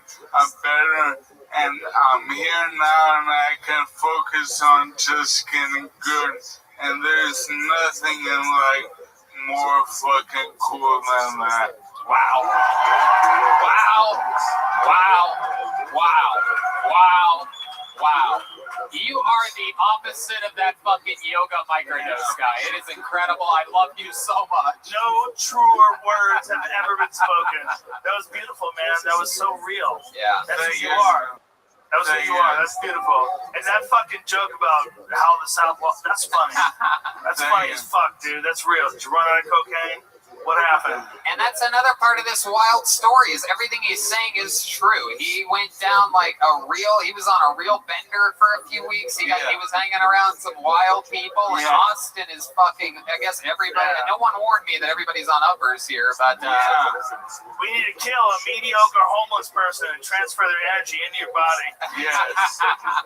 Rise from the ashes like a phoenix. You came back from that, you're back from the coronavirus. What else has happened, Michael? Well, I have a very special announcement. May I take over, Tony? Sure, go right ahead. All right. I love you so much. Now, thank you. Now, ladies and gentlemen, 22 years ago, around now, I had a baby. No, hold on. And that baby, and my son, is in the night. Shut up. Now, I wrote for my son, who I did not raise, but I forced to perform to make me look like a super dad. I wrote for my son a blind middle of Kentucky jokes. Yeah! Who wants to hear my son do a minute of blind, never before read jokes I'm forcing him to do? Cause I know it's funny and he doesn't. And he's so fucking impatient with me. Ladies and gentlemen, welcome to the stage, my boy, Colin Heenan.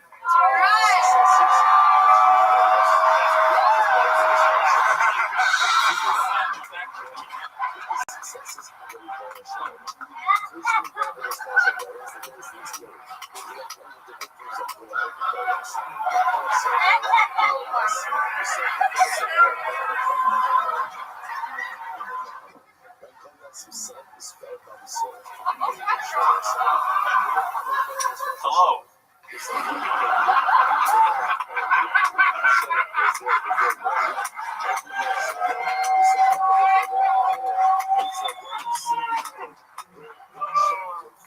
I'm Colin. I'm from Wyoming, but I've been preparing for tonight for over 2 years by waiting tables at Texas Roadhouse. And if that popular steakhouse chain has taught me anything about Texans, y'all love America. Fried pickles, free refills. Besides being a top young rising comedian, I'm also an actor. Hashtag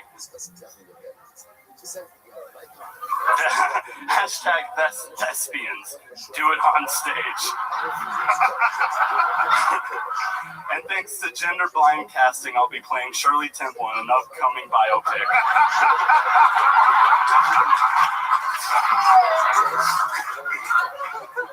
I've been a hunter since I was 12. My dad wants me to take him sometime. How would that work? I would be like Chewbacca, with him in my backpack like C-3PO.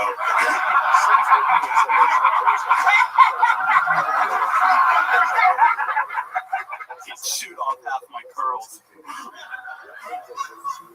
Kanye now lives in Wyoming.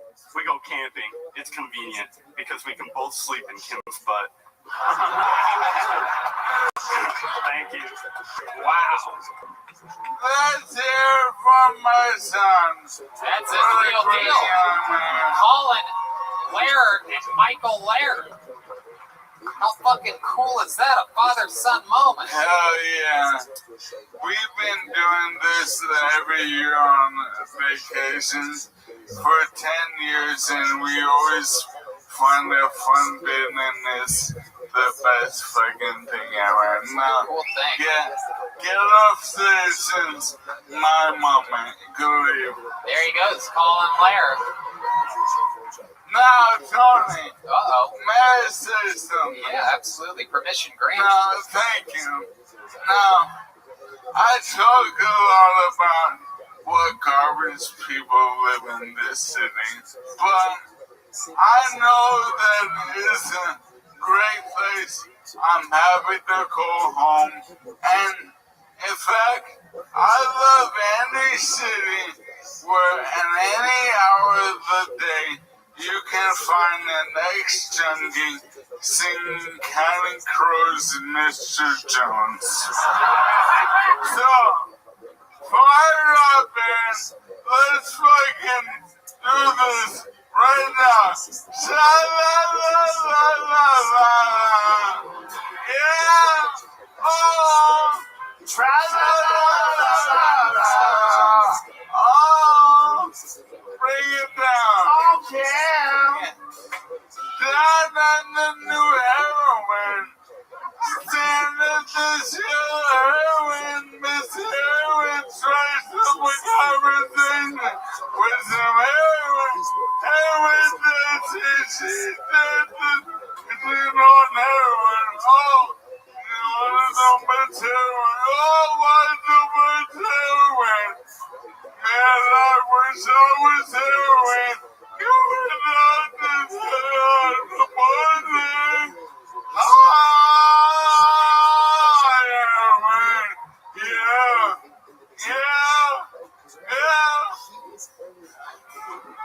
Rise, Mr. Heroin, Mr.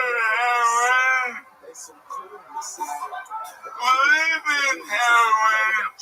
I'm gonna believe in heroin, 'cause I want to be someone who believes in heroin. It's heroin for me.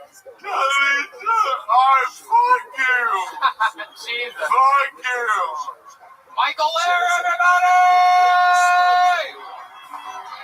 Kill Tony 500.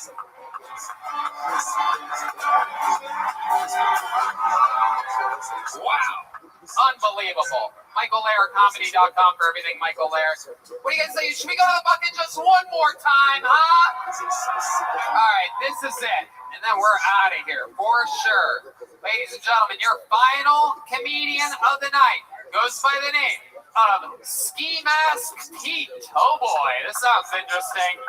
Come on, guys, put your hands together for Ski Mask Pete. Here we go. Oh, shit, here he is. Come on, one more time for Ski Mask Pete. It's your final comedian of the night, everyone. I think I have a chameleon infestation, but there's no real way of telling.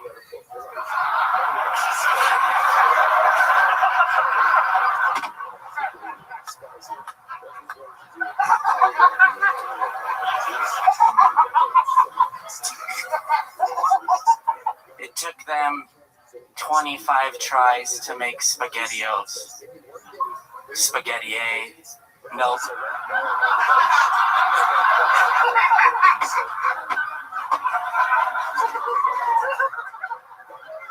I went to a palm reader last week, and then she said, if your hand is bigger than your face, then you have cancer.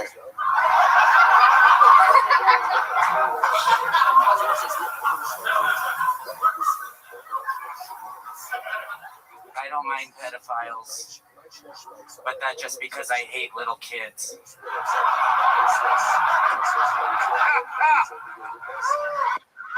Wow.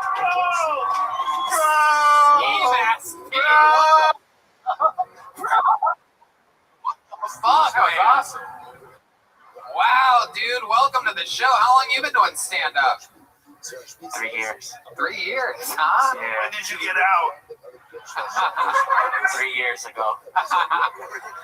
Wow, ski mask. That was some funny shit. So cool, man. That was really, really funny shit, man. Thank you. I laughed hard. You're undercover. Wow, look at you. What are you gonna do when the coronavirus shit passes? Probably get AIDS or something. No, are you gonna keep the mask? Oh yeah, I was doing this before Corona. Oh, that's not good, bro. That's not good. You gotta do what you gotta do. You're fucking funny, man. Get rid of that stupid mask. Ski mask. Ski mask, me. This is incredible. You're too funny, man. That's too good. What ethnicity are That's you? too good. Anybody can pretend to be you. Yeah, what ethnicity are you? I can't tell. I'm Mexican. Oh, you're Mexican. Wow, look at that. Allegedly. You have any special skills or talents or anything like that? Yeah, I play the drums. Oh, really? You do? Yeah, and honestly, what I gotta fucking say is, what the fuck is up, Austin? What the fuck is up? That's right. And I got a fucking bone to pick with this guy right here. Oh, shit. I think we got some unfinished fucking business right now. And like I said, I'm ready to die for this shit, and today's a good day to die. What the fuck is up? Oh my God! Ladies and gentlemen, it is Joel Jimenez, the all-time undefeated drummer of Kill Tony.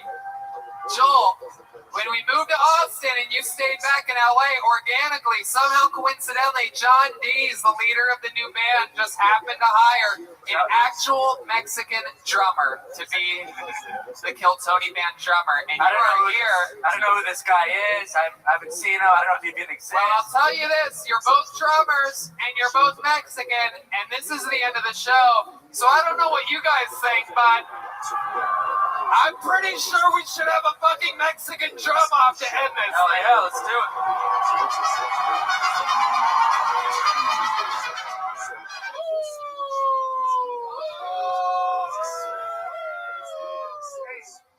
Oh shit!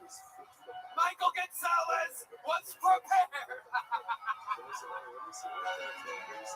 I feel like I'm in a Robert Rodriguez movie. This is wild.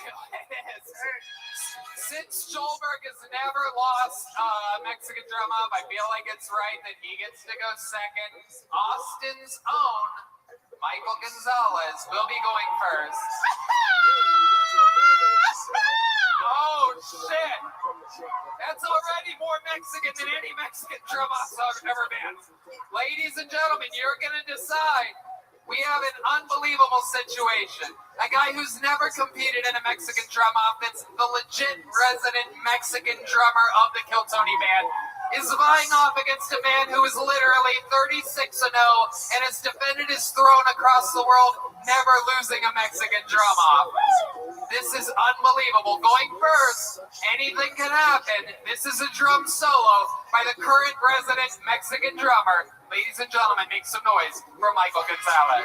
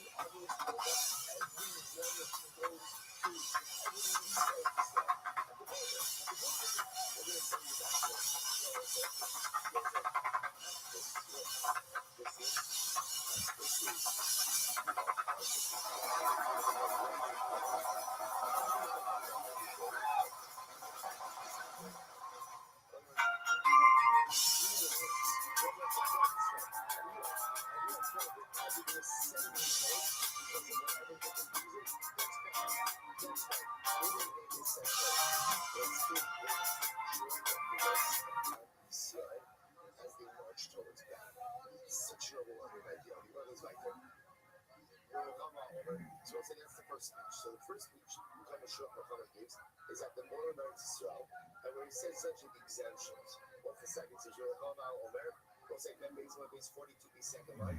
Ayer acordaron I'll do that goes without currency. So then it tells them that because remember again, everyone who's present at the same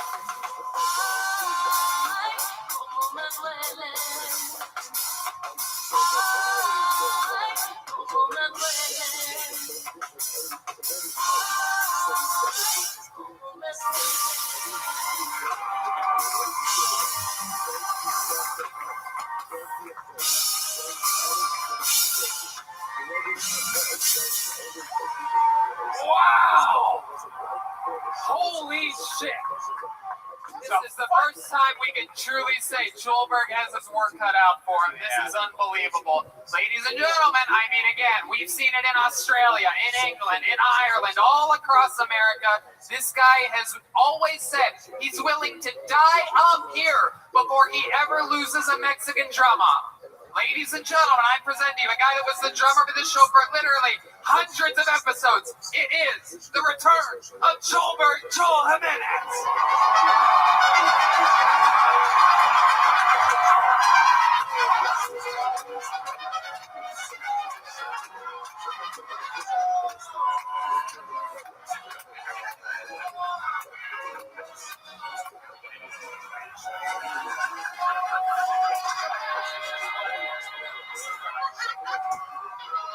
Ladies and gentlemen, the purple dildo we have not seen in perhaps a year. Ladies and gentlemen, it is famous amongst Kiltony fans.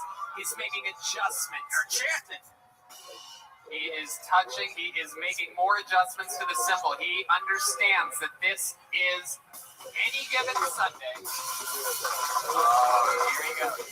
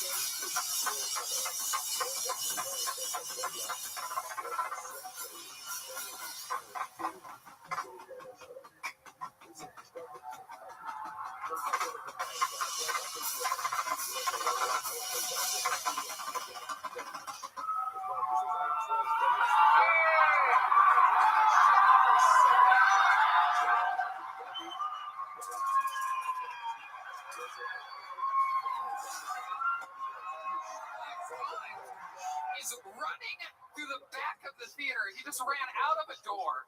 He ran all the way out of the exit door. Oh my God, he's coming through the other exit door. House lights. Here he comes. Up the stairs. Hold on, he's out of breath. He falls down. We've seen this before. He still has the dildo. He just let. Oh, he's taking off the singlet. What's happening here? We've never seen this one before. This is very interesting. I don't know exactly what's happening. This is the part where we get kicked off of YouTube. And, oh, wow. Okay. I forgot how weird his ass was.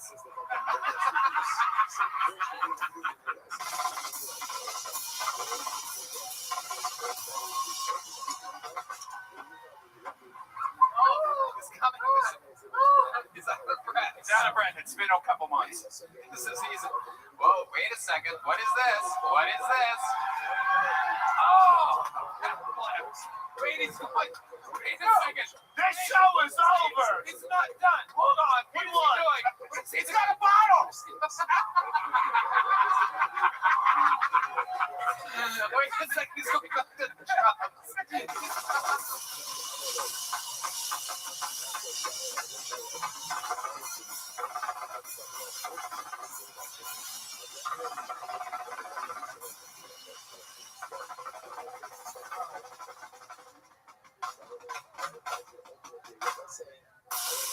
Wow! Woo! Woo!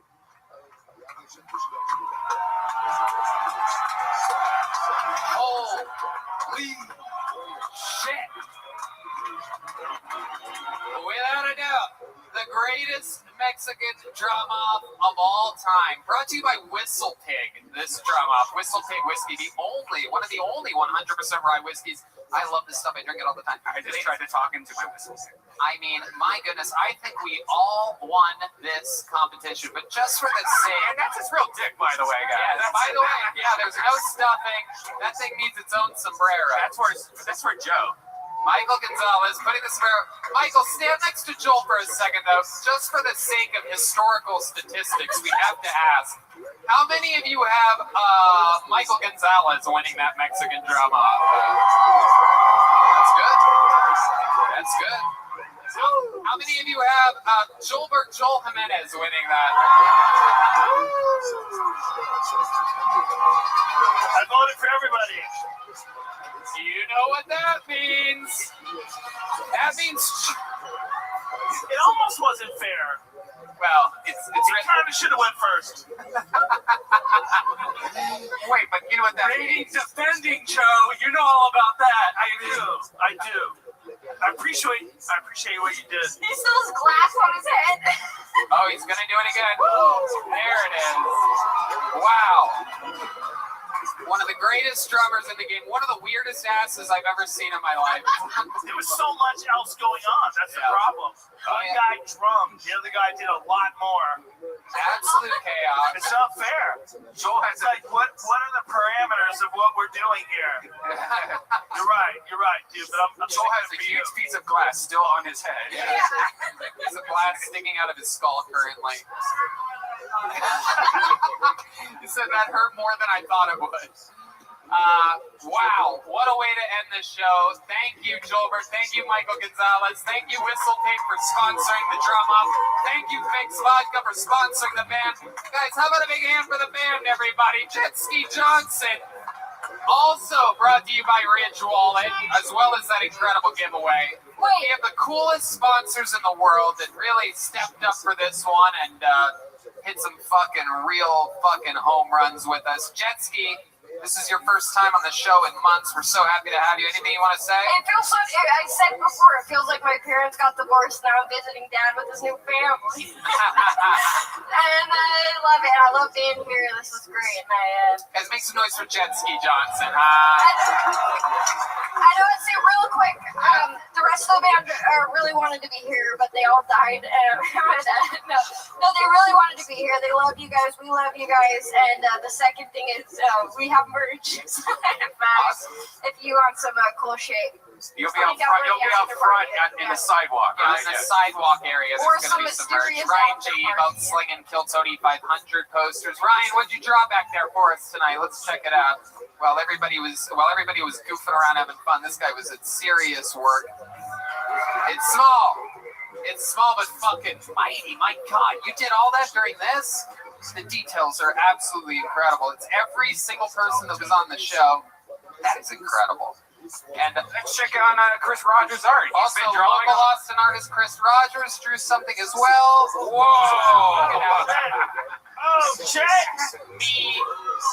I love it. That's me. Dude, all right. That's amazing. I'll take that.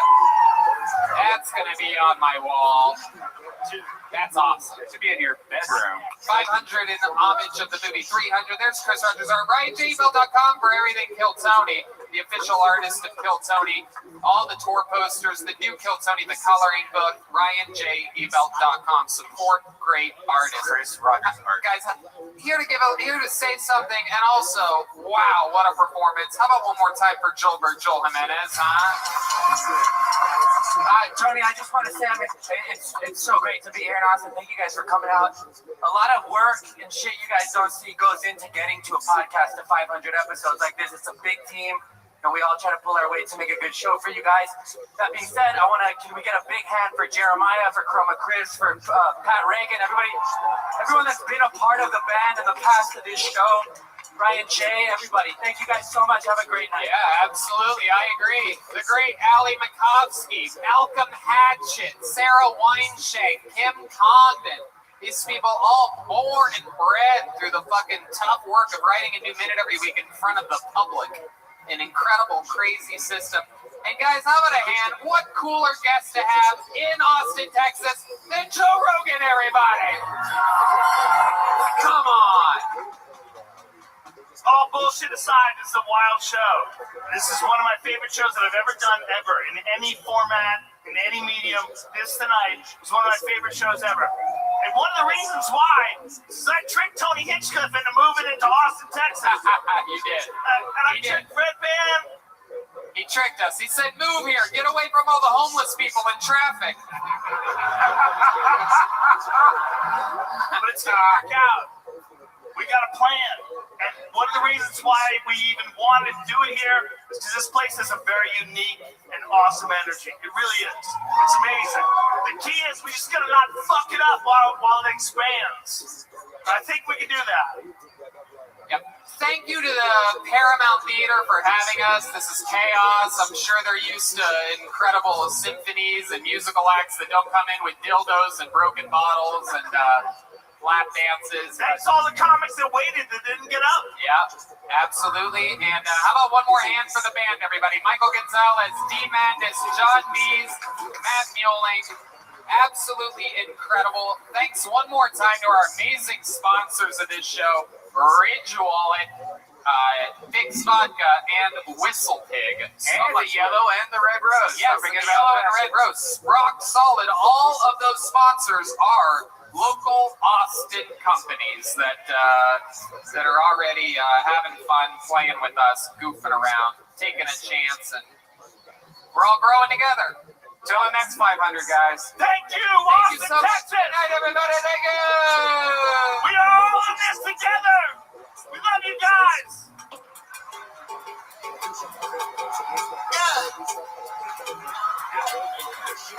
Nah, niggas tell me how. Let the sons of the one who kissed and the sons of Arba ultimately fall into the hands of the Tula, the hands into the one who cleaved to the Ani. In terms of what's happening for today, you'll pick up the hands so it's down to tomorrow. Incredibly dramatic. Shine for us.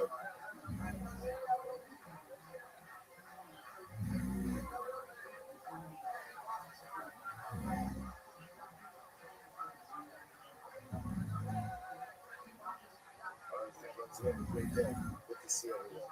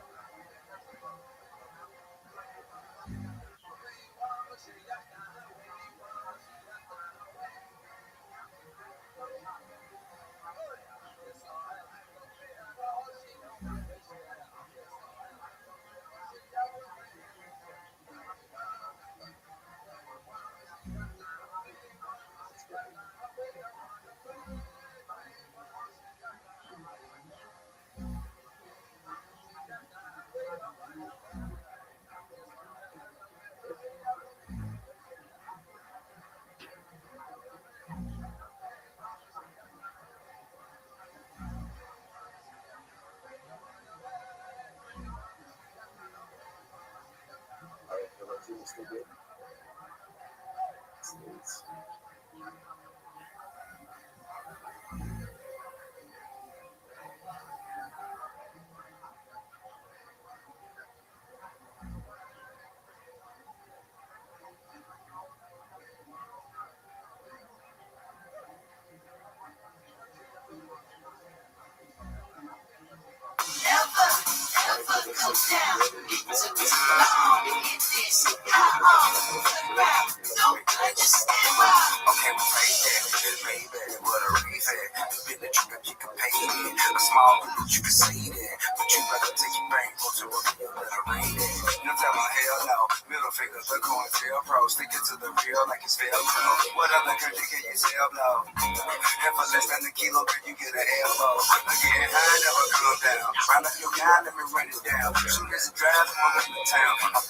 Shooting Trump down, a shot for every black man who got gunned down. A lot of police with no computers said they run round. When we protest, they tell us pipe down for Drake and Mike Brown. See, they didn't want to make it black white. We hit the action with a black light, make no sucker act right. Shabbos Rabbi and families here. And once we let us begin today's nap is Chakarat 21. We have to go up with Rez Hashem on 20 Chaf on the base. So let's just pick up again at the 2 guys.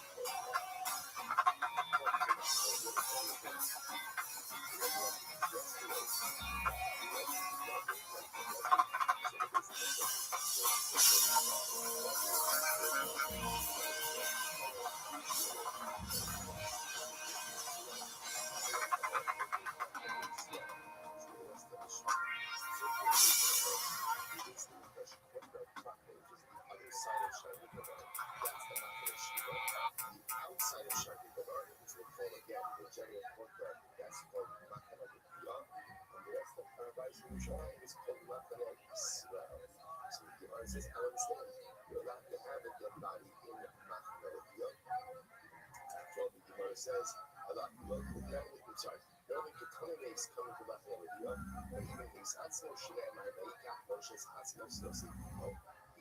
It's also so that the Apostle says that Moshe Rabbeinu took the remains of Yosef with him. And also, we have this beautiful Gemara about Moshe Rabbeinu taking the remains of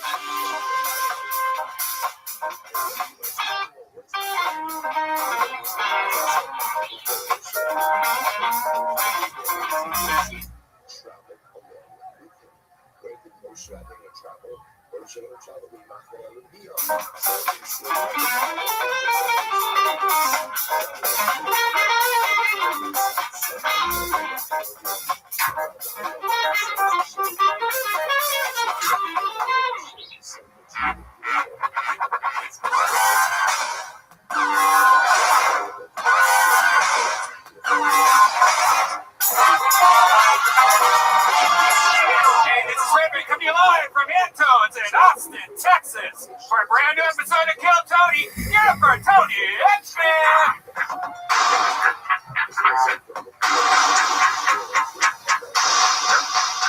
Come on, Austin, this is a live podcast. People listen to hear a live audience. Can you guys make some fucking noise? Jesus Christ. Didn't realize that we were at Antone's fucking library tonight.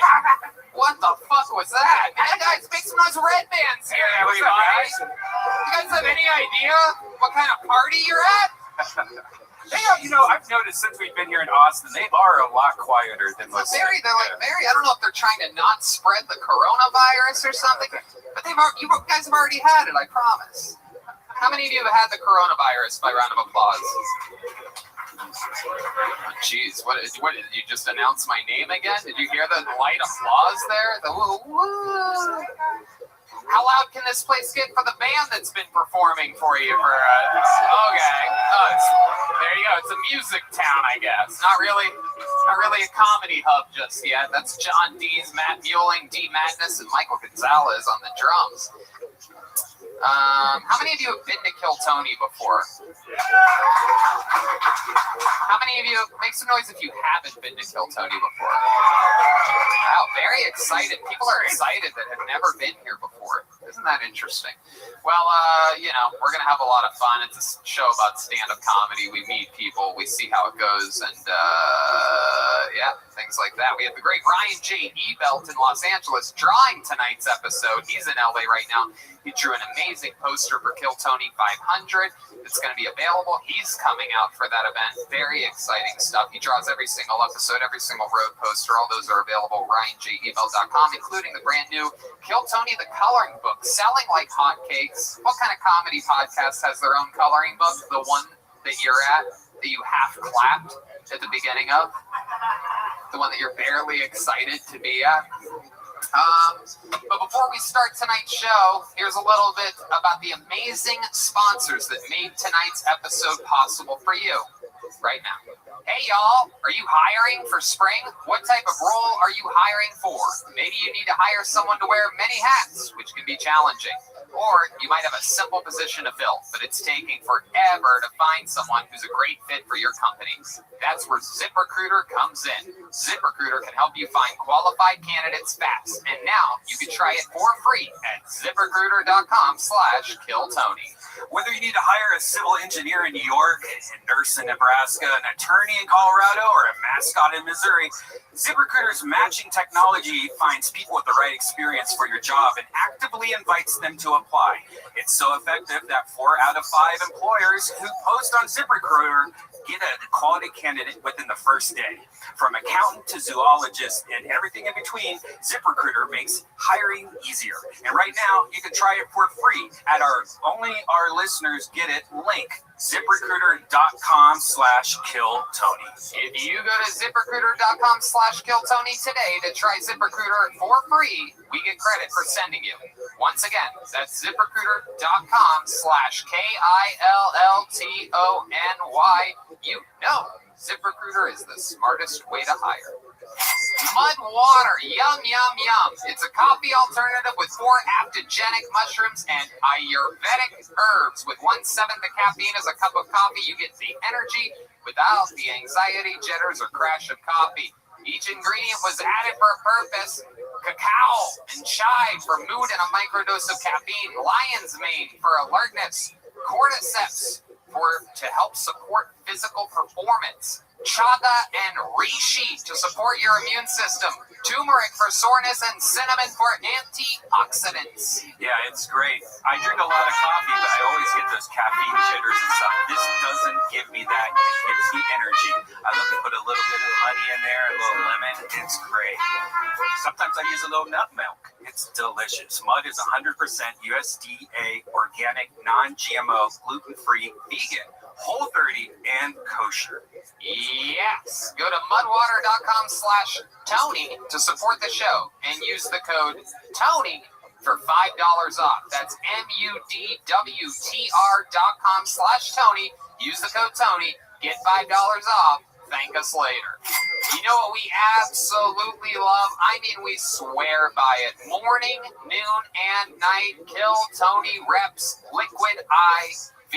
When we push our body hard or we're just feeling run down, it's extremely important to take care of ourselves with the proper vitamins and nutrients. That is why Liquid IV created Hydration Multiplier Plus Immune Support to maintain and strengthen your immune system.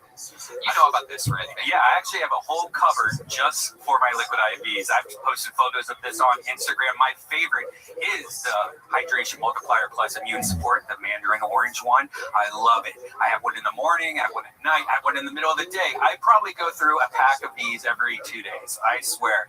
And what excites me the most about it is that the Hydration Multiplier Plus has vitamin C and boosts your immune system. And at these times, it's the perfect thing to have. Yep. Yeah, no doubt. Vitamin C, zinc, and Wellmune in convenient single-serving packets to help strengthen your immune system. Works perfectly for me on the golf course. I can get cold bottles of water out there or put them on ice, and then you pop one of these packets in there. It works out perfectly. This way it's not sitting around all day. It's fresh. It tastes great. Everything is great about Liquid IV. Makes you look better. Makes you feel better.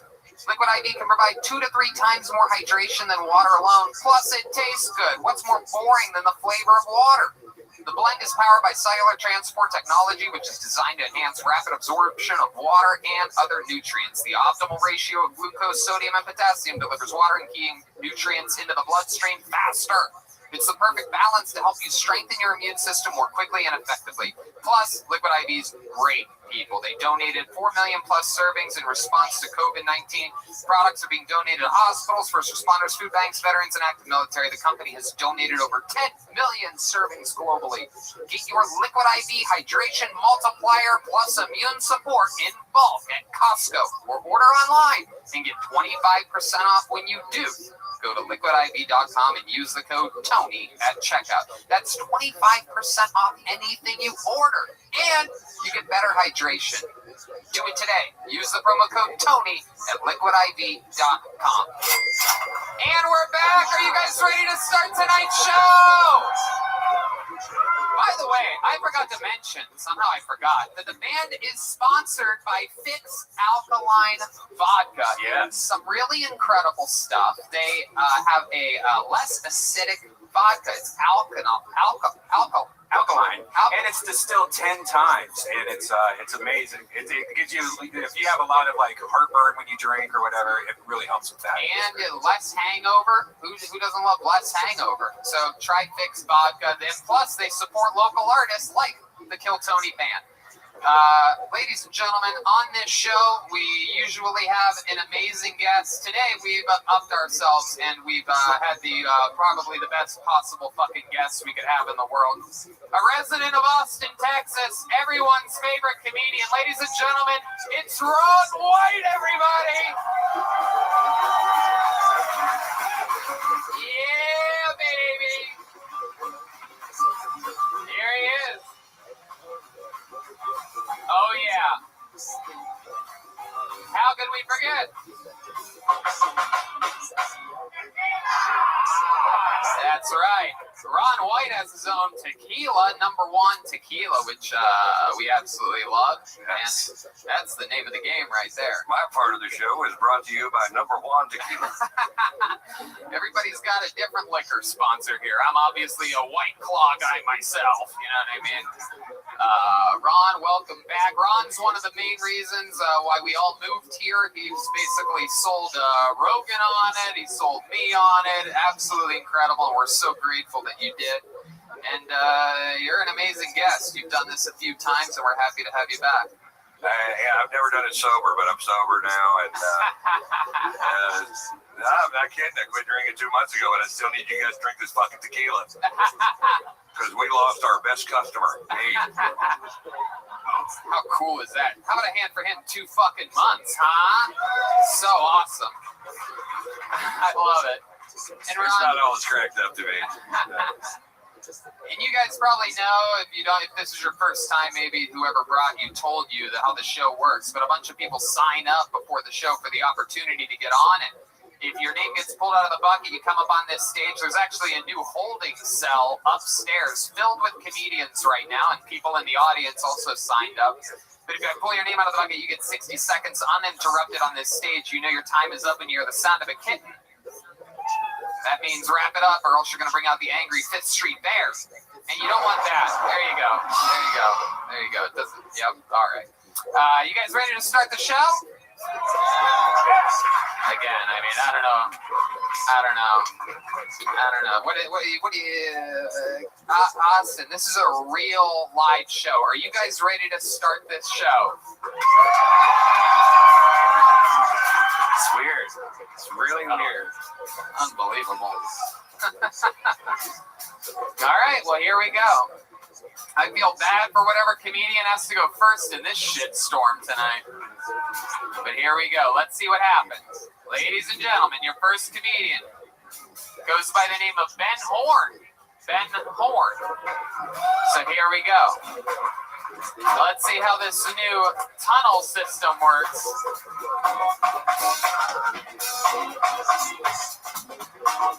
Here we go.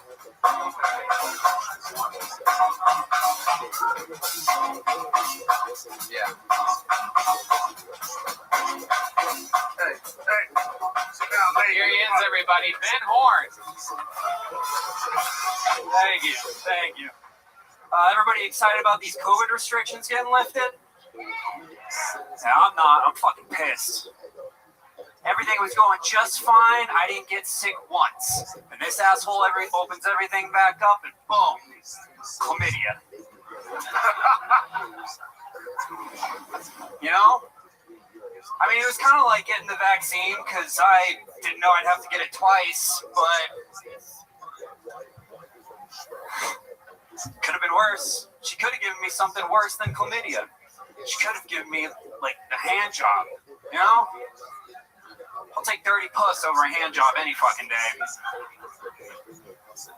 Pretty sure the last time I got a hand job, I was at a middle school dance.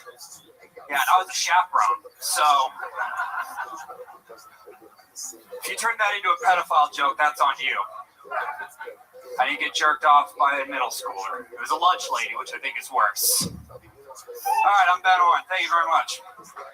Ben Horn.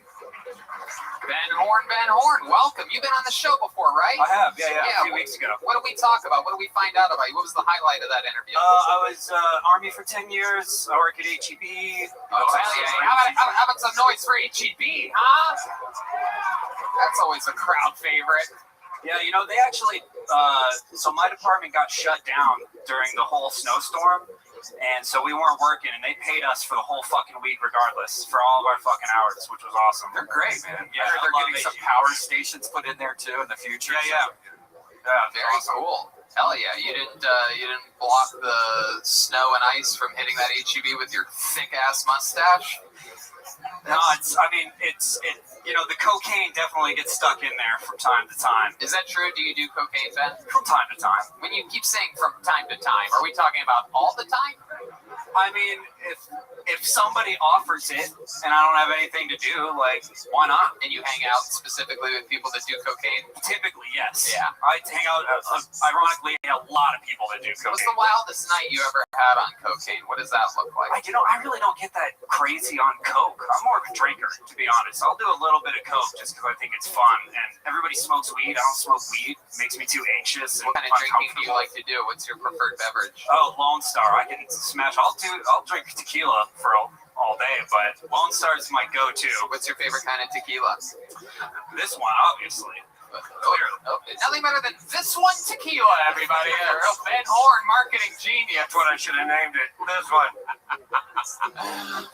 My God, Ben, I really set you up there, and you really knocked it right into fucking the catcher's mitt. Yikes. So, Ben, what do you do at HEB exactly? I'm a personal shopper, so whenever people do like the online orders, I just walk around with a cart and just grab their shit and throw it in there. And this thing about chlamydia, is that true? No, I have had it twice though. Okay. In my life, yeah. What are the symptoms? I honestly didn't get any symptoms. When I was in the when your dick itches all the time, you don't really notice that you have chlamydia, you know? So how'd you know you got it? You just went to the doctor and he's like, oh, you have chlamydia again. Yeah, well, I'm super paranoid about STDs because my dad used to, like when we were kids, used to just show us pictures of STDs to like scare us from having unprotected sex. And so when I was in the Army and I had like access to a doctor all the time, like every few months, I'd just be like, hey, let me pee in a cup and tell me if I caught anything. Wow. And they did it. It makes you wonder how many times everyone's had chlamydia before and just never got it tested. Yeah, that's why that shit's still around. It's one of the silent STDs. It's a real sneaker. Have you had any other ones? No, just the two. Yeah, sure. Come on. Chlamydia twice, nothing else in this little fun packet of yours and that little, let me ask you this. Is there a gigantic mustache above your dick as well? You would think it would protect you from some of these disgusting juices that are splashing all over you. I feel like that's how you get more of them. It's just more shit to, Yeah, that's your eyelash for your dick. Oh, yeah. Keep that bush going. Soaks it right in, huh?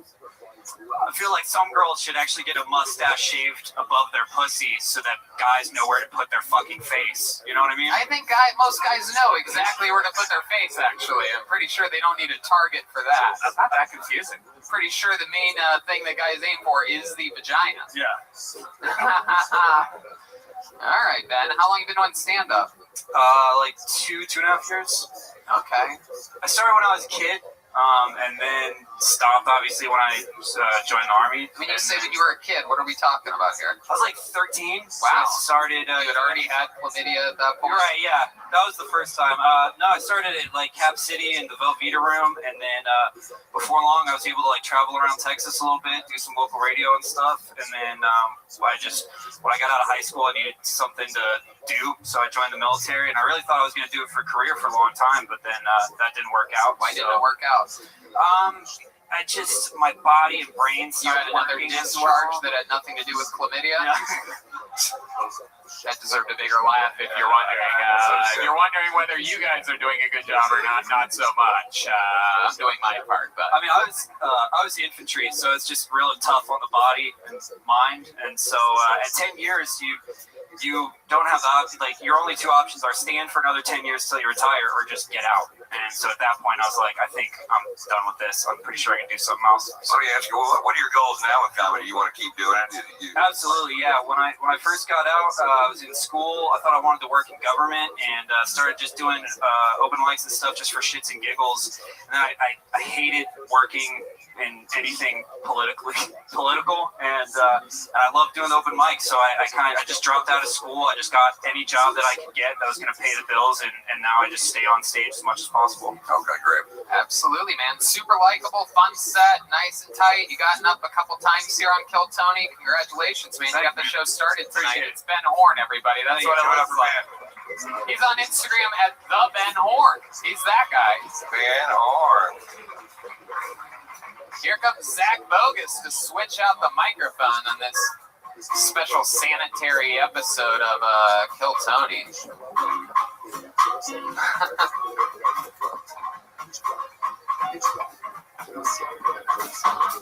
You guys having any fun out there? This seems to be a real... Okay, good. We're getting there. It's building up. Drinks are flowing out there. Let's see what happens next with the comedy stylings of Dan Payatetsky. Dan Payatetsky. That's a name. Hell yeah, it is. Dan.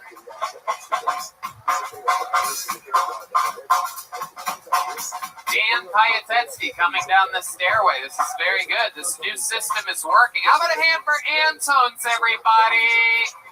Allowing live shows during the pandemic. There he is. Here he is.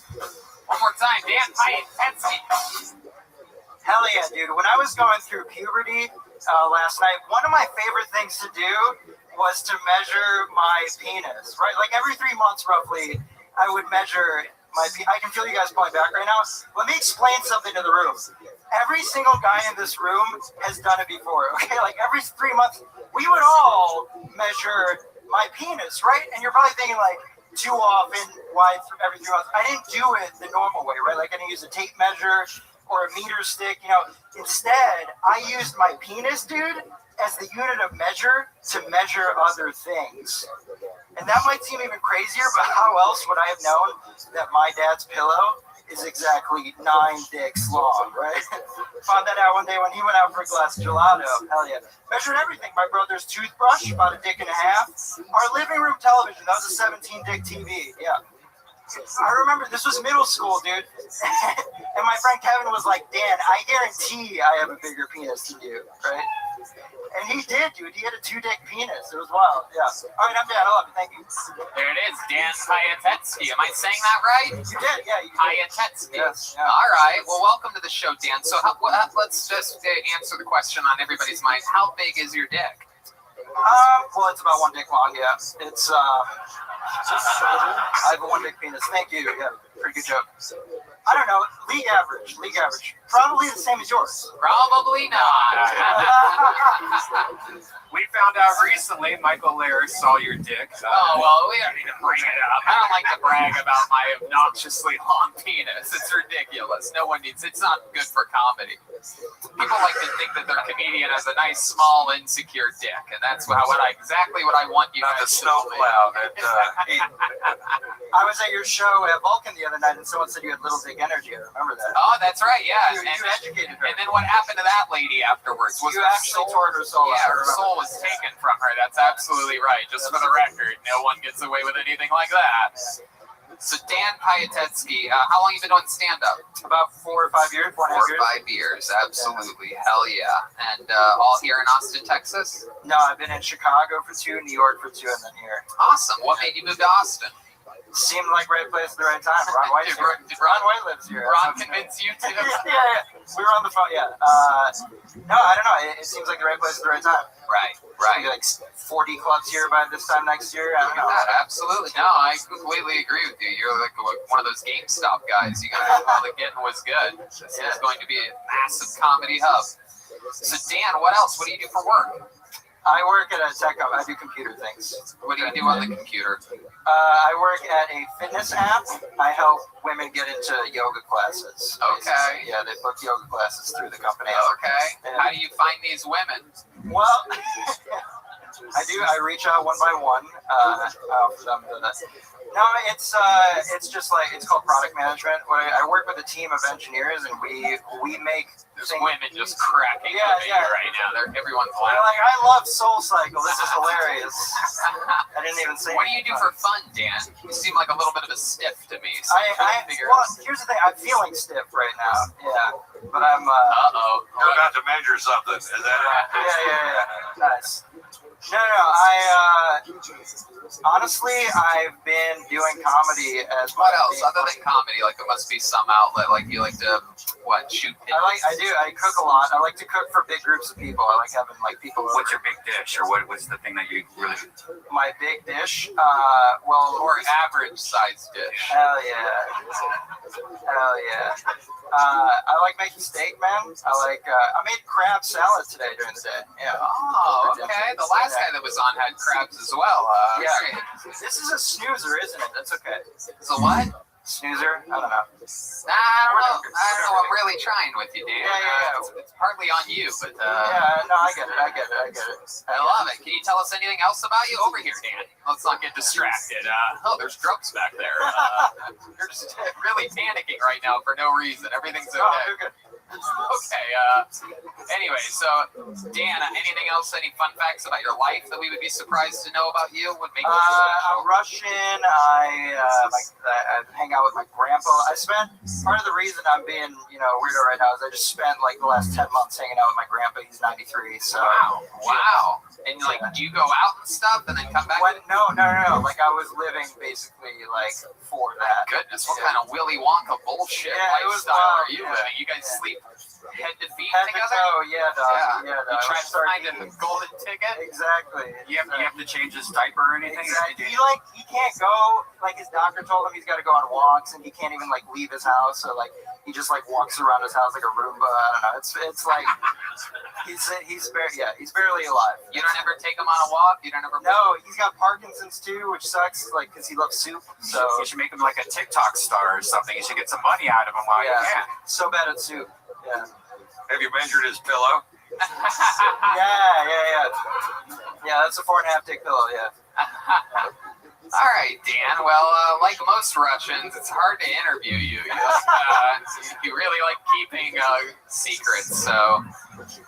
But fun times. You talked about your little dick a lot, so that's exciting. Sure did. Self-deprecating. Do you actually have a piece? You got a big one? Yeah, he does. No, we're not going to talk. I literally said I don't want to talk about it. Michael Lair says it looks like a little baby arm. Okay, that's enough. Holding another baby arm. You got a notable piece. Red man, that's enough. I mean, we're just sitting on stage here. Stop making fun of my giant dick. It's really insulting. All right, Dan. Fun times, dude. Way to do it. 4 or 5 years. I can't wait till you're on again. Talk about something else. Thank you, Tony. I appreciate it. Thank you, guys. Let's do it. There he goes. Dan Piatetzi, everybody. He's on social media at Dan P Comedy. Hell yeah. All right. Here's Zach Bogus. For those of you that love dudes with serial killer energy.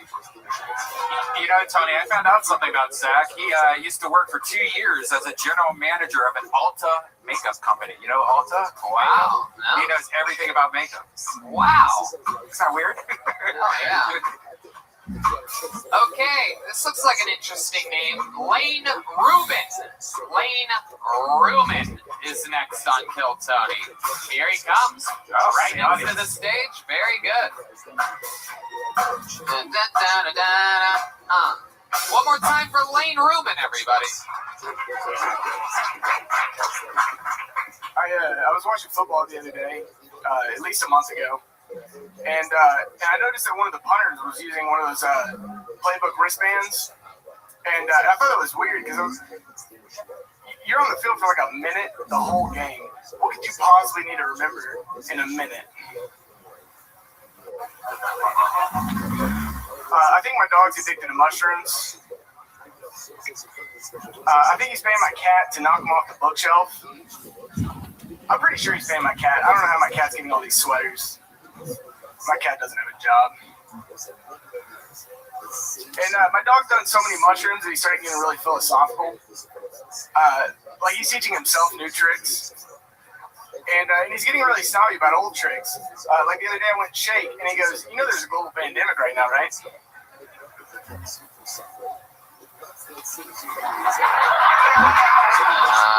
All right. Lane Ruman. Absolutely. I didn't hear the cat. Did the cat go off? Yeah, it did. It just happened. 4 seconds after he thought it would, because he left space for laughter that didn't happen.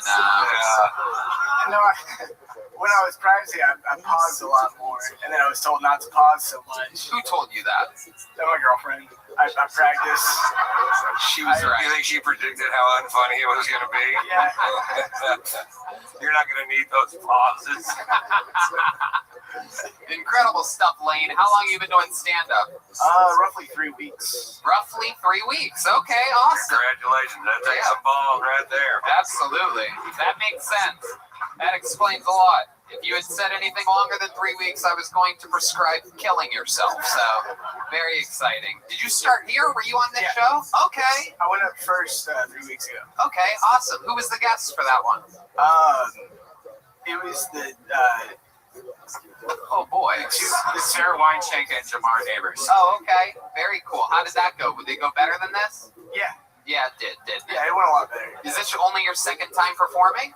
No, I did a couple open mics. Cool. How did the open mics go for you?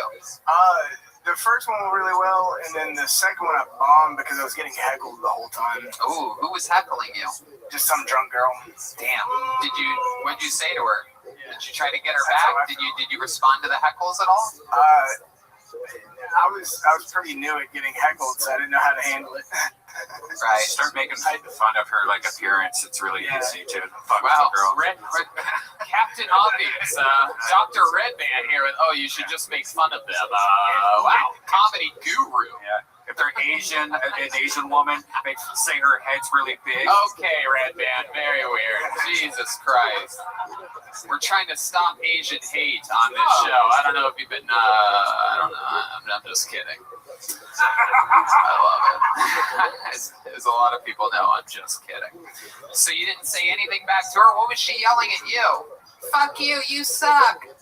Well, I was making a joke about how I talk louder. Sorry, I was making a joke about how I look like I hate Jews, and so she kept like she was walking like almost onto the stage saying I'm Jewish, and then like why was she coming to this? Did you drop a coin or something like that? Why was she?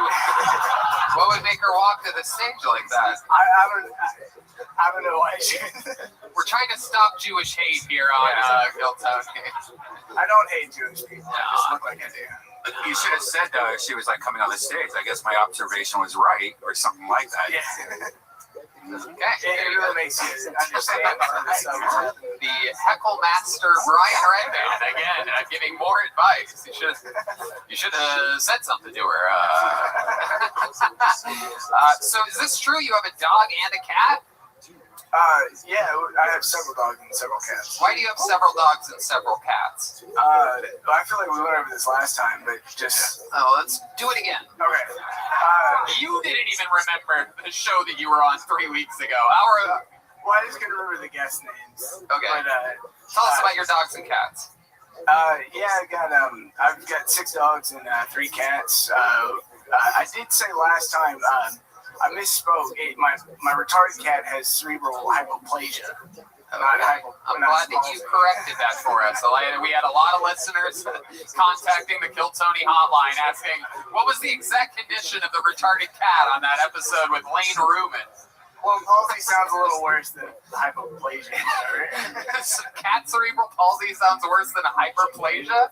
Yeah, well, palsy's more regular. Was the cat offended? Like, when you went home, was the cat like, Lane, sit down, we have to talk about this? No. Yeah. That's Redman's impression of a retarded cat. We actually have retarded cat sound effects, but I'm glad that you're doing it. All right.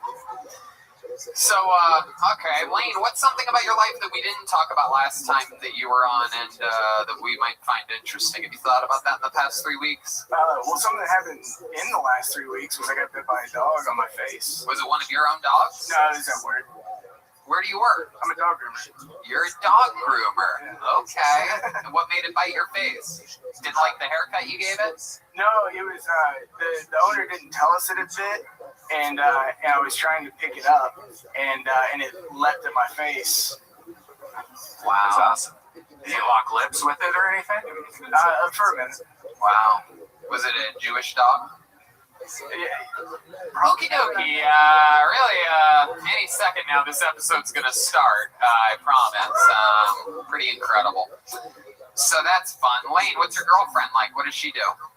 She's also a dog groomer. Wow. 2 dog groomers. Which we also discussed last time. Okay. All right. Okie dokie. Really, really fun stuff, Lane. Interesting. Ron, you have anything else that you want to say about this guy? Absolutely not. I thought the set was tired, but 2 or 3 weeks been doing it. You know, that's if you only do stand up if you think it's fun. So if you think it's fun, just keep going to every open mic you can, and see if it doesn't just come around for you. There you go. I agree. Absolutely. I'm giving real advice. There it is. 3 weeks into his career, there he goes. It's Lane Ruhman, everyone. There he is. RUHMANN on social media. Hell yeah. Ron has a great little doggy. Is that your first dog you've ever had, or you have a little French bulldog? Oh no, Mustard is. I don't know. I've had 50 dogs. Yeah. Not at once, but I've had 50 dogs. Mustard's the shit. Yeah, Mustard's a great dog. It's my dog. He's on the bus right outside. Oh, I love it. Okay, let's see what happens now. I have a feeling things are about to pick up here a little bit. Make some noise for your next comedian, Travis Nathan Ray. Travis Nathan Ray, a 3-word name. These are always very promising. Usually either a good comedian or a future serial killer. Travis Nathan Ray.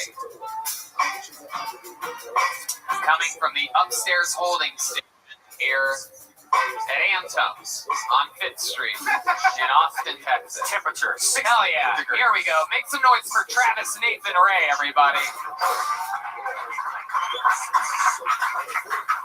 People's lips are the same color as their genitals. I hate when people say that white people don't have any culture. Like this one time, I overheard this girl say, "I should have never got that dog. It's an Aquarius." Didn't appropriate that from anybody. I tried to teach myself how to wink my own butthole. You know, like the strippers do. But I ended up just farting on a mirror.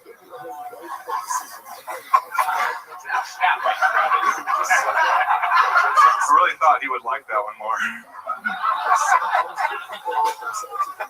I'm wearing skinny jeans for some reason, and there's like the seam up the middle, you know? Like when you go to sit down, if all your furniture like isn't in the same room, it makes your nuts make a decision. Like at first it wants to go to the left, and the last second it goes to the right. That's called rolling a nut. The ladies don't have to worry about that. For y'all, it goes right up the middle. You have a lip on each side, but then it looks like someone tied a bandana too tight around the mouth of a Ninja Turtle. Okie dokie, Travis Nathan Ray, everybody. There he is. Absolutely. Always exciting when we have the top half of a centaur on the show. Very fun. Welcome, Travis. Welcome, welcome. What's the name of your Leonard Skinner cover band that you're in? I'm in a blues guitar band. Oh, you are? So, okay. You called it. All right. I'm not going to say the name. Why not? What's the name? The Briars. Oh, okay. You guys play a lot locally? We play around Texas. Awesome. We used to. We weren't very good. You guys broke up? No, we just stopped getting gigs. What part of the band were you? I was lead guitar. Wow. Okay. Yeah. Absolutely. How long have you been doing stand-up comedy? About 2 years. 2 years. Awesome. All of that here in Austin? Is this where you live? All College Station, like once a week in College Station. Okay. Driving out here for this. All right. Awesome. I've been doing this 35 years. You want a little tip? Yes. Okay. look at the crowd when you do it, right? You just look. You don't have to look at them. You can look above them, but it looks like to them that you're looking at them, and then sell it whether it sucks or not. So you got lost a little confidence there at the end. You kind of squeaked out that last punchline while you were looking away. That's never going to work. Stare them down, deliver the line, and they'll fucking laugh. Or that's a great. The same thing's going to happen to you that happened to your band. That's which is that's great advice. That's the best comedy advice I heard since Red Band taught us all how to deal with hecklers a few minutes ago. But no, that's really good stuff. Travis, what do you do for work? You seem like an interesting guy. I am a network analyst. Really? Yeah. Wow, So, like, I was not expecting that. I thought for sure fucking pipe shop or something like that. No, there's a reason I pursue other things. Yeah, what type of what does that mean exactly? A network analyst? You're on computers all day? No, like all the digital signs you see menus in fast food places. When the prices aren't right, they call me, and you make the price right. Yep. I love it.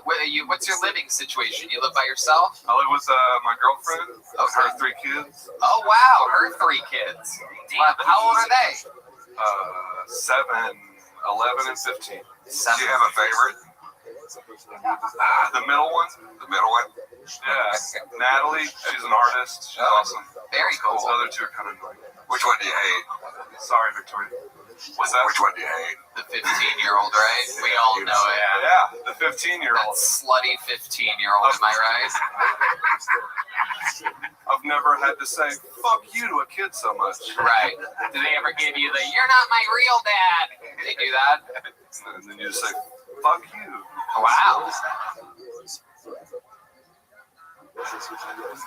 I'm going to my room. How about that? Hey, look at that. I like that. You do that on stage? Well, it's a garage. I hide in the garage a lot. Yeah, you guys talk about that on stage. But I'm saying, do you talk about, is that part of your thing?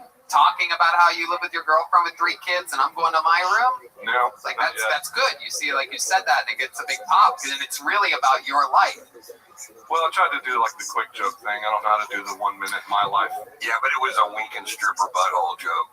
Right? So talking about your real life might be interesting, It really... People can feel it, even though it sounds weird and unbelievable. People can feel when something's true and honest and that you're dealing with something. Although I honestly believe you've seen a stripper's butthole wink. Yeah. I was in the Air Force for 8 years. Right. I've seen a lot of strippers wink their buttholes. It's hard to do. I've tried. How long have you been with... That's a talent. Okay. Mine just keeps open. Oh, okay. There you go. You're still going with it? Really chasing the dragon there. Anything else? You have any more tags for this winking stripper butthole thing you're doing? Okay. I'll keep it moving along then. How long have you been with this girl that has 3 basically grown-up kids? I've been with her for 2 years. 2 years. What is it about her that you like so much that you would deal with 3 kids? I don't know. She's going to watch this show, so... Well, luckily I'm asking you what's good about her and not what's horrible about her. So if you can't come up with anything, that's what's going to look bad to her. She's come up with plenty of shit. She's awesome. She's beautiful. She loves doing acid, so... There we go. That's great. She likes to... Very happy for that 7-year-old. Where'd you meet her at? Good question. So it was my coworker's wife at the time. Ooh, and this is at your network analyst job, and you're like, this price is not matching up correctly. I'm gonna fix this right now. I've never written a joke about this shit ever, and then you're gonna bring this up now. It's time to start writing jokes about this shit. So, I found out my wife cheated on me with a whole... Wait, you were married? I was married. Found out my wife cheated on me with a whole mess of dudes. How did you find out? He's different. Red Band, when I ask a question, if you just let them answer, the show moves on. If you just say disgusting shit after every question, it gets a little bit, then I have to ask again. Go ahead. So I discovered, I was looking through my VA benefits trying to get disability for obvious reasons. And I found when you're overseas, if your wife goes to the hospital, they put it on your records. While I was in Iraq, she went to get a Plan B pill. Oh.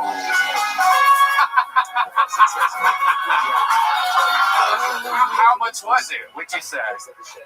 I'm gonna guess $39.99. Hey.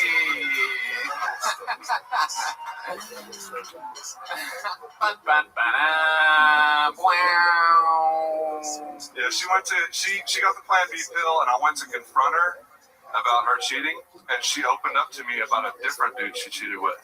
Not the dude in the Plan B dude. No. Oh my God. You're in Iraq dealing with IEDs, and she's here dealing with IUDs. It's incredible.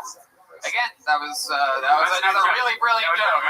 You can't make these things up. There's no one that has, like, you can't just have to prepare to be able to do an IUD joke like that. But I get it. There's a lot of initials there, a lot of math to be done on a Monday night, so I don't blame you guys for that one. So do you know, like, who the guys were? Like, or, like, were they white guys? Or, Really interesting question. Just what Red Man wants to know if it's his worst nightmare as well. No, actually, it's funny that you would ask that because we were in Japan at the time, and it was all Japanese dudes. What? She cheated on you with Japanese dudes? My God, you must have like a 4-dick toothbrush or something like that. Or I'm not exactly sure how it works, but that's not really cheating because it doesn't really go inside, right? By the way, that's like the opposite of being cheated on by a black man. You come home, the apartment's cleaner, everything's nicer, like it's like the vagina's tighter than it was before. I would actually allow that. I didn't say I was mad about it. That is the only acceptable answer. Absolutely. My God. All Japanese guys. You guys were living in Japan while you were in Iraq? Yeah, we lived in Japan for like 3 years. I also deployed to Iraq for a while out of Japan. And this came out. I was with her for 13 years. The final total, once she was telling me every story, the next story. Oh my God. It was over 30 people. Oh my God. Jesus. All Japanese. 13? Yeah. Well, no, we came back to the States and she landed her some Americans. Oh yeah. Okay. So she got some Americans on this list of. So to bring the story back, I found out about all the cheating. And you decided to fuck your buddy's wife. All right.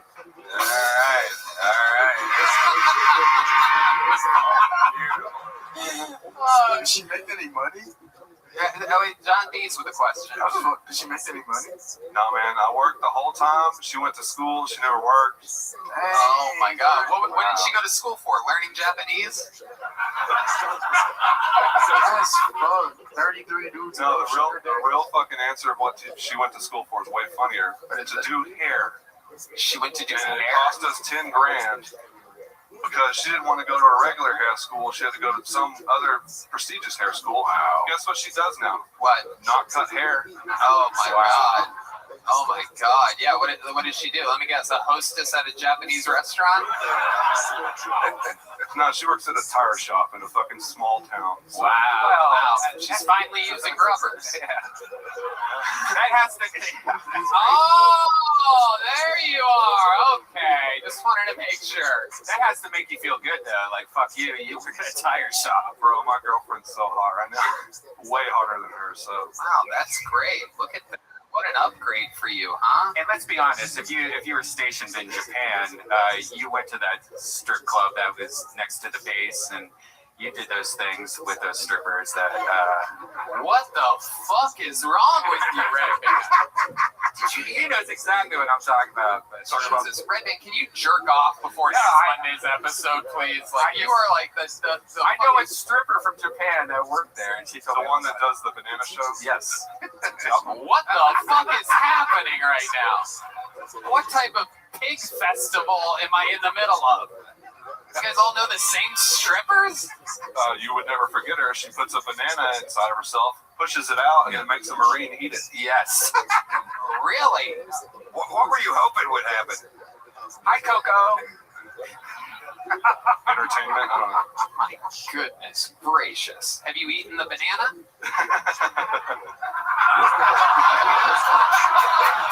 My goodness. I'll tell you this, Travis. Fun stuff. I mean, in an unbelievable interview, you totally made up for the first three comedians' lack of wanting to answer questions. This was incredible. and you've been prescribed some really good doses. All this stuff that you talked about during the interview is infinitely funnier, realer. It feels like you. It's your real life. It's going to make you feel better about these things that have happened, and you got to start really knocking it out, because as you hear by the audience's responses, this stuff's really funny, man. Right on, man. I appreciate that. Hell yeah. How about a big hand for Travis Nathan Ray, everyone? He's on social media at Travis Nathan Ray. Okay. Here we go. Time for a special treat. You guys like special treats? Where's the real Kill Tony fans at here, huh? All right. Ladies and gentlemen, your next comedian, one of the Kill Tony regulars from Los Angeles, California, famous for his incredible roasting abilities and great joke writing. Ladies and gentlemen, it's the real deal, David Lucas.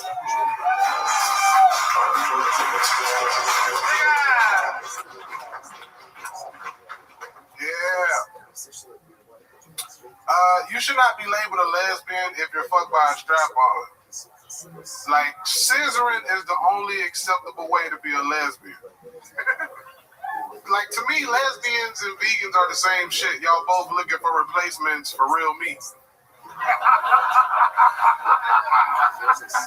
I'm convinced women that get fucked by strap-ons probably eat cauliflower wings too. Like, bitch, just eat a real hot wing, you know? Like, stop playing with the fake meat, bitch. I hate internet dating, man. I hate internet dating because bitches be on there twerking in their profile picture, but in the description it'll say no hookups.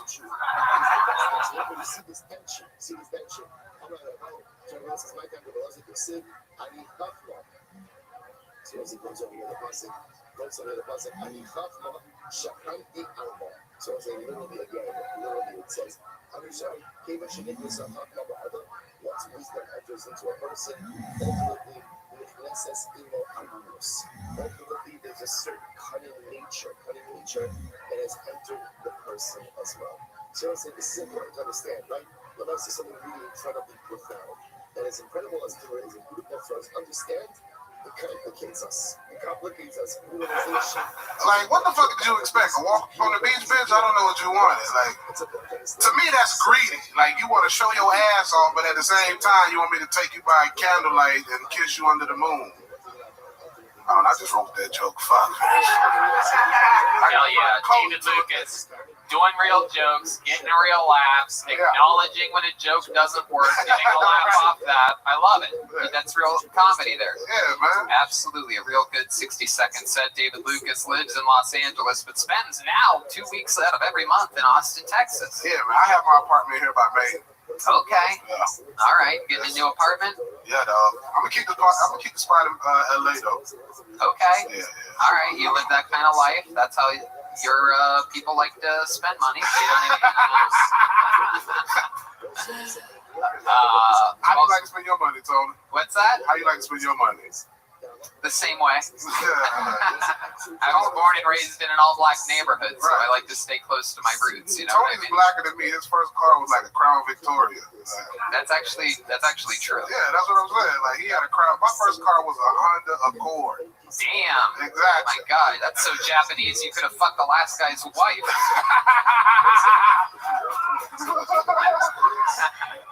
Welcome, David. Welcome back. It's always great to have you in town. Yeah, he was a sucker for that shit. Yeah. I would have beat that bitch ass. Really? My goodness. What would you do? You would just get her in the missionary position and just let your weight go? Smother her.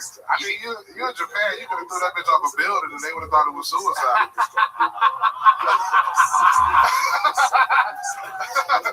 David Lucas. Here. You're talking about online dating. Is that true? Do you really try that? You on any of those sites or anything? I'm trying to see who watched this show that I fuck with. Come on. Yeah, I did some online dating. I spent the premium money. You look like you eat plenty of fish. And Tony is subscribed to plenty of dicks. Oh, come on. VOD. Come on. Over here looking like Lil Nas XXXL. Over here looking like Klondike Black. Hey, Tony, I heard you was a silent investor in Grindr. Well, actually, I wasn't that silent about it at all. Hell yeah, bro. No, I love it. That's your also your favorite kind of sandwich, right? You put them, you like to put them suits on so you can get naked real quick. Yeah. Unbutton it and pull it to your ankles. Yeah. At least my pants can go to my ankles. Looks like they're gonna have some real trouble there when those pants hit those swollen kneecaps of yours. Sorry, baby. Hold on a second. Let's just fuck with my pants halfway on. Let's do it. You keep your t-shirt on while you fuck, like when you swim? No, nigga, no. Girls that fuck with fat boys want the whole experience. Girls be telling me, take that shit off. Hell yeah. And then do you take your bra off afterwards too? Oh, goddamn, Tony. Oh, I always miss it when you go away for a couple weeks. It's so much fun to have you back. Hell yeah, bro. What else has been happening, David? It's been a couple weeks since we've seen you. Let's see, that's about it, bro. Same old, waiting for LA to open up a little more.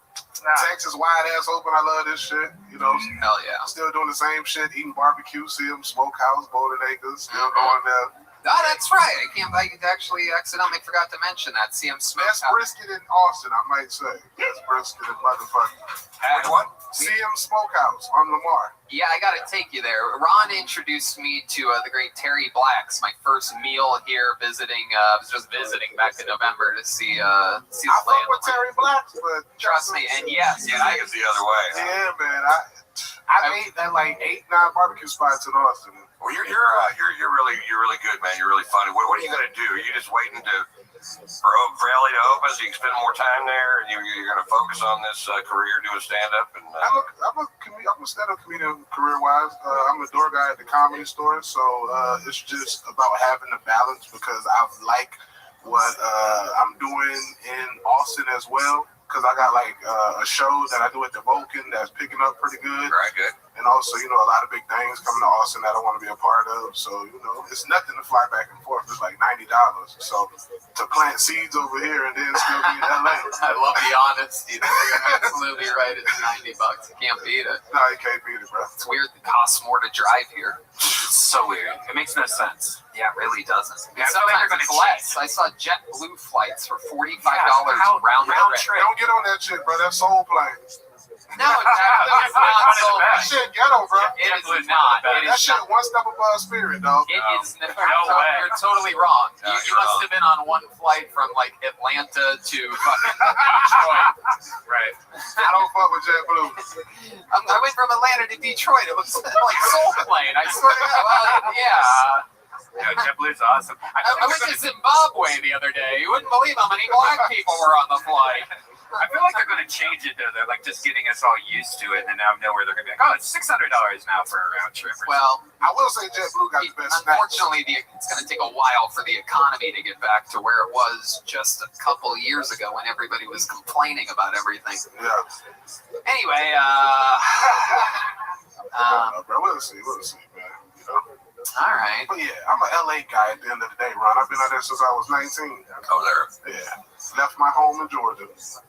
That's right. How are your parents doing? My mama cool. She just got a new iPhone, so she don't call me no more. She don't be FaceTime. Okay. That's kind of annoying. Yeah. But other than that, she chilling, bro. I don't know what my daddy doing. I ain't talked to him in like 3 weeks. Oh, wow. Yeah, that's the rumor's true with black people. We don't got the best relationship with our fathers. Yeah. He doesn't want to FaceTime, right? I think he got turn on the speakerphone out in public so everyone else can hear it. I think he got an Android on some real shit. I think he got an Android. Okay. All right. Well, David, amazing set as always. Always so much fun. A real professional, showing how 60 seconds is done. There he is, the great David Lucas, everybody. He writes and performs a brand new minute every single week. What? Stay in Texas. There you go. There's the head of Austin tourism right there in the middle of the room.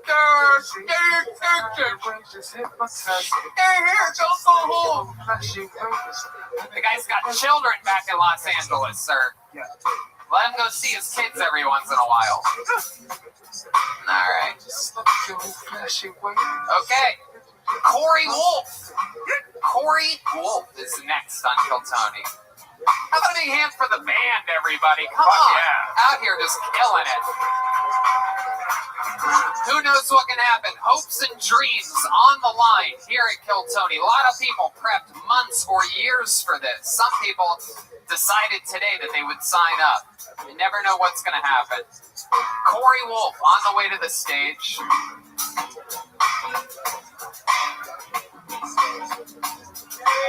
All right. Here we go. Oh, yeah. Here she is, everybody. Come on. One more time for Corey Wolf, everybody. What's up, everybody? Some of you think I was a man.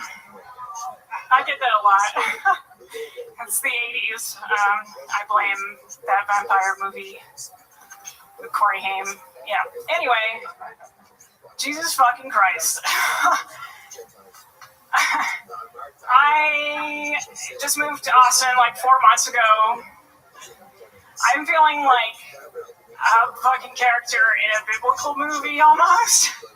Or just the Bible. Fuck, I've read the Bible. We all are.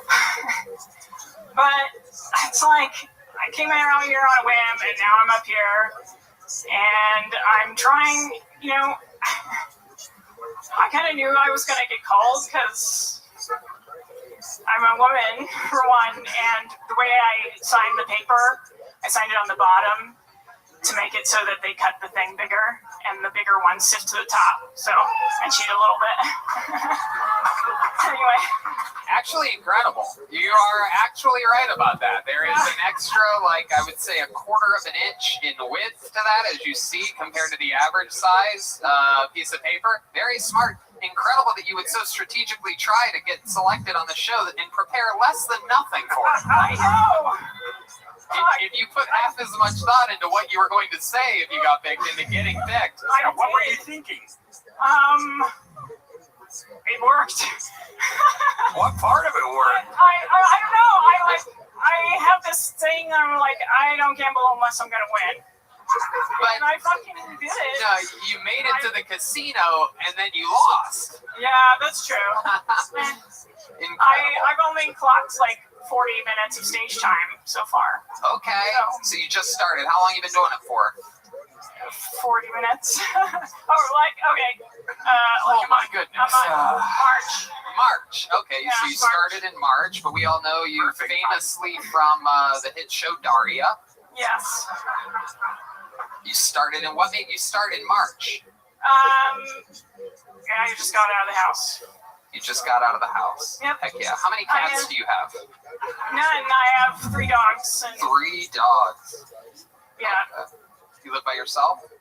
No, I live in a very competent house. A very what? Competent. Competent. I thought you said competent. Me too. Like, oh, you live with a bunch of black people. That's cool. Wouldn't have guessed that. Yeah. I balance it out. What does that mean, a competent house? What does that mean to you?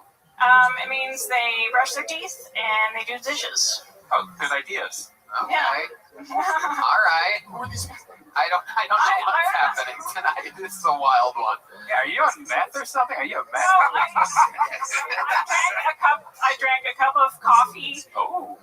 When I hadn't drank a cup of coffee in like a year, and now I'm like dissociating on stage. When did you drink this cup of coffee that has caused all this disruption with you tonight? Like 7:30. Like, it was terrible. 7:30 tonight? Yeah, and it's not cocaine, I swear. Austin. What made you do that? What made you decide to have a cup of coffee at 7:30? I was gonna go gamble. Okay. All right. What's your love life like? Yeah, I'm single. No, we know, but what's your love life like? Well, I've been proposed to 7 times in my life. You've been proposed to 7 times in your life? How? Why? What the fuck? 7 different people or one person asked you 7 times? Yeah, the same guy, right? One guy with a terrible stuttering problem wants to propose to you. Twice. The second time will you marry me? Go ahead. Explain to us how you've been proposed to 7 times. Well, I date people, and I'm like, I'm not going to marry you until we hit the 5-year mark. And they like ask me before, and they're like, will you marry me? I'm like, not yet. And usually about year 3, I figure out that they're lying to me. About what? Well, I remember one time I was talking to my boyfriend, and he revealed to me that he didn't know what the sun was made out of. And I just like, What a fucking nerd you are. What are you talking about? Is that what this is? You date like nerds, right? I train low lives, dude. Like what? Like former meth addicts. I'm not kidding. How do you end up with these people? They're funny. I mean, sometimes. They're funny? I don't know. I let the devil into my house. What can I say? What do you do for work? Well, they're not that funny. I guess it's like. What do you do for a living? I'm currently unemployed, and why am I going to quit that? It's pretty awesome. What did you do for work before you were unemployed? Well, I worked for Burning Man. I cannot get a fucking read on you for the life of me. I keep going back and forth thinking you're a drug addict, thinking you're a nerd. He's a drug addict for sure, right? Well, I mean, do you do drugs? That's why you're asking the question. On occasion? What kind of drugs do you do? Well, I can tell you what I haven't done. Why don't you tell us what you have done? Weed, mushrooms, LSD,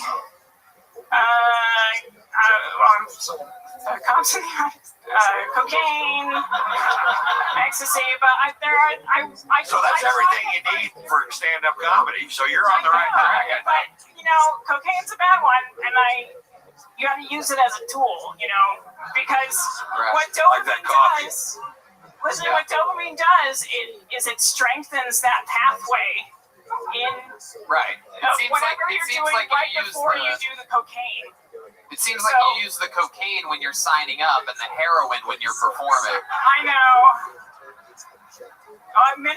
It's really tough. What do you like to do for fun? What's a big, other than stand-up comedy since March, what's a big outlet for you? What do you like to wandering outside. Wandering outside. Are you a cat?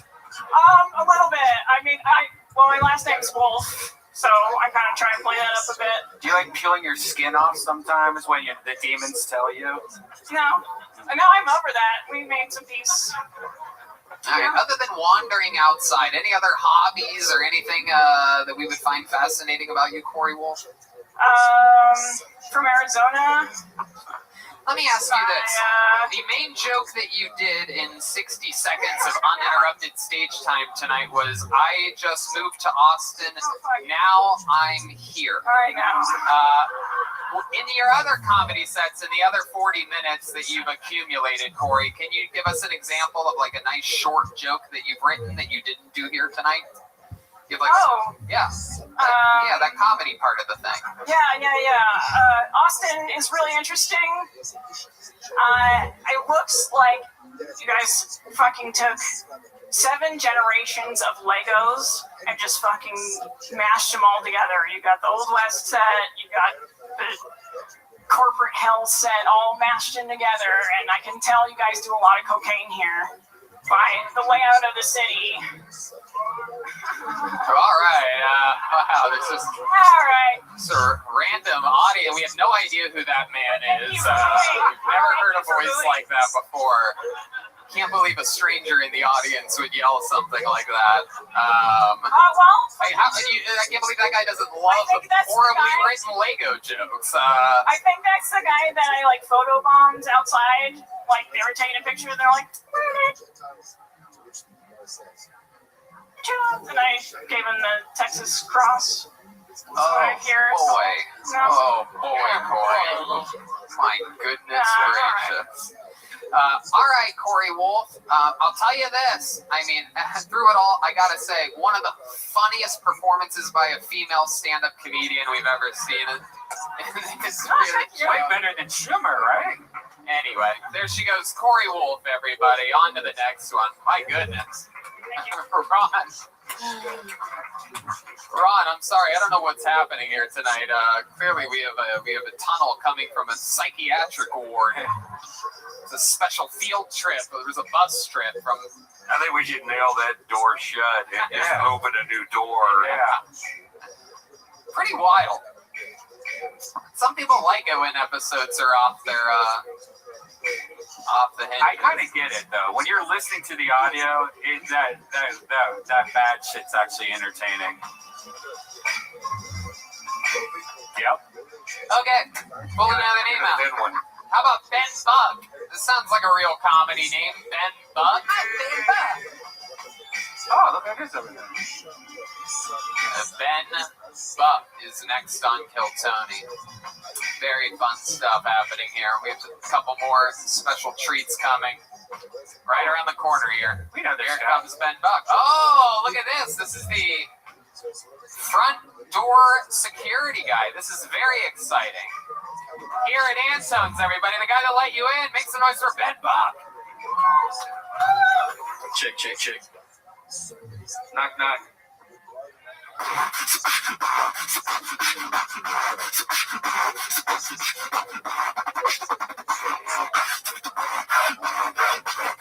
Clap your hands.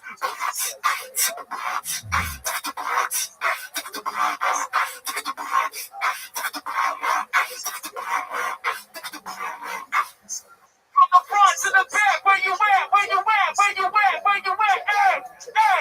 From the front to the back, where you at? Where you at? Hey, yeah. Out the top of they best stop it, break it down like a pop and lock it up and out. So I got my spot, bumping the beat with the bumpy vices. Hey, get the level lift to the AGC. One of you better compete. Now I'm trying to hit it so I'm asleep. How y'all feeling? That was fucking amazing.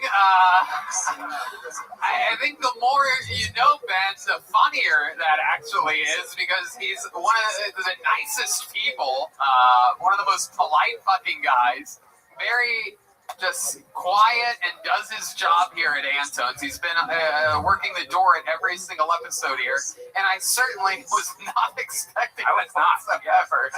That was fucking crazy. How long have you been doing? How long have you been doing that for? Well, I've been beatboxing for about like 10 years now. So I'm 23. Been doing this since 13. Professionally since like 16. Wow, that's so cool. And how can people find some of your work? Y'all can check me at Ben Bug Beatbox on all platforms and Spotify as well. Wow, that is so cool. My goodness. What's up? Well, my God, do the ladies love beatboxing? Does that work out? Does beatbox lead to eatbox? It's actually Ben Bug Eatbox on the weekends. Shit. What was that answer, Ben? It's Ben Bug Eatbox on the weekends. Okay. You have a girlfriend, or what's your move? Shout out Bambi. She's at home. Bambi? Yeah, Bambi. How about that? Oh, dear. All right. Okay, so either you don't understand what's going on, or I don't understand what's going on. I thought this was the rap open mic. I was so fucking confused. Like, oh my God. I'm like, these other rappers suck. God damn. Honest to God, you know what? Normally I would say you didn't do any jokes, but I think the room needed a little fucking jolt of energy there, and I think you did it, dude. Oh, shit. So cool. What else do you do, Ben? Tell us more about you. Well, my other favorite hobby is ping pong. Does anyone here like to play ping pong? Let me see it. All right, you want to play some ping pong? All right. Wow. Oh my God.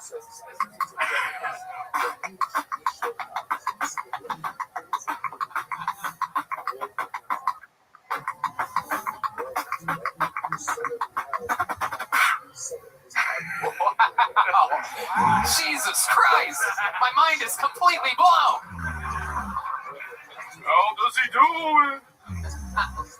Wow, Ben, that is so fucking cool, man. So do you perform shows? Like, do you do this like during show? Like, Yeah, this was what I did before quarantine happened. Wow. I had to pivot and get a real fucking job. Wow. You were doing live shows entirely as income. Yeah, for sure. Incredible. Do you have Thursday night off? Yes, I do. I would love to have you open up the show at Vault. Oh, man, I really appreciate that, man. Thank you. Wow, look at that. Ben Bucks getting a little gig. And now now that we know what he does, maybe every once in a while you can come up fucking. If we ever need a jolt of energy, I'll just bring you up here and fucking shock the audience. Hell yeah, thank you. I saw the band. I've never seen out of all the whatever we've done here, 10, 12, whatever episodes. I got to say, I looked over when you went into the ping pong thing. I saw the excitement on John Hayes' face. Looks like it was Christmas morning over there. It's so cool. You actually got the band excited, which is fun to see. Waited, man. Shit. Love it, Ben. Shit. Blinded by the light. D Madness said he almost saw something. For those of you listening to the podcast, we don't have a mic for D Madness to get to, for sure. So Ben, where'd you meet your girlfriend? Met her at the rap show, actually, South by 2 years ago. Very cool. What does she do? She works for Apple. She speaks French for Canadian tech support. Damn. Sounds like a weird bit, but it's not. No, that's perfect. And do you ever do any of your beatboxing tricks in the bedroom or anything like that? I'll try. It just echoes. Yeah, she has a big vagina. Oh, shit. Red band. I love it. Ben, so fucking cool, dude. Very, very interesting stuff. I've never thought beatboxing was so cool until you just did it. Shit, thank you. Is there? I already asked you where they can find your stuff, right? Yeah, you can find me anywhere at Ben Buck Beatbox. I have stickers at the front. Holler at me. Yeah, go get a sticker from Ben Buck on your way out. One more time for Ben, everybody. Very awesome stuff. Very cool. 23, is that right, Ben? 23 That's fucking awesome. Years old. This guy's going to be a huge goddamn star. Yeah, I can't wait to watch you Thursday, man. He already is one half of Run the Jewels. Not the half that you guys probably know. How cool is Actually, that? let's bring up the other half of Run the Jewels, right? You want to? Yeah, let's do it. This guy won the extremely rare prize in almost 500 episodes of this show. Only 7 people ever have won a thing called the golden ticket, which means you have to have an absolutely perfect 60 seconds and an absolutely perfect interview. Last week, he reemerged for only the first time since winning the golden ticket in Iowa. There's only been 7 people to do it. 1 in England, 1 in Australia, 5 in America. This is one of those guys. In his appearance last week, things went so off the fucking rails. It got so crazy in here that people are going to talk about it. Fans of the show are going to talk about it for years. This is his 3rd time ever on the show. He's an anomaly. Let's see how it goes. Make some noise for the great Halloween, everybody!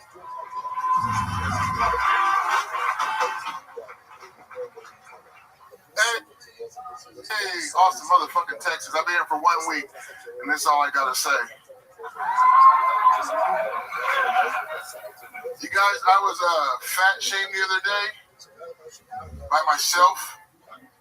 It was real passive aggressive the way it happened too. See, I've been at the gym and I was lifting at the gym, upper body day. So I was feeling real jacked. Chest, back, arms, shoulders, everything feeling real tight. You ever come from the gym and you feel like you're the Rock, but deep inside you know you're more like the sponge?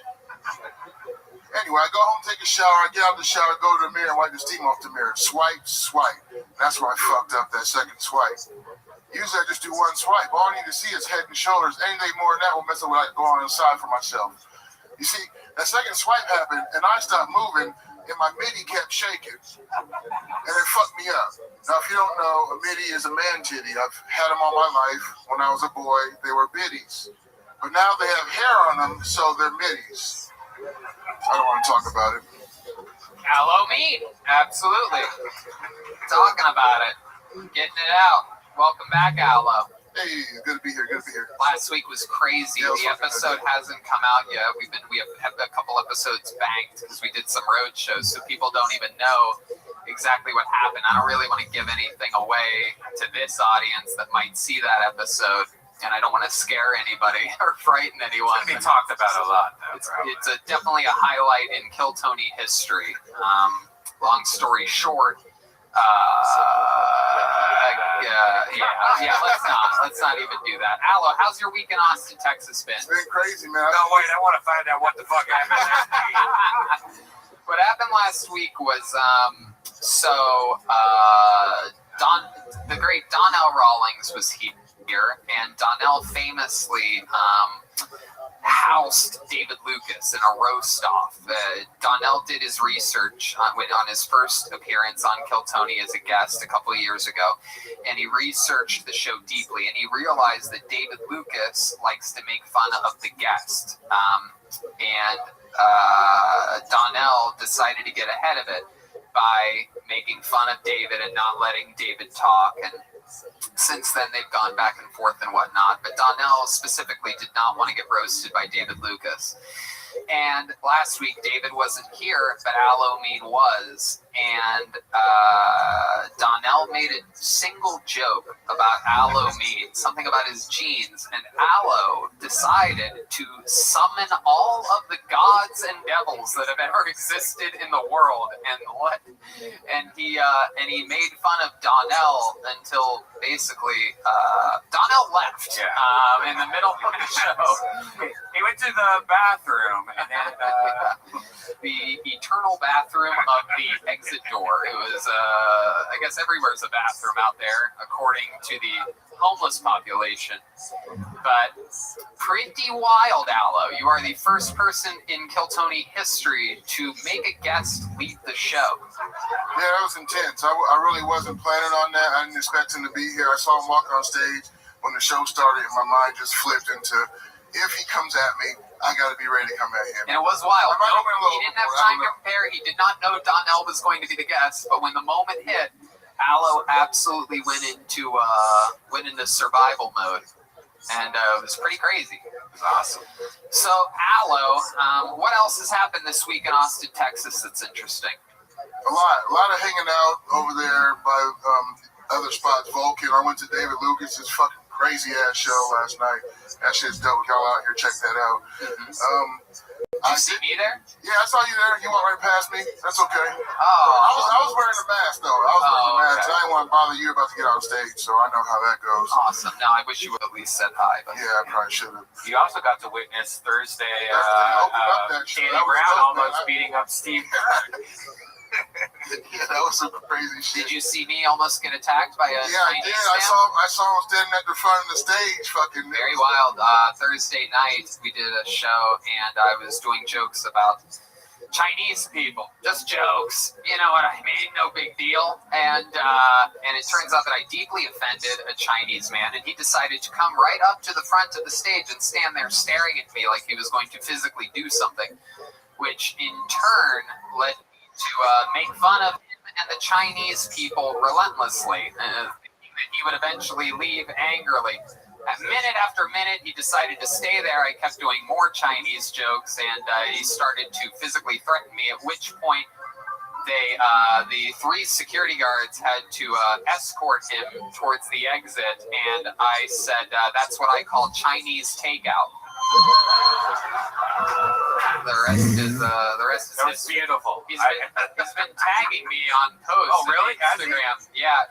Funny thing is that he actually said that I was making fun of the killings at the spa that happened. Which you were not. I never made a joke about that. In retrospect, I sort of wish I did. I would have had I thought about it, but I didn't. But it's interesting how someone will lie in order to make their story seem fitting to other people. Right. Wants to cancel me for a Chinese takeout joke that hurt his feelings. I probably shouldn't say Chinese takeout 3 times in front of you, Aloe, or you're going to have a blood sugar attack right now. So you're leaving tomorrow. Yeah, I'm back tomorrow. Aloe lives in Iowa, by the way. I know if I gave you 100 guesses, you probably wouldn't guess that you live in Iowa. Yeah. And that's where you're born and raised? Yes, sir. Yeah, we grow black people out there in corn. There's a few. It's a small plot of black people, but we're out there though. Okay. Like, what did your parents do for work? Like, what did they do in Iowa? My dad, he did a lot of stuff that I probably, I can't really mention. But my mom was a teacher for over 25 years. Okay. All right. Your dad was like involved in some criminal criminal He affairs? dabbled in a little bit of this, a little bit of that, you know how it goes. I didn't see him too often, you know. All right, just selling little baggies of corn or whatever. You ever think about moving, or are you just like, you know what, Iowa's like, I've always dreamed about living in Iowa. Dreamed about What's the move? Because appearances like, especially like last week, it had all of us really, and what you did in Iowa, So, do you think about getting out of there? I think eventually, I mean, this is a nice spot. If I did come somewhere, it seems like this is going to be the new spot to be. So, yes, I think that's the plan. How many do you think Aloe Mean should move to Austin, Texas? There you go. That's what I think. It's a little local encouragement. Hey, I want to say something. At the show Thursday, I did some nerdy shit. Ron White walked past me after he fucking destroyed, as Ron White does. And I didn't know what to say to him. So I tapped him on, you probably don't remember, I tapped him on the shoulder and I'm like, hey, good set, man. That's all I can come up with. Like we're at an open mic or some shit. And he was like, yeah. They just kept walking. And so I'm glad I get to come here. Oh man, I hope I wasn't shitty. Was I shitty? No, not at all. But that's the response I deserve for coming at you like, good set, man. That's all. I just tapped you walking by. I was like, good set, man. That's awesome. Did you remember that, Ron? No. You shouldn't. You shouldn't. Non-alcoholic. If I would have seen you now, I would have remembered that for the rest of my fucking life, though. If I would have seen you now, I get some redemption. So cool, man.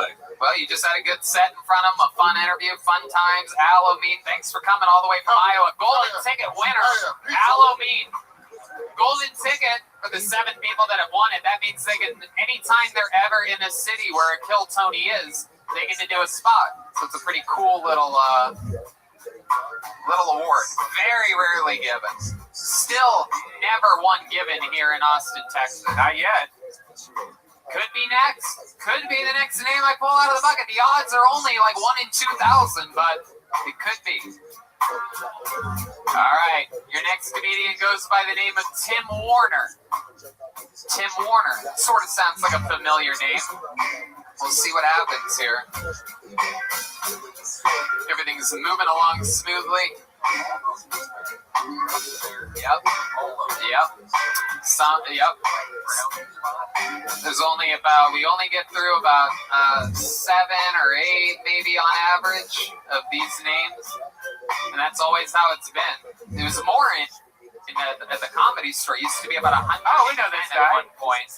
Oh yeah, this guy's back from last week, ladies and gentlemen. Tim Warner, everybody.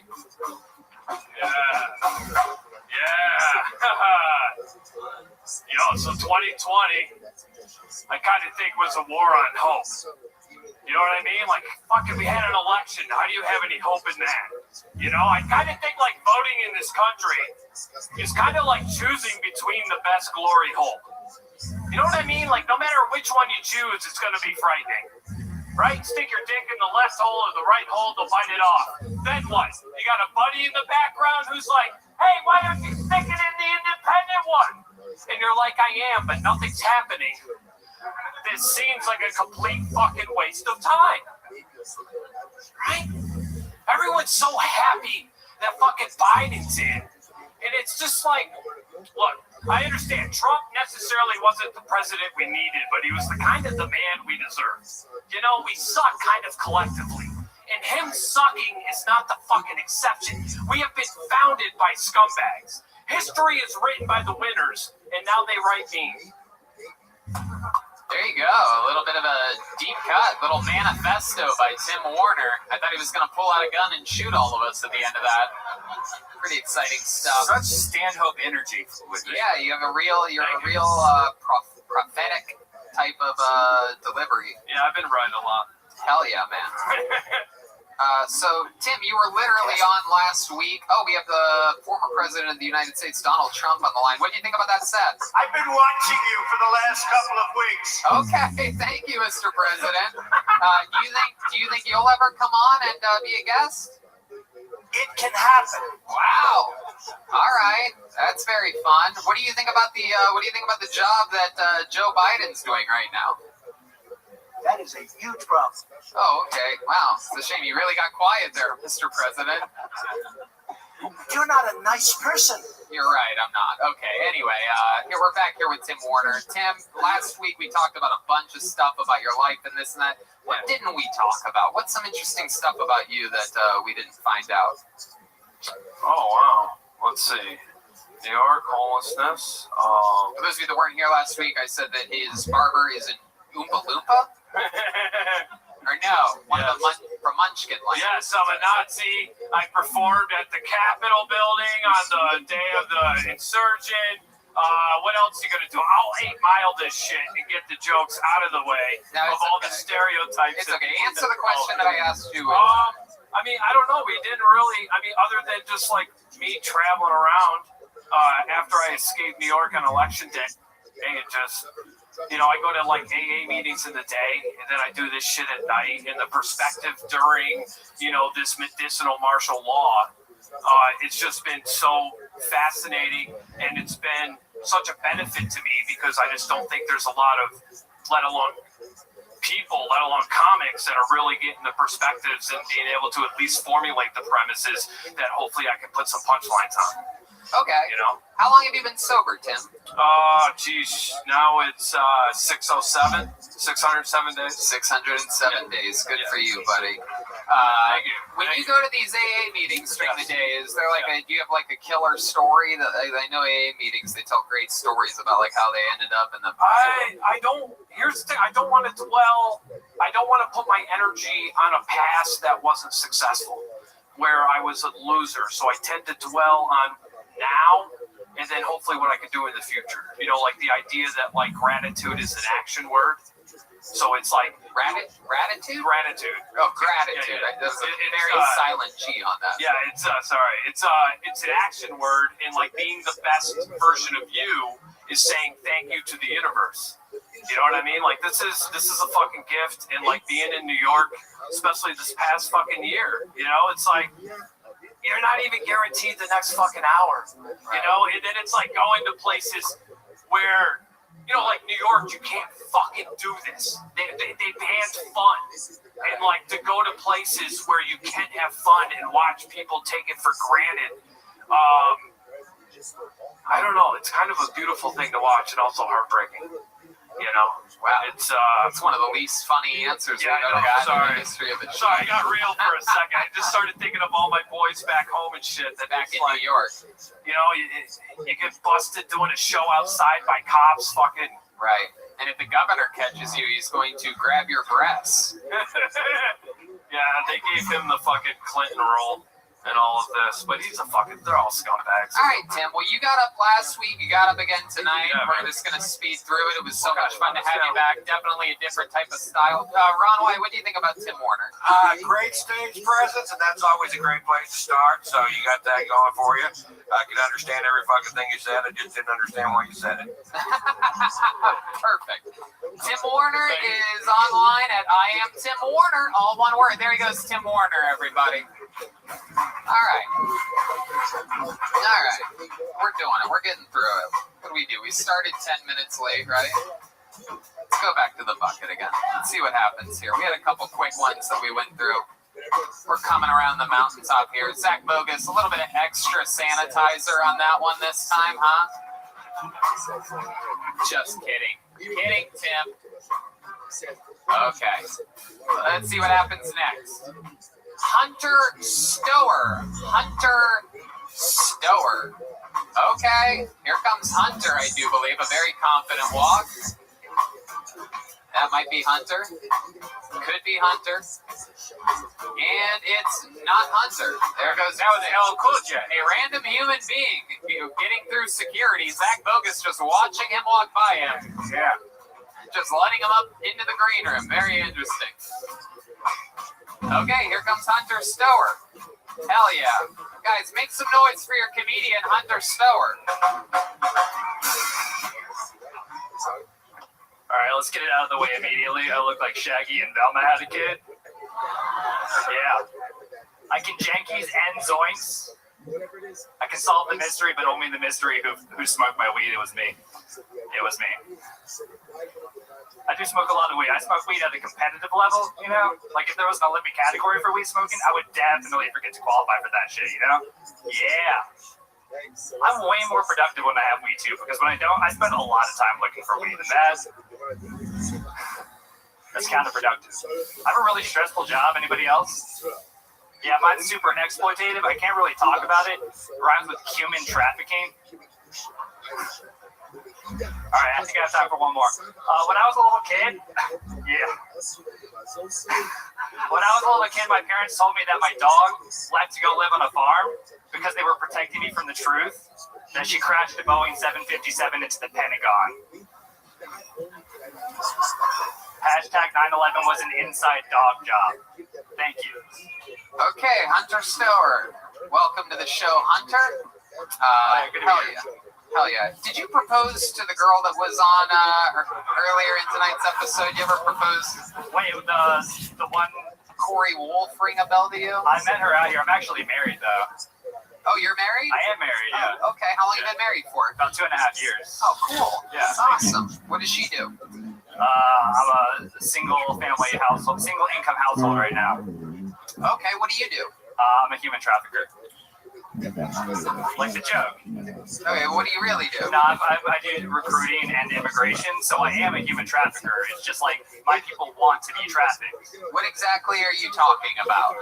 Like, imagine you're really like reaching for a joke, and we just want to know. No, it's real. Like, I'm a recruiter. I told you, I do recruiting and immigration. You want a job? You recruit people that want to come to America? Somebody's in Mexico. They want to be like a business systems analyst, like an industrial engineer. What do you mean? They just walk up? No, I can help them get a visa. I know how to do immigration work. Did these people ever hit you up? There's 100,000 people a day that just walk over the border that don't even. They tend to not have industrial engineering degrees. Oh, I see. They're the smart ones. They're the ones that we want. They're the ones that Trump wanted. All right. I'm so confused. I'm really. You just wait till somebody comes across with a briefcase and you talk to them. Is that? Yeah, it's actually how I met my wife. She had a briefcase. Yeah, she was the one with the briefcase. Yeah, it was love at first sight. I love She's from Colombia, so yeah. Oh, cool. Yeah. Yeah, Colombian women are beautiful, Not the flesh, right? just the fact, yeah. Yeah, she's probably way too good looking for you, right? She is, yeah, absolutely. I look like. Does your wife have a juicy butt? Yes, by American standards, absolutely. But by Medellin, Colombia standards, she's like a 7.5. Yeah, that's good. That's good on Colombian standards. Red Band also has a 7.5 size on Colombian standards. I kill it in Colombia. Hunter, how long have you been doing stand-up comedy? 4 years. 4 years. I like it. You have charisma. I didn't really get the Boeing 757 joke. It's just 9/11 was an inside dog job. I really like saying that. Okay. Yeah, it works sometimes. What do you like to do for fun, Hunter? You seem like a guy that has some real hobbies. I just do this and I rock climb. That's it. You climb rocks. I climb rocks. Yeah, boulder, urban bouldering. All right. There's a gym. There's like several gyms. Anybody boulder? All right, I'm a fucking weirdo, I guess. Yeah. You guys? No. Okay. I like it. You have what scares you? What are your biggest fears? Do you have any weird fears? You afraid of anything? Cancer. Okay. Do you think you have it a lot? All the time. Like every single time I have like a burp or I get like any kind of indigestion, it's like straight where my mind goes. Yeah. Yeah. I'm sort of with you on that. I deal with that 100%. Yeah. Oh yeah. Yeah. I've been dealing with not enough to stop smoking spliffs or anything like that, but you know. Ever since I had the coronavirus back in December, the lingering symptom, which I had sometimes before, but now I have it almost every night, is night sweats. Oh yeah? You ever have night sweats? I guess, I mean, I had it. I was asymptomatic. I don't know. I figured I just maybe was a sweaty dude. That normally happens, though, if you drink a lot of alcohol. I do drink a lot of alcohol at night, so that's probably where it is. What kind of alcohol do you like to drink? Cokes. Whiskey and Maker's Mark and Coca-Cola brand loyalty. Yeah. Okay. You ever try #1 tequila or fixed high alkaline vodka? No. Well, you offering me some? You should. Okay. I'll go get some. Yeah, absolutely. Right after this, yeah. Yeah, definitely. Where do you do your stand-up? You've been doing it 4 years. Where do you do Oh yeah, so I moved here in August. I started doing it in the Bay Area. Okay. Like Oakland, San Francisco. Is that where you lived there for a while, or like since like 2011? And then I just took advantage of COVID to become remote for my work, and I moved here permanently. When did you move here exactly? August. Oh, cool. We actually met on New Year's Eve. Oh, I do remember you. That was so Yeah. cool. You offered me mushrooms. I did offer you mushrooms. Yeah, I remember you now. Yeah. You were sitting underneath. He was sitting like underneath the table, and he really was. And he's like, "Hey, man, if you want some mushrooms," I'm like, "I'm actually good right now." I was getting pretty lit. It was a long drive. It was like 40 minutes north of here or something, right? Fredericksburg. It was the Barrel and Amp show. That was Fredericksburg? Yeah, the Barrels and Amp show. Right? Georgetown. Yeah, they sound the same to me. I was just in Fredericksburg for the I'm first Louisiana time. My buddy Kyle took us to a ranch. I got to shoot guns, and I actually used a chainsaw for the first time in my life. Thank you very much. Grew 4 chest hairs that day. For those of you counting how many chest hairs Tony has, I'm up to 9. Wow, 9. Yeah. I love it. You do mushrooms a lot? Yeah, I did mushrooms yesterday. Not today though. But I mean, I just forgot. That's fun. That's fun, Hunter. What do you think about Hunter, Mr. Ron White? I like it. Just it needs a lot of stage time, but it looks like you got something to say. And you're gonna stay here in Austin? Yes. Yeah. All these guys just need a bunch of stage time. Just find a place to get on stage and stay on stage, and Austin's gonna be a great place for that in the future. Yep. I don't know why everybody runs out there and wants to be the door guy at fucking the comedy store when the work is all in the Midwest. You can come out here, be an opening act, do 10 shows a week. We're out there, you do 1 show. So I think it's a good spot for you, man. I encourage you. Appreciate it. There you go. Absolutely. You heard it from the man himself. Hunter, by the way. There it is, Hunter Stower, everybody. STOEHR on social media. I don't know. What do you think? Should we go to the bucket one more time? Guys, I don't know. That wasn't very convincing. Should we go to the bucket one more time? There we go. There we go. Let's see what happens here. That is true. So many people want to be the door guy at the comedy store, and they really do. They get 2 minutes here, 2 minutes there. But they could be like the Funny Bone in Columbus, Ohio, and get 5 nights a week. It's crazy. Well, there's 2 schools of thought on it, right? It depends on their work ethic. Like if your work ethic and it's just a different thing. If you want to get better, I would say, if we're talking comedy science here, I would say if you want to get better at hanging, right? Networking, looking for opportunities. If you want to study the art form more, if you're at the comedy store, you can do that. If you yourself want to get better and get stage time, yes, being on the road could be good, but there could also be competition there. It goes both ways. I think every year it changes. And you can also get a lot of spots in LA. But I agree with Ron. Right now, Austin's the place to be. Definitely over Columbus, Ohio. But a lot of people, it just depends on the person. It's weird. And when that person gets to the comedy store. Anyway, who knows? Let's see what happens here. Your final comedian out of the bucket tonight is going to go by the name of Philip Garcia. And then, and also if you get stage time where you're from and then you go to the comedy store and become a door guy, then you sort of have everything, right? No, you skip the whole fucking door thing. You go out in the Midwest, do middle and comedy clubs, doing a half hour a night, 7 nights a fucking week. Sharpie the Blake till somebody gives a fuck in California. And you go out there and skip that whole goddamn door knob thing. Absolutely. That's what to do.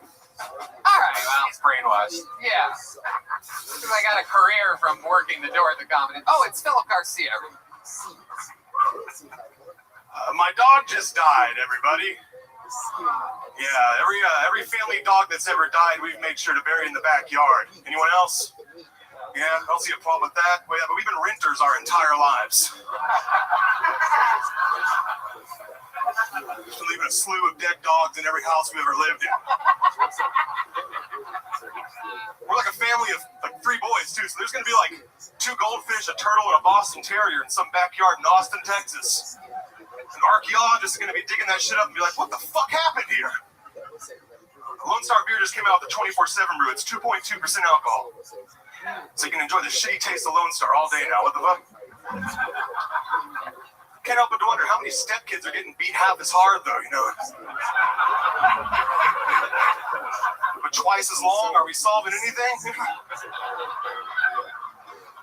bunch of water bills and trailer parks going through the fucking roof, you know? All right. Two birds, I'm stoned, I've been Philip Garcia. I feel like that's, yeah, there we go. Wow. What a performance. Unbelievable. That was awesome. God. Perhaps one of my favorite sets that I've seen here in Austin, Texas. That was incredible. Even D. Madness and the band agree. D. Madness said even he sees greatness in you, Philip. Thank you. Incredible. How long have you been doing stand-up? I've been doing stand-up 3 years, about like 2 weeks ago, too. Yeah. You hit your 3-year mark 2 weeks ago. 3 years, yeah. All good. Actually, last time I was on, you told me to break up with my girlfriend of 3 years because love wasn't real. I was 23. Is this true? How long ago was that? I was in Dallas. We were in Dallas Highness. And this was like 3 years ago? No, this was a year ago. Okay. Almost. And you told me, you asked me how hot she was, and I said 8 out of 10. And when we broke up, she's like, I couldn't believe you would rate women on a numerical scale. I told her, I was like, that's kind of bringing you down to a 6 right now. So then you told me to write more, and I have been. So I've been on my shit for you. Wow. Yeah. Look at you. How did it go a year ago? I'm sorry, but like those Dallas shows get crazy. Sometimes I can't remember everybody. Like 3 in a week, and it's pretty jam-packed. You get lucky. But yeah, that one went great, too. I did a Amber Alert bit, which is I've never seen a car newer than 2010. I think you like that one too. Yeah. That's you ever seen a really old veteran with a really old Asian woman? I wondered if you took her. That's what. You got fucking jokes, bro. This is usually how this show starts, is with people doing jokes. Very rarely is it at the very, very end do we have pull someone out of the bucket that actually did something other than figure out how to get their piece of paper larger than other people. Very awesome, Philip. Well, she said that I was in the bottom right of the first sheet, and I saw that big-ass fat form get I was like, maybe this bitch is up to something right now. You know what I mean? Really? Yeah. You really saw that? That's so cool. Yeah, we go upstairs watching, so we're having a good time. That is awesome, man. So, Philip, what do you do for work? I used to do comedy. It was just, I was living at my mom's and I was attainable. But now I'm doing pest control because the pandemic. I hate digging through rat shit, but I'm just getting out every night and still trying to go up and do my thing, you know? Yeah, I gotta do what I gotta do. At least it's a day job so you can get out at night. Yeah, for sure. Pest control seems like one of those things that I just simply, no matter what, and I bust tables and bag groceries. I did fucking every miserable job when I was growing up, and but pest control seems like one of those things that must be rough, huh? It just smells fucking disgusting. Yeah. You just have to go to the most disgusting people's houses. Yeah, and they wonder why they have bugs. I'm like, it's because you keep having watermelons and leaving around the house as decoration. Like, this is bug Hawaii. Like, other bugs are saving up to come here with their families, lady. I don't know what to fucking tell these people, you know? Holy shit. Do you have a horror story? Do you have something that's just completely out of control? What's the worst pest thing? Any bed bugs. Like, any bed bug stories. Like, I go home and I tell my girlfriend, like, hey, let's just burn these in the chimney tonight and not have to worry about it. That's why I was really impressed by the beatboxer, but then his name was Bedbug, and I was like, sorry, dude. I'll tell other people to listen, but I just can't because of flashbacks. It was Ben Buck. It was Bug? Ben Buck. Fuck yeah. Bed bugs. You're just having flashbacks to bed bugs over here. Yeah. I can't believe, man, I'm Ron White, dude. I'm sorry, man. I grew up listening to Blue Collar Comedy Tour. It was like the first digestible comedy I listened to. It's just, sorry. I feel like a loser. Well, watch this. Watch what he's about to say to you right now. Incredible. What do you think about that performance, Ron? Yeah. How old are you? I'm 24. 24. I didn't start doing stand-up till I was 29. So you're light years of where I was at 24 when I was just smoking pot, watching cartoons. So I would encourage you to go with this full blast, man. You got really good punchlines, and it's really interesting. You made the three of us laugh out loud, and that's not the easiest thing in the world to do. So congratulations for that. And thank you so much. Hey, I appreciate it. Yeah. And Philip, I don't think I've ever done this before, but I would also love to have you on the Thursday show if you could do it at Vulcan. Of course, yes. Thank you. And you know what? I'm actually doing a Tony Hinchcliffe and his current friends on April 17th at Vulcan. You going to be in town April 17th? I can be from Dallas. Would you do a spot on my show as well? 100%. I'd love that. Yeah. Awesome. Thank you so much. You'll do a spot there as well. Thank you. And also, I'm doing ACL Live in December, and I just want you to know I was doing it. No big deal. I love it. Philip, have you been signing up every week for this show? This is actually the first week I came down to Austin to get on. Oh, you live in Dallas. I live in Fort Worth, yeah. Okay. Yeah. Okay. Y'all are all from Fort Worth. No, is that what it's? No? Okay, wrong number. All right. Well, how about you come back in a month? You let me know, message me on something, tell me that you get my attention, say you promised me or something like that, and instead of just signing up, we'll give you an automatic minute. I'd love to see another minute. Every single joke you do kills. Thank you. So let's just do it. That's basically everything that we could give you. Got you. It's April 2nd and April 17th, right? Yep. Gotcha. It's Thursday, 8 o'clock, Vulcan. Gotcha. Yeah, this guy just got 3 gigs from doing 1 appearance on Kill Tony. Come on, make some noise for Philip Garcia, everybody, huh? Man, that's what happens. That's what happens if you do fucking jokes on a show about jokes. Fucking things can happen for you. We like people that do good at comedy, believe it or not. Even his comebacks, even him just talking, back fucking kills. Jokes, quick fire jokes. Philip Garcia is on social media at Philip with 2 L's. Philip G414, all one word. Follow that guy. 24 years old. I guarantee you, he's gonna be big. He already is. All right. This is the final comedian of the night, ladies and gentlemen. You want one more special treat, huh? This guy, a regular on the show, now lives here in Austin, Texas. High-level black belt, Second City master improviser. Once he got diagnosed with ALS, became a stand-up comedian, knocked it off his bucket list. We fell in love with him, made him a regular immediately. Now he has the tough task of writing and performing a brand new minute every single week on this show. Everybody else you saw tonight has been preparing for months and this and that. This guy has to do it every week, and he does it every week. Ladies and gentlemen, it's the great, the powerful Michael Lehrer, everyone. Here we go. This is how you close a show here in Austin, Texas. Thunder and lightning. Guys, make some fucking noise for Michael Lehrer.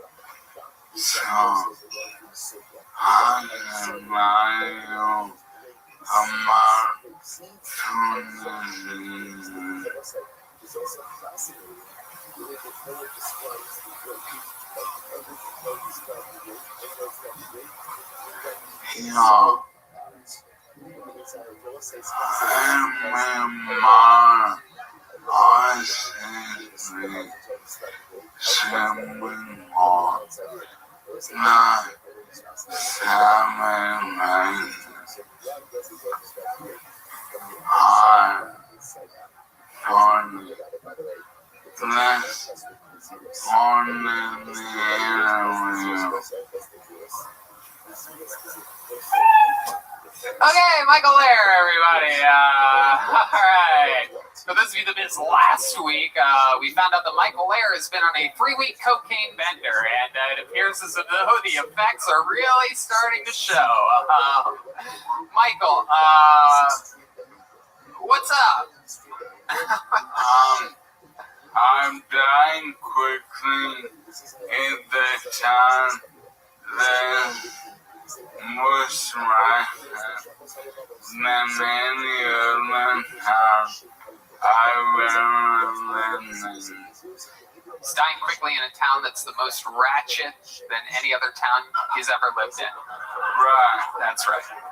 Right, look, I live a quarter mile away from this venue, and I tried to take my theory, and it was like Indiana and the less cocaine. Okay, Michael. Wait. It was Indiana Jones and the Last Cocaine? Is that what he said? Yeah, he was a quarter mile from here. He drove here in his wheelchair, and it was like Indiana Jones and the Last Cocaine. Wow. When we understand it, it's quite incredible what's going on in that brain of his. Yo, Yeah. I'm losing the ability to use my arms, and I get up here every week, and I give it my all, but a lot of people think that means I'm getting better when I'm not. So, fuck y'all. There you go. Absolutely. There's a little button on that one right there, huh?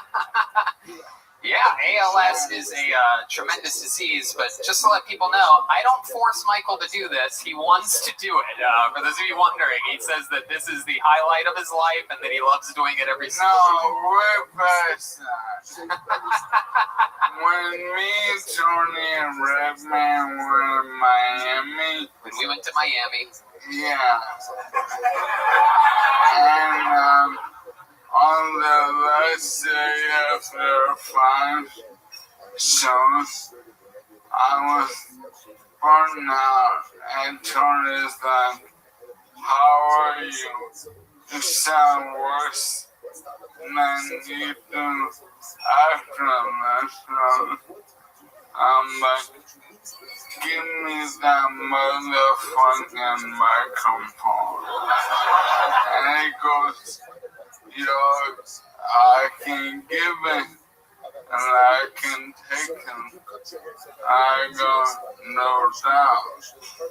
And I've been sick enough where after KT 500, I don't know how many shows I'm left. But Austin, I love you, and you're rushing as long. And I've never been to a city so fucked up as Austin. Let me know. It is true. Your disease has progressed 1,000 miles an hour since moving to Austin, Texas. Yeah. You know, we're in the central multiple party districts, and I would like to call all bars and clubs on 6th Street the staph infection. Some good fucking local humor right there. No. But I'm having the time of my life. Too much, honestly. But don't make that sad face. Oh, he's looking at his notes. I thought he was looking down sad. Yo, hey, I know I feel you're knowing my minute. And my life is a nightmare. No, I'm not fucking around anymore. Like, I get family and friends who are like, oh, you're traveling, you're doing these cool stuff. But 99% of my life is a fucking nightmare. And I don't know how much I've left to give me on, but I will do it until I can't do it anymore. There you go. Absolutely. But I would like to say this. We're dealing with a vaccine shortage. I, crazy enough, have still not got it, but I make rules for people who should not get the vaccine. And I live on Restream. And if you ever pre-order a hamburger on Restream from the internet to line up with 200 people the next day for the hamburger, you do not get the vaccine. Michael Lair, ladies and gentlemen, doing it. Can we improvise? What? Can we improvise? You want to improvise something? What do you want to improvise? Anyone with anything. Anyone with anything? Yes, my wheelhouse. Okay. Ron White, will you improvise with me? He wants to improvise with you, Ron? Sure. Hell yeah. So what's the scene? Let's get a sentence from my... Let's get a suggestion from the audience here. Anything you guys want to travel to the moon? Hey, Ron. Really cool accommodations in the moon. Am I right?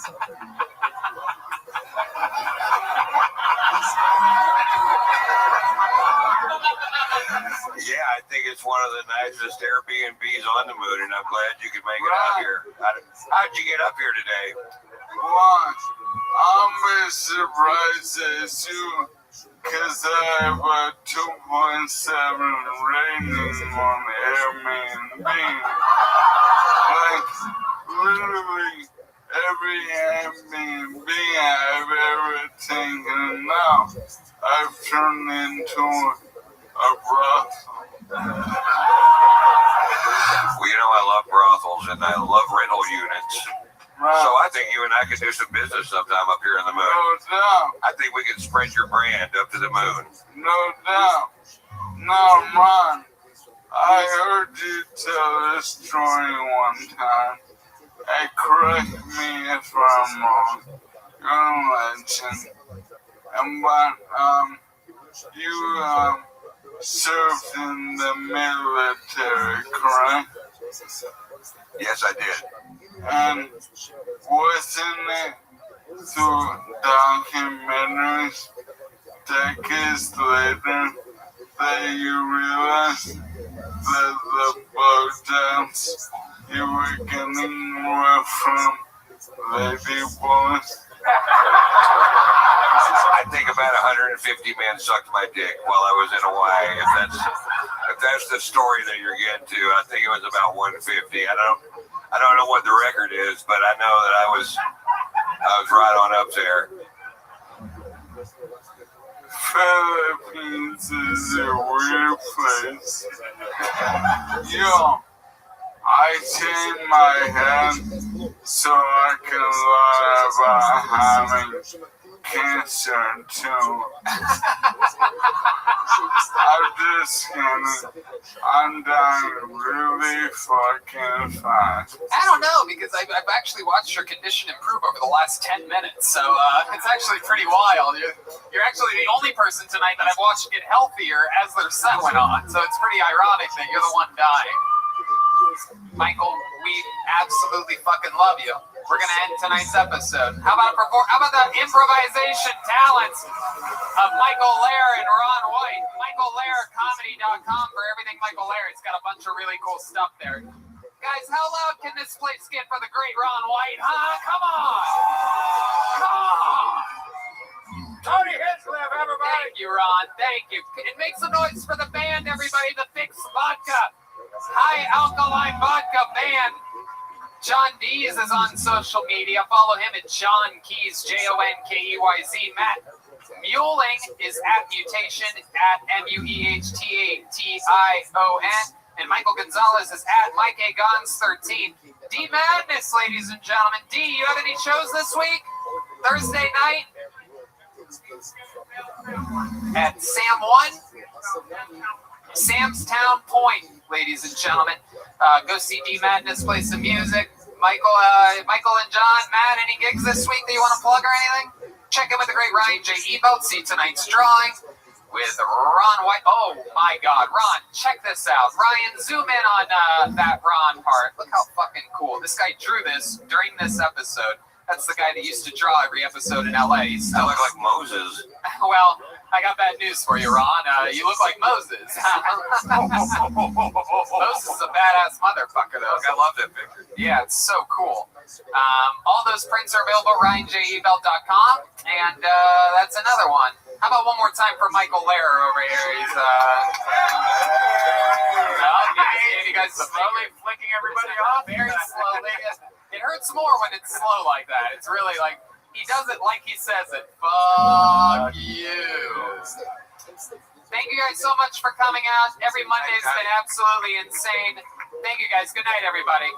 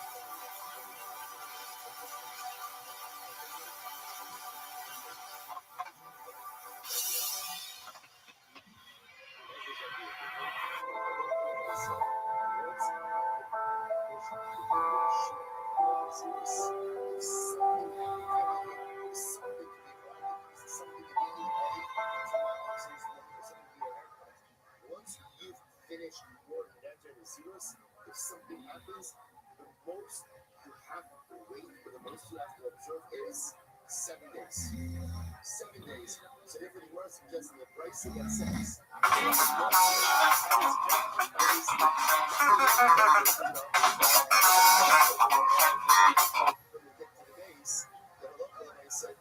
It's not associated with zeros.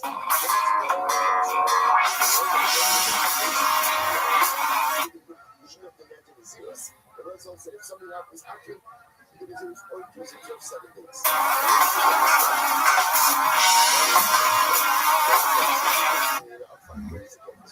So my time you're going to answer. You only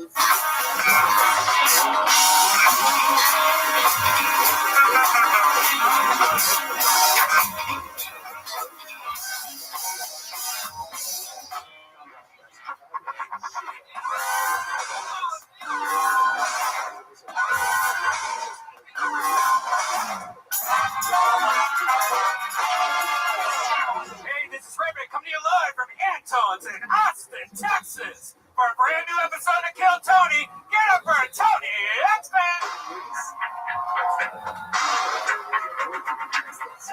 Fuck yeah, Austin, Texas, we're live. Make some noise. Here we are. This is it. This is where the magic happens. The great Brian Redman is here. Hey, everybody. How about a big hand for the Kill Tony band, everybody? Brought to you by Delicious Fix Vodka, the first ever alkaline vodka. Less hangover, more fun. It's John Dees on the keys, Mike Gonzalez on the drums, Matt Mueling on the electric guitar, and our boy, D Madness on the bass here tonight. Let him hear you. There you go. Magical stuff, fun stuff happening, and a fun episode is right ahead of us. How many of you out there, this is your first time being at an episode of Kill Tony, huh? Wow, a lot of first timers. That's very interesting. Excited to be here. Fun stuff. Every show's been crazy. We got the great Ryan J. Ebel drawing tonight's episode all the way from Los Angeles, California. The new coloring book, a bunch of shirts, a bunch of road posters, a bunch of fun stuff, all available at RyanJEbel.com. So that's exciting. Chris Rogers of Chris Rogers Art behind us. We don't even know what he's doing tonight. He might be making something for the guests, might be doing something for an audience member. Anything can happen. So we'll find out more about that a little bit later. And yeah, the new band, the new Kill Tony band, brought to you by Fixed Vodka. That's alkaline vodka. It's really great stuff. Absolutely love it. Clearly the best of what they do, and they support local artists. So it's an Austin brand. Yes, it's delicious. I have it. It's distilled 10 times. If you have, like acid reflux issues, it's great vodka that helps you out. A lot of fun with new local sponsors coming in. Austin loves Kill Tony, and Kill Tony loves Austin. You're going to find out more about that in just a little bit. But before we start tonight's amazing episode, here's a little bit more about the amazing sponsors that made it available for you here on this day. Hey, y'all, Redman and I just moved to beautiful Austin, Texas, and I'm going to be honest with you, it's a lot more rural and suburban than Los Angeles was. We have lawns now, and you can see your lawn thrive this spring with your own custom lawn care plan from Sunday. Sunday is more than just a lawn care product. It is a custom lawn care plan with a variety of ways to help you grow a beautiful lawn, control weeds, and remove pests. They take out all the guesswork and unwanted chemicals, so you can grow a beautiful lawn that's better for people, pets, and the planet. Red Band, you've got it. You've already been using it. What do you think about Sunday lawn care? It's amazing, and it came at the perfect time. My new house, when I moved in, the lawn hadn't been taken care of for a couple months, and I had spots where there was no grass. I had so many weeds. I had these weeds that I stepped on and felt like a snake bit me. It hurt. I didn't know what to do. And then Sunday sent me this big package that had all this amazing stuff on it. One, you go online and you put in your address, and it's so cool. They have like a satellite image of the top of your lawn, so they know how big it is. They know what part of the country you live in, and they send you stuff just for your area where you live in. It's a free lawn analysis. And when you get it, you also have a soil sample that you can send back to them to even get better results. And they have weed control. They have seeds for your lawn. They have pest control. It's amazing. And this is the first time I'm going to get serious about having a lawn. Yeah, absolutely. It is incredible. It's like all these incredible technological advances lately. You know, Postmates for food and Uber, right? Yes. Uber for cars, and they really nail it. Sunday makes taking care of your lawn easier than ever. I just went to getsunday.com, put in my home address, and their free lawn analysis took care of the rest, all in just seconds. So mine's about to go down. You are already a huge fan. We absolutely love the idea behind it. It's just incredible. And to think that they're doing it all chemical-free, clean, and safe for pets and animals. You can have your little doggies running around out there. And it's easy to use. You just put it on like your hose, like this little pouch, and you spray it. It took me like 10, 15 minutes for my whole lawn. It was simple. And I saw it. Your grass looks better than ever. Let Sunday take the guesswork out of growing a greener, more beautiful lawn this spring. Visit getsunday.com/killtony to get $20 off your custom lawn plan at checkout. That's $20 off your custom plan at getsunday.com/killtony. Listen, take care of your lawn, people. Getsunday.com/killtony. Mud water, yum, yum, yum. It's a coffee alternative with 4 adaptogenic mushrooms and Ayurvedic herbs. With 1/7 the caffeine as a cup of coffee, you get the energy without the anxiety, jitters, or crash of coffee. Each ingredient was added for a purpose. Cacao and chai for mood and a microdose of caffeine. Lion's mane for alertness.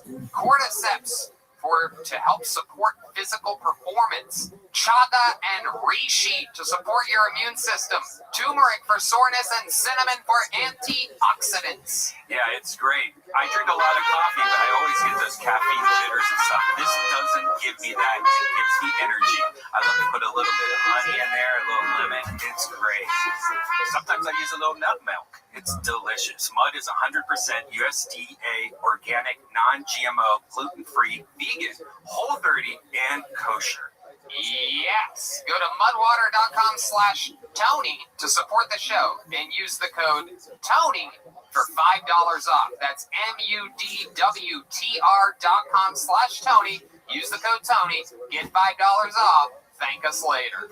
And we're back, everybody. Are you guys ready to start tonight's show? How exciting. Me too. Let's do it. Tonight's guests, everyone, 2 Comedy Store paid regulars, 2 people that I consider classmates of mine, high-ranking people at the Comedy Store that worked their way from the back of the lineup of the toughest comedy club in the world all the way to the middle, and they're here for you right now, all the way from Los Angeles, California. Make some noise for the great Adam Ray and Jade Catapretta. Wow. Jade is the host of The Soup on the E! Network. Most importantly, she's the host of Jaded, the only Comedy Store podcast happening right now. The full backing of the Comedy Store.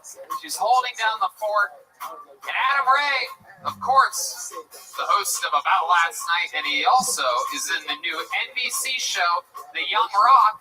That's awesome. Where he plays, am I allowed to say? He plays young Vince McMahon. Here's as though he's been hit by some of those fun Austin allergies. Perhaps our most congested guest of all time, ladies and gentlemen, Adam Ray. Doing lines of Allegra before the show. Those allergies in Austin are real. They are. Good to be here. It's also, the pod is very good here. It is too good. The pod, yeah. Yeah, they do. Thanks to FedEx. They do a really good job. California. Really good job getting it from other places. Yeah. We're all stuffed up on barbecue, speaking of the munchies, from the amazing people over at Leroy and Lewis. I don't know if you guys have been to this place, a Cosmic Coffee on South Congress. They made us some beef ribs, sausage, and popcorn made in fat that we're going to eat after the show. I'm super excited about fat popcorn. I need to put some meat on my bones. And they were guided here by, of course, the great Yoni over at Best Barbecue Show, who helps us out all the time. He's the man. And special shout out. I have a special guest here, everyone. And I have the coolest graphic artist / propagandist in the world. Make a noise for the great McVader, everyone, visiting from all those fun Kill Tony promos you've seen over the years. They're made by him. He just sends them right to me every week. He's a monster at what he does. And yeah, I'm excited about the show. You have a lot of first timers here tonight, so quick lowdown for you. A bunch of people signed up for the chance to perform here on this show in front of us. They get 60 seconds uninterrupted, and then we talk to them about their lives afterwards. You know, your 60 seconds is up and you hear the sound of a kitten. That means wrap it up then, or else you're going to bring out the angry Fashion District Bear. Wow, that is one big gay bear, isn't it? He got angrier. He really is. He's really angry now. Turns out he was happy in West Hollywood. He's furious. He has oak allergies. When he's not stuffing his mouth with cock, his nose is stuffed with pollen. You guys ready to start this fucking show? Yeah, baby. I like this crowd tonight. It's a big upgrade. Feels like the energy is up there. Almost feels like a Tuesday in here. You know what I mean? Yeah, I can see that guy's knees. It's really getting crazy Wow, here. yeah, in look at Texas. those. Knees look like just really long thighs. Yeah, There's barely any country bone or boys, anything yeah. there. These big Texas knees, they're just Yeah. blown out. There's no more joints. Let the salt on them. Hard for me to get my Silverado, Tony. Pull the name out of the bucket. Let's fucking go. Your first comedian, shaking. I'm sure nervous as hell right now to get things started. Make some noise for Leo Konopka. Leo Konopka is first on Kill Tony. Anything can happen here. A few weeks ago, we had a completely homeless guy go first. Turns out he just signed his name on a piece of paper. He was standing out there. I called his name. He came up. Truly as homeless as it gets. Anything can happen here on Kill Tony. Anyone can sign up. There's a holding tank of comedians up top, some comedians on the sidewalk, and some people signed up, I'm sure, that are sitting in the audience right now. Here's Leo Konopka, everyone. What the fuck is up? How we feeling, Antones? Hell yeah. So I've been working on my discipline. So I have one cheat day a week, but I never tell my girlfriend. Yeah. Sometimes I want to eat a pizza by myself, and I also don't want her to know that I'm fucking her sister, so. Cool. I'm 5'8". I found out recently men who are 5'8" and shorter are 2 times more likely to kill themselves than men who are 6 foot or taller. Yeah, I think it's because men who are 6 foot or taller, when they try to hang themselves, their feet still touch the ground. Fuck yeah. I just bought pepper spray. So in case I have a rape, I can blind them too. They won't even be able to see me coming.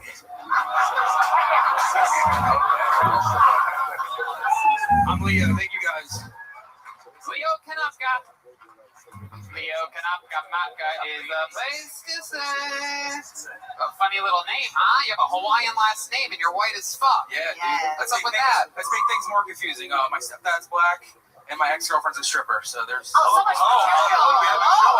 I love how strippers strippers now count as their own race of people. Funny you should mention, Tony. I'm actually part Native American and stripper. The fuck are you talking about, bro? I'm trying to spice up the interview for you. That's all. How was your? So let's talk about it. Your ex-girlfriend was a stripper. How long were you with her for? 2 years. 2 years with a stripper. She comes home. What happens? She takes a shower. Yeah, it's like her. Checks her. Yeah, just guys that have strippers for girlfriends are always ultra romantic, right? It's like, hey babe, I already have a bath run for you and rose petals all over the fucking place. Cover out that fucking sweat. Your sodium levels must be out of control from that such a salty lady. Took the Salisbury steak out of the wrapper for you. Yikes. Why are you dressed like you work backstage at Cats the Musical? Listen, it's nice. Black on black is good. Wait, you said a joke about fucking your girlfriend's sister? Yeah. That's a joke? Yeah. It's a joke. Yeah. But does she have a sister? No, she has an autistic brother. Well, have you fucked him? Yeah. You ever think about just how hot is he? Parents probably won't believe him if he says you raped him anyway. He's autistic. You know, I do like this audience today. This is exciting. Yeah, this is great. What a relief. What a relief. We're in it tonight. We have launched. All right, Leo. So what do you do for work? Sell mushrooms. Wow. Oh, yeah. He thought about it. He sounded like he was about to lie. Yeah, I know. What was the lie you were thinking? Yeah, what is the teacher? Fucking, it's also not a lie. My ex-girlfriend sends me like $200 a week because she thinks I'm gonna make it. So. Make it in what? Comedy. Wow, look at that. The stripper girl believes in you. Yeah. That's incredible. She's taking other men's money and giving it to you. Yeah. Fucking the cycle of life. Yeah, it's the circle of life. My God, that is incredible. How long has she been giving you this fucking I'm doing stripper per diem. Yeah. I think it's called perennium, right? Wow, how long have you been getting this fucking whole alimony for? Let's talk about it.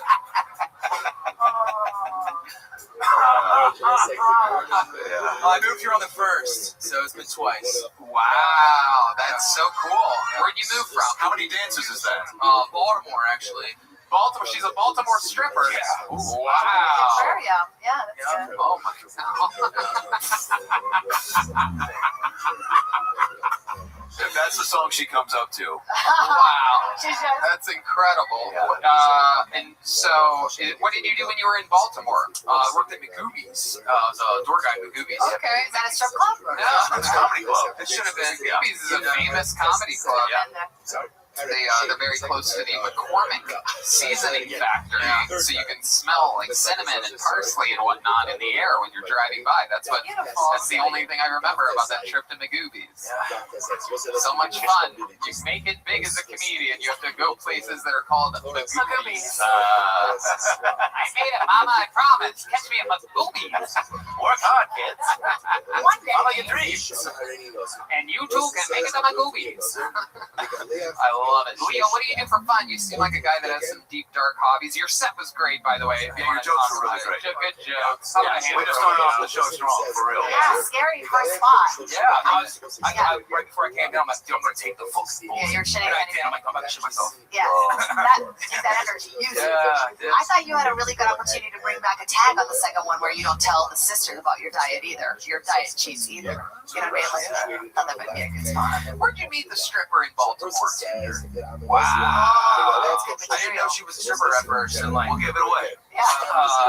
She brought her pole with her. She's like, hey, do you mind if I put this here?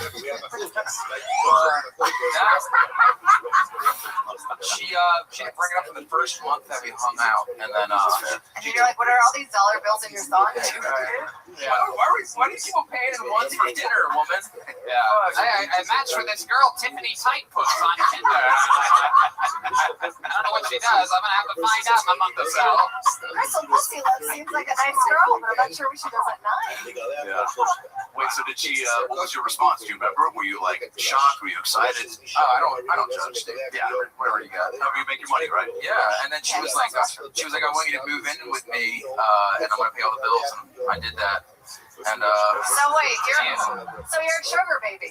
You're like a stripper sugar baby. Yeah, she's 2 years younger than me. So What do you think she likes so much about you? Are you good in the bedroom? Or are you doing chores or something? I did actually. Funny enough, Are you looking for her? No. I'm straight from Baltimore. Tiffany Tight Puss is here.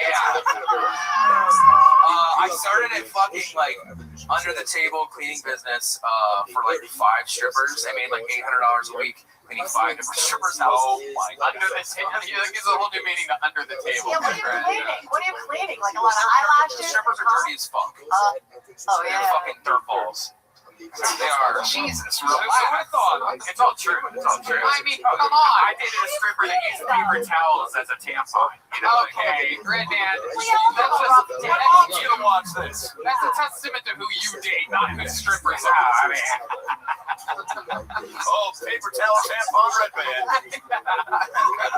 The stories this guy has are insane. What was the breakup like? No, I decided to move to Austin, and we lived together for the last 3 months as just friends. And I'm like, hey, moving here, and I'm gonna just try to pursue stand-up full time. And she was like, can I come with you? I'm like, no. And why'd you say no? Because I don't need that. There's a lot. What, you don't need somebody providing for you? Yeah. I don't need that, but please keep the checks coming. Sending money in the mail. Truthfully, love these $200. Truthfully, it makes things too easy. It made things way too easy. Yeah, you're like, I want to sell mushrooms myself. Yeah. I love it, Leo. Do you think you'll find like a new stripper like mentor down here?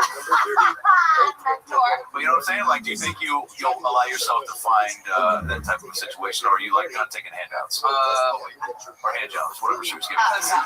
Also, does the cash come in ones, or is it a Venmo situation? How does it? A little bit smooth. Okay. No, but no, just a linear focus on trying to sling jokes and shit. Leo, I love it. You're in the fucking game. Clearly, you're a lucky guy. You got pulled out of the bucket. There's like 70 names in this mamma jamma tonight. You made the best of the situation. You got the show started with a bang. I believe in you, buddy. Keep coming back. Leo Kanopka, everybody. Follow him on Instagram at leo.comedian. That's him. Yeah, he's got a face of a tall dude and a body of a tiny dude. And now for something you guys will never even guess is real.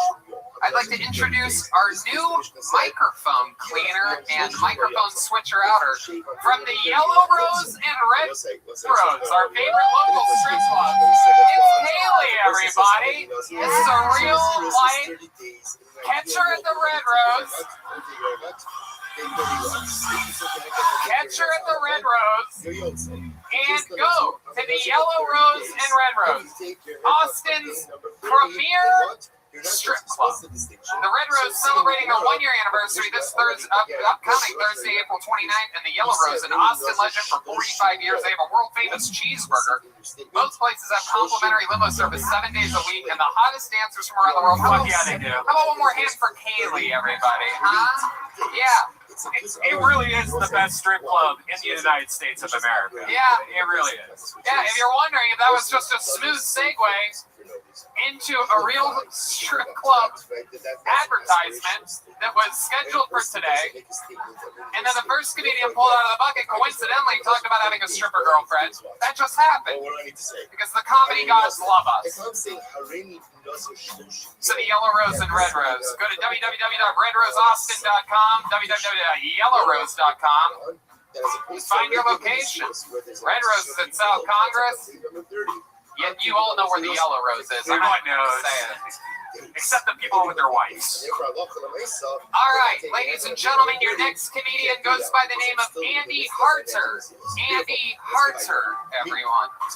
Here we go. How weird is that? There's a random pro wrestler walking around. Oh, okay, he works here.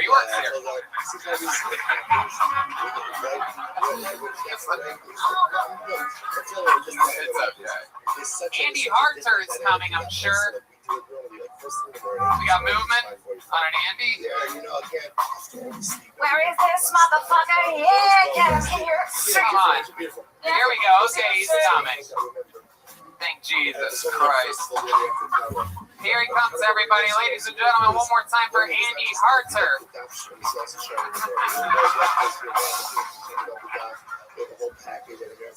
So I recently had to come to terms with the fact that I'm poor. I got fucking creditors calling me. You have a negative balance of $14,232. The way you can take care of it today is Visa, MasterCard, check my phone. Like, I just missed $10, $50 a month payments in a row. It makes you think I got 14 grand later.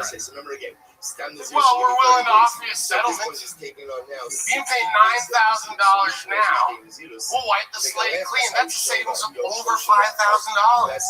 Oh, I bet you, yeah. If I don't pay you at all, that's a savings of $14,230.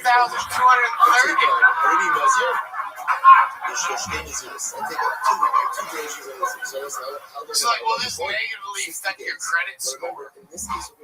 My credit score? What are you gonna do? Lower from 440 to 430? I don't give a shit. Take 10 for yourself while you're at it. I'm never gonna miss it. There it is. Andy Harter, always making it look easy. This is your second time on the show? Yeah. Incredible stuff, man. He is a big fucking little softy pie. Yeah. You had the confidence of a white guy before me, too. I like it. Yeah. Old school.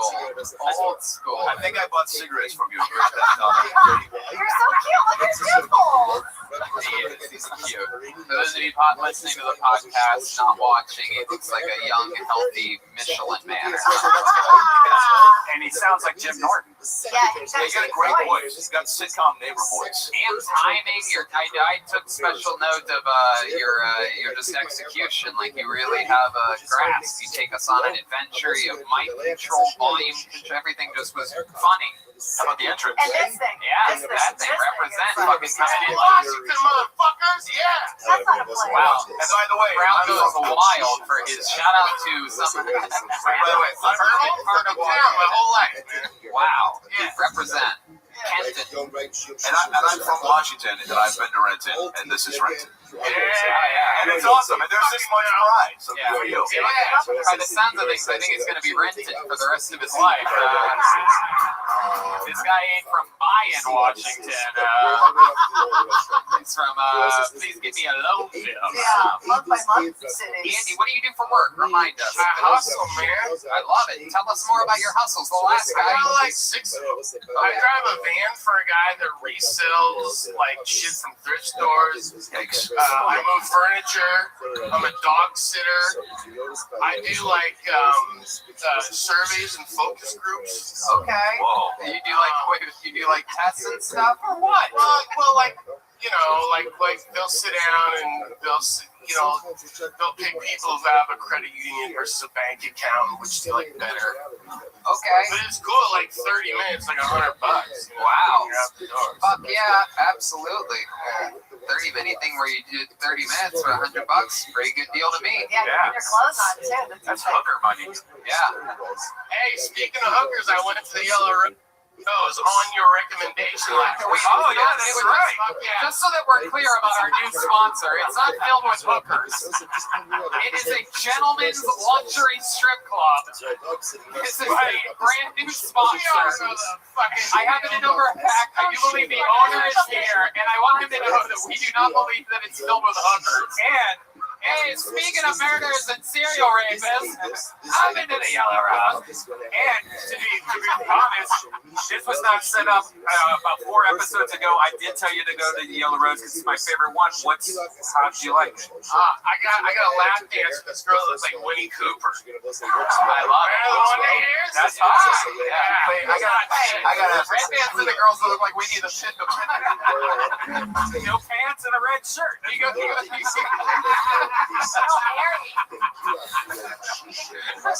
Wow. Red Man goes to the Yellow Rose just for the cheeseburger.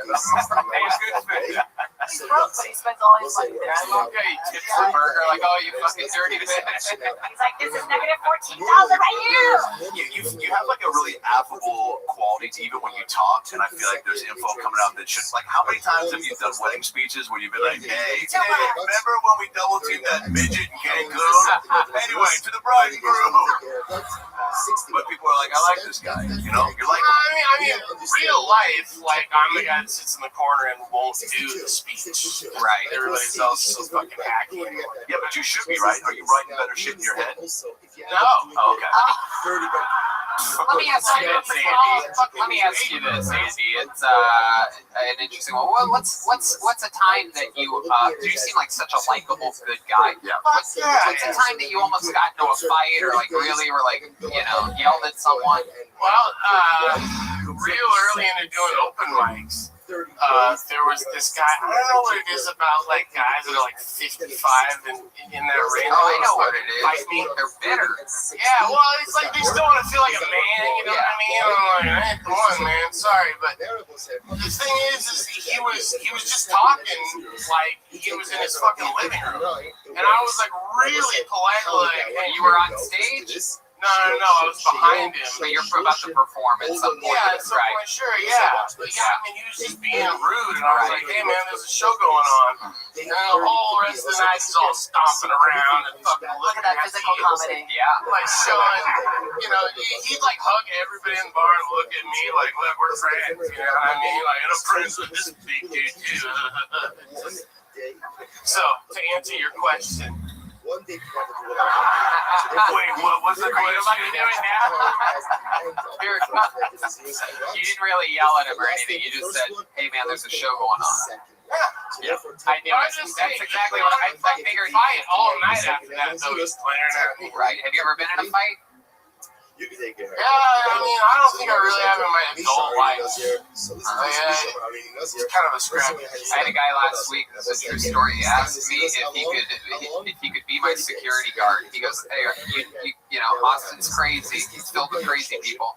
You give me some money, I'll be your security guard." I said no. He goes, "I'm gonna beat the shit out of it." Can't even make this shit up. The true story. Like I'm literally like, do you know any good security guards? Now I'm actually threatened for the first time. Like a guy who just offered to be my security guard. And I like how you hold a mic to throw friendly, like just right up top, by the shaft. I love that. He's a sweet, sweet guy. I mean, this is how likable John Cabrillo could have been. Like, that's just for us. What's the longest set you've done? I think I've done 20 minutes. You know what? I would love to have you at Vulcan on Thursday to do a 5 right to Hollywood. Andy Harder just booked a gig from being on Kiltony. That's how the magic happens. There he goes. Andy Harder, everyone. He's on Instagram at Andy.Harter, Harter.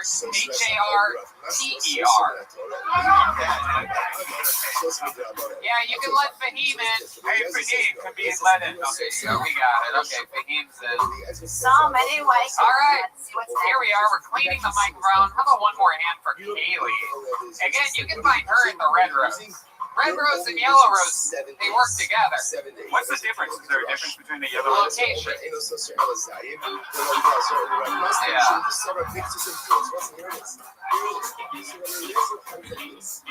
All right. Moving it along, ladies and gentlemen. Your next comedian goes by the name of William Ray. William Ray. Should be fun. William Ray. I'm going to start pulling the name, and then we'll have the cleaner clean, and then the person will be here. That's the new move. Yeah. And maybe she shouldn't be wearing clothes? Red band, that's enough. All right.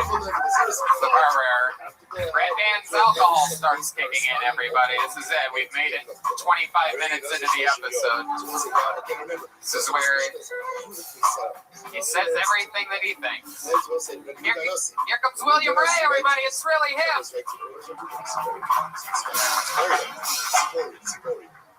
Thank you so much.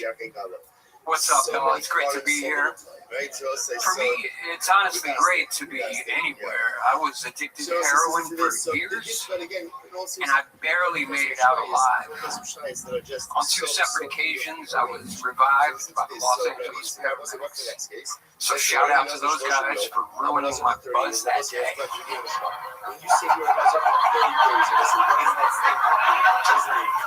A little bit about my life. My ex, who's also the mother of my son, She was recently diagnosed with autism spectrum disorder. So now she has a legitimate medical excuse to be a cunt.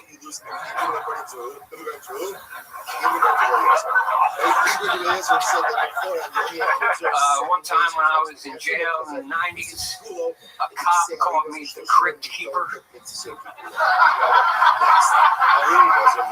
I just pretended like I didn't know what the fuck he was talking about, but inside I was like, man, this guy's roasting. William Ray, everybody. Very fun. How recently did you get off heroin? You look like you still have some in your bloodstream. It's incredible. You somehow you look like Henry Rollins' grandfather. What's happening? He kept his teeth though, looking good. Yeah, it's been a good 20 years. 20 years and you still got the look, huh? The look, the feel of heroin. I love it, man. No, that's adorable. Welcome to the show. How long have you been on stand-up? This is my first time. First time. Holy shit. Holy shit. Holy shit. He's gonna be chasing this dragon forever. Yeah, It's first time, man. Thank you. Yes, definitely. You must feel quite the rush right now. You must be really... Absolutely. What's better, this rush or the heroin rush? Yeah. This, Yeah. Bullshit. That's not what anyone that's ever done heroin is. Maybe 20 years you forgot what it's like. Here, can we get this guy some heroin and then we can ask him at the same time which one's better? Get a little bit closer. Let's refresh your memory a little bit. What's under the hat? There's something going on. Like, oh, wow, okay. Why does the hat look bigger when you have it on? Yeah, You look like Toad from Super Mario Brothers when you have it on. It's fluffy. I thought you would have a tiny frog. Yeah, you look like the bad guy from Mega Man with the hat on. The guy with the giant brain. And you take it off, there's just a tiny little head on it there. Look at that little baby head. Look at that little fucking real deal over here. What do you do for work? Right now, I work at my friend's construction company. Okay. What type of construction are you doing? You got a wheelbarrow or something? Floors, like hardwood floor installations. Okay. That's good. That's good. Good construction job for a guy with your build. Give him the floors. Just everything's low. You don't have to worry about things so much. Yeah. I don't want you to get high. So William, this is something that you've always wanted to do, right? How old are you? 51. 51. Okay. Hell yeah. All right. Look good for your age to get an next heroin. Yeah, it's good. Yeah, it's pretty good. You only look 60, so that's perfect.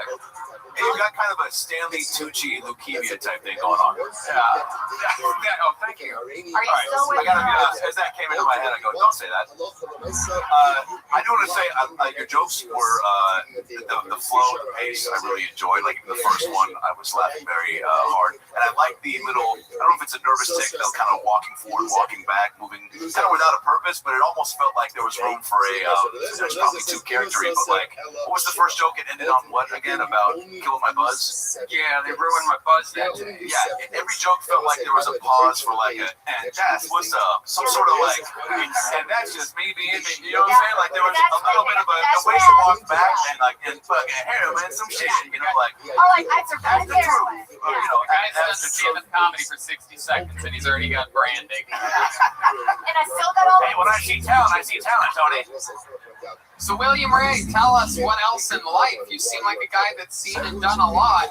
51 years on the planet. What else about you? Yeah, man, I used to play rock and roll in Hollywood in the 90s. Really? Yes. What kind of rock and roll would you do? You'd stand there with an electric guitar or something? Or? Yeah, I'm a guitar player. Okay, you sing it all? Yeah. Jeez Louise. What do you think, sis? What do you think?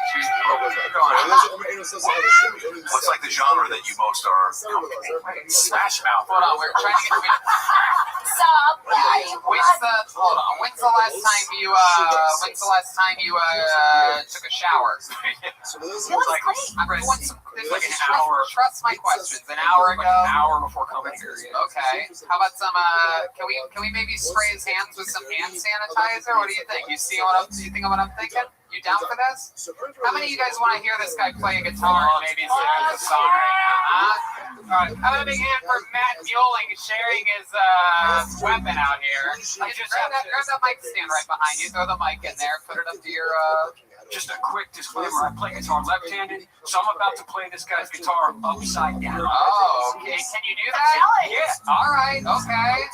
William Ray, these former heroin addicts can do some crazy shit. I'm telling you. All the comedians I know that used to do drugs that aren't on drugs are the best. Sorry? You can't fucking Wait to sanitizer this. Okay, there it is. Oh, look at that. Straight from rag is a rag. Oh, all right, here we go. The stripper just sprayed him. One more shout out to Matt Mueling for letting this happen. Follow him on Instagram and Twitter at Mutation, MUEHTATION. Very big deal for a musician to let someone else play their instrument, especially upside down, especially when they have done heroin in the past 25 years. You gonna sing too, William? No, you're just gonna play us a little diddly upside down. He's grabbing a stool. I guess he plays like Mark Maron. He's asking for some backup too. Wow, there's a whole thing. What note is this in? Just in case, we can always. Do they speak heroin? Do they understand what you're saying right now?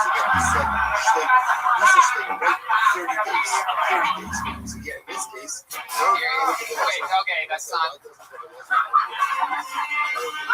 Oh,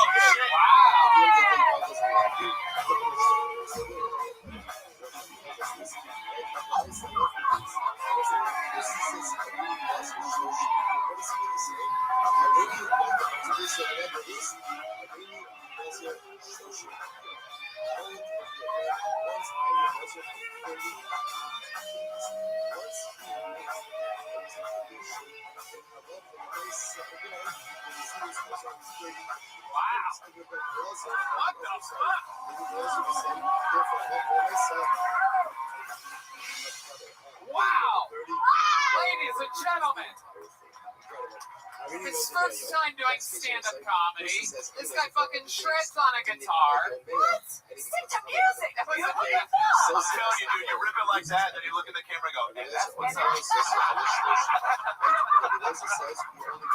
Come on, man.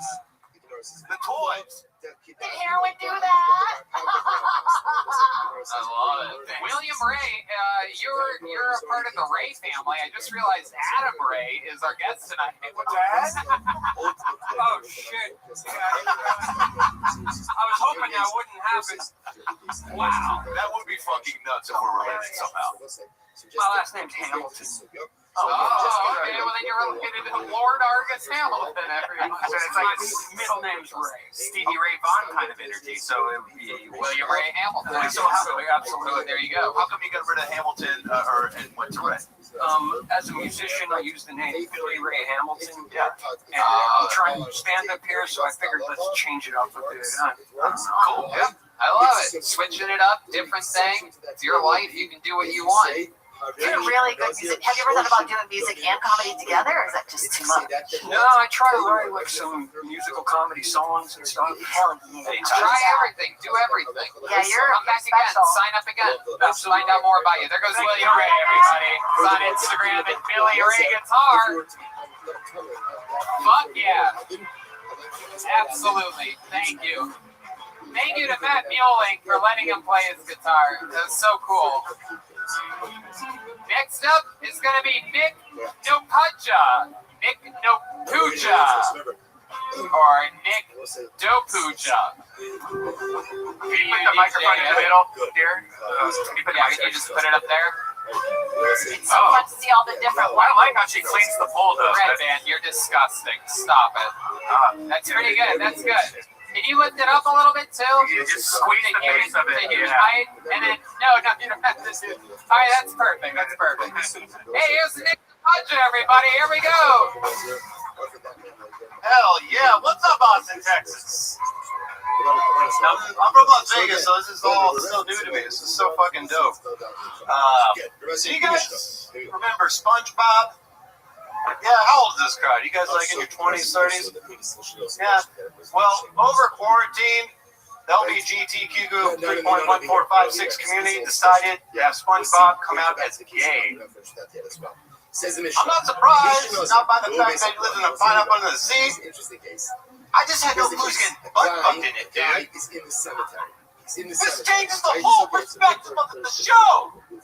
I just wanted to watch an innocent kid show, get some laughs. Now I gotta think about Patrick behind SpongeBob. Little Lee! Yeah! Little Lee! Yeah! Ain't no SpongeBob bottom, bitch. It's covered in holes. Patrick's a starfish. That's 5 points of contact. You know what's fucked up, though? I used to watch it in Japanese, so it went a little bit something like, "Oh, when this guy is SpongeBob."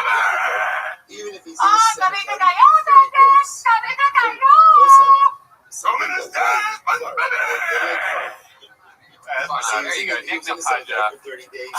What's your name? Nick? Nopuja. What ethnicity are you? Croatian. Croatia. You have any stripper in you? I dated a stripper who was also a dominatrix. You did? How long did you date her for? 6 months. Wow, what was that like? Hell. Why? It was like a drug I never experienced. Yeah. Is dating strippers a gateway to comedy? What's happening? It might be, I'm not gonna lie. What happened? Where'd it go wrong? What was the worst thing that happened? You said it's like hell. So there must be one example of a time that you remember if it was like eternal flames. Yeah, there's one. This isn't why we broke up, but one day I was just like sitting down reading that book Sapiens. Do you know that book? Yeah. I know. No. I was reading that shit, and nothing's going on that day. She just comes in, grabs the book, and fucking throws it across the room, starts screaming. I'm like, I don't know if it's a stripper thing or to throw a book. Yeah, across the fucking room. Yeah, they don't like. They don't like books very much. They hate books, man. What are you trying to learn for? That's what it felt like. What are you doing, dummy? I love it. So Nick, you're from Vegas. What brought you to Austin, Texas? Comedy, man. How long you been doing stand-up for? 3 years, and the past year was like the pandemic year, so I've been trying to get up at San Diego, Las Vegas. What do you do in Las Vegas for a living? Teach yoga and do bodywork. Really? Wow. Yeah, I would do like yoga, CBD, psychedelics, and yeah, I would like kind of combine it all into my own thing. That would have worked with that. Like, I feel like you should lead more from your truth rather than from like, hey, he's gay. You know, like. Yeah, is all of your material like based on stuff that would kill in front of 10-year-olds? SpongeBob be like, at the point in time, yeah, my material's pretty I cool. feel like even as you are right now, I'm more intrigued than when you were like, you know. Oh, I think like that guy's more intriguing than the comedian. The comedian's still like in infancy, you know what I mean? This guy's cool. I want to know more like about the yoga and the I don't really want to know more about it.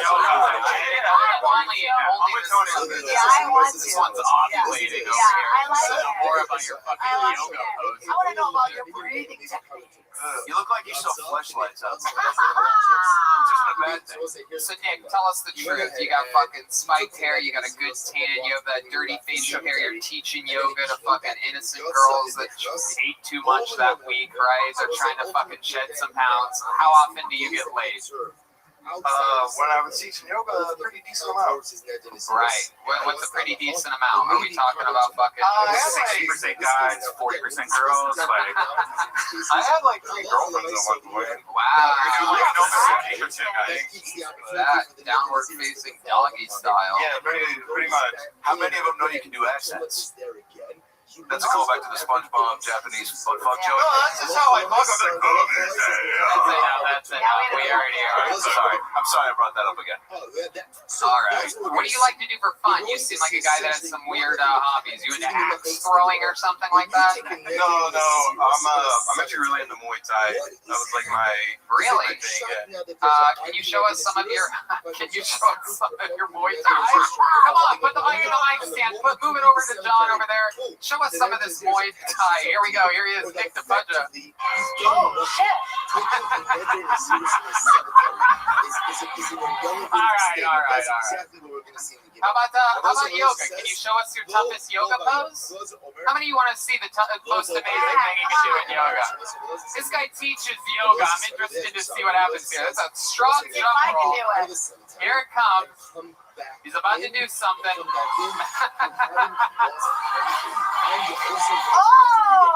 come on. I could do that. Oh. I could do that. I think I could do that. I've been drinking. All right. That's fine. So, Nick, how long have you been in Austin? 3 months. 3 months. What do you love about it? What's your favorite thing about Austin so far? Tacos. Yeah, it's crazy, right? What else? What else other than tacos? Oh man, it's just such an active community. Like, you have to go to the park, everybody's doing yoga and running and shit. Adderall is what he's saying. Everybody's into Adderall. Everybody's on uppers out here in Austin for some reason. Yeah, it's very, very bizarre. Do you have any other side, what was our man with the 6 side hustles name again? Yeah, you have any side hustles? You have any side hustles like our friend Andy Harder? Oh, really? I mean, like, I use that was a suspicious answer. Yeah. I don't know if I should get into it. Come on, that's what's going to be interesting to the interview, or else you just come across as every other yoga instructor we've had on. It's not really It's like, so my side hustle was I would take groups of people, I would chop up psychedelics, and I would put them into chocolates, and I would guide them through like a whole yoga thing, and I would just break down their body. That was like kind of my thing. So I would not sell. You would drug your clients? I feel like that's the kind of experience I'm looking for. I was hired for it. They wanted me to. Where they hired you? Okay. Where would you do this at? Las Vegas. In your apartment? No, just wherever they wanted me to. They kind of knew on the underground I did that, so I would do it. That's a Groupon activity. I've never heard one. Yeah, it's a Groupon. For those of you keeping track, 50% of the comedians sell drugs. And all used to date strippers. Yeah, and they're all white dudes. Yeah. Well, Nick, fun times, man. Thanks for coming on the show. Thank you so much. Yeah. Stick to what you know. Stick to what you know. There goes Nick No Punch, everybody. On to the next one. You guys having fun out there? Good crowd. I knew it. Right from the get. Riley Gilmore's going to be next on Kill Tony. Pull it out, baby. The great Haley. Again, you can find her at the Red Rose. RedRose.com, YellowRose.com. The band, she's going to get wet if she... What? Nothing. She has the spray bottle. You really don't have to be disgusted every time. Oh, look at that. Jamie's getting into it. Oh, wow. Red Man just came and farted at the same time.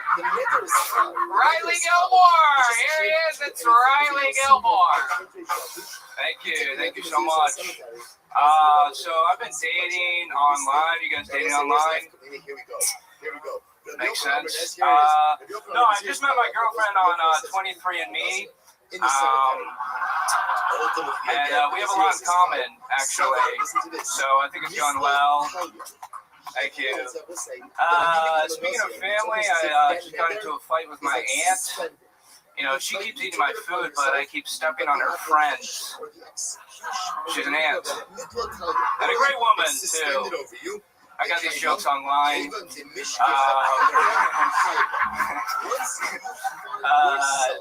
I'm bad at talking to people. The other day, someone told me they're on the spectrum. I said, oh, I'm on the AT&T. But, you know, it's great internet all around. I'm starting a Christian R&B group. It's called Men Into Boys.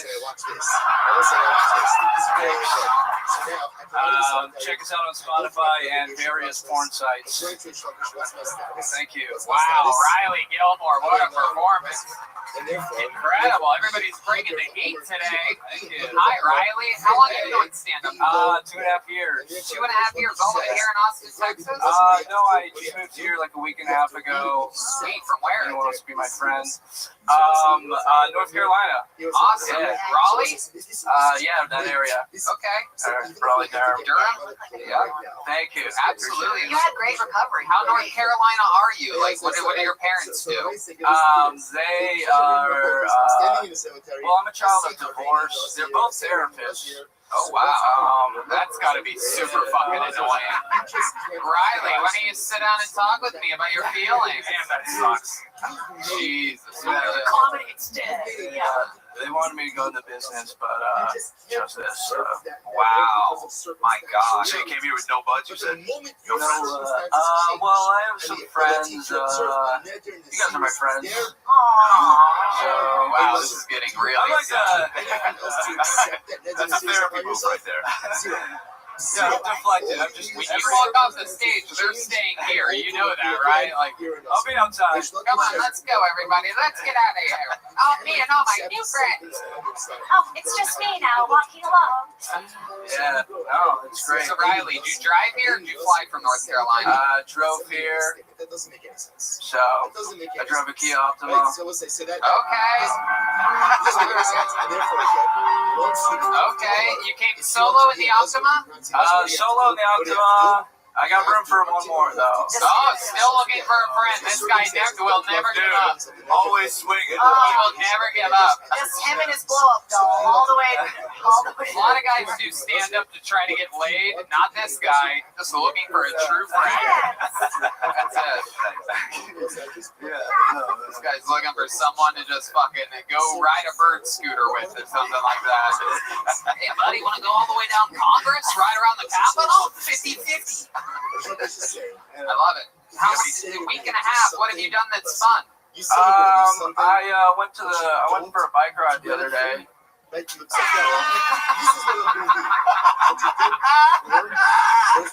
don't know. I've just been doing like stand-up. So. You've got like Steel and Owl vibes. Owl? Yeah. Do you have pets? No. What? Yeah, you said he has the energies of an owl? Like Steel and Owl. You know what I'm saying? Like you can steal Steal it. I feel like it's hard to steal an owl. Well, I feel like that's what you say before you do it. You gotta take risks. So That's what I'm saying. yeah. What kind of risk? You want an owl? What's that? You want an owl? You want to be best friends? It's a real whodunit. Oh. All right. What else about you, Riley? We barely even gotten to know you. We're just having so much fun up here. Check my blog later for more details. But I'm like 22. I'm just looking to get, a job and 22? Yeah. How would you like to work at Joe Rogan's new comedy club? Oh, that'd be great. I don't have any pool there, but I just wanted to ask you. I wanted to ask to make sure that you wanted to. I'll talk to him. It's 22 with jokes like yours. It seems like that would be a perfect place for you. That would be good. That would be a lot of fun. It would be. The odds of it happening are almost non-existent. Especially since if I introduced you to Joe, your first words would be, "Will you be my friend?"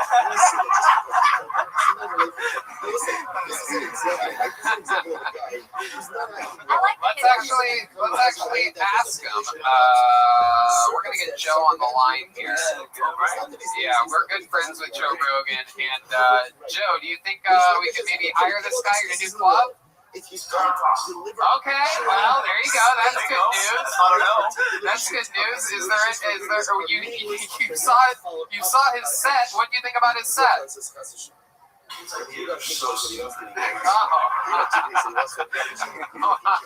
Wow, Joe. Yeah, is there anything you want us specifically to ask Joe? Joe, how'd you meet your wife? Wait, what? Jesus Christ. Well, see, this is why it'll never work out for you. Can you imagine that actually being the real first question he asked? You're supposed to ask for a job, you fucking Nimrod. I'm playing the long game. How'd you get that person to stay with you? Yeah. Guys like Joe love it when people play the long game. They just don't have enough friends, so they keep a bunch of buffoons around for as long as possible. Ask him for a job. Hey Joe, can I get a job? Why don't you? Hey, okay, yeah, I'll do it good. Hey Joe, I've seen you around. I like. Wait, look up, man, look up. Joe, I like your stuff. I like your style, and I really think we're a good pair. If you ever want to get together and hang out, or maybe give me a job. All right. I don't think he wants to listen to this. Riley Gilmore, any relation to Happy? I wish. I love it. What's your love life like? Do you ever ask a girl if she wants to be your friend? Sometimes, once in a while. When's the last time you got laid, Riley? 2 months ago. Okay. Yeah. What was that? How did that happen? Well, I met her on 23andMe, so... No, come on. Real life, Riley. I think, I don't remember. I usually have sex with, like, my friends. So, like, I think that's not a joke. That's not a joke. I'm not trying to be this bit guy. But, no, usually I become friends with women first, and then later on. So when you're really asking to be their friend, you're like, can we fuck? I think that's what you're really asking. What are you saying? That you're their friend first? No, you're just saying you don't rape them? No, he's just very shy, and so he has to become their friend first before he can have sex with You guys gotta have big hands. Do you have any moves? Like, I'm insecure about that. What's like your move to kind of seal the deal? Like, what gets them to go? Yeah, let's do this. Usually aluminum foil. What do you do with the aluminum foil? It just maintains freshness. So, no, I don't really have a move. I just kind of wait for someone to come to me. Wait, explain the aluminum foil joke to us. No, he's talking about keeping it fresh, right? You said something like that. You should seal the deal, Adam. Sorry. Right. Seal the deal. That's more of a plastic. One person that loves fucking like condiments and shit over here is losing their mind at the tinfoil joke. Yeah, I think they're the only one that got it over here somewhere. Tinfoil genius. I would say hat off next time. Hat off. Oh, really? Yeah. Yeah, let's see that. Yeah. Look at that beautiful. Wow. Yeah. Look at that. Straight out of fucking. What about backwards? That's real Virginia. That's what happens if you mush together both of the stars of A Star Is Born. This is what it looks like. It's like Bradley Cooper with Lady Gaga's bad features mixed in. Do you smoke weed? Yeah. Yeah, we do that. Yeah. Did you smoke weed on the drive here in your kiosk? No, I was too afraid. Yeah. Of what? Cops, stuff, and people disapproving of my lifestyle. So you got into comedy instead? I'm looking for someone to sell me weed. I know you mentioned you found good weed, so... Ask the other comics who are... Wait, I think you just asked me to go on a pot adventure with him after the show. Yeah, I don't know if you've seen today's show, but we can get you weed, heroin, and mushrooms. And a dad. I booked on that guy's shroom tour after this, so... I love it. Cool. Riley, such an unbelievably great set. You absolutely have to come back and sign up again. Show us that, man. Thank you, guys. Welcome to Austin, buddy. A week and a half in Austin, that's what's happening. Freaks are moving here. Only the best are going to move here. That's the interesting thing to keep an eye on. That's Riley_Gilmore. The next comedian will be Yoni. It's going to be Yoni himself. His second ever set. Best barbecue show. This guy literally is the director of the green room operations here at Kill Tony. A master of hospitality. Has his own amazing barbecue show called The Best Barbecue Show. With a brand new minute. Ladies and gentlemen, it's really him. It's Yoni.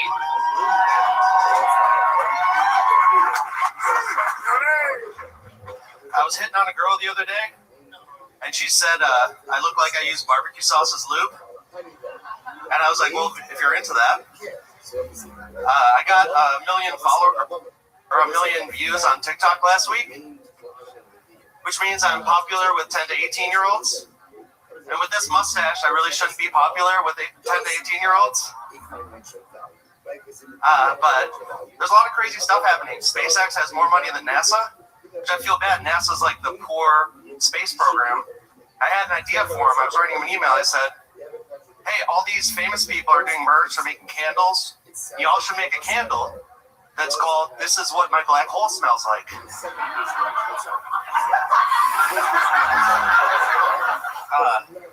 The pandemic just gives me too much time to think.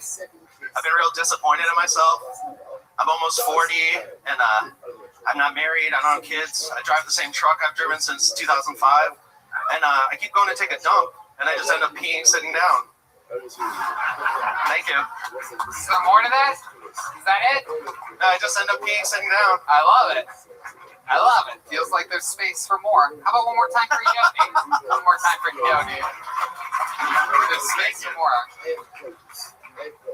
Your second time ever on Kill Tony. You've been doing open mics for a few months now, right? Yeah, I got a couple dozen under my belt. I love it. It's awesome. You're going a little bit, you're going a little bit fast. That'll probably naturally, you're nervous. You're trying to squeeze the classic mistake, trying to squeeze a minute 15 into a minute. You know what I mean? There's some fat to be trimmed on the setup for the peeing sitting down thing, for sure. The pandemic's happening. I've been really disappointed in myself. I'm 40. I don't have kids. Like, the reason why I didn't get it is because there's so much setup. And then in the end, you're like, I pee sitting down. You know what I mean? Accidentally. Right. So, Yoni's one of the few comedians that look like both Mario and Luigi. Not jokes. And Wario. Ooh, John Dees has that shit on lockdown. The hard left hand. Yoni, have you ever done any plumbing? A little bit, not much. Wait, is that what happens? Wait, jump again. Wait a second. Wait, what else can you do? Do something else. Do the start. You have a start. Wait. Yeah, what's when you get the fireballs, right? When you're running in. This is so stupid. And people at home cannot see any of this. That's the best part. That's the end of the level. Wait, how about getting a start? Hold on, what else can you do? Yeah, getting a mushroom and growing into a What's the bigger mushroom yoni. on?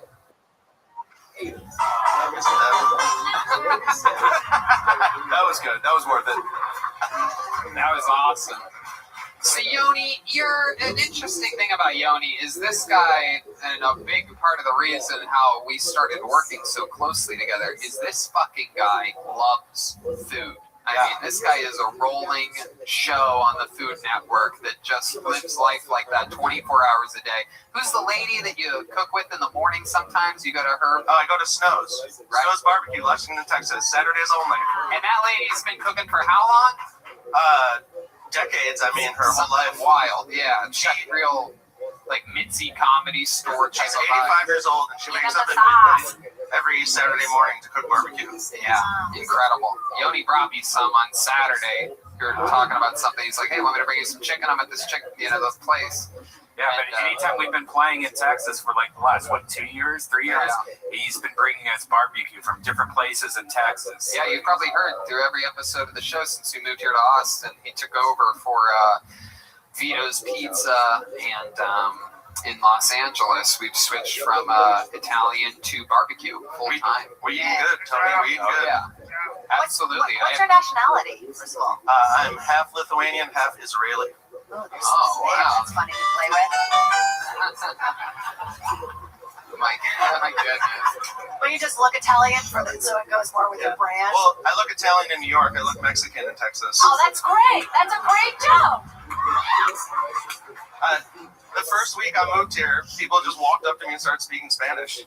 So I love started how much learning. more comfortable you are now. It's just flowing out. Look at that. Did you know any Spanish? Did you fire back? Sí, un poquito. What the fuck does that mean?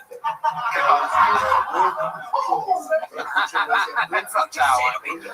I love it. Yoni, tell us something else interesting about your life right now. I just got sponsored by a local edible company. Okay. Wow. I love it. It's called Early Bird CBD. They're the first edibles to have like actual THC in them, legally sold in Texas. Wow. I'm not sure how legal that actually is, but I got samples. Come find me. I love it, man. That's so cool. You eat edibles a lot? Yeah, I like these because they're light. You can take one and just chill. You have any crazy edible stories that Wow, you just saw something right there.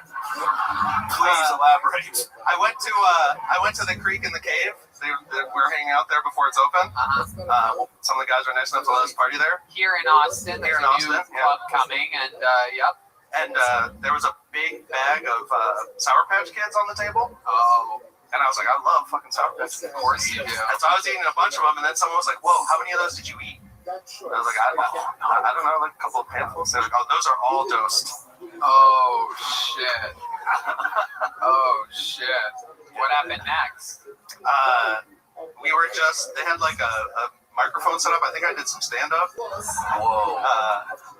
There was like this girl that gave me a spot, and I was so thankful that she probably won't give me another spot because I talked her ear off for like 20 minutes. Right.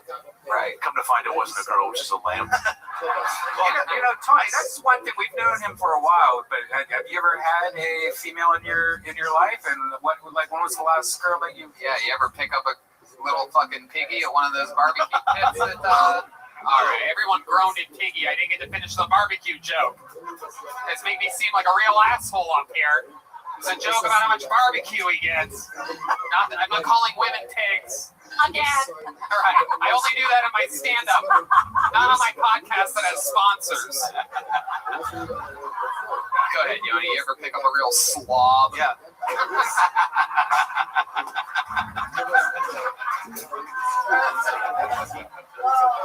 Just throw them over my shoulder, walk them home. Come on, Yoni, tell us the truth. What's your love life like? I was dating some single moms. I had some. Oh hell yeah! You seem like the single mom fucking dragon slayer, right? Oh yeah. As soon as the kids with the stepdad, it's party time. Oh shit! All right. I think that's your get or done. Basically, it's party time. No, and we eating good. What'd you say about the stepdad? As soon as the kids want a stepdad? No, as soon as the kids with the stepdad, it's party time. What's the longest you ever spent going down on a woman? Good question. Yeah, probably at least 20 minutes. Whoa, that's it? All right, that's pretty low, actually. I was expecting a 3-hour fucking tour from someone. I thought you go old Gilligan's Island. You gotta build it slow, and then I thought you said you loved beef. Yoni. You have any special tricks in the bedroom, though? Any special barbecue things? You ever put the fucking Trisket in the brisket? You ever put the old fucking pit in the shit? You ever do the old fucking turkey leg? You ever do the old potato salad pussy? Yeah. You ever, I don't know. Pasta potato salad? That would have been good. You ever give her the old creamy corn? Very funny, writing it down. Yeah. I'll give you $50 if you actually try that potato salad. But for real, no. Any special moves? You keep the suspenders on the whole time? Yeah, well, you just switch those over to your underwear? Mustache on or off? So I wear the suspenders. Pants come off, suspenders reattached to the underwear, penis through the dick hole. Very rare. I could see Yoni being one of these guys. Very rarely does a guy pull the penis through the dick hole to fuck with, but Yoni, anybody that wears suspenders, you have to be suspicious. Most chaste nipples ever. He's got plenty of nipples, right? All right, I got question at a time, I think, is good. I got these pants when I got fat over COVID and I lost the weight. So I just dropped the straps and the whole everything thing just drops goes off. down. Costco lets you return them, man. Yeah, exactly. Actually, I go to the feed stores and buy Wranglers. Wow, look at that. All right. And that's what's up. Yeah. How about a hand for the staff here? Put your hands together for this guy. Are those for us? That's Tommy. It's a little bit shy, I guess. Oh yeah, I do have a move. What? I do the standing up. Oh, I like that move. That's my move. Okay. You standing? Yeah, what do you lift them right up? Oh, you hold them the whole time. And then do you bounce with your knees? Or no, the trick is they put their feet on your calves so you can get a little squat going. Then you're good. Damn. Where do your hands go? Where do your hands go? Do you spread the cheeks open as you do it? Play with the suspenders. A lot of girls. No, the suspenders are gone, bro. Yeah. Suspenders are gone. First thing you got. Oh, I thought you kept them on. You ever take your shirt off and rock the suspenders only? Like if you're around the house and stuff, if it's hot, that's a thing guys like you do, right? You're like a real man. By the way, I was at a. This is true. I was at a thrift store the other day and I was looking at overalls. But when you're at a thrift store, you have to find your size. So I went to the rack where it was small overalls and there was nothing. And I asked the guy that works there, I'm like, hey, do you have any small overalls? He just handed me a woman's kitchen apron. Oh, you gotta go to the Oshkosh store, man. Wow, thank you for that actual overalls recommendation, Red Man, after that very clear joke that I tried to squeeze in. Oh, no, dude. Overalls, Oshkosh store. You gotta go to Bay City Bed for that, man. Yeah. Oshkosh kid. Yeah, I'm gonna be wearing overalls next week. I don't even have hairs on my chest. Anyway, Yoni, so much fun. I'm glad you got pulled out tonight. He signs up all the time. Follow him at Best Barbecue. A million views on TikTok. Yeah, we haven't. Let's do a special treat. Martin Phillips is going to be next. If Martin Phillips is in the house, let's get him towards the stage. Come on over here. And then wait 1 second when you get over there. I'm going to bring you up again. Over there. Get over there. Kaylee doing the magic. Again, red rose, yellow rose. When you guys come to visit Austin in this big comedy tourism boom that's about to happen, make sure you go visit the red rose or the yellow rose. Don't do cocaine in the bathroom. Anyway, ladies and gentlemen, your next comedian is a legend in the history of the show. We have no regulars here tonight, unfortunately. The coronavirus has indeed struck some of the parts of Kill Tony. But we do have one big special treat for you. This young man, we discovered him on an episode of Kill Tony in Washington, D.C. a couple of years ago. This guy came on, became an instant legend. It just so happens he's in Austin, Texas tonight. Ladies and gentlemen, I present to you the comedy stylings of a cold-blooded assassin, Martin Phillips, everybody. Here he is, Martin Phillips.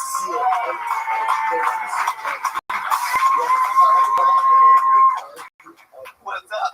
I haven't done any live things. I've been doing stuff through Zoom, like comedy and therapy. The only difference between those two is therapy, all the people are in my head. This person killed their child. That's a joke, but they found out because they Googled how to kill a baby, which is crazy. You need to Google that, right? That's like the easiest. That's why you can't Google something that you have to Google how to kill a baby theoretically. I saw this guy today. He had an Alabama shirt on, and I was like, roll tide. And that's the closest I've ever come to saying white power. You know, Wow, Martin Phillips still got it, baby. Perhaps stronger than ever. Wow, this guy has a 1,000% batting average in his history on Kill Tony. I believe it. And he does it all. Cerebral palsy, Washington, D.C. What brings you to Austin, Texas? Spring break, baby. Hell yeah! Spring break, motherfucker! Fuck yeah, dude. Fuck yeah. And it's just I had strip club, I guess. Hell yeah, absolutely. Fuck yeah, they like it when you shake back at them, you know what I mean? It's for most of us. Absolutely. When did you get into town, Martin? This afternoon. I love it. I love it. You're already up here smashing. How long are you in town for? I'll make Wednesday afternoon. Okay, quick little trip. Yeah, it's a quick thing. Hell yeah, I love it, dude. I love it. And how's life been in DC? What's been happening? What's been shaking up there? It's been kind of a crazy year. We've been all over. Back my parents' house, back in DC, outside DC. Okay. It was a rough year, but you know. Certainly. So, absolutely. Remind me again, what do you do for work? I'm a substitute teacher. So a substitute teacher. Yeah, that's why I'm on spring break. Yeah. School now. Yeah. For what grade? Yeah, what grade? I actually substitute at a middle school. Oh, scary. Yeah, kids are scary. I love it. You guys doing it over Zoom or are you? just got back. It must be weird being a substitute teacher on Zoom, right? Because instead of playing a video, you must just go in and be like, all right, everybody go to YouTube and play the video yourself. Yeah, go play the video. I would play the video, but Like you just went back to work, and going to work is like overrated. Like, you know, every tool is where it's at. Like I could just be in my bed and they have all of their work, so I just turn off my camera. It makes more sense. I think we're learning that shit with meetings. Like a lot of people have meetings. It's so much better to have meetings like, you know, from your house and be comfortable. And now they say, like, it's, you know, it's not good for kids, but, you know, fun kids. Right? Like, yeah, exactly. Yeah, they need to fucking grow up. Before I worked at the middle school, I used to get, like, you know, kids and benefit of the doubt, because, you know, some kids are up, but once I started in middle school, I was like, yo, I'll see all these kids can help, like, you know. It's incredible to me that tonight we've had some real talented people up here, and meanwhile, you know, you come and your fucking jokes and incredibly enough, with everything you're dealing with, your delivery and your just energy up here, it is just absolutely incredible. Do you ever want to be a full-time teacher, or do you like the substitute life? I try to do the full-time teacher thing, but it's better when you actually want to teach. You know, it's like, I was like, this sucks. You actually have to care. You can't say, yo, fuck all you kids. You have to, like, be there for kids. Do they know that you do comedy? Do you ever talk about comedy? So, you know what's interesting? Recently, I did post a few clips on TikTok, and I got these comments like, hey, I think you substituted that. Yeah, even kids are like, wait, I fucking really remember this guy. I'm pretty sure. Something sticks out. I'm pretty sure that guy was my substitute teacher. I remember that shirt. So like, I don't know what you're talking about. Wasn't me. Must be a totally different guy. Let me ask you this, Martin. The pandemic's been crazy for everybody. How did you find some relief? What were you doing? Do you have any new hobbies or any new passions during the thing? I started playing golf. I'd imagine you didn't do that. I don't do that. I actually tried your range last week. You did? Yeah, wow. I mean, I wasn't good, but my friend will let me play 9 holes with him. It's gonna take like 6 hours. A patient friend. So hopefully we can go this week. I love it. Those videos of you at the driving range must have killed on TikTok. I can't even imagine. Yeah, it was. I love it. What else, Martin? Anything else during the pandemic that you did for fun or got into? Not for fun, but this summer I worked for the census. I was a census taker. Oh, wow. I know I've always avoided census people when they answer the door, but if you came walking up to my place, I would just, every fucking lock, the chain, like, nobody's home! Nobody on the other side of this door! That's honestly the job. Like, no one ever answers the door. Like, so tired when they just see you coming up, like, hey! I just want to make sure you happy with that. I was like, hey, I don't want to talk to you either. You know? Well, kids, right? Yeah. He just sees the people through the window, like, pointing for him. Yeah. So that's just one person of the two?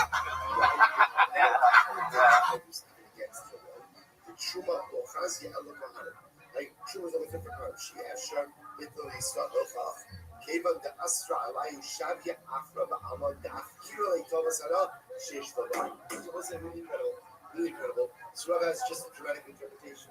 So we're saying this interpretation. So again, Tobasana is Mamo. Tobasana is Mamo. If that's the case, that's a monetary value.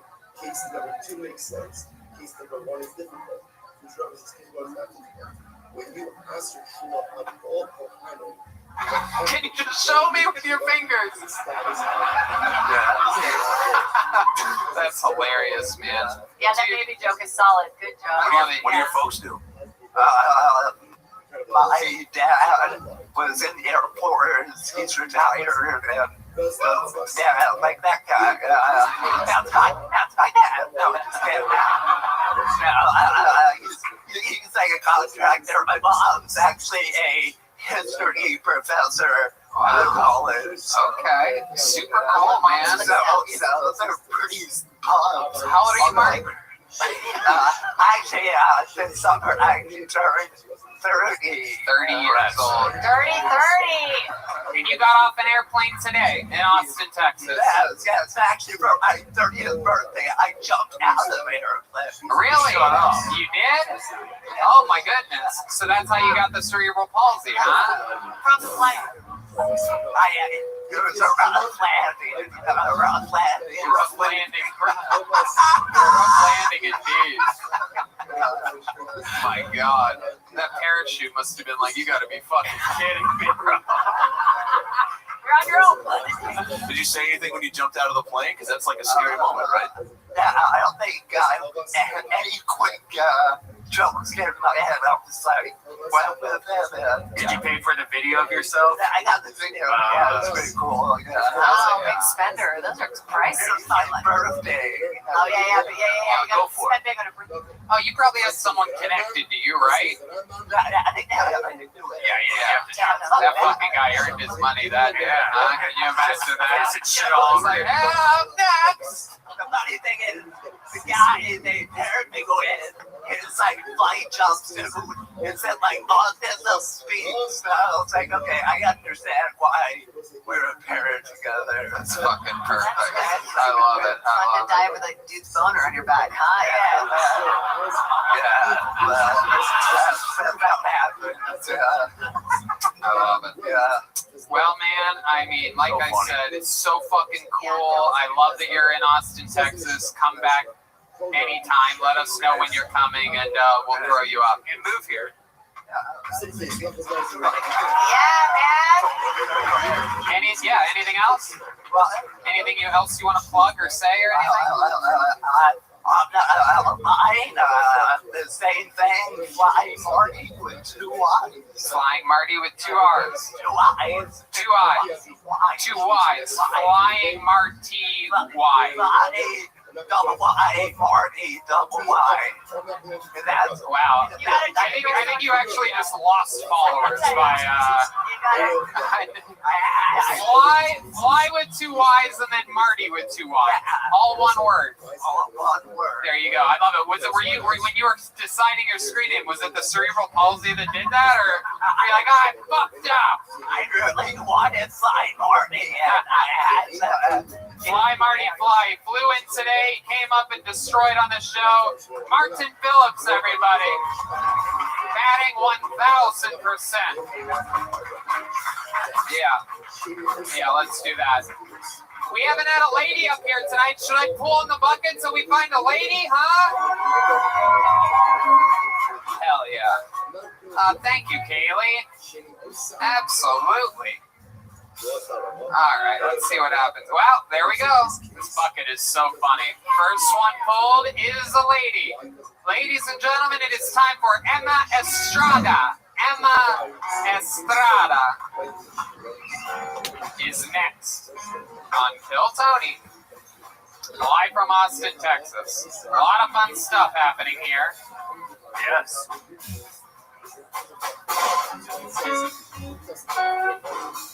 Hey, remember how I talked about the night sweats last week? Yeah.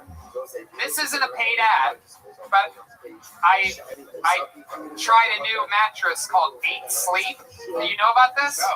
It's like a Tesla for mattresses. All right, here she is, Emma Estrada, everybody. Emma Estrada. One more time for Emma, everybody. Come on.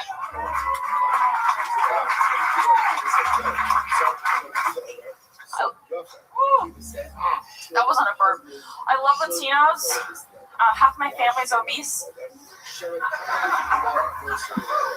Latinos are great. I love their parties. They have really fun food and dancing, and old men check out your ass. It's everything you can want in a party.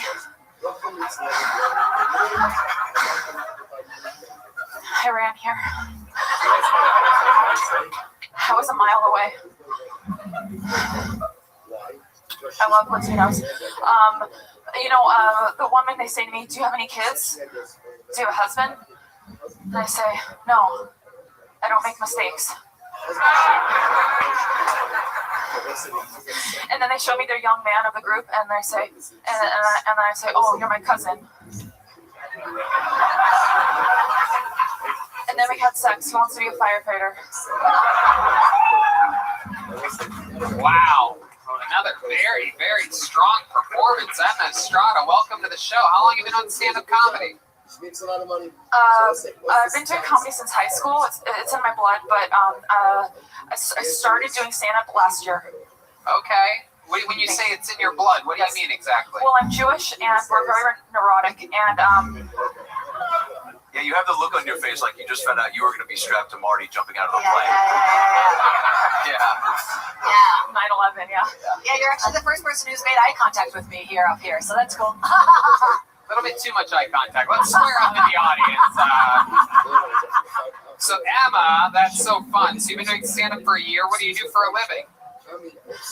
I do a lot of temporary work, so I'm a substitute teacher right now. Oh, really? Yeah. Wow, look at this. The market for substitute teaching is wild right now. Yeah. You have any, what's your move? Like, you play videos too? Is that your thing? Play a video day? Like play TV shows for the kids? Yeah, educational videos? Oh, I don't do shit. I just stand outside the room. Okay. Yeah. How'd you get the job? I showed my boobs. No, I applied for this good education, and it's like a temp agency for substitute teachers. Huh. Cool. That's a very, very honest answer you just gave. Are we talking about like kinder care or like an elementary school or? These kids were 10 to 12th grade. Okay, so grown-ups. Yeah. Yes. High school. Like not legal, but What else are you into, Emma? They're hot. What else are you into? What do you do for fun? I'm a dancer. I love to dance. Really? What kind of dancing? Contemporary hip hop, jazz. Okay, not that. What kind of contemporary? You guys have any contemporary hip hop that you could muster up real quick? I don't even know what that means. And I think that's what Jewish people call rap music. It is. I can confirm it. I'm into contemporary hip hop. Play some of that Macklemore. Oh.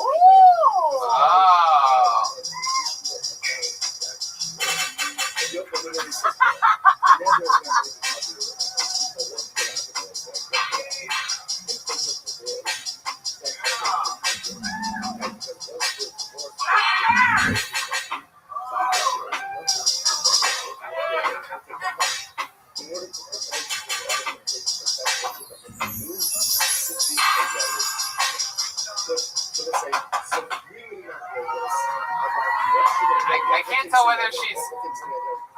whether she's dancing or doing her impression of Martin Phillips, but very jolty and jittery.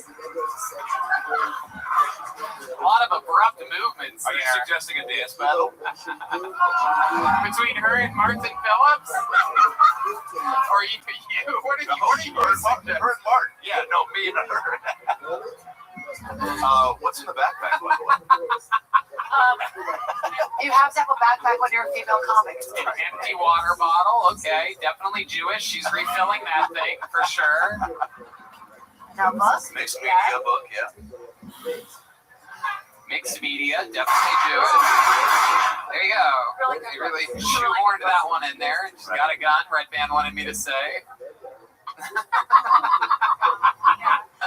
Okay, and a cassette tape? What is that last thing there? It's gum. Oh, gum. That's a lot of gum. Yeah. Oh, that's like it's like a blockbuster video. Yeah, very The last blockbuster of gum. She just pulls out a roll of paper towel. Red Band gave me this in case. Oh, whole cashew. Nice. Absolutely. So wait, what's it? So you're Jewish and Spanish. That's the mix. Ooh, that's a good one. Guatemalan, Palestinian. And like, how good was your cousin in bed? I was better. You have a very active sex life, would you say, Emma? Yeah. Why is that? What are you into? What's your favorite? like sex. What's your favorite type of guy? Like, what are you into? Are you more like just like hot and like funny and like just nice and not rapey would be great. Well, good luck in Texas. That's fun. 1 year she's been doing stand-up. And you live here in Austin, is that right? I live in Los Angeles. Okay, what brings you out here? Austin's open. How long have you been here? I've been here a couple days. How long are you staying for? I'm staying till April 3rd, Saturday, April 3rd. There you go. Would you like to do 5 minutes Thursday at the Vulcan? Wow, look at that. There's 2 ways to get spots on this show. Either you do really good or you are a female that is sexually active. And Red Band books you right away. That's all I got. Look at that. All I have to do is be nice and funny. No, honestly, if I could be honest for a second, like Jade asked me earlier, why is there no females on the show? There's not many females that sign up here in Austin, and there are few females we have. It's like their first time or second time, but you seem very unique and very funny. I would love to have see what Gotta give him a you got. chance, man. There you go. Thank you. Look at that. The water bottle filleth over. One more time for her. It's Emma Estrada, everybody. She's on social media at the Emma Estrada. You guys think we should squeeze one more out of this, huh? All right, let's do it. One more comedian, and we're gonna call it. Yeah. All right. Okay. Ben Nielsen is gonna close it out. Ben Nielsen. So we'll see what happens here. It takes a little while to get to this stage. Huh? Oh, slower. I love it. I'm a professional. One more time for Kaylee from the Red Rose. Sometimes of the Yellow Rose. Best strip clubs in Austin, Texas. No doubt about it. You got a Ben Nielsen coming towards you, Hank? All right. It's about to happen. This is it. Your final comedian of the night. Did you guys have fun tonight? Here he is, ladies and gentlemen, Ben Nielsen, everybody. What's up, Austin? So, I'm from Orlando, where the mouse wants your money, so be careful.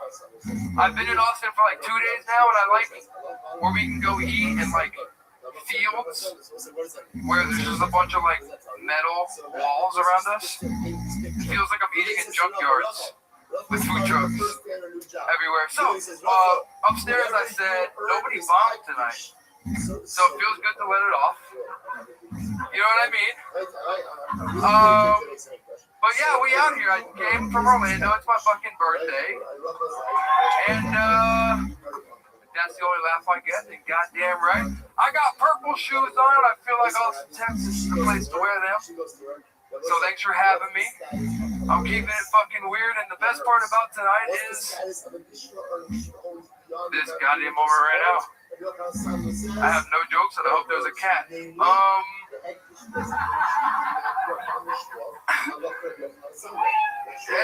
goddamn right. Thank you. I'm Ben Nielsen. There he is, Ben Nielsen, everybody. I think we finally found a friend for Leo Kanopka. Leo! What's up, bro? How are you, man? I'm good. I'm really good, man. What are you on right now? Love? I took some mushrooms earlier. Okay. Yeah. Boy, that's a I took some mushrooms. I bought them from the second comedian. Okay, there you go.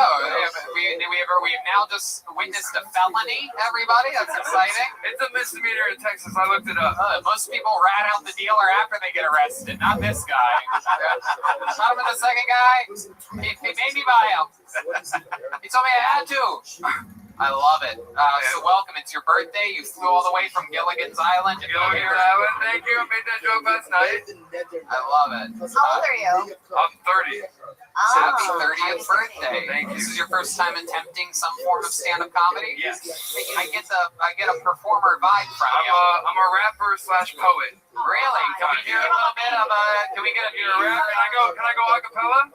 You want to go straight a cappella? I do. Okay. Fine. Spontaneous, I hit an angel dust, you're outrageous, but you can't outrage Justin, brother, bang the bus. And I met that girl on a party bus, didn't tell her my name cause she heard of us. Smoking blunts is a must if you want cunts to lust, but notice I said you cause I don't fuck with sluts. I'm a gentleman, telling lies again, a motherfucking hypocrite for no time to mend. Yup, that's just banned, I got some fucks for friends, but I know I got my back until the very end. Now let me begin where you fell off cause that girl's on my dick, even though it's soft to wait for my ranch. You get your salad toss? Jesus, man. Wow. You should have asked for the band, man. Yeah, you should have. It's always good, yeah. I should have asked for the band. Hey, let's do it again. Yeah. Oh, it's over, it's over, it's over, it's over. That shit kills in Orlando, though. Always next to the mouse, bro. Florida shit. It is Florida shit. The crocodiles go crazy for that. Goddamn right. You got a question mark. Go Gators. Guys in their 60s love you, yeah. Yeah. Yeah. And their wives. Oh, shit. There we go. Go Yeah, on. some swinger shit going on early. Really? I was at a club once, and the guy next to me, his wife had huge fake titties, and some other guy like my age was next to her. And I said, "What's up?" And she goes, "This is my husband, and this is my boyfriend." And then the husband looked at me. He goes, "You want to see your titties?" And this lady in the middle of the club showed me her tits. Wow. Show me the face you made. And did the boyfriend punish you after that for looking at his girl? No, they invited me over, and I did. Oh, you were part of the thing. No, I went home and smoked weed. I ain't. No, come on. What really happened? What really happened is I went home and smoked Come on, weed. you cut that man. I up. wish. Come on. Fuck, man. You do wish. Yeah. Yeah, why not? With those things, are you a risk taker? Yes. I'm here. Yeah. This was a fucking risk tonight. I'm not funny. I do jokes, and I came on stage, signed up anyway. Like, Yeah, I wrote so many jokes too, and then I got to Austin. I'm like, these are not gonna work. I don't think signing up for this show is really a risk. We were just talking with the guy that jumped out of a plane that has cerebral palsy, so that's where the bar has been set for the night. The bar is super high. So you say you thought the jokes were not good enough. You interrupt. Okay. Yeah, I'll just get on here and talk about what I saw in Austin. And it was a bunch of...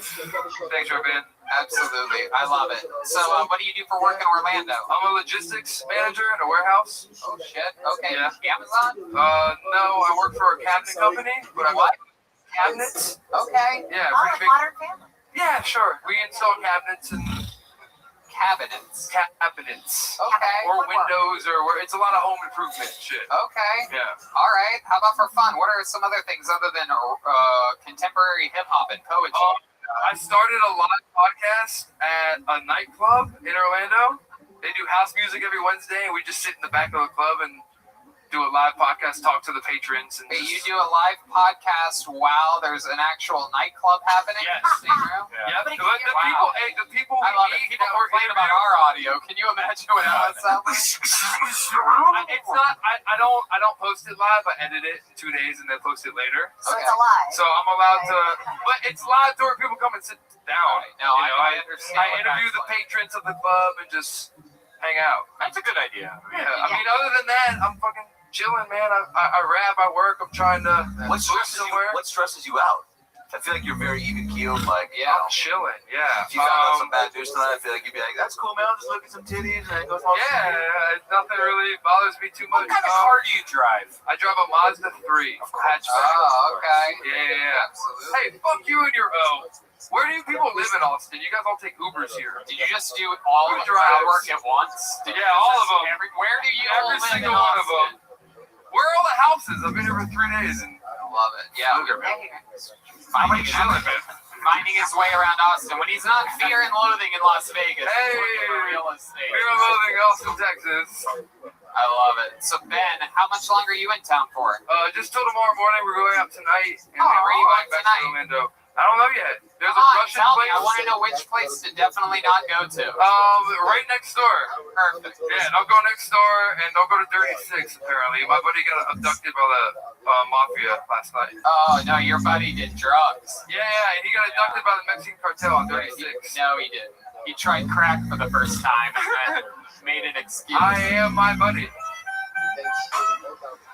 Ben, fun times. We were waiting you guys so someone. much. It took all the way to the end for us to find someone to truly struggle on stage tonight. Yeah. You did it for us. People love it.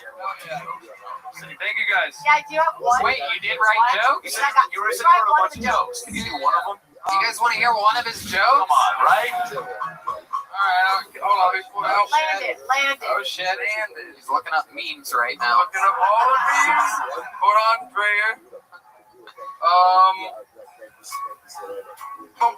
And it can't be one you heard Also, I'd like to take the time to ask if any of the girls here have a tampon. Actually, Hey, get some paper towels from the back. All right, I guess let's give it up for LSD. Man, I love acid. I took acid with this girl once. She's sitting on my lap, and all of a sudden I feel this energy exchange. It started in my chest and moved down to my stomach, and it ended at the tip of my penis. Like our souls connected. I fucking blacked out and tie-dye. It was amazing. Turns out she just farted on me. Alright, don't do any jokes. Don't ever do a joke. I have no more jokes, Adam Ray. I'm sorry. Make some noise if you want Ben to retire from stand-up comedy. Thank you! There he goes, Ben Nielsen, everybody. One more time for Ben. There he goes. Good night, Ben. Hella to fool on that. I just want to close out yesterday's super. I realized I could have closed it out this year, but we were out of time. Remember again, in yesterday's daf, we spoke about 3 different cases. We spoke about Konam Yayin Shehini Toy Hayom or Konam Yayin Shehini Toy Yom Echad. What's the difference between Hayom? Social media. That's on me. Yeah, it's good. I worked out. He wore these cool purple shoes. He did a leg kick. I was like, there's got to be something. That's on me.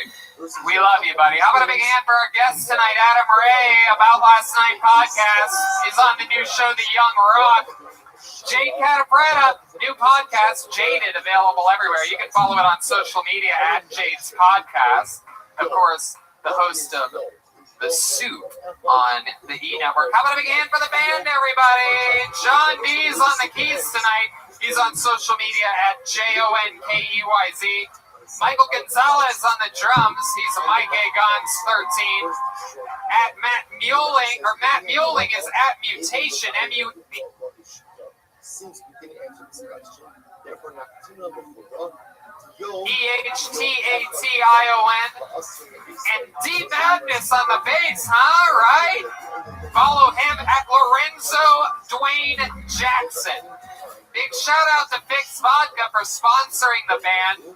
Unbelievably delicious, high alkaline vodka. If you're gonna drink, you might as well drink healthy. Drink smart. Fix Vodka. Yellow Rose and Red Rose. How about one more hand for Kaylee helping us out for the first time ever? Very fun stuff. The best strip clubs in the city. And yeah, we're checking in with the drawing for Brian J. Ebelt. Absolutely incredible. That's Adam Ray. That's Jake Catapretta. That's me. That's Red Band. Mind blown. BrianJEbelt.com for all those prints, including the brand new Kill Tony 500 poster, selling like hotcakes everywhere. The new Kill Tony coloring book. So much fun stuff happening. And yeah, every week it feels more and more like home in Austin, Texas here. I think we're having a lot of fun. Red Band? And don't forget, every week we have a show at Vulcan. As you see, 2 of the people are going to be on the show. We have a lot of surprise guests every week. Vulcan Gas Company. Thanks a lot, guys. Show at Vulcan. Live audience, you're the ones that make this a whole different ballgame, so we appreciate you guys coming out. We just got word that they're adding 4 more tables here for next week's show, so it's going to get a little bit more wild, a little bit more fun. And yeah, thank you guys so much for coming out. Good night, everybody. Thank you so much.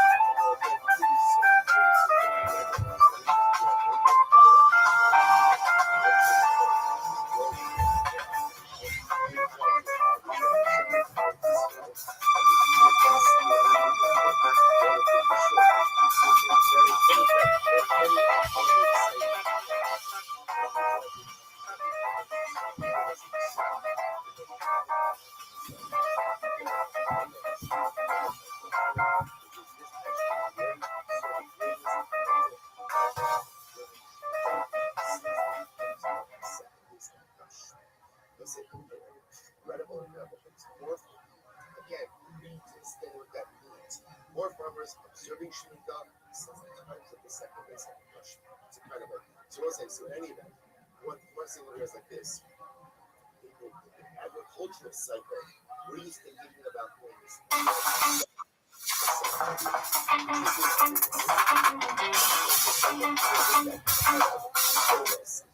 Right? The agricultural cycle is also important because remember, also Dover, you have certain we call it real estate transactions that are reversed as well. We'll get into more of that.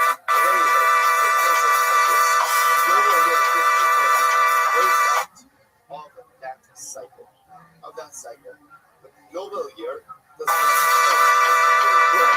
of the next cycle. That was like, remember, why is there distinction? Why is there tension? There's a tension because if the is technically what?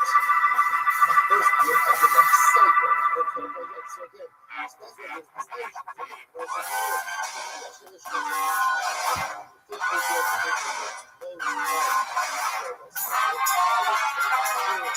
Hey, this is Rabbi coming to you live from Austin, Texas, at Antone's for a brand new episode of Kill Tony. Give it up for Tony. It's back. Fuck yeah, what's up, everybody? You guys excited for a big night or what, huh? Brian Red Band's here. Hey, everybody. We're at Kill Tony live from Antone's. How about a big hand for the band, everyone, right? You guys hear that? John D's on the keys. Matt Mueling on guitar. Daniel Watson, That was insane. on the drums. That was so good. Filling in for Michael Gonzalez, Daniel Watson joining the crew tonight. You might recognize him as the drummer from the movie Get Out. Okay, just a little test to see where you guys are at tonight. How about a big hand for our bass player, D Madness, everybody. He's here. Very exciting stuff. The band, powerful. Things are wild. The State of the Union is strong. The great Ryan J. Ebelt drawing tonight's episode from Los Angeles, California. He draws every episode, including the brand new Kill Tony 500. You see that poster? That was amazing. I got it framed in my place. I don't even have it yet. How'd you get it? Well, I asked for it immediately when he sent me the prototype. Yeah, does it have like every past episode in it? I think that's what it is. Yeah, I think it looks like it. Yeah. There's a lot there. It's absolutely incredible. It's all available at RyanJabel.com. And he draws everything, including the new Kill Tony coloring book. How many of you, by round of applause, have the new Kill Tony coloring book, huh? Okie dokie. Really, really exciting to know that our merch is flying on the shelves. Flying on the shelves. Yeah. Exciting stuff. Fix Vodka too, man, is here. Yes, how could I forget? This is the official band of Fix Vodka, alkaline vodka. So less of a hangover, cleaner beverage, just an overall better buzz with Fix Vodka. Right, John? Thank you. Absolutely. That's, for those of you that don't know, that's all John knows how to say. Just says shit. Feels good in here. You guys excited for a fun show tonight, huh? Feels good. We have a couple extra tables that have been added. The pandemic is slowly weaning off of everybody's fearful antics, and so there are more tables here at Antone's. It feels good, feels cozy. Before we start tonight's show, here's a little bit more about the amazing sponsors that made this show available for you tonight, right now. We here at Kill Tony are indeed supported by ZipRecruiter. Recent data shows that out of all the female-owned businesses, it is estimated that 1 in 3 is owned by a mom. And we love moms here, don't we, Brian? You ever wonder how these amazing moms and dads find time to hire for their businesses while juggling their families? Simple. With ZipRecruiter. And right now, you can try it for free only at ZipRecruiter.com/KillTony. That's right. CEO and founder Talia Goldstein is one such mompreneur. Besides being a mother of 2, her personalized matchmaking company, 3-Day Rule, is constantly growing, and she needs to hire several matchmakers a month. So she uses ZipRecruiter. Right, Bam? ZipRecruiter's powerful technology helps her find people with the right experience and actively invites them to apply. But Talia is not the only employer who loves ZipRecruiter. 4 out of 5 employers who post on ZipRecruiter get a quality candidate within the first day. Within the first day. And right now, you can try ZipRecruiter for free at this web address, ZipRecruiter.com/KillTony. This special offer is only good at ZipRecruiter.com/KILLTON. Why? Because they're the best. It's ZipRecruiter, the smartest way to hire. Squeaky doors, clogged sinks, finicky engines. When things break around the house, you take care of it. However, when something's off in the bedroom, you just try to not think about it. Come on, man. What are you waiting for? Take care of it. Go to GetRoman.com/Tony now. With Roman, you get a free online evaluation and ongoing care for ED, all from the comfort and privacy of your home. A U.S. licensed healthcare professional will work with you to find the best treatment plan, and if medication is appropriate, it ships to you with free 2-day shipping. The whole process is straightforward and discreet. Getting started is simple. Just go to GetRoman.com/Tony and complete an online visit. Take care of your ED without leaving your home. Complete an online visit today to connect to a healthcare professional and take care of it. That's right. If you love Tony, take care of your bony.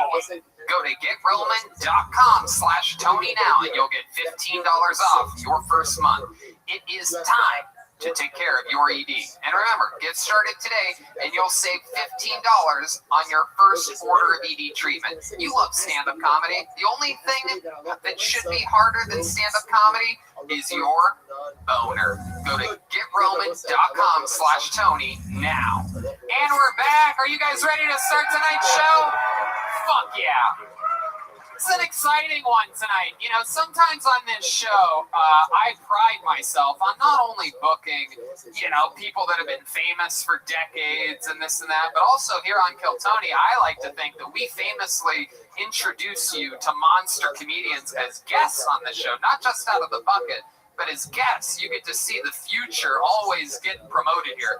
I feel like we were one of the first podcasts to have like Tim Dillon on and Preacher Lawson, right? Like he was on here all the time. Monsters come from here, and this is one of the guys that has been rising through the ranks. This is his first time as a guest on Kill Tony. But years ago, he was working the door at the Comedy Store, watching it.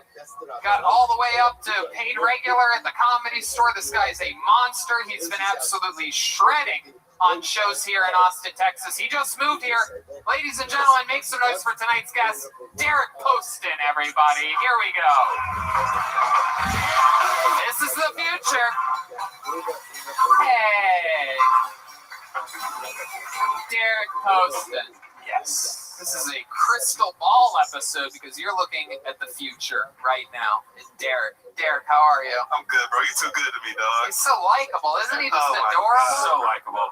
And just crushing it. You've been crushing it lately on the local shows. It's amazing. Thanks, man. I love it out here. This. Oh my God! You do 2 spots in a night. I'm loving it out here, dog. What's your favorite thing about Austin, other than the fact that you can do live shows here? Oh, food. No questions asked.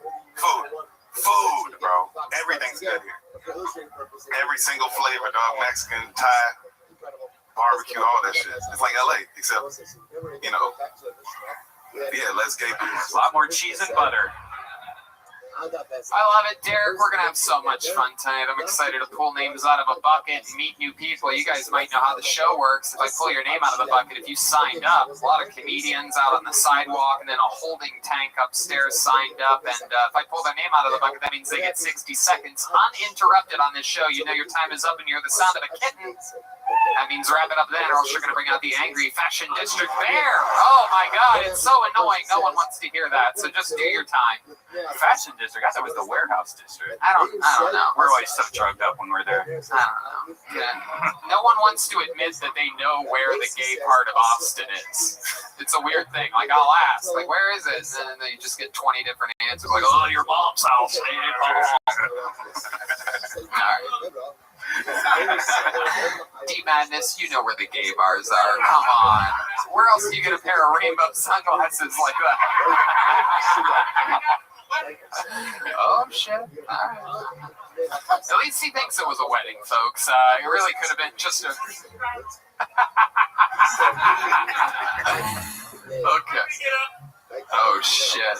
I can't wait till the D-Madness signs up one day. You think you'll ever sign up for the show, D? All right. Keeping us waiting. You guys ready to start tonight's show? Yes. Anything can happen. One week we pulled out a very legitimately homeless guy. I mean, truly homeless. It was actually incredible. Like, somehow he just signed up. I guess he signs up for random things that have, like, sign-up sheets. He had no idea what was happening. It was pretty crazy. So anything can happen. Isn't that a fun thing to hear right before the show starts? Like, hey, homeless people could be performing for you tonight. Good thing you bought a ticket and came into a venue. All right, here we go. Tonight's show will start with the comedy stylings of Hans Kim. Hans Kim is next. First, on Kill Tony. Oh, here we go. Hans is moving fast. This could be one of those cases where the comedian is out of breath immediately upon the start of their set. He decided to sprint through the room. Here we go. Here's Hans Kim, everyone. Hey, what's up, guys? My name is Hans Kim. A lot of the ladies that I date like to call me a premature ejaculator, which is ridiculous because premature to who, okay? I came right at the perfect time when I felt amazing. It takes maturity to know how to please yourself. I'm an Asian man. A lot of Asian women, they act like they're better than Asian men because they're sexier than us. But we look exactly the same, okay? Why are you bragging? I can throw on a wig and be a 7, relax. bragging that you can fuck white dudes. I can fuck white dudes.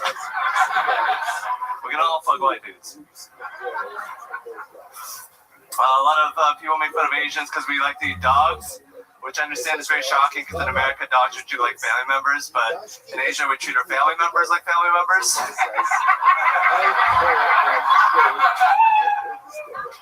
Wow, what a great set. Great start to the night. Hans Kim. Hell yeah, he even bows like an Asian man. Look at that. That is incredible. Fuck yeah. Welcome to the show, Hans. Thank you, Tony. How long have you been doing stand-up? 8 years. Fuck yeah, man. It really shows. I love it. I love it when people with real comedy experience that are really good at this show sign up, because look what happens. People get to fucking find you and you kill, and it feels good, right? Yeah, it feels amazing. Hell yeah. I watch this show all the time. I love it, man. Are you born and raised in Austin? No, I'm from Seattle and New York. Okay. Both of them? Which one first? How long were you in New York? 3 years. Okay, and that's when you started stand-up? I started in Seattle for 5 and then moved to New York for my graduate program. Oh, so Asian of you.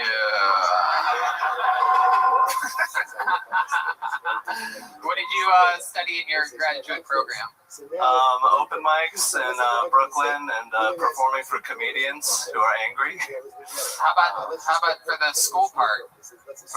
When you study? Mechanical engineering in Georgia Tech. Wow. My goodness. Do you use that degree for anything? What do you do for work now? I live in a van, so I'm unemployed, and I don't really do that. That's my old life. I love it. Wow, so cool. I absolutely love this. It's so un-Asian to abandon your degree. What do your parents think about this choice that you've made? They're trying to be like progressive Asians, or like the new kind of, you know. Oh, the new Asians. All right, yeah. I've seen the new line from Honda. It's very very sleek, progressive. You look so much like my girlfriend. I love it. Oh my God. I'm just imagining you with like long hair now. You're like, you're so right. Wow.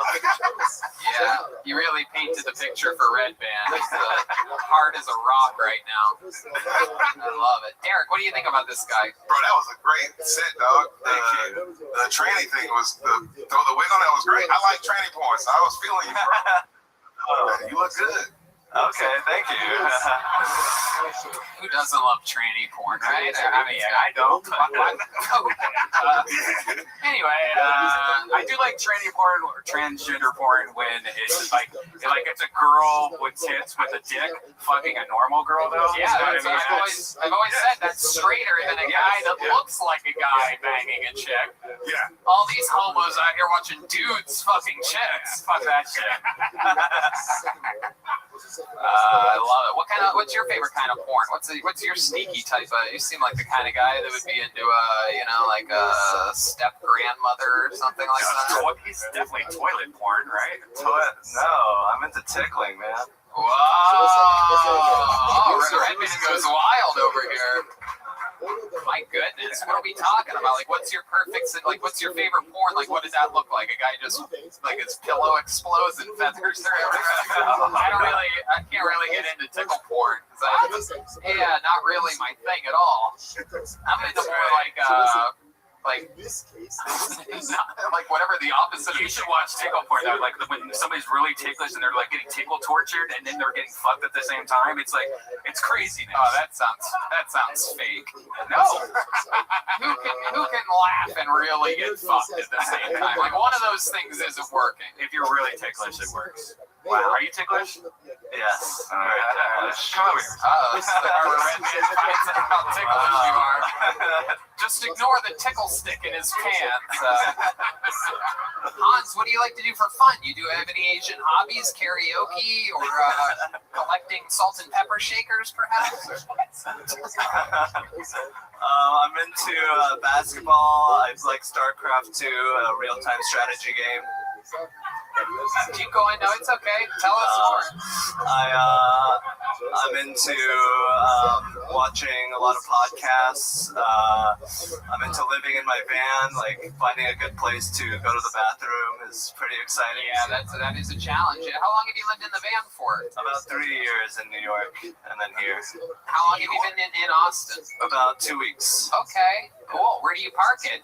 By Zilker. Whoa, Zilker. Lady Bird. There you go. Are you here for good now? Until it's like I'm so transitory. It's hard to say, but yeah, I mean, several months. I love Austin, so I'm trying to stay here because it's like popping off. I have a show Wednesday at Vulcan Gas Company. I'd love to have you on. Thank you very much. Wow! Look at that! He just booked a spot on a real show. What a way to start the night, huh, Hans? Fuck yeah. What are you gonna do after this? What are you gonna do to celebrate? I'm gonna go upstairs and be like, haha, motherfuckers, you know. Wow, look at that. Strut my stuff a bit, and then go to the Blind Pig for another open mic. There you go. All right, absolutely. You did it, man. That's exactly how it's done. You come in, you do jokes. My favorite part was when you said, I'm an Asian man. And you said that at some point. Those words came out of your mouth in that order. I'm an Asian man. Everyone was like, ooh. I know. I was like, look at this nigga before he said it. Look at this strong black man. He's got a spot on Wednesday. You found him here. Ladies and gentlemen, one more time for Hans Kim, everybody. Wait.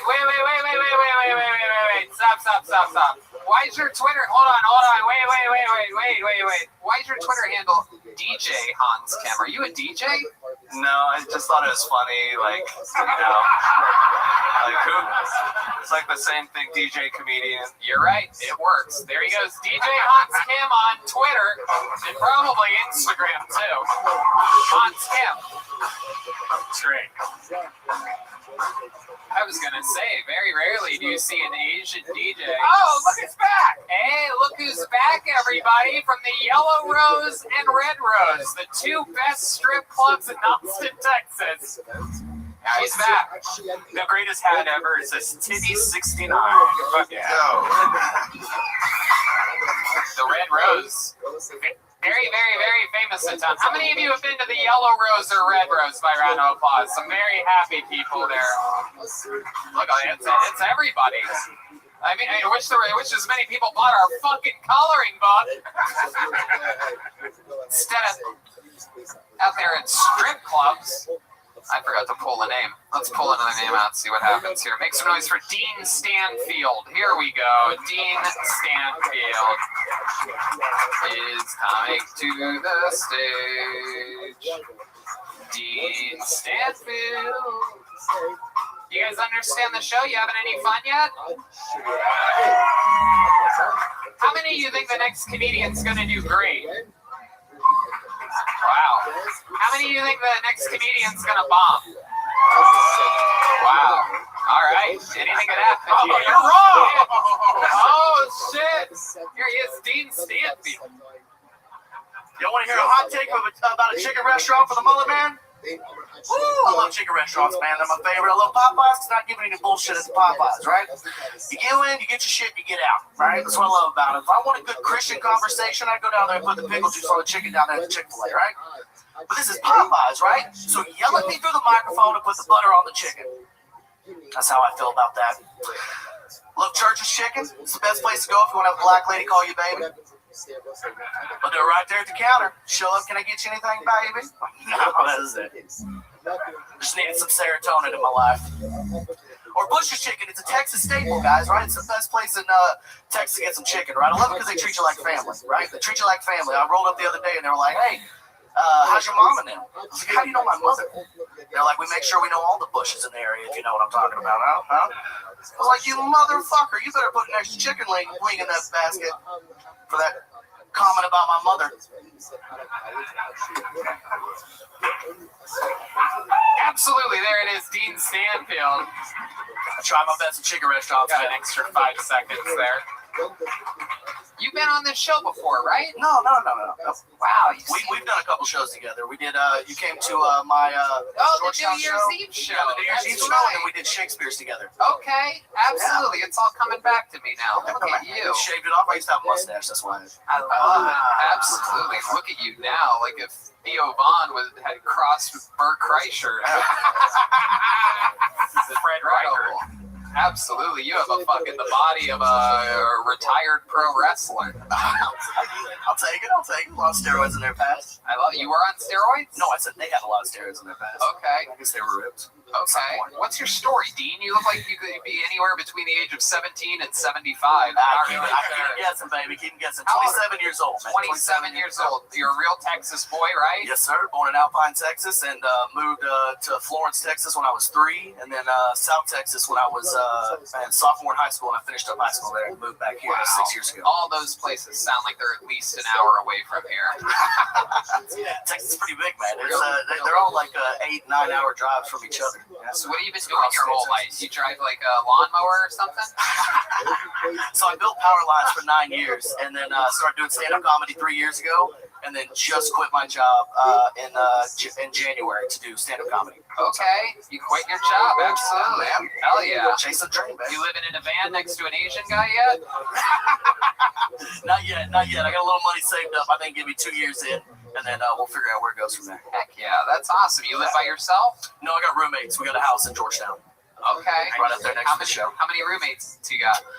One roommate and his girlfriend. She's living there now, so. That sucks. Yeah, I know. You ever try to sniff her toilet when she goes to the bathroom? Jesus, or anything like man, that? we're that bad. Forcing a toilet sniff.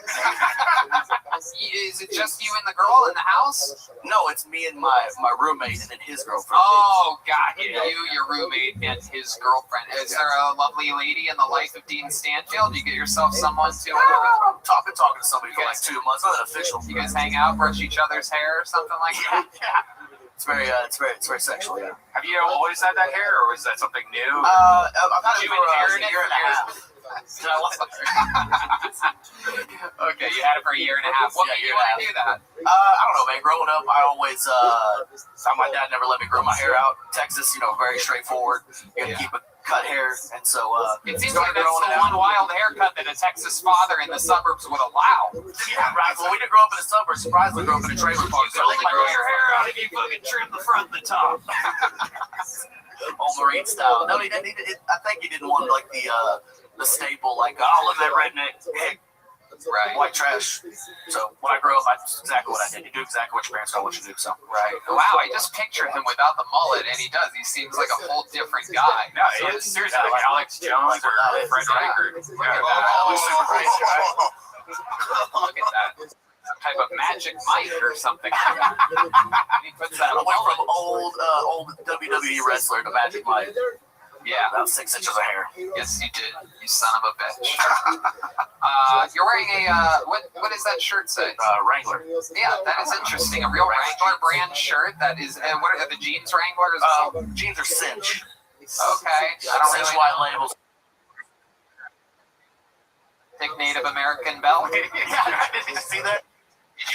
Texas still, I go with the Texas vibe. Wow, look at that chewing tobacco in the back pocket. Absolutely. What's your flavor? What's your flavor? They're like a Texas Build-A-Bear or something. Do you have any? You said you worked in power lines for a long time. Any crazy stories, like a friend get electrocuted, or you? Oh yeah, I watched a guy blow up like 5 feet from me. He went to reach in the junction box where the 7200 to 1400 power lines come in and out, and he reached in there without his glove to grab something and blew himself like 15 feet back. Had to call the ambulance. Yeah, it messed him up pretty bad. Damn, he's alive. He's still alive. He's still building power lines too.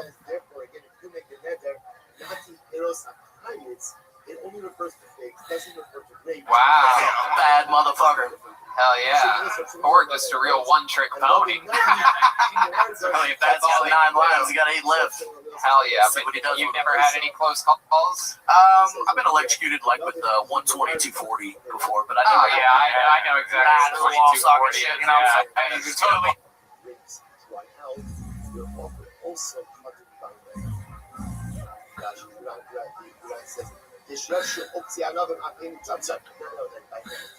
So interesting enough, it's fascinating. It seems to be that the reason why grapes aren't normally harvested by men are simply instead boys. My dad growing Pee up. your pants, but you figure it out. You know? Okay. Ultimately, again, it's not just things.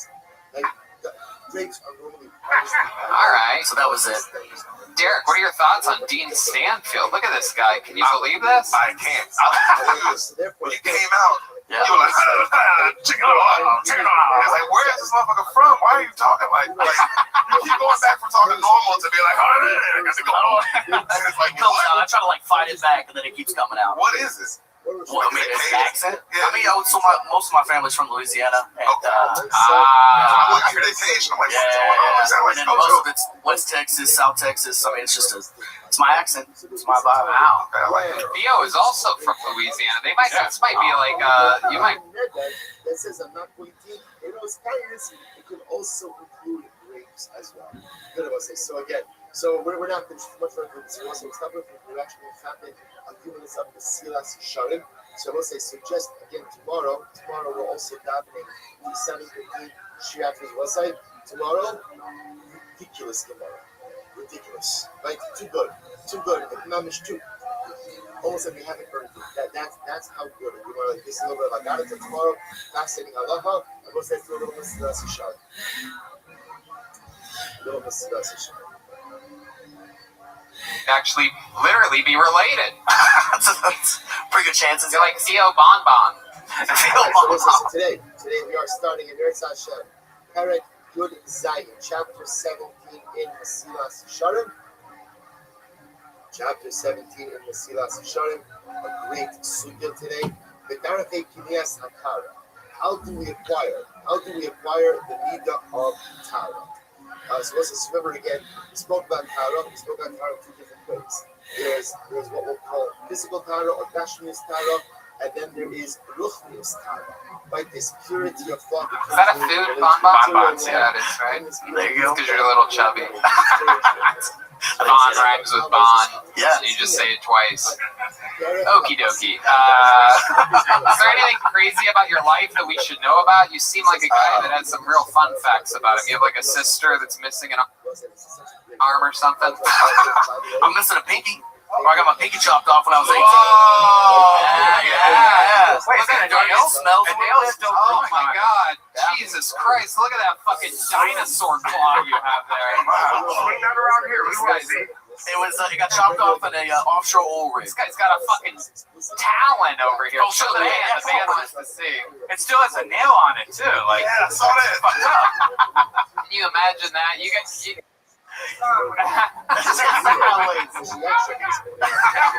You guys saw D Madness throw up in his mouth. I'm a little bit of that. Aggressive. That's how disgusting that pinky is. Other than that, I rode bulls right outside of high school, in high school, and then right outside of high school, and then that's about it, man. I mean, I like guns. You've ridden a lot of bulls. Yeah. So that's cool. Anything crazy ever happen out there riding? I mean, I got in some bad wrecks. I think one was like sticks out of my mind. Right outside of the chutes, the bull turned like 2 times and then threw me over the front of him and then tore my vest open. And I was stuck on the front of him, and he was like waving to get me off. And then he threw me like 20 feet against the gate. Damn. And then the clowns got him, and they pulled me out of there. You ever done any clowning? We would clown for like at practices and stuff for guys, but nothing in big rodeos. I was more focused on not getting hurt. Right. Absolutely. Those dudes live on like cocaine and Red Bull, so. Is that true? Which is fun. Yeah, I don't know why. Yeah, no, those guys are great. Cheers. Oh, Red Bull. I thought you were doing bumps of cocaine. I love it. Well, Dean, fun times, man. Sign up again. Come back again soon, and we'll find out more about you. There goes Dean Stanfield, everybody. He's on Instagram at Dean A. Stanfield. He just fist bumped you with that creepy ass pinky. I know. Disgusting. Ben Bosanga is going to be next. Ben Bosanga is next. Kaylee's back. In the meanwhile, how about another hand for Kaylee, everybody? Hell yeah. Fun fact about the Red Rose, They celebrate their 1-year anniversary Thursday, April 29th. South Congress. Can I sniff that bottle? Austin's first boutique adult nightclub. Complimentary limos 7 days a week. And they have a world famous cheeseburger. McKaylee works at the Yellow Rose, an Austin legend for 45 years. Go to redroseaustin.com or yellowrose.com. All right, here we go. Ladies and gentlemen, your next comedian. Make some noise for Ben Bosunga, everyone. Anybody coming?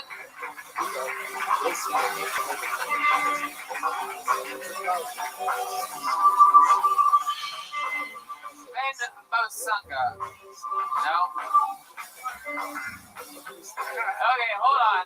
Hold on 1 second. Hold on. Nobody's coming because I called it before and after. Sometimes people are in the bathroom, they miss their spot, but we'll just keep it moving. Ladies and gentlemen, your next comedian, this is a very interesting name. Make some noise for Maximilian Mantecat. Wow. This is going to be interesting. You don't really get your everyday guy, Maximilian Mantecat. This guy's definitely going to be here. Maximilians don't miss their opportunity for anything. Here he comes, Maximilian Mantecat. Here he is. All right, everybody, make some noise for Maximilian. Let's see what happens here. What's up? My name's Maximilian. I grew up popular. Anyone else? Just me, bunch of losers? That's cool. I grew up popular. My sister was obese. She's not anymore, so we could talk about it. She was fat, right? And when we got to high school, I wanted to include her in everything. We're only a year apart, so we would go to parties, right? People were like, hey, Todd, I'd fuck your sister. Mark, I'd fuck your sister. And I was like, well, who's fucking mine? Nobody. I was like, I'll do it. I'm a family man. I'm just saying. Just kidding, guys. I was popular. She was fat. I'm not fucking up my reputation. That's it. We're good. You have 20 more seconds if you want it. What? You have 20 more seconds if you want it. 20 seconds. Now it's 15. Ooh. Yeah, we'll just leave it there. I'm popular, guys. Okay, there you go. Closing out hard at 34 seconds, everybody. Maximilian Mantecat. I love it. Welcome, Maximilian. There's a minute. How's it going, bud? Good, man. Good. How long have you been on stand-up? 4 years. 4 years. Yeah. That's fun. How old are you? 25. Okay. And you're born and raised here in Austin? New York City. Went to San Diego, did comedy in San Diego for a little bit, and then I went back to New York, and now I'm just visiting. Sweet. Yeah. Absolutely. And is that true? You were always oh, look at that. People just want to hang out with Derek, I guess. You want to hear something crazy? This man gave me a couch to sleep on when I was a stranger to him. Really? Yeah, that's how I met him. Met this man at the Comedy Store. He was like, yo, where are you sleeping? I was like, in my car. I was doing a couple spots in LA, and he was like, no, you're not sleeping in my house. I was like, get the fuck out of here. Wow, you just let him So sleep I on got a lot of your love for this man. I was like, oh shit. Did you take pictures of his feet or something? Why would you do that to a stranger? Everyone knows Derek forces his guests to give them a hard left-handed hand job, and that's why he also has an NDA. That's why Maximilian's still wearing the brace after all this time. Giving the old dry rub, you know what I mean? The old fucking. It's wet, actually. He told me to spit on my hands. Oh, okay. I said none of these. All right. Well, there you go. No, we believe it. These are no jokes, Derek. We are accusing you of forcing this man to give you a hand job. What was it like staying at Derek's place? We all want to know. I thought about it myself. It was good, man. He had an Indian dude that was half balding. That was cool. His girlfriend was really sweet. Jeffrey Baldinger. Or not Baldinger. That's not a mud, but that's right. And they were really sweet. The whole house, they were super sweet. Like I said, complete strangers. And I was like, should I sleep on their couch? And I was like, so cool. Derek, what made you trust this guy to sleep at your place? You know what I do remember, bro? Is you had cocaine energy, but it wasn't bad. It was like you were just like up, and I was like, look how excited this motherfucker is, man. You just were so excited to be at the store, and then you came over and you were talking about comedy. I just liked your vibe. So you were hoping that he had cocaine, and it turns out he did. And it's like, man, I took a chance. Yeah, if somebody has cocaine energy, I'm like, that's the last person I'm inviting to my house. You know, like He was just man. However, most people that I know that do a lot of cocaine do talk about how popular they were back in school. So I've actually never done cocaine ever in my life, not once. Oh my goodness. Nothing but weed. Okay. Start it off right now. I love it. Take health advice from Dr. Redband over here.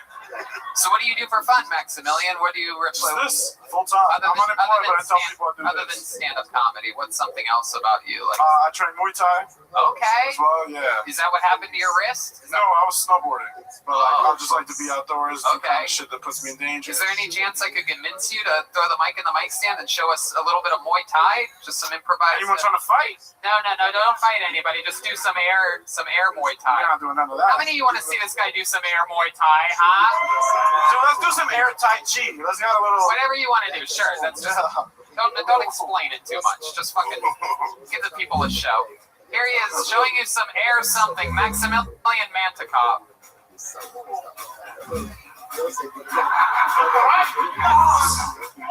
Wow. Wait. Can you do anything? There's no one in front of me. I told you, I'll fight an audience member. Can you just pretend like someone's in front of you and like they're trying to attack you like the speed that you would go at? Because unless you're fighting the Golden Girls, I don't think you can go at that speed. Deep Madness would have beat the shit out of you if you did that to him in the street fight. Got him up here. I know he's blind, but he's got a... No, Maximilian, no. All right. What else other than more? Yeah. Deep Madness will hit you so hard his glasses will fly off. Maximilian, tell us something else interesting about your family or your life or something like that. I run with the Bulls every year in Spain since 2017. That's so cool. This is a bull. I've been doing that every year since 2017. This is a very bull-heavy episode. Yep. All right. Kind of a wild experience. You go there all by yourself? Yeah, a couple times I've gone there. You always meet people on the street. Everyone's drinking. It's a fun time. But for the most part, you just run by yourself. If you don't run with anyone, it's kind of weird. Because once you're alive, you're like, you're just on the street. Like it's a weird feeling. You're like, I'm alive. I'm just here. Yeah, that's how I felt during all the Black Lives Matter marches. I remember I was, okie dokie, you're not ready to laugh at that yet. All right. Good job, guys. Okie dokie. Good job. I was just getting run off the street and I was all by myself and scared, but I guess it's not funny yet. Thank you, Jeremiah. So I guess I give that joke a few more months to marinate, and when I do it, you'll be there. You'll see, I tell you. My running with the Bulls, Black Lives Matter. That's fun, Maximilian. You never got hurt by any of the Bulls, though. No, never. No, I've seen people get destroyed, though. Really? Just trampled, yeah, and like, thank God I never got hit. I got hit with a couple elbows. The people are more dangerous because like everyone's shoulder to shoulder. Oh, okay. So you're running with everyone. Everyone's trying to get the fuck out the way. I thought the Bulls hate you with their elbows for a second. I'm very impressed but I've seen the way you do Muay Thai. So I'm dangerous. I'm actually not surprised if a bull was actually able to hit you with its elbow, just slowed up himself and fucking got you back. Maximilian, you have a girlfriend? You seem like you would do pretty good with the ladies. How long have you been with your girlfriend for? About a year. Okay, where'd you meet her at? I met her in San Diego. I had a show, actually. She came to a show. Oh. Watched me bomb, and she was like, I love it. That's it. She's very honest with me. She lets me after the show. She's like, you were terrible. She's like, but you're cute. I was like, oh, shit. Military girl? Huh? No. She's a doctor, actually. Wow. So I was like, I got to cash in on this right now. Yeah, absolutely. She loves it when you bomb. That's perfect. Well, I mean, it's not a regular thing, but she saw me eat it, and I was like, well, I guess we're doing it. Did she ever see you do it? And she's like, not tonight, babe. It's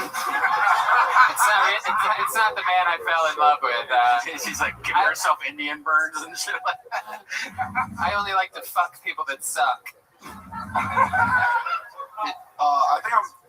I think I'm the only comedian she's fucked, so I was like, I guess she just likes it. If you think, you stink, you know what I mean? Hell yeah, dude. She's got beat up from the feet up. Am I right? Derek told me earlier that. Remember, I know. That's why Derek let you sleep on the couch so that he knew where you were. He was fucking your girlfriend. I'm just kidding. No one's fucked your girlfriend. No one. Nobody ever. She was a virgin before you. A virgin doctor. That's right. Yeah. No one's done that. Yeah, she fucks guys the bomb, but totally didn't fuck anybody before you. I love it. Maximilian, so much fun. Such a cool name. What ethnicity are you? Argentinian, Hispanic. Awesome. So cool. Such a suave guy. There he is. He's popular when he was high school. He's popular again right here. Maximilian Mantikov with 36 seconds. Thank you. Good job, bro. Thunder and lightning. There it goes. Everybody gets the handshake from Derek. The customary Derek handshake. He got really upset when we brought up the his girl didn't fuck anyone else. Have you noticed that? It got really quiet. Nah, he was cool. He was okay. Maybe he just has a vivid imagination and was picturing her getting really just plowed up against a wall or something like that. You know what I mean? Yeah, plowed against a wall. Okay, this name looks familiar. Maybe we've met this person before. How about another hand for Kaylee up here sanitizing microphones? Our friends over. You can find her. You can watch her work at the Yellow Rose. Red Rose. The Red Rose, that's right. The Yellow Rose is the legendary 45-year club. The Red Rose, the new club, both in the same family. There goes Kaylee, everybody. There she goes. The Yellow Rose. Red Rose. Full nude. Leo Kanopka is next on Kill Tony. Is it really fully nude? Yeah, Texas bars don't fuck around. You can drink and full nude, which is unheard of at most clubs. Wow. Yes, there you that's go. right. The USA champ. Leo Kanopka is next. Is Leo coming? Leo Tanaka? Leo Kanopka. Yeah. All right, here he comes. Here he comes, everybody. This is very exciting. One more time for Leo Kanopka. Here we go. What the fuck is up, Antones? How you feeling? Who else is drinking on a Monday? Yes. I just moved here. You guys don't give a fuck about COVID. You don't care at all. I've been off for cocaine so many times. I knew you guys couldn't smell before the pandemic. Yeah, and I stopped caring too. I walked to a bar. This dude burped right to my face. I was like, "Yeah, I'll take a Lone Star, Daddy. Let's do this." Yeah. Sick. I single-handedly blame Joe Rogan for the homeless issues here. They migrated to here because of him. I know they're fans because they all intermittent fast. Sick.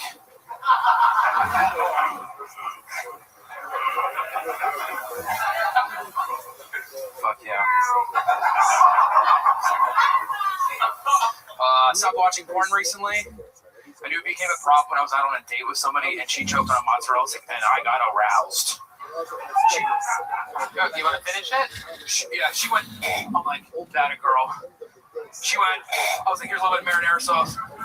She went, I pulled her hair while giving her the Heimlich maneuver, so it was good times. Thank you guys. There you go, Leo Kanopka.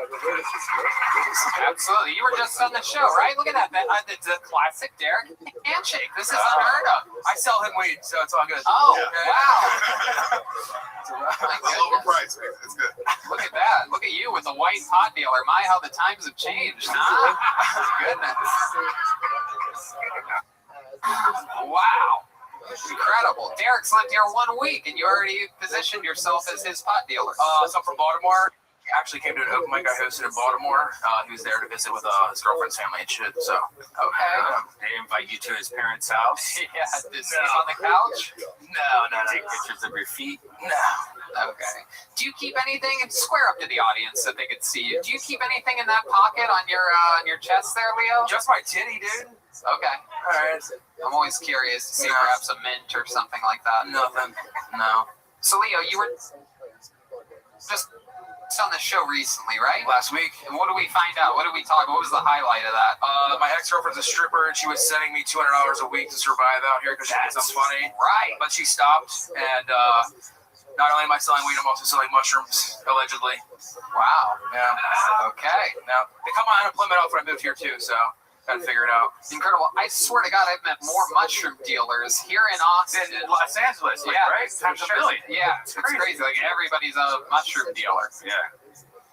You sell a lot of mushrooms every week? About an ounce a week, so nothing crazy. An ounce a week? Okay. What does that run? What is about an ounce run? What's the street market value? $40 per eighth. There's 8's in and out. Look at that. This is basically a live drug deal, everybody. How exciting. What other podcast gives you this? $40 an eighth. Only here on Kill Tony. This is a straight up mushroom auction. We got 40. Do you pick the mushrooms? Or, like, do you go to cow patty places? Is that how you get them? No, I have a buddy who grows them. He's very, like, introverted. Oh, there you go. Jesus. Wow. You gotta be honest on here. You know what I mean? You are holding a mic, and there's tons of. Hold on, we got John D's. This amazes me how many people come on the show and just intimidate the fuck. Seriously. Every week. Because you know there's two, bro. Yeah. Two cops that are like off duty right now in the audience right now. They're like, hey, you know, I'm a compulsive liar, guys. I'm a compulsive fucking liar. The off-duty cops are enjoying themselves. Mushrooms are made off-duty anyway, I heard. Anyway, come on now. Where's the owl? The old man owl. That's a joke for your grandfathers if you want to get them into the show. Off duty. It's a duty joke. Leo, tell us something about you that we didn't find out. Oh my goodness, did I do a duty joke? Uh-oh, I did it again. All right. I'll double down. I'm also on probation for a DUI. Oh my god! Wow! Oh shit! I was drinking with Chris O'Connor and Shane Gillis out in fucking the Goobies. Wow! My goodness! Did they know you were drunk because of the names you just dropped? Shane Gillis, come on! That's a big name around. Yeah. So how much did you drink? Too much. Yeah, I know. How much? Enough to brown out. What's brown out? Any alcoholics here? Alright, cool. No, it's when you like black out a little bit and then come back and then you black out again and then you come back again and then one more time and then you end up home sometimes. Remember green out? You greened out once in Vancouver or Toronto? Yeah, that's a real thing. I greened out at the same place that Doug Benson greened out. Yeah. They're like, hey, you got to be careful here because if you smoke too much in this place, because they had no exhaust fans, this old comedy club in Toronto, tiny, very low ceilings, and it was a dispensary in the back, but the front it's hard to describe, but all the smoke would stay trapped in. So I basically just didn't breathe oxygen for a couple hours. It was really just I was smoking and inhaling secondhand smoke. And very unlike Tony, he walked outside and took off his shirt and just laid on the side. No, I sat up. I didn't lay down. No, I didn't lay down. I remember very clearly sitting on that curb straight up, sweating. I was sweating bullets, and it was like freezing cold. It was fucking shitty Toronto. Anyway, but you browned out. You blacked out, and then you came back. Yeah. I heard once you go black, you never go. All right, anyway. Hey, where's that?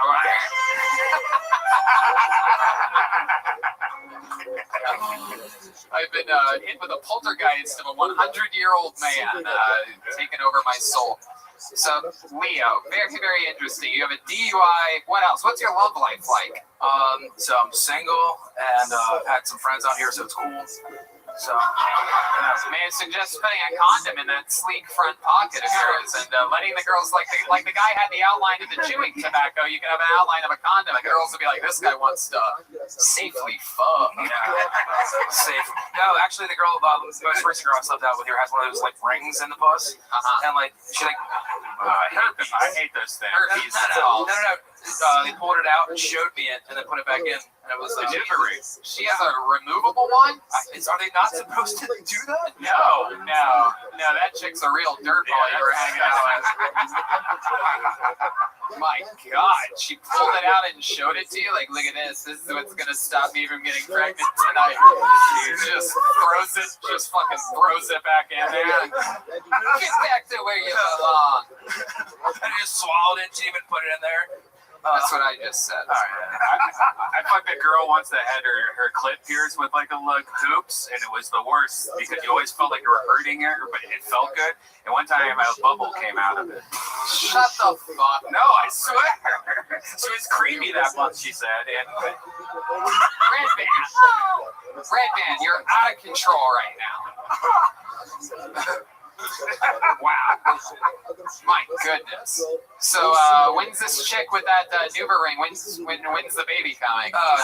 Listen, I love it. Leo, how long you been on stand-up? It'll be 3 years, April 17th. 3 years. What do you think about Leo, Derek? Any thoughts on this guy? On this little bag of biscuits up here? Look at this little fucking tiny little young Babe Ruth. I like Leo. Leo's cool. He gave me a bunch of free mushrooms, dog. Good set. Appreciate it, bro. I swear to God, Derek has lived here 1 week and somehow knows everybody from some other city. Well, once I was in Baltimore, the boy needed a place to stay. Leo, congratulations on getting up so many times in such a short period of time. And we'll see you again soon. There was Leo Canapa. You guys, Leo.comedian. Let's have some fun. You guys ready to, you guys want a special treat, huh? Jeez, obviously not. My goodness. Yeah, John. Am I the only one that thought a brownout was like when people get drunk and like shit their pants? Oh, that's what I thought. Like seriously, like I was like that. I didn't know that had a name either. I mean, what'd you call it? I'm learning a lot. When you get so drunk that you shit yourself, I would call that time to make a doctor's appointment. That's serious. Is that a thing that happens? yeah. Like when you die, you shit and piss yourself, and sometimes when you pass out, that same shit happens. Your brain just goes, Have you done it? I've never done it. I mean, but I've done it sober.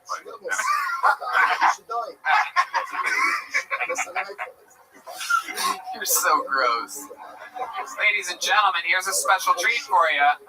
Kill Tony regular, ladies and gentlemen. This guy famous for his incredible joke writing and roasting abilities. He's back from Los Angeles, California. Make some noise for the great and powerful David Lucas, everybody. Here we go. The legend killer, David Lucas.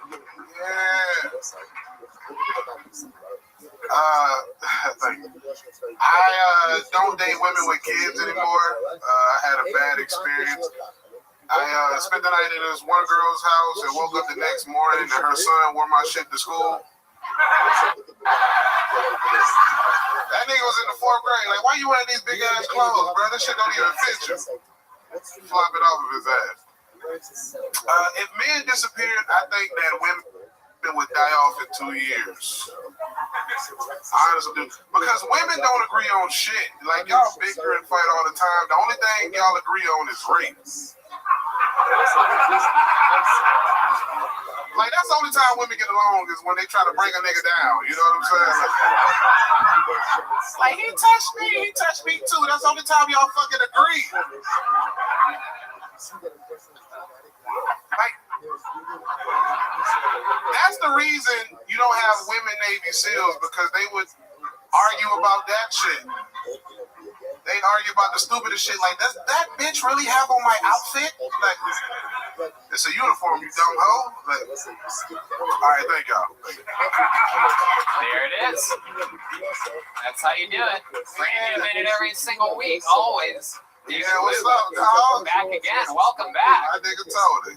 Looking good this week, David. You got a whole new look, a new ball cap. You're not wearing camo tonight. You're just out there letting it all hang out. Yeah, man. I found a new big guitar store online. Is that what it was? Yeah, that's what it was. When you big, you gotta get what can fit your ass. Is there? They make them tall too. They don't just have your size. They got tall if you 6'7", you know. 6'7", long, wide, or height. You go to big and tall though, not big and fat. Oh, Tony. Shit. Tony, you shop at Genders R Us. I'm not a ginger. You can't just call all white people gingers. That's not how that works at all. No, genders. Oh. Yeah, genders. Oh, I thought you said gender. I thought you were calling me a redhead. Yeah, you shop where people who don't want to look like a man or a woman. That's where you shop at. They just want to be neutral. I was so offended that you called me a redhead for a second, but all these gays, that goes to show you what we think of redheaded people on this show. He's been calling me gay for, I don't know, like 2 or 3 years, but he calls me redheaded once. I'm like, how dare you? Unacceptable. What a nightmare. Absolutely incredible. Yeah, you look fantastic. You look like the Marshmallow Man from Ghostbusters got roasted once and for all. make a s'more out of the Marshmallow Man. It's like the end of Ghostbusters right now. I ain't seen the new Ghostbusters. I ain't seen that shit with Leslie. No, nobody's seen the new Ghostbusters. The all-female reboot of the Ghostbusters can go fucking. Anyway,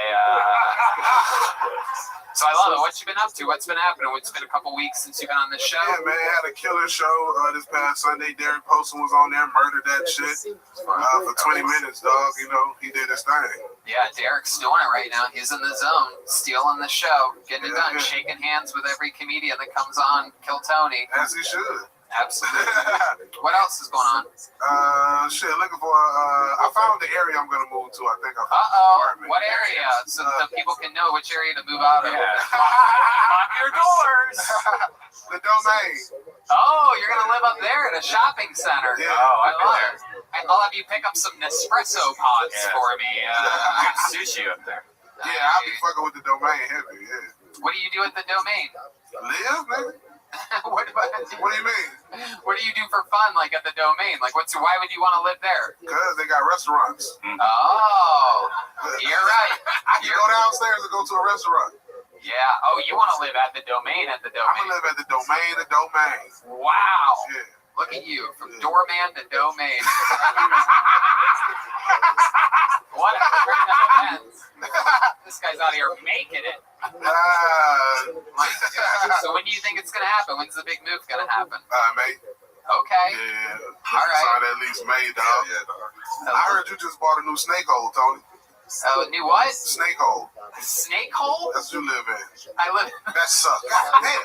What the fuck? Snake hole? I thought it was some rich shit. I was like, damn, this nigga in the snake hole. That's probably my worst roast joke ever. That was pretty bad. That was horrible. God damn. Edit that shit out, Red Man. We're not really. This is good. It's good. Put a noise like I said, faggot or some shit. Like, I heard you living. do not air that shit. I love it. So you're in love with Austin, Texas. Tell us some of your favorite things that you do or that you like to that you miss when you've been going home, because you go home to LA for 2 weeks. So and then you come back. I go home for 1 week, you know, to take care of the kids. Then I come back for like 9 days. Mm-hmm. So I'll be doing. I probably won't stay at home as much. I'll probably go home like three days once I move in. When you leave the kids in LA, do you like leave them like a bunch of extra food and stuff? Like just like it's like a cat when like a cat owner goes away for a while. You just leave like cheeseburgers, bowls. When I used to have a cat and I'd be gone for a week, I would leave 6 bowls of food and 6 things of water throughout the house. The cat was like, finally I get to eat how Dad eats all the time. On some real shit, it's pretty simple. You just pick up your kids, play with them, because the baby mamas really only care about money. Right. They don't care if you see your kids or not. Right. If a payment is a day late, the bitch blew up my phone up. Oh my goodness. Lord knows that phone must be blowing up. Wow. I love it. And the kids are good. I met your daughter. Super sweetheart. Yeah. She wants to be a comedian, bro. Yeah, she's gonna be a big star. She's gonna do whatever she wants. wants. Funnier than me, bro. She's already 6 and knows she want to be a comedian. Unbelievable. Yeah, bro. And then my young one's gonna be an asshole. She take out her mama, bro. Right. Does she call you if you're ever a day late on the payments? Like, so this is how black baby mamas do shit, right? Uh-huh. They won't say I need some money. They'll be like, your daughter needs some money. Sure. Oh shit. Yeah, and my daughter's 6, so my baby mama has coached her to FaceTime me. Like, Daddy, Zelle me some money. Like, bitch, you don't know what Zelle is. Like, right. She taught my daughter how to ask for a Zelle. Oh my god. Is that a money transfer app? Yeah, on the bank shit. Yeah. Derek, you know David Lucas, you guys were just up until the global pandemic, you guys were co-workers. I know, bro. We were door guys, man. Yeah, I think Derek was only there like 2 weeks. Like, when I started, I think you left like 2 weeks later. Yeah, I was at like 3.5 years ago, right when you started. And that shit was nice because you know how they do one black guy at a time. Yeah, one black guy at a time. Because before me, it was Brian Simpson. And they were like, all right, Brian's gone, Derek. You can work here. They swap niggas. Yeah, they do. There was a point in 2007, I was the only black guy that worked there. Tony blacker than all of us. And, what was your first car? A Crown Vic? It was a Cutlass Supreme. Cutlass? You know what my first car was? A fucking gas efficient Honda. Wow. Eric, what was your first car? Honda, literally. It got me, bro. Like, I had responsible parents. I had a Renault Alliance. A what? Exactly. Jesus Christ. Where's that old-timey car horn when you need it? That's that new Renault Alliance, everybody. The best car with 4 wheels. I think it's German. I don't know. Hey, Tony, that's one of them cars you had to go in the front and wind it up there and jump in right fast.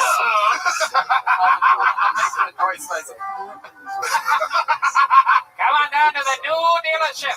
Get yourself a Renault Alliance. Enough to fit your whole family or one David Lucas.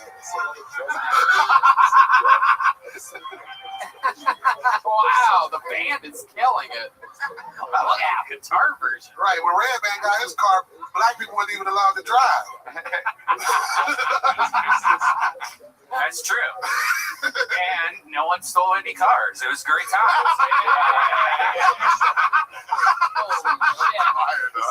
No GTA. All right. Well, David, I'm so glad that you're back in town. We have a big week ahead of us. Oh, God. A bunch of fun stuff's about to go down, and I'm super excited about it. An absolute monster, and proud of your incredible work every time on the show. Here he goes, the great David Lucas, everybody. Our Kill Tony regular. Certified regular. It's only 7 or 8 in the history of the show. That's a big one right there. All right. Fun times. Oh, are we in for a special treat right now? So excited about this. This guy made his Kill Tony debut on the show just a couple weeks ago. We all fell in love with him. He got booked on the Death Squad shows and other things immediately on the spot. He works the security here every single week at this show here in Anton. Oh, shit. This guy, very, very talented, lots of energy. This is a special time. I'm excited to bring him up. Ladies and gentlemen, make some noise for Anton's own Ben Buck, everybody. He's the guy that let you in. He signs up. Here we go. Ben Buck. Already famous from just one appearance on the show. Wave. Everybody loves him. Come on, one more time for Ben Buck, everybody.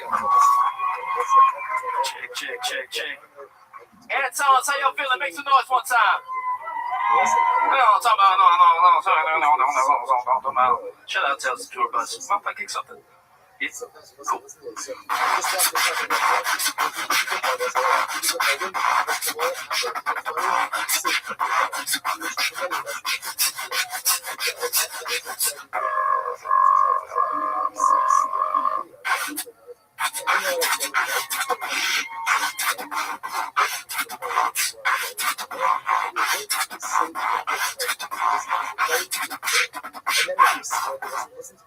Clap your hands, son.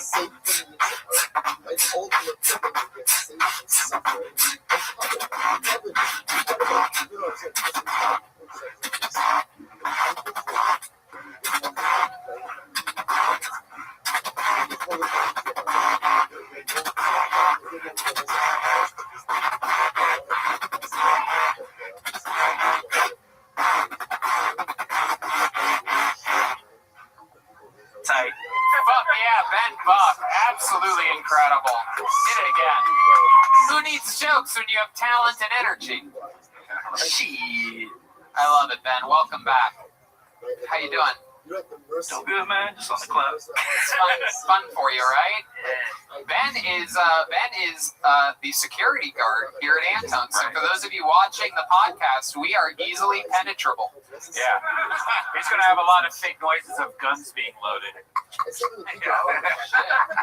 Wow, Ben, you're almost like a young version of the cool black guy from Police Academy.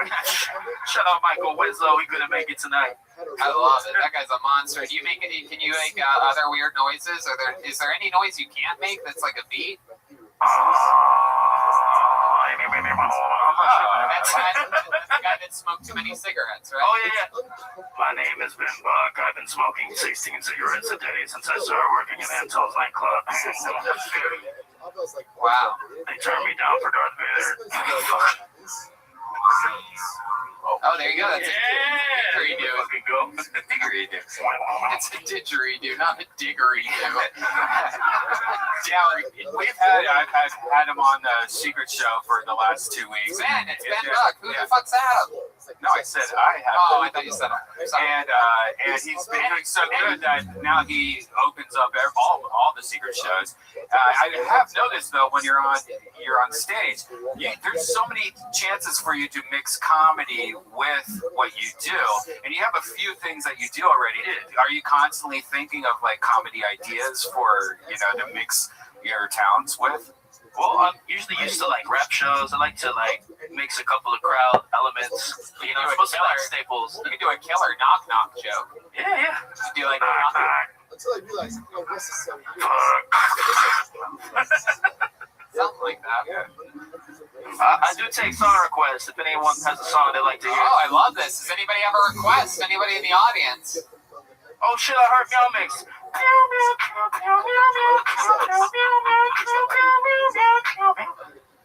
Oh shit, I heard Meow Mix. I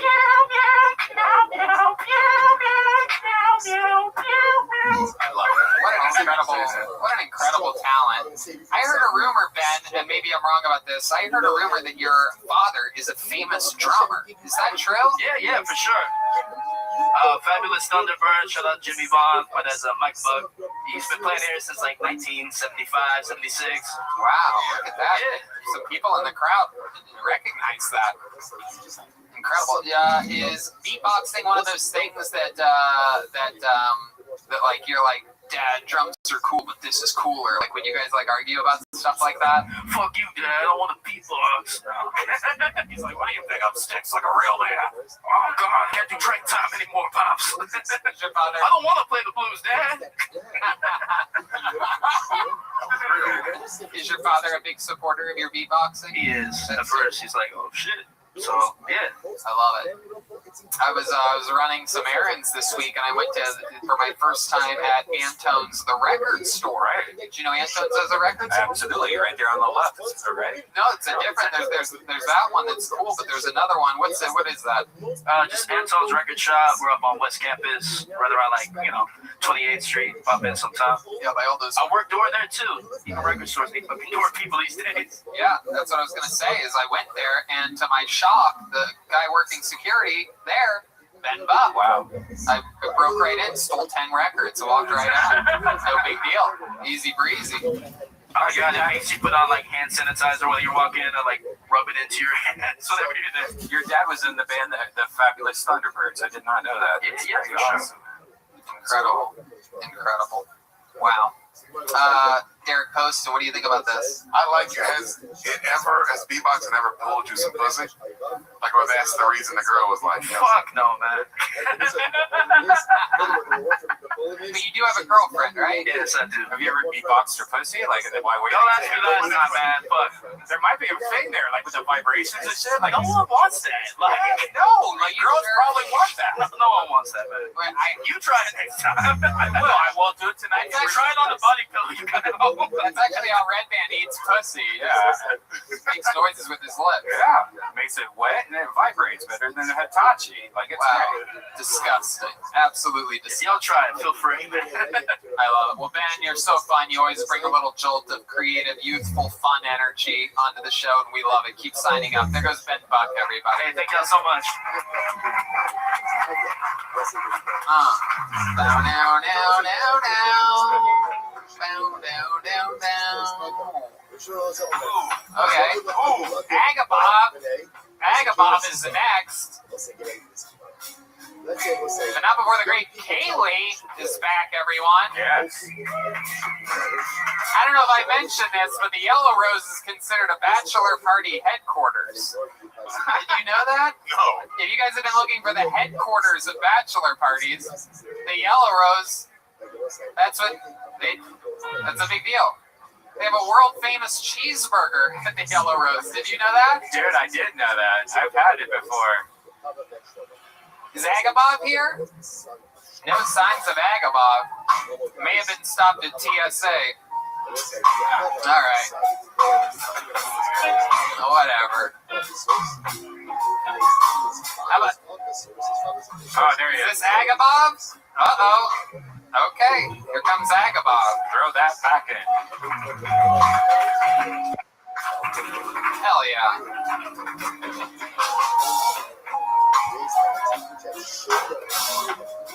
Here he is one more time for Agabob, everybody. Shut the fuck up in here. How the hell y'all doing and shit? Guys and ladies, I went fishing at a lake called Backpage. And a nigga forgot his bait, and the only thing I was able to catch was hookers. Shut the hell up. Next joke is up. Ladies, when I have sex, God himself blessed me. I don't need condoms because I got 2 inches worth of foreskin. A nigga's already protected. First time I had sex, the girl called me meathead. Tony?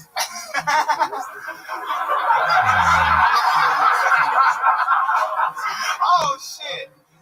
It wouldn't be right if I didn't talk about my daddy and shit. My daddy said that the coronavirus could have been dealt with a long time ago. If the dude that was drinking too many Coronas would have just wore a condom. My daddy snores and jacks off in his sleep at the same motherfucking time. Okay. Agabob, am I saying that right? Agabar. Okay, yeah, that's an R. Absolutely. Welcome back, Agabar. You've been on the show before. Tonight you dress like you're dropping off resumes somewhere. Yeah, I had to come look presentable and shit. My goodness, I remember last time you were not dressed like this at all. You know, I had to make a rude awakening. I feel like you just haven't changed since Easter service yesterday. You went to church, had a long night after that. Yeah. And I'm all out of eggs and shit. Absolutely. Welcome back, Agabar. I like your style. Very unorthodox style and movement and jokes. It's how long have you been doing stand-up? I've been doing stand-up for about 3 years and a half. 3 years and a half. Absolutely. And where are you originally from? San Diego, California. Oh, okay. One of the rare black people from San Diego. Yeah. Very, very rare breed. I like surfing too, Tony. It's like a white man in Harlem or a Mexican in Canada. Okie dokie, Agabar. I'm sorry, you can untangle that rope, by the way. Yeah, you're all tied up there. Oh, thank you. Hell yeah.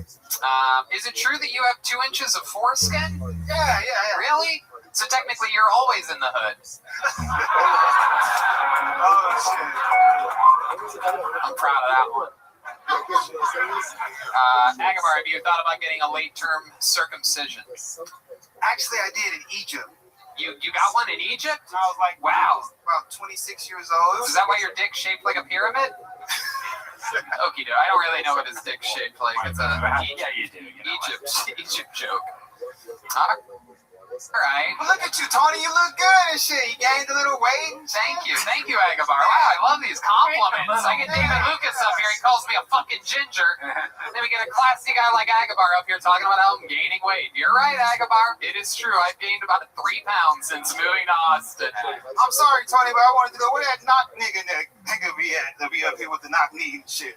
Wait, who's that? I was just joking. You making fun of David Lucas? Yeah. You're making fun of David Lucas not having knees. David's in the doorway saying you better stop. He's right there. I think I'm trying to get a spot. Look at that. David, you have anything for this guy? Chris Cross. What do you think about this? Chris Cross is played out. This guy about 32 looking like Chris Cross. What kind of shit is that? Oh, shit. Here's David. Hold on. Here's David Lucas. Come on up here, David. David, come on up if you want to. His head's so big, he can't even wear that motherfucking hat and shit. What kind of shit is that? Agabar, you're about to get fucked up. Here we go. Where you at? Hey, you look like a pimp whose bitches hit back. I tell you what, I don't know. You got like three titties and shit. You look like the nigga on the cigarette box.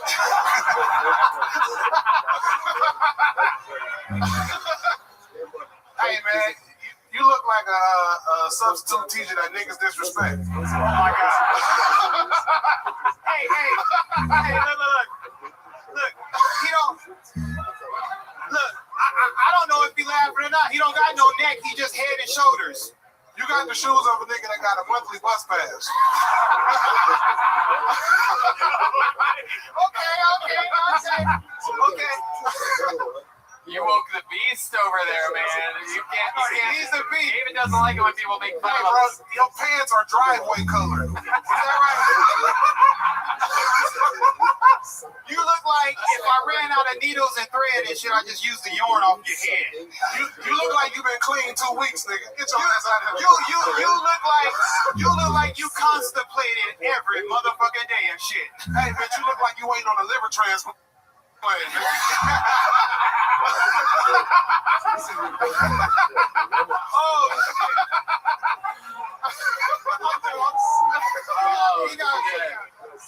Oh my God. Agabar, I'm just trying to do a stand and shit. Oh, he's doing the Urkel. No, you're doing Agabar, that was the greatest thing you could have done is fucking woke David out of his diabetic coma he was in earlier. Thanks for backing me up, Tony. Absolutely. Yeah, I backed you up all the way. 100%. I had your back all the way. He looked like he tried to go surfing, but he drowned in the whale because he didn't. You better stop. You better stop, Agabar. He went back to the kitchen. He's not even here anymore. I love it, man. I love it. You have a good style, Agabar. Look at you up here trying to roast. Absolutely adorable. Looking like Denzel Washington, D.C. sniper. It's a real thinker. You have to know what the D.C. sniper looks like to get that one. It's an older reference. It's a Googler. A serial killer from about 10 years ago. I love it.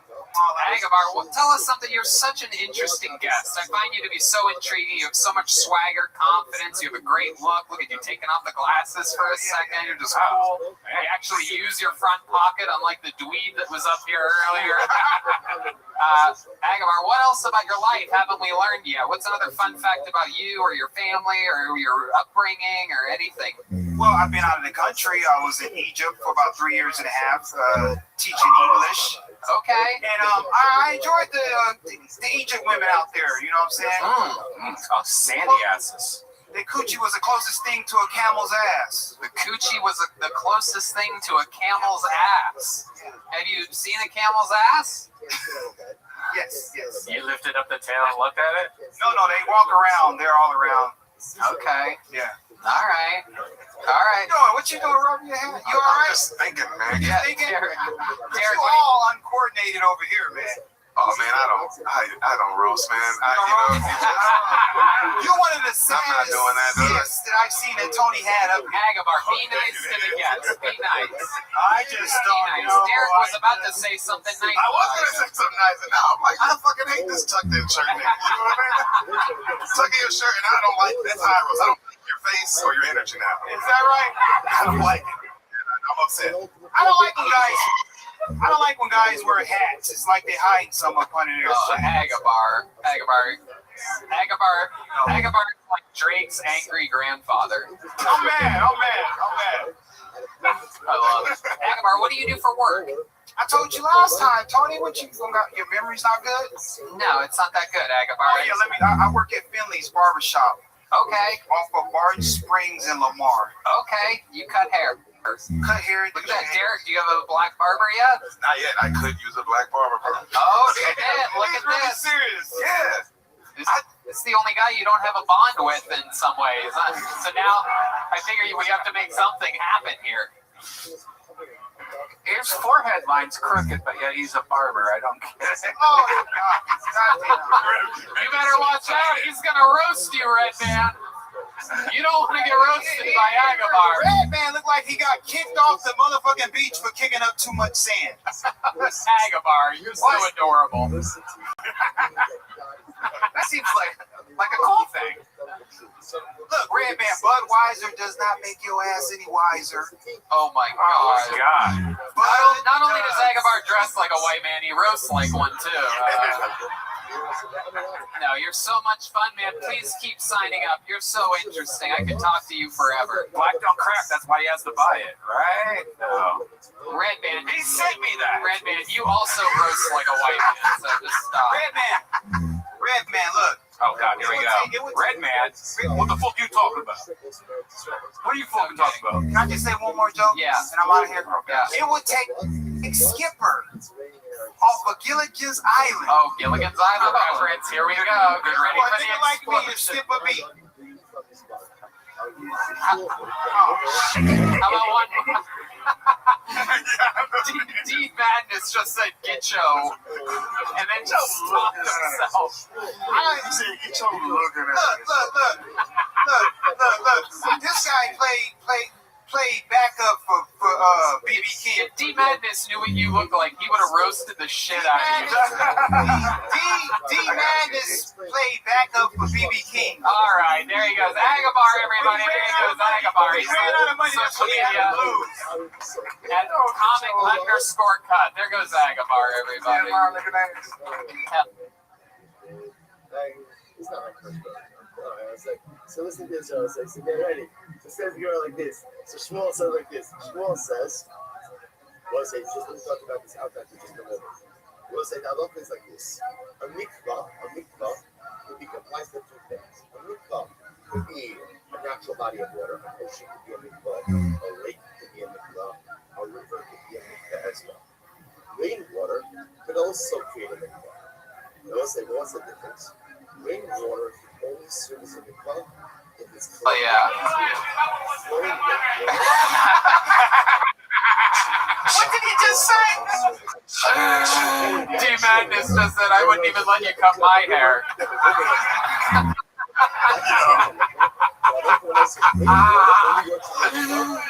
Oh my God, D Madness is a national treasure. Budweiser doesn't make you wiser.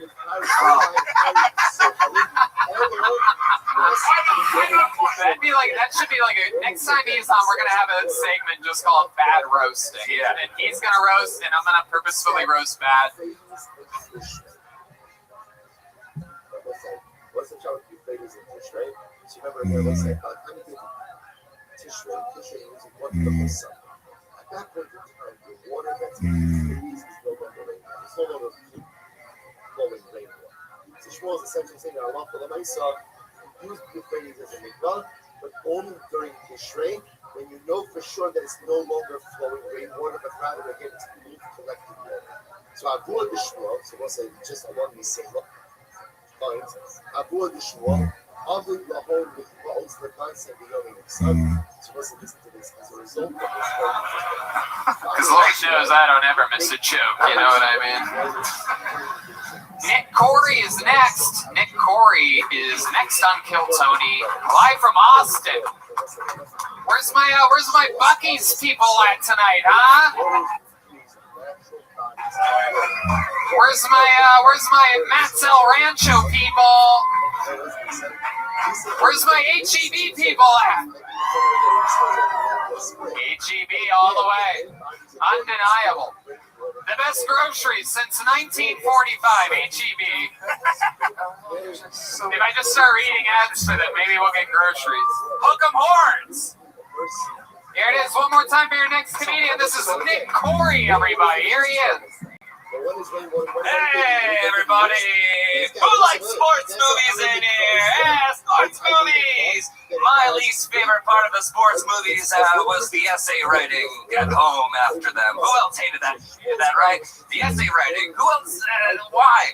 I don't know. My dad, he thought, if he can't be athletic, then maybe he can think like an athlete, and not be racist, right? Because that seems to be what the sports movies tend to be about.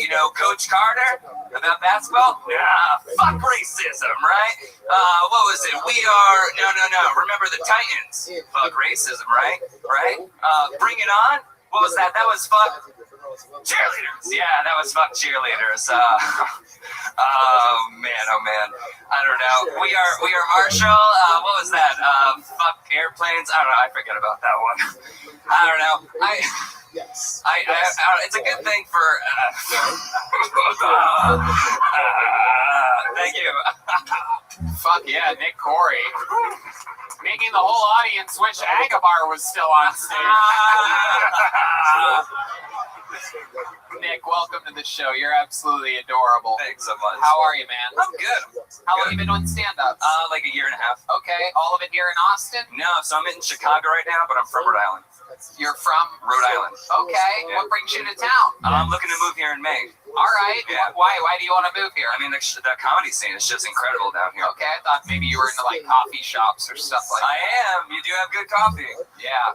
What do you do for work? I work at the Chicago Tribune on their digital marketing side. Oh wow, look at Yeah. that. Old newspapers. Have you ever heard of the what's your car? The Arenal Alliance. Have you heard of newspapers? Get a Ronaldo Alliance. Renault.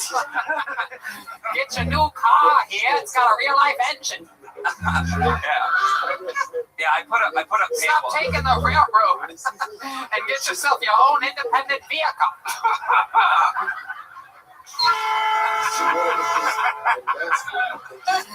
The train horn. Okay, so welcome to the show, Nick Corey. Tell us some interesting stuff about you. What makes you different than all the people that have been up here tonight? I mean, I really like interviewing people on the street. Just not in necessarily a funny way, but just like posting up someplace. We know that's your specialty.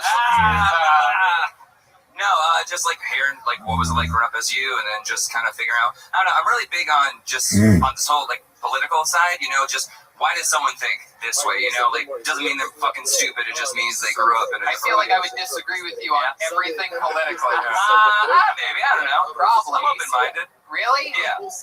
What's your what do you think about the new Georgia voting laws in Major League Baseball moving the All-Star game? Oh man. You have to, for those of you that don't know, to catch you up, you have to show your ID to vote in Georgia now, and it's unbelievable. Sure ID, it's a little Jim Crowy. Or you think that to vote? This is voting. This is baseball, or what is this? Okie dokie. Wait, what newspaper do you work for? He's still waiting for the Sunday edition, I think, before he reads about this music. Somebody's got to draw it for you. Yeah. Okay. All right. Why do you wear khakis, and why is your shirt tucked in, and what's going on here?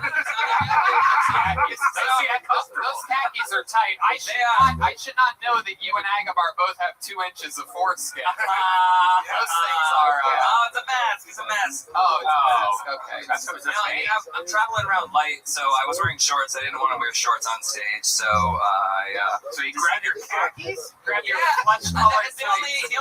light. They're really thin. They're a little stretchy. They're a little tight. I guess.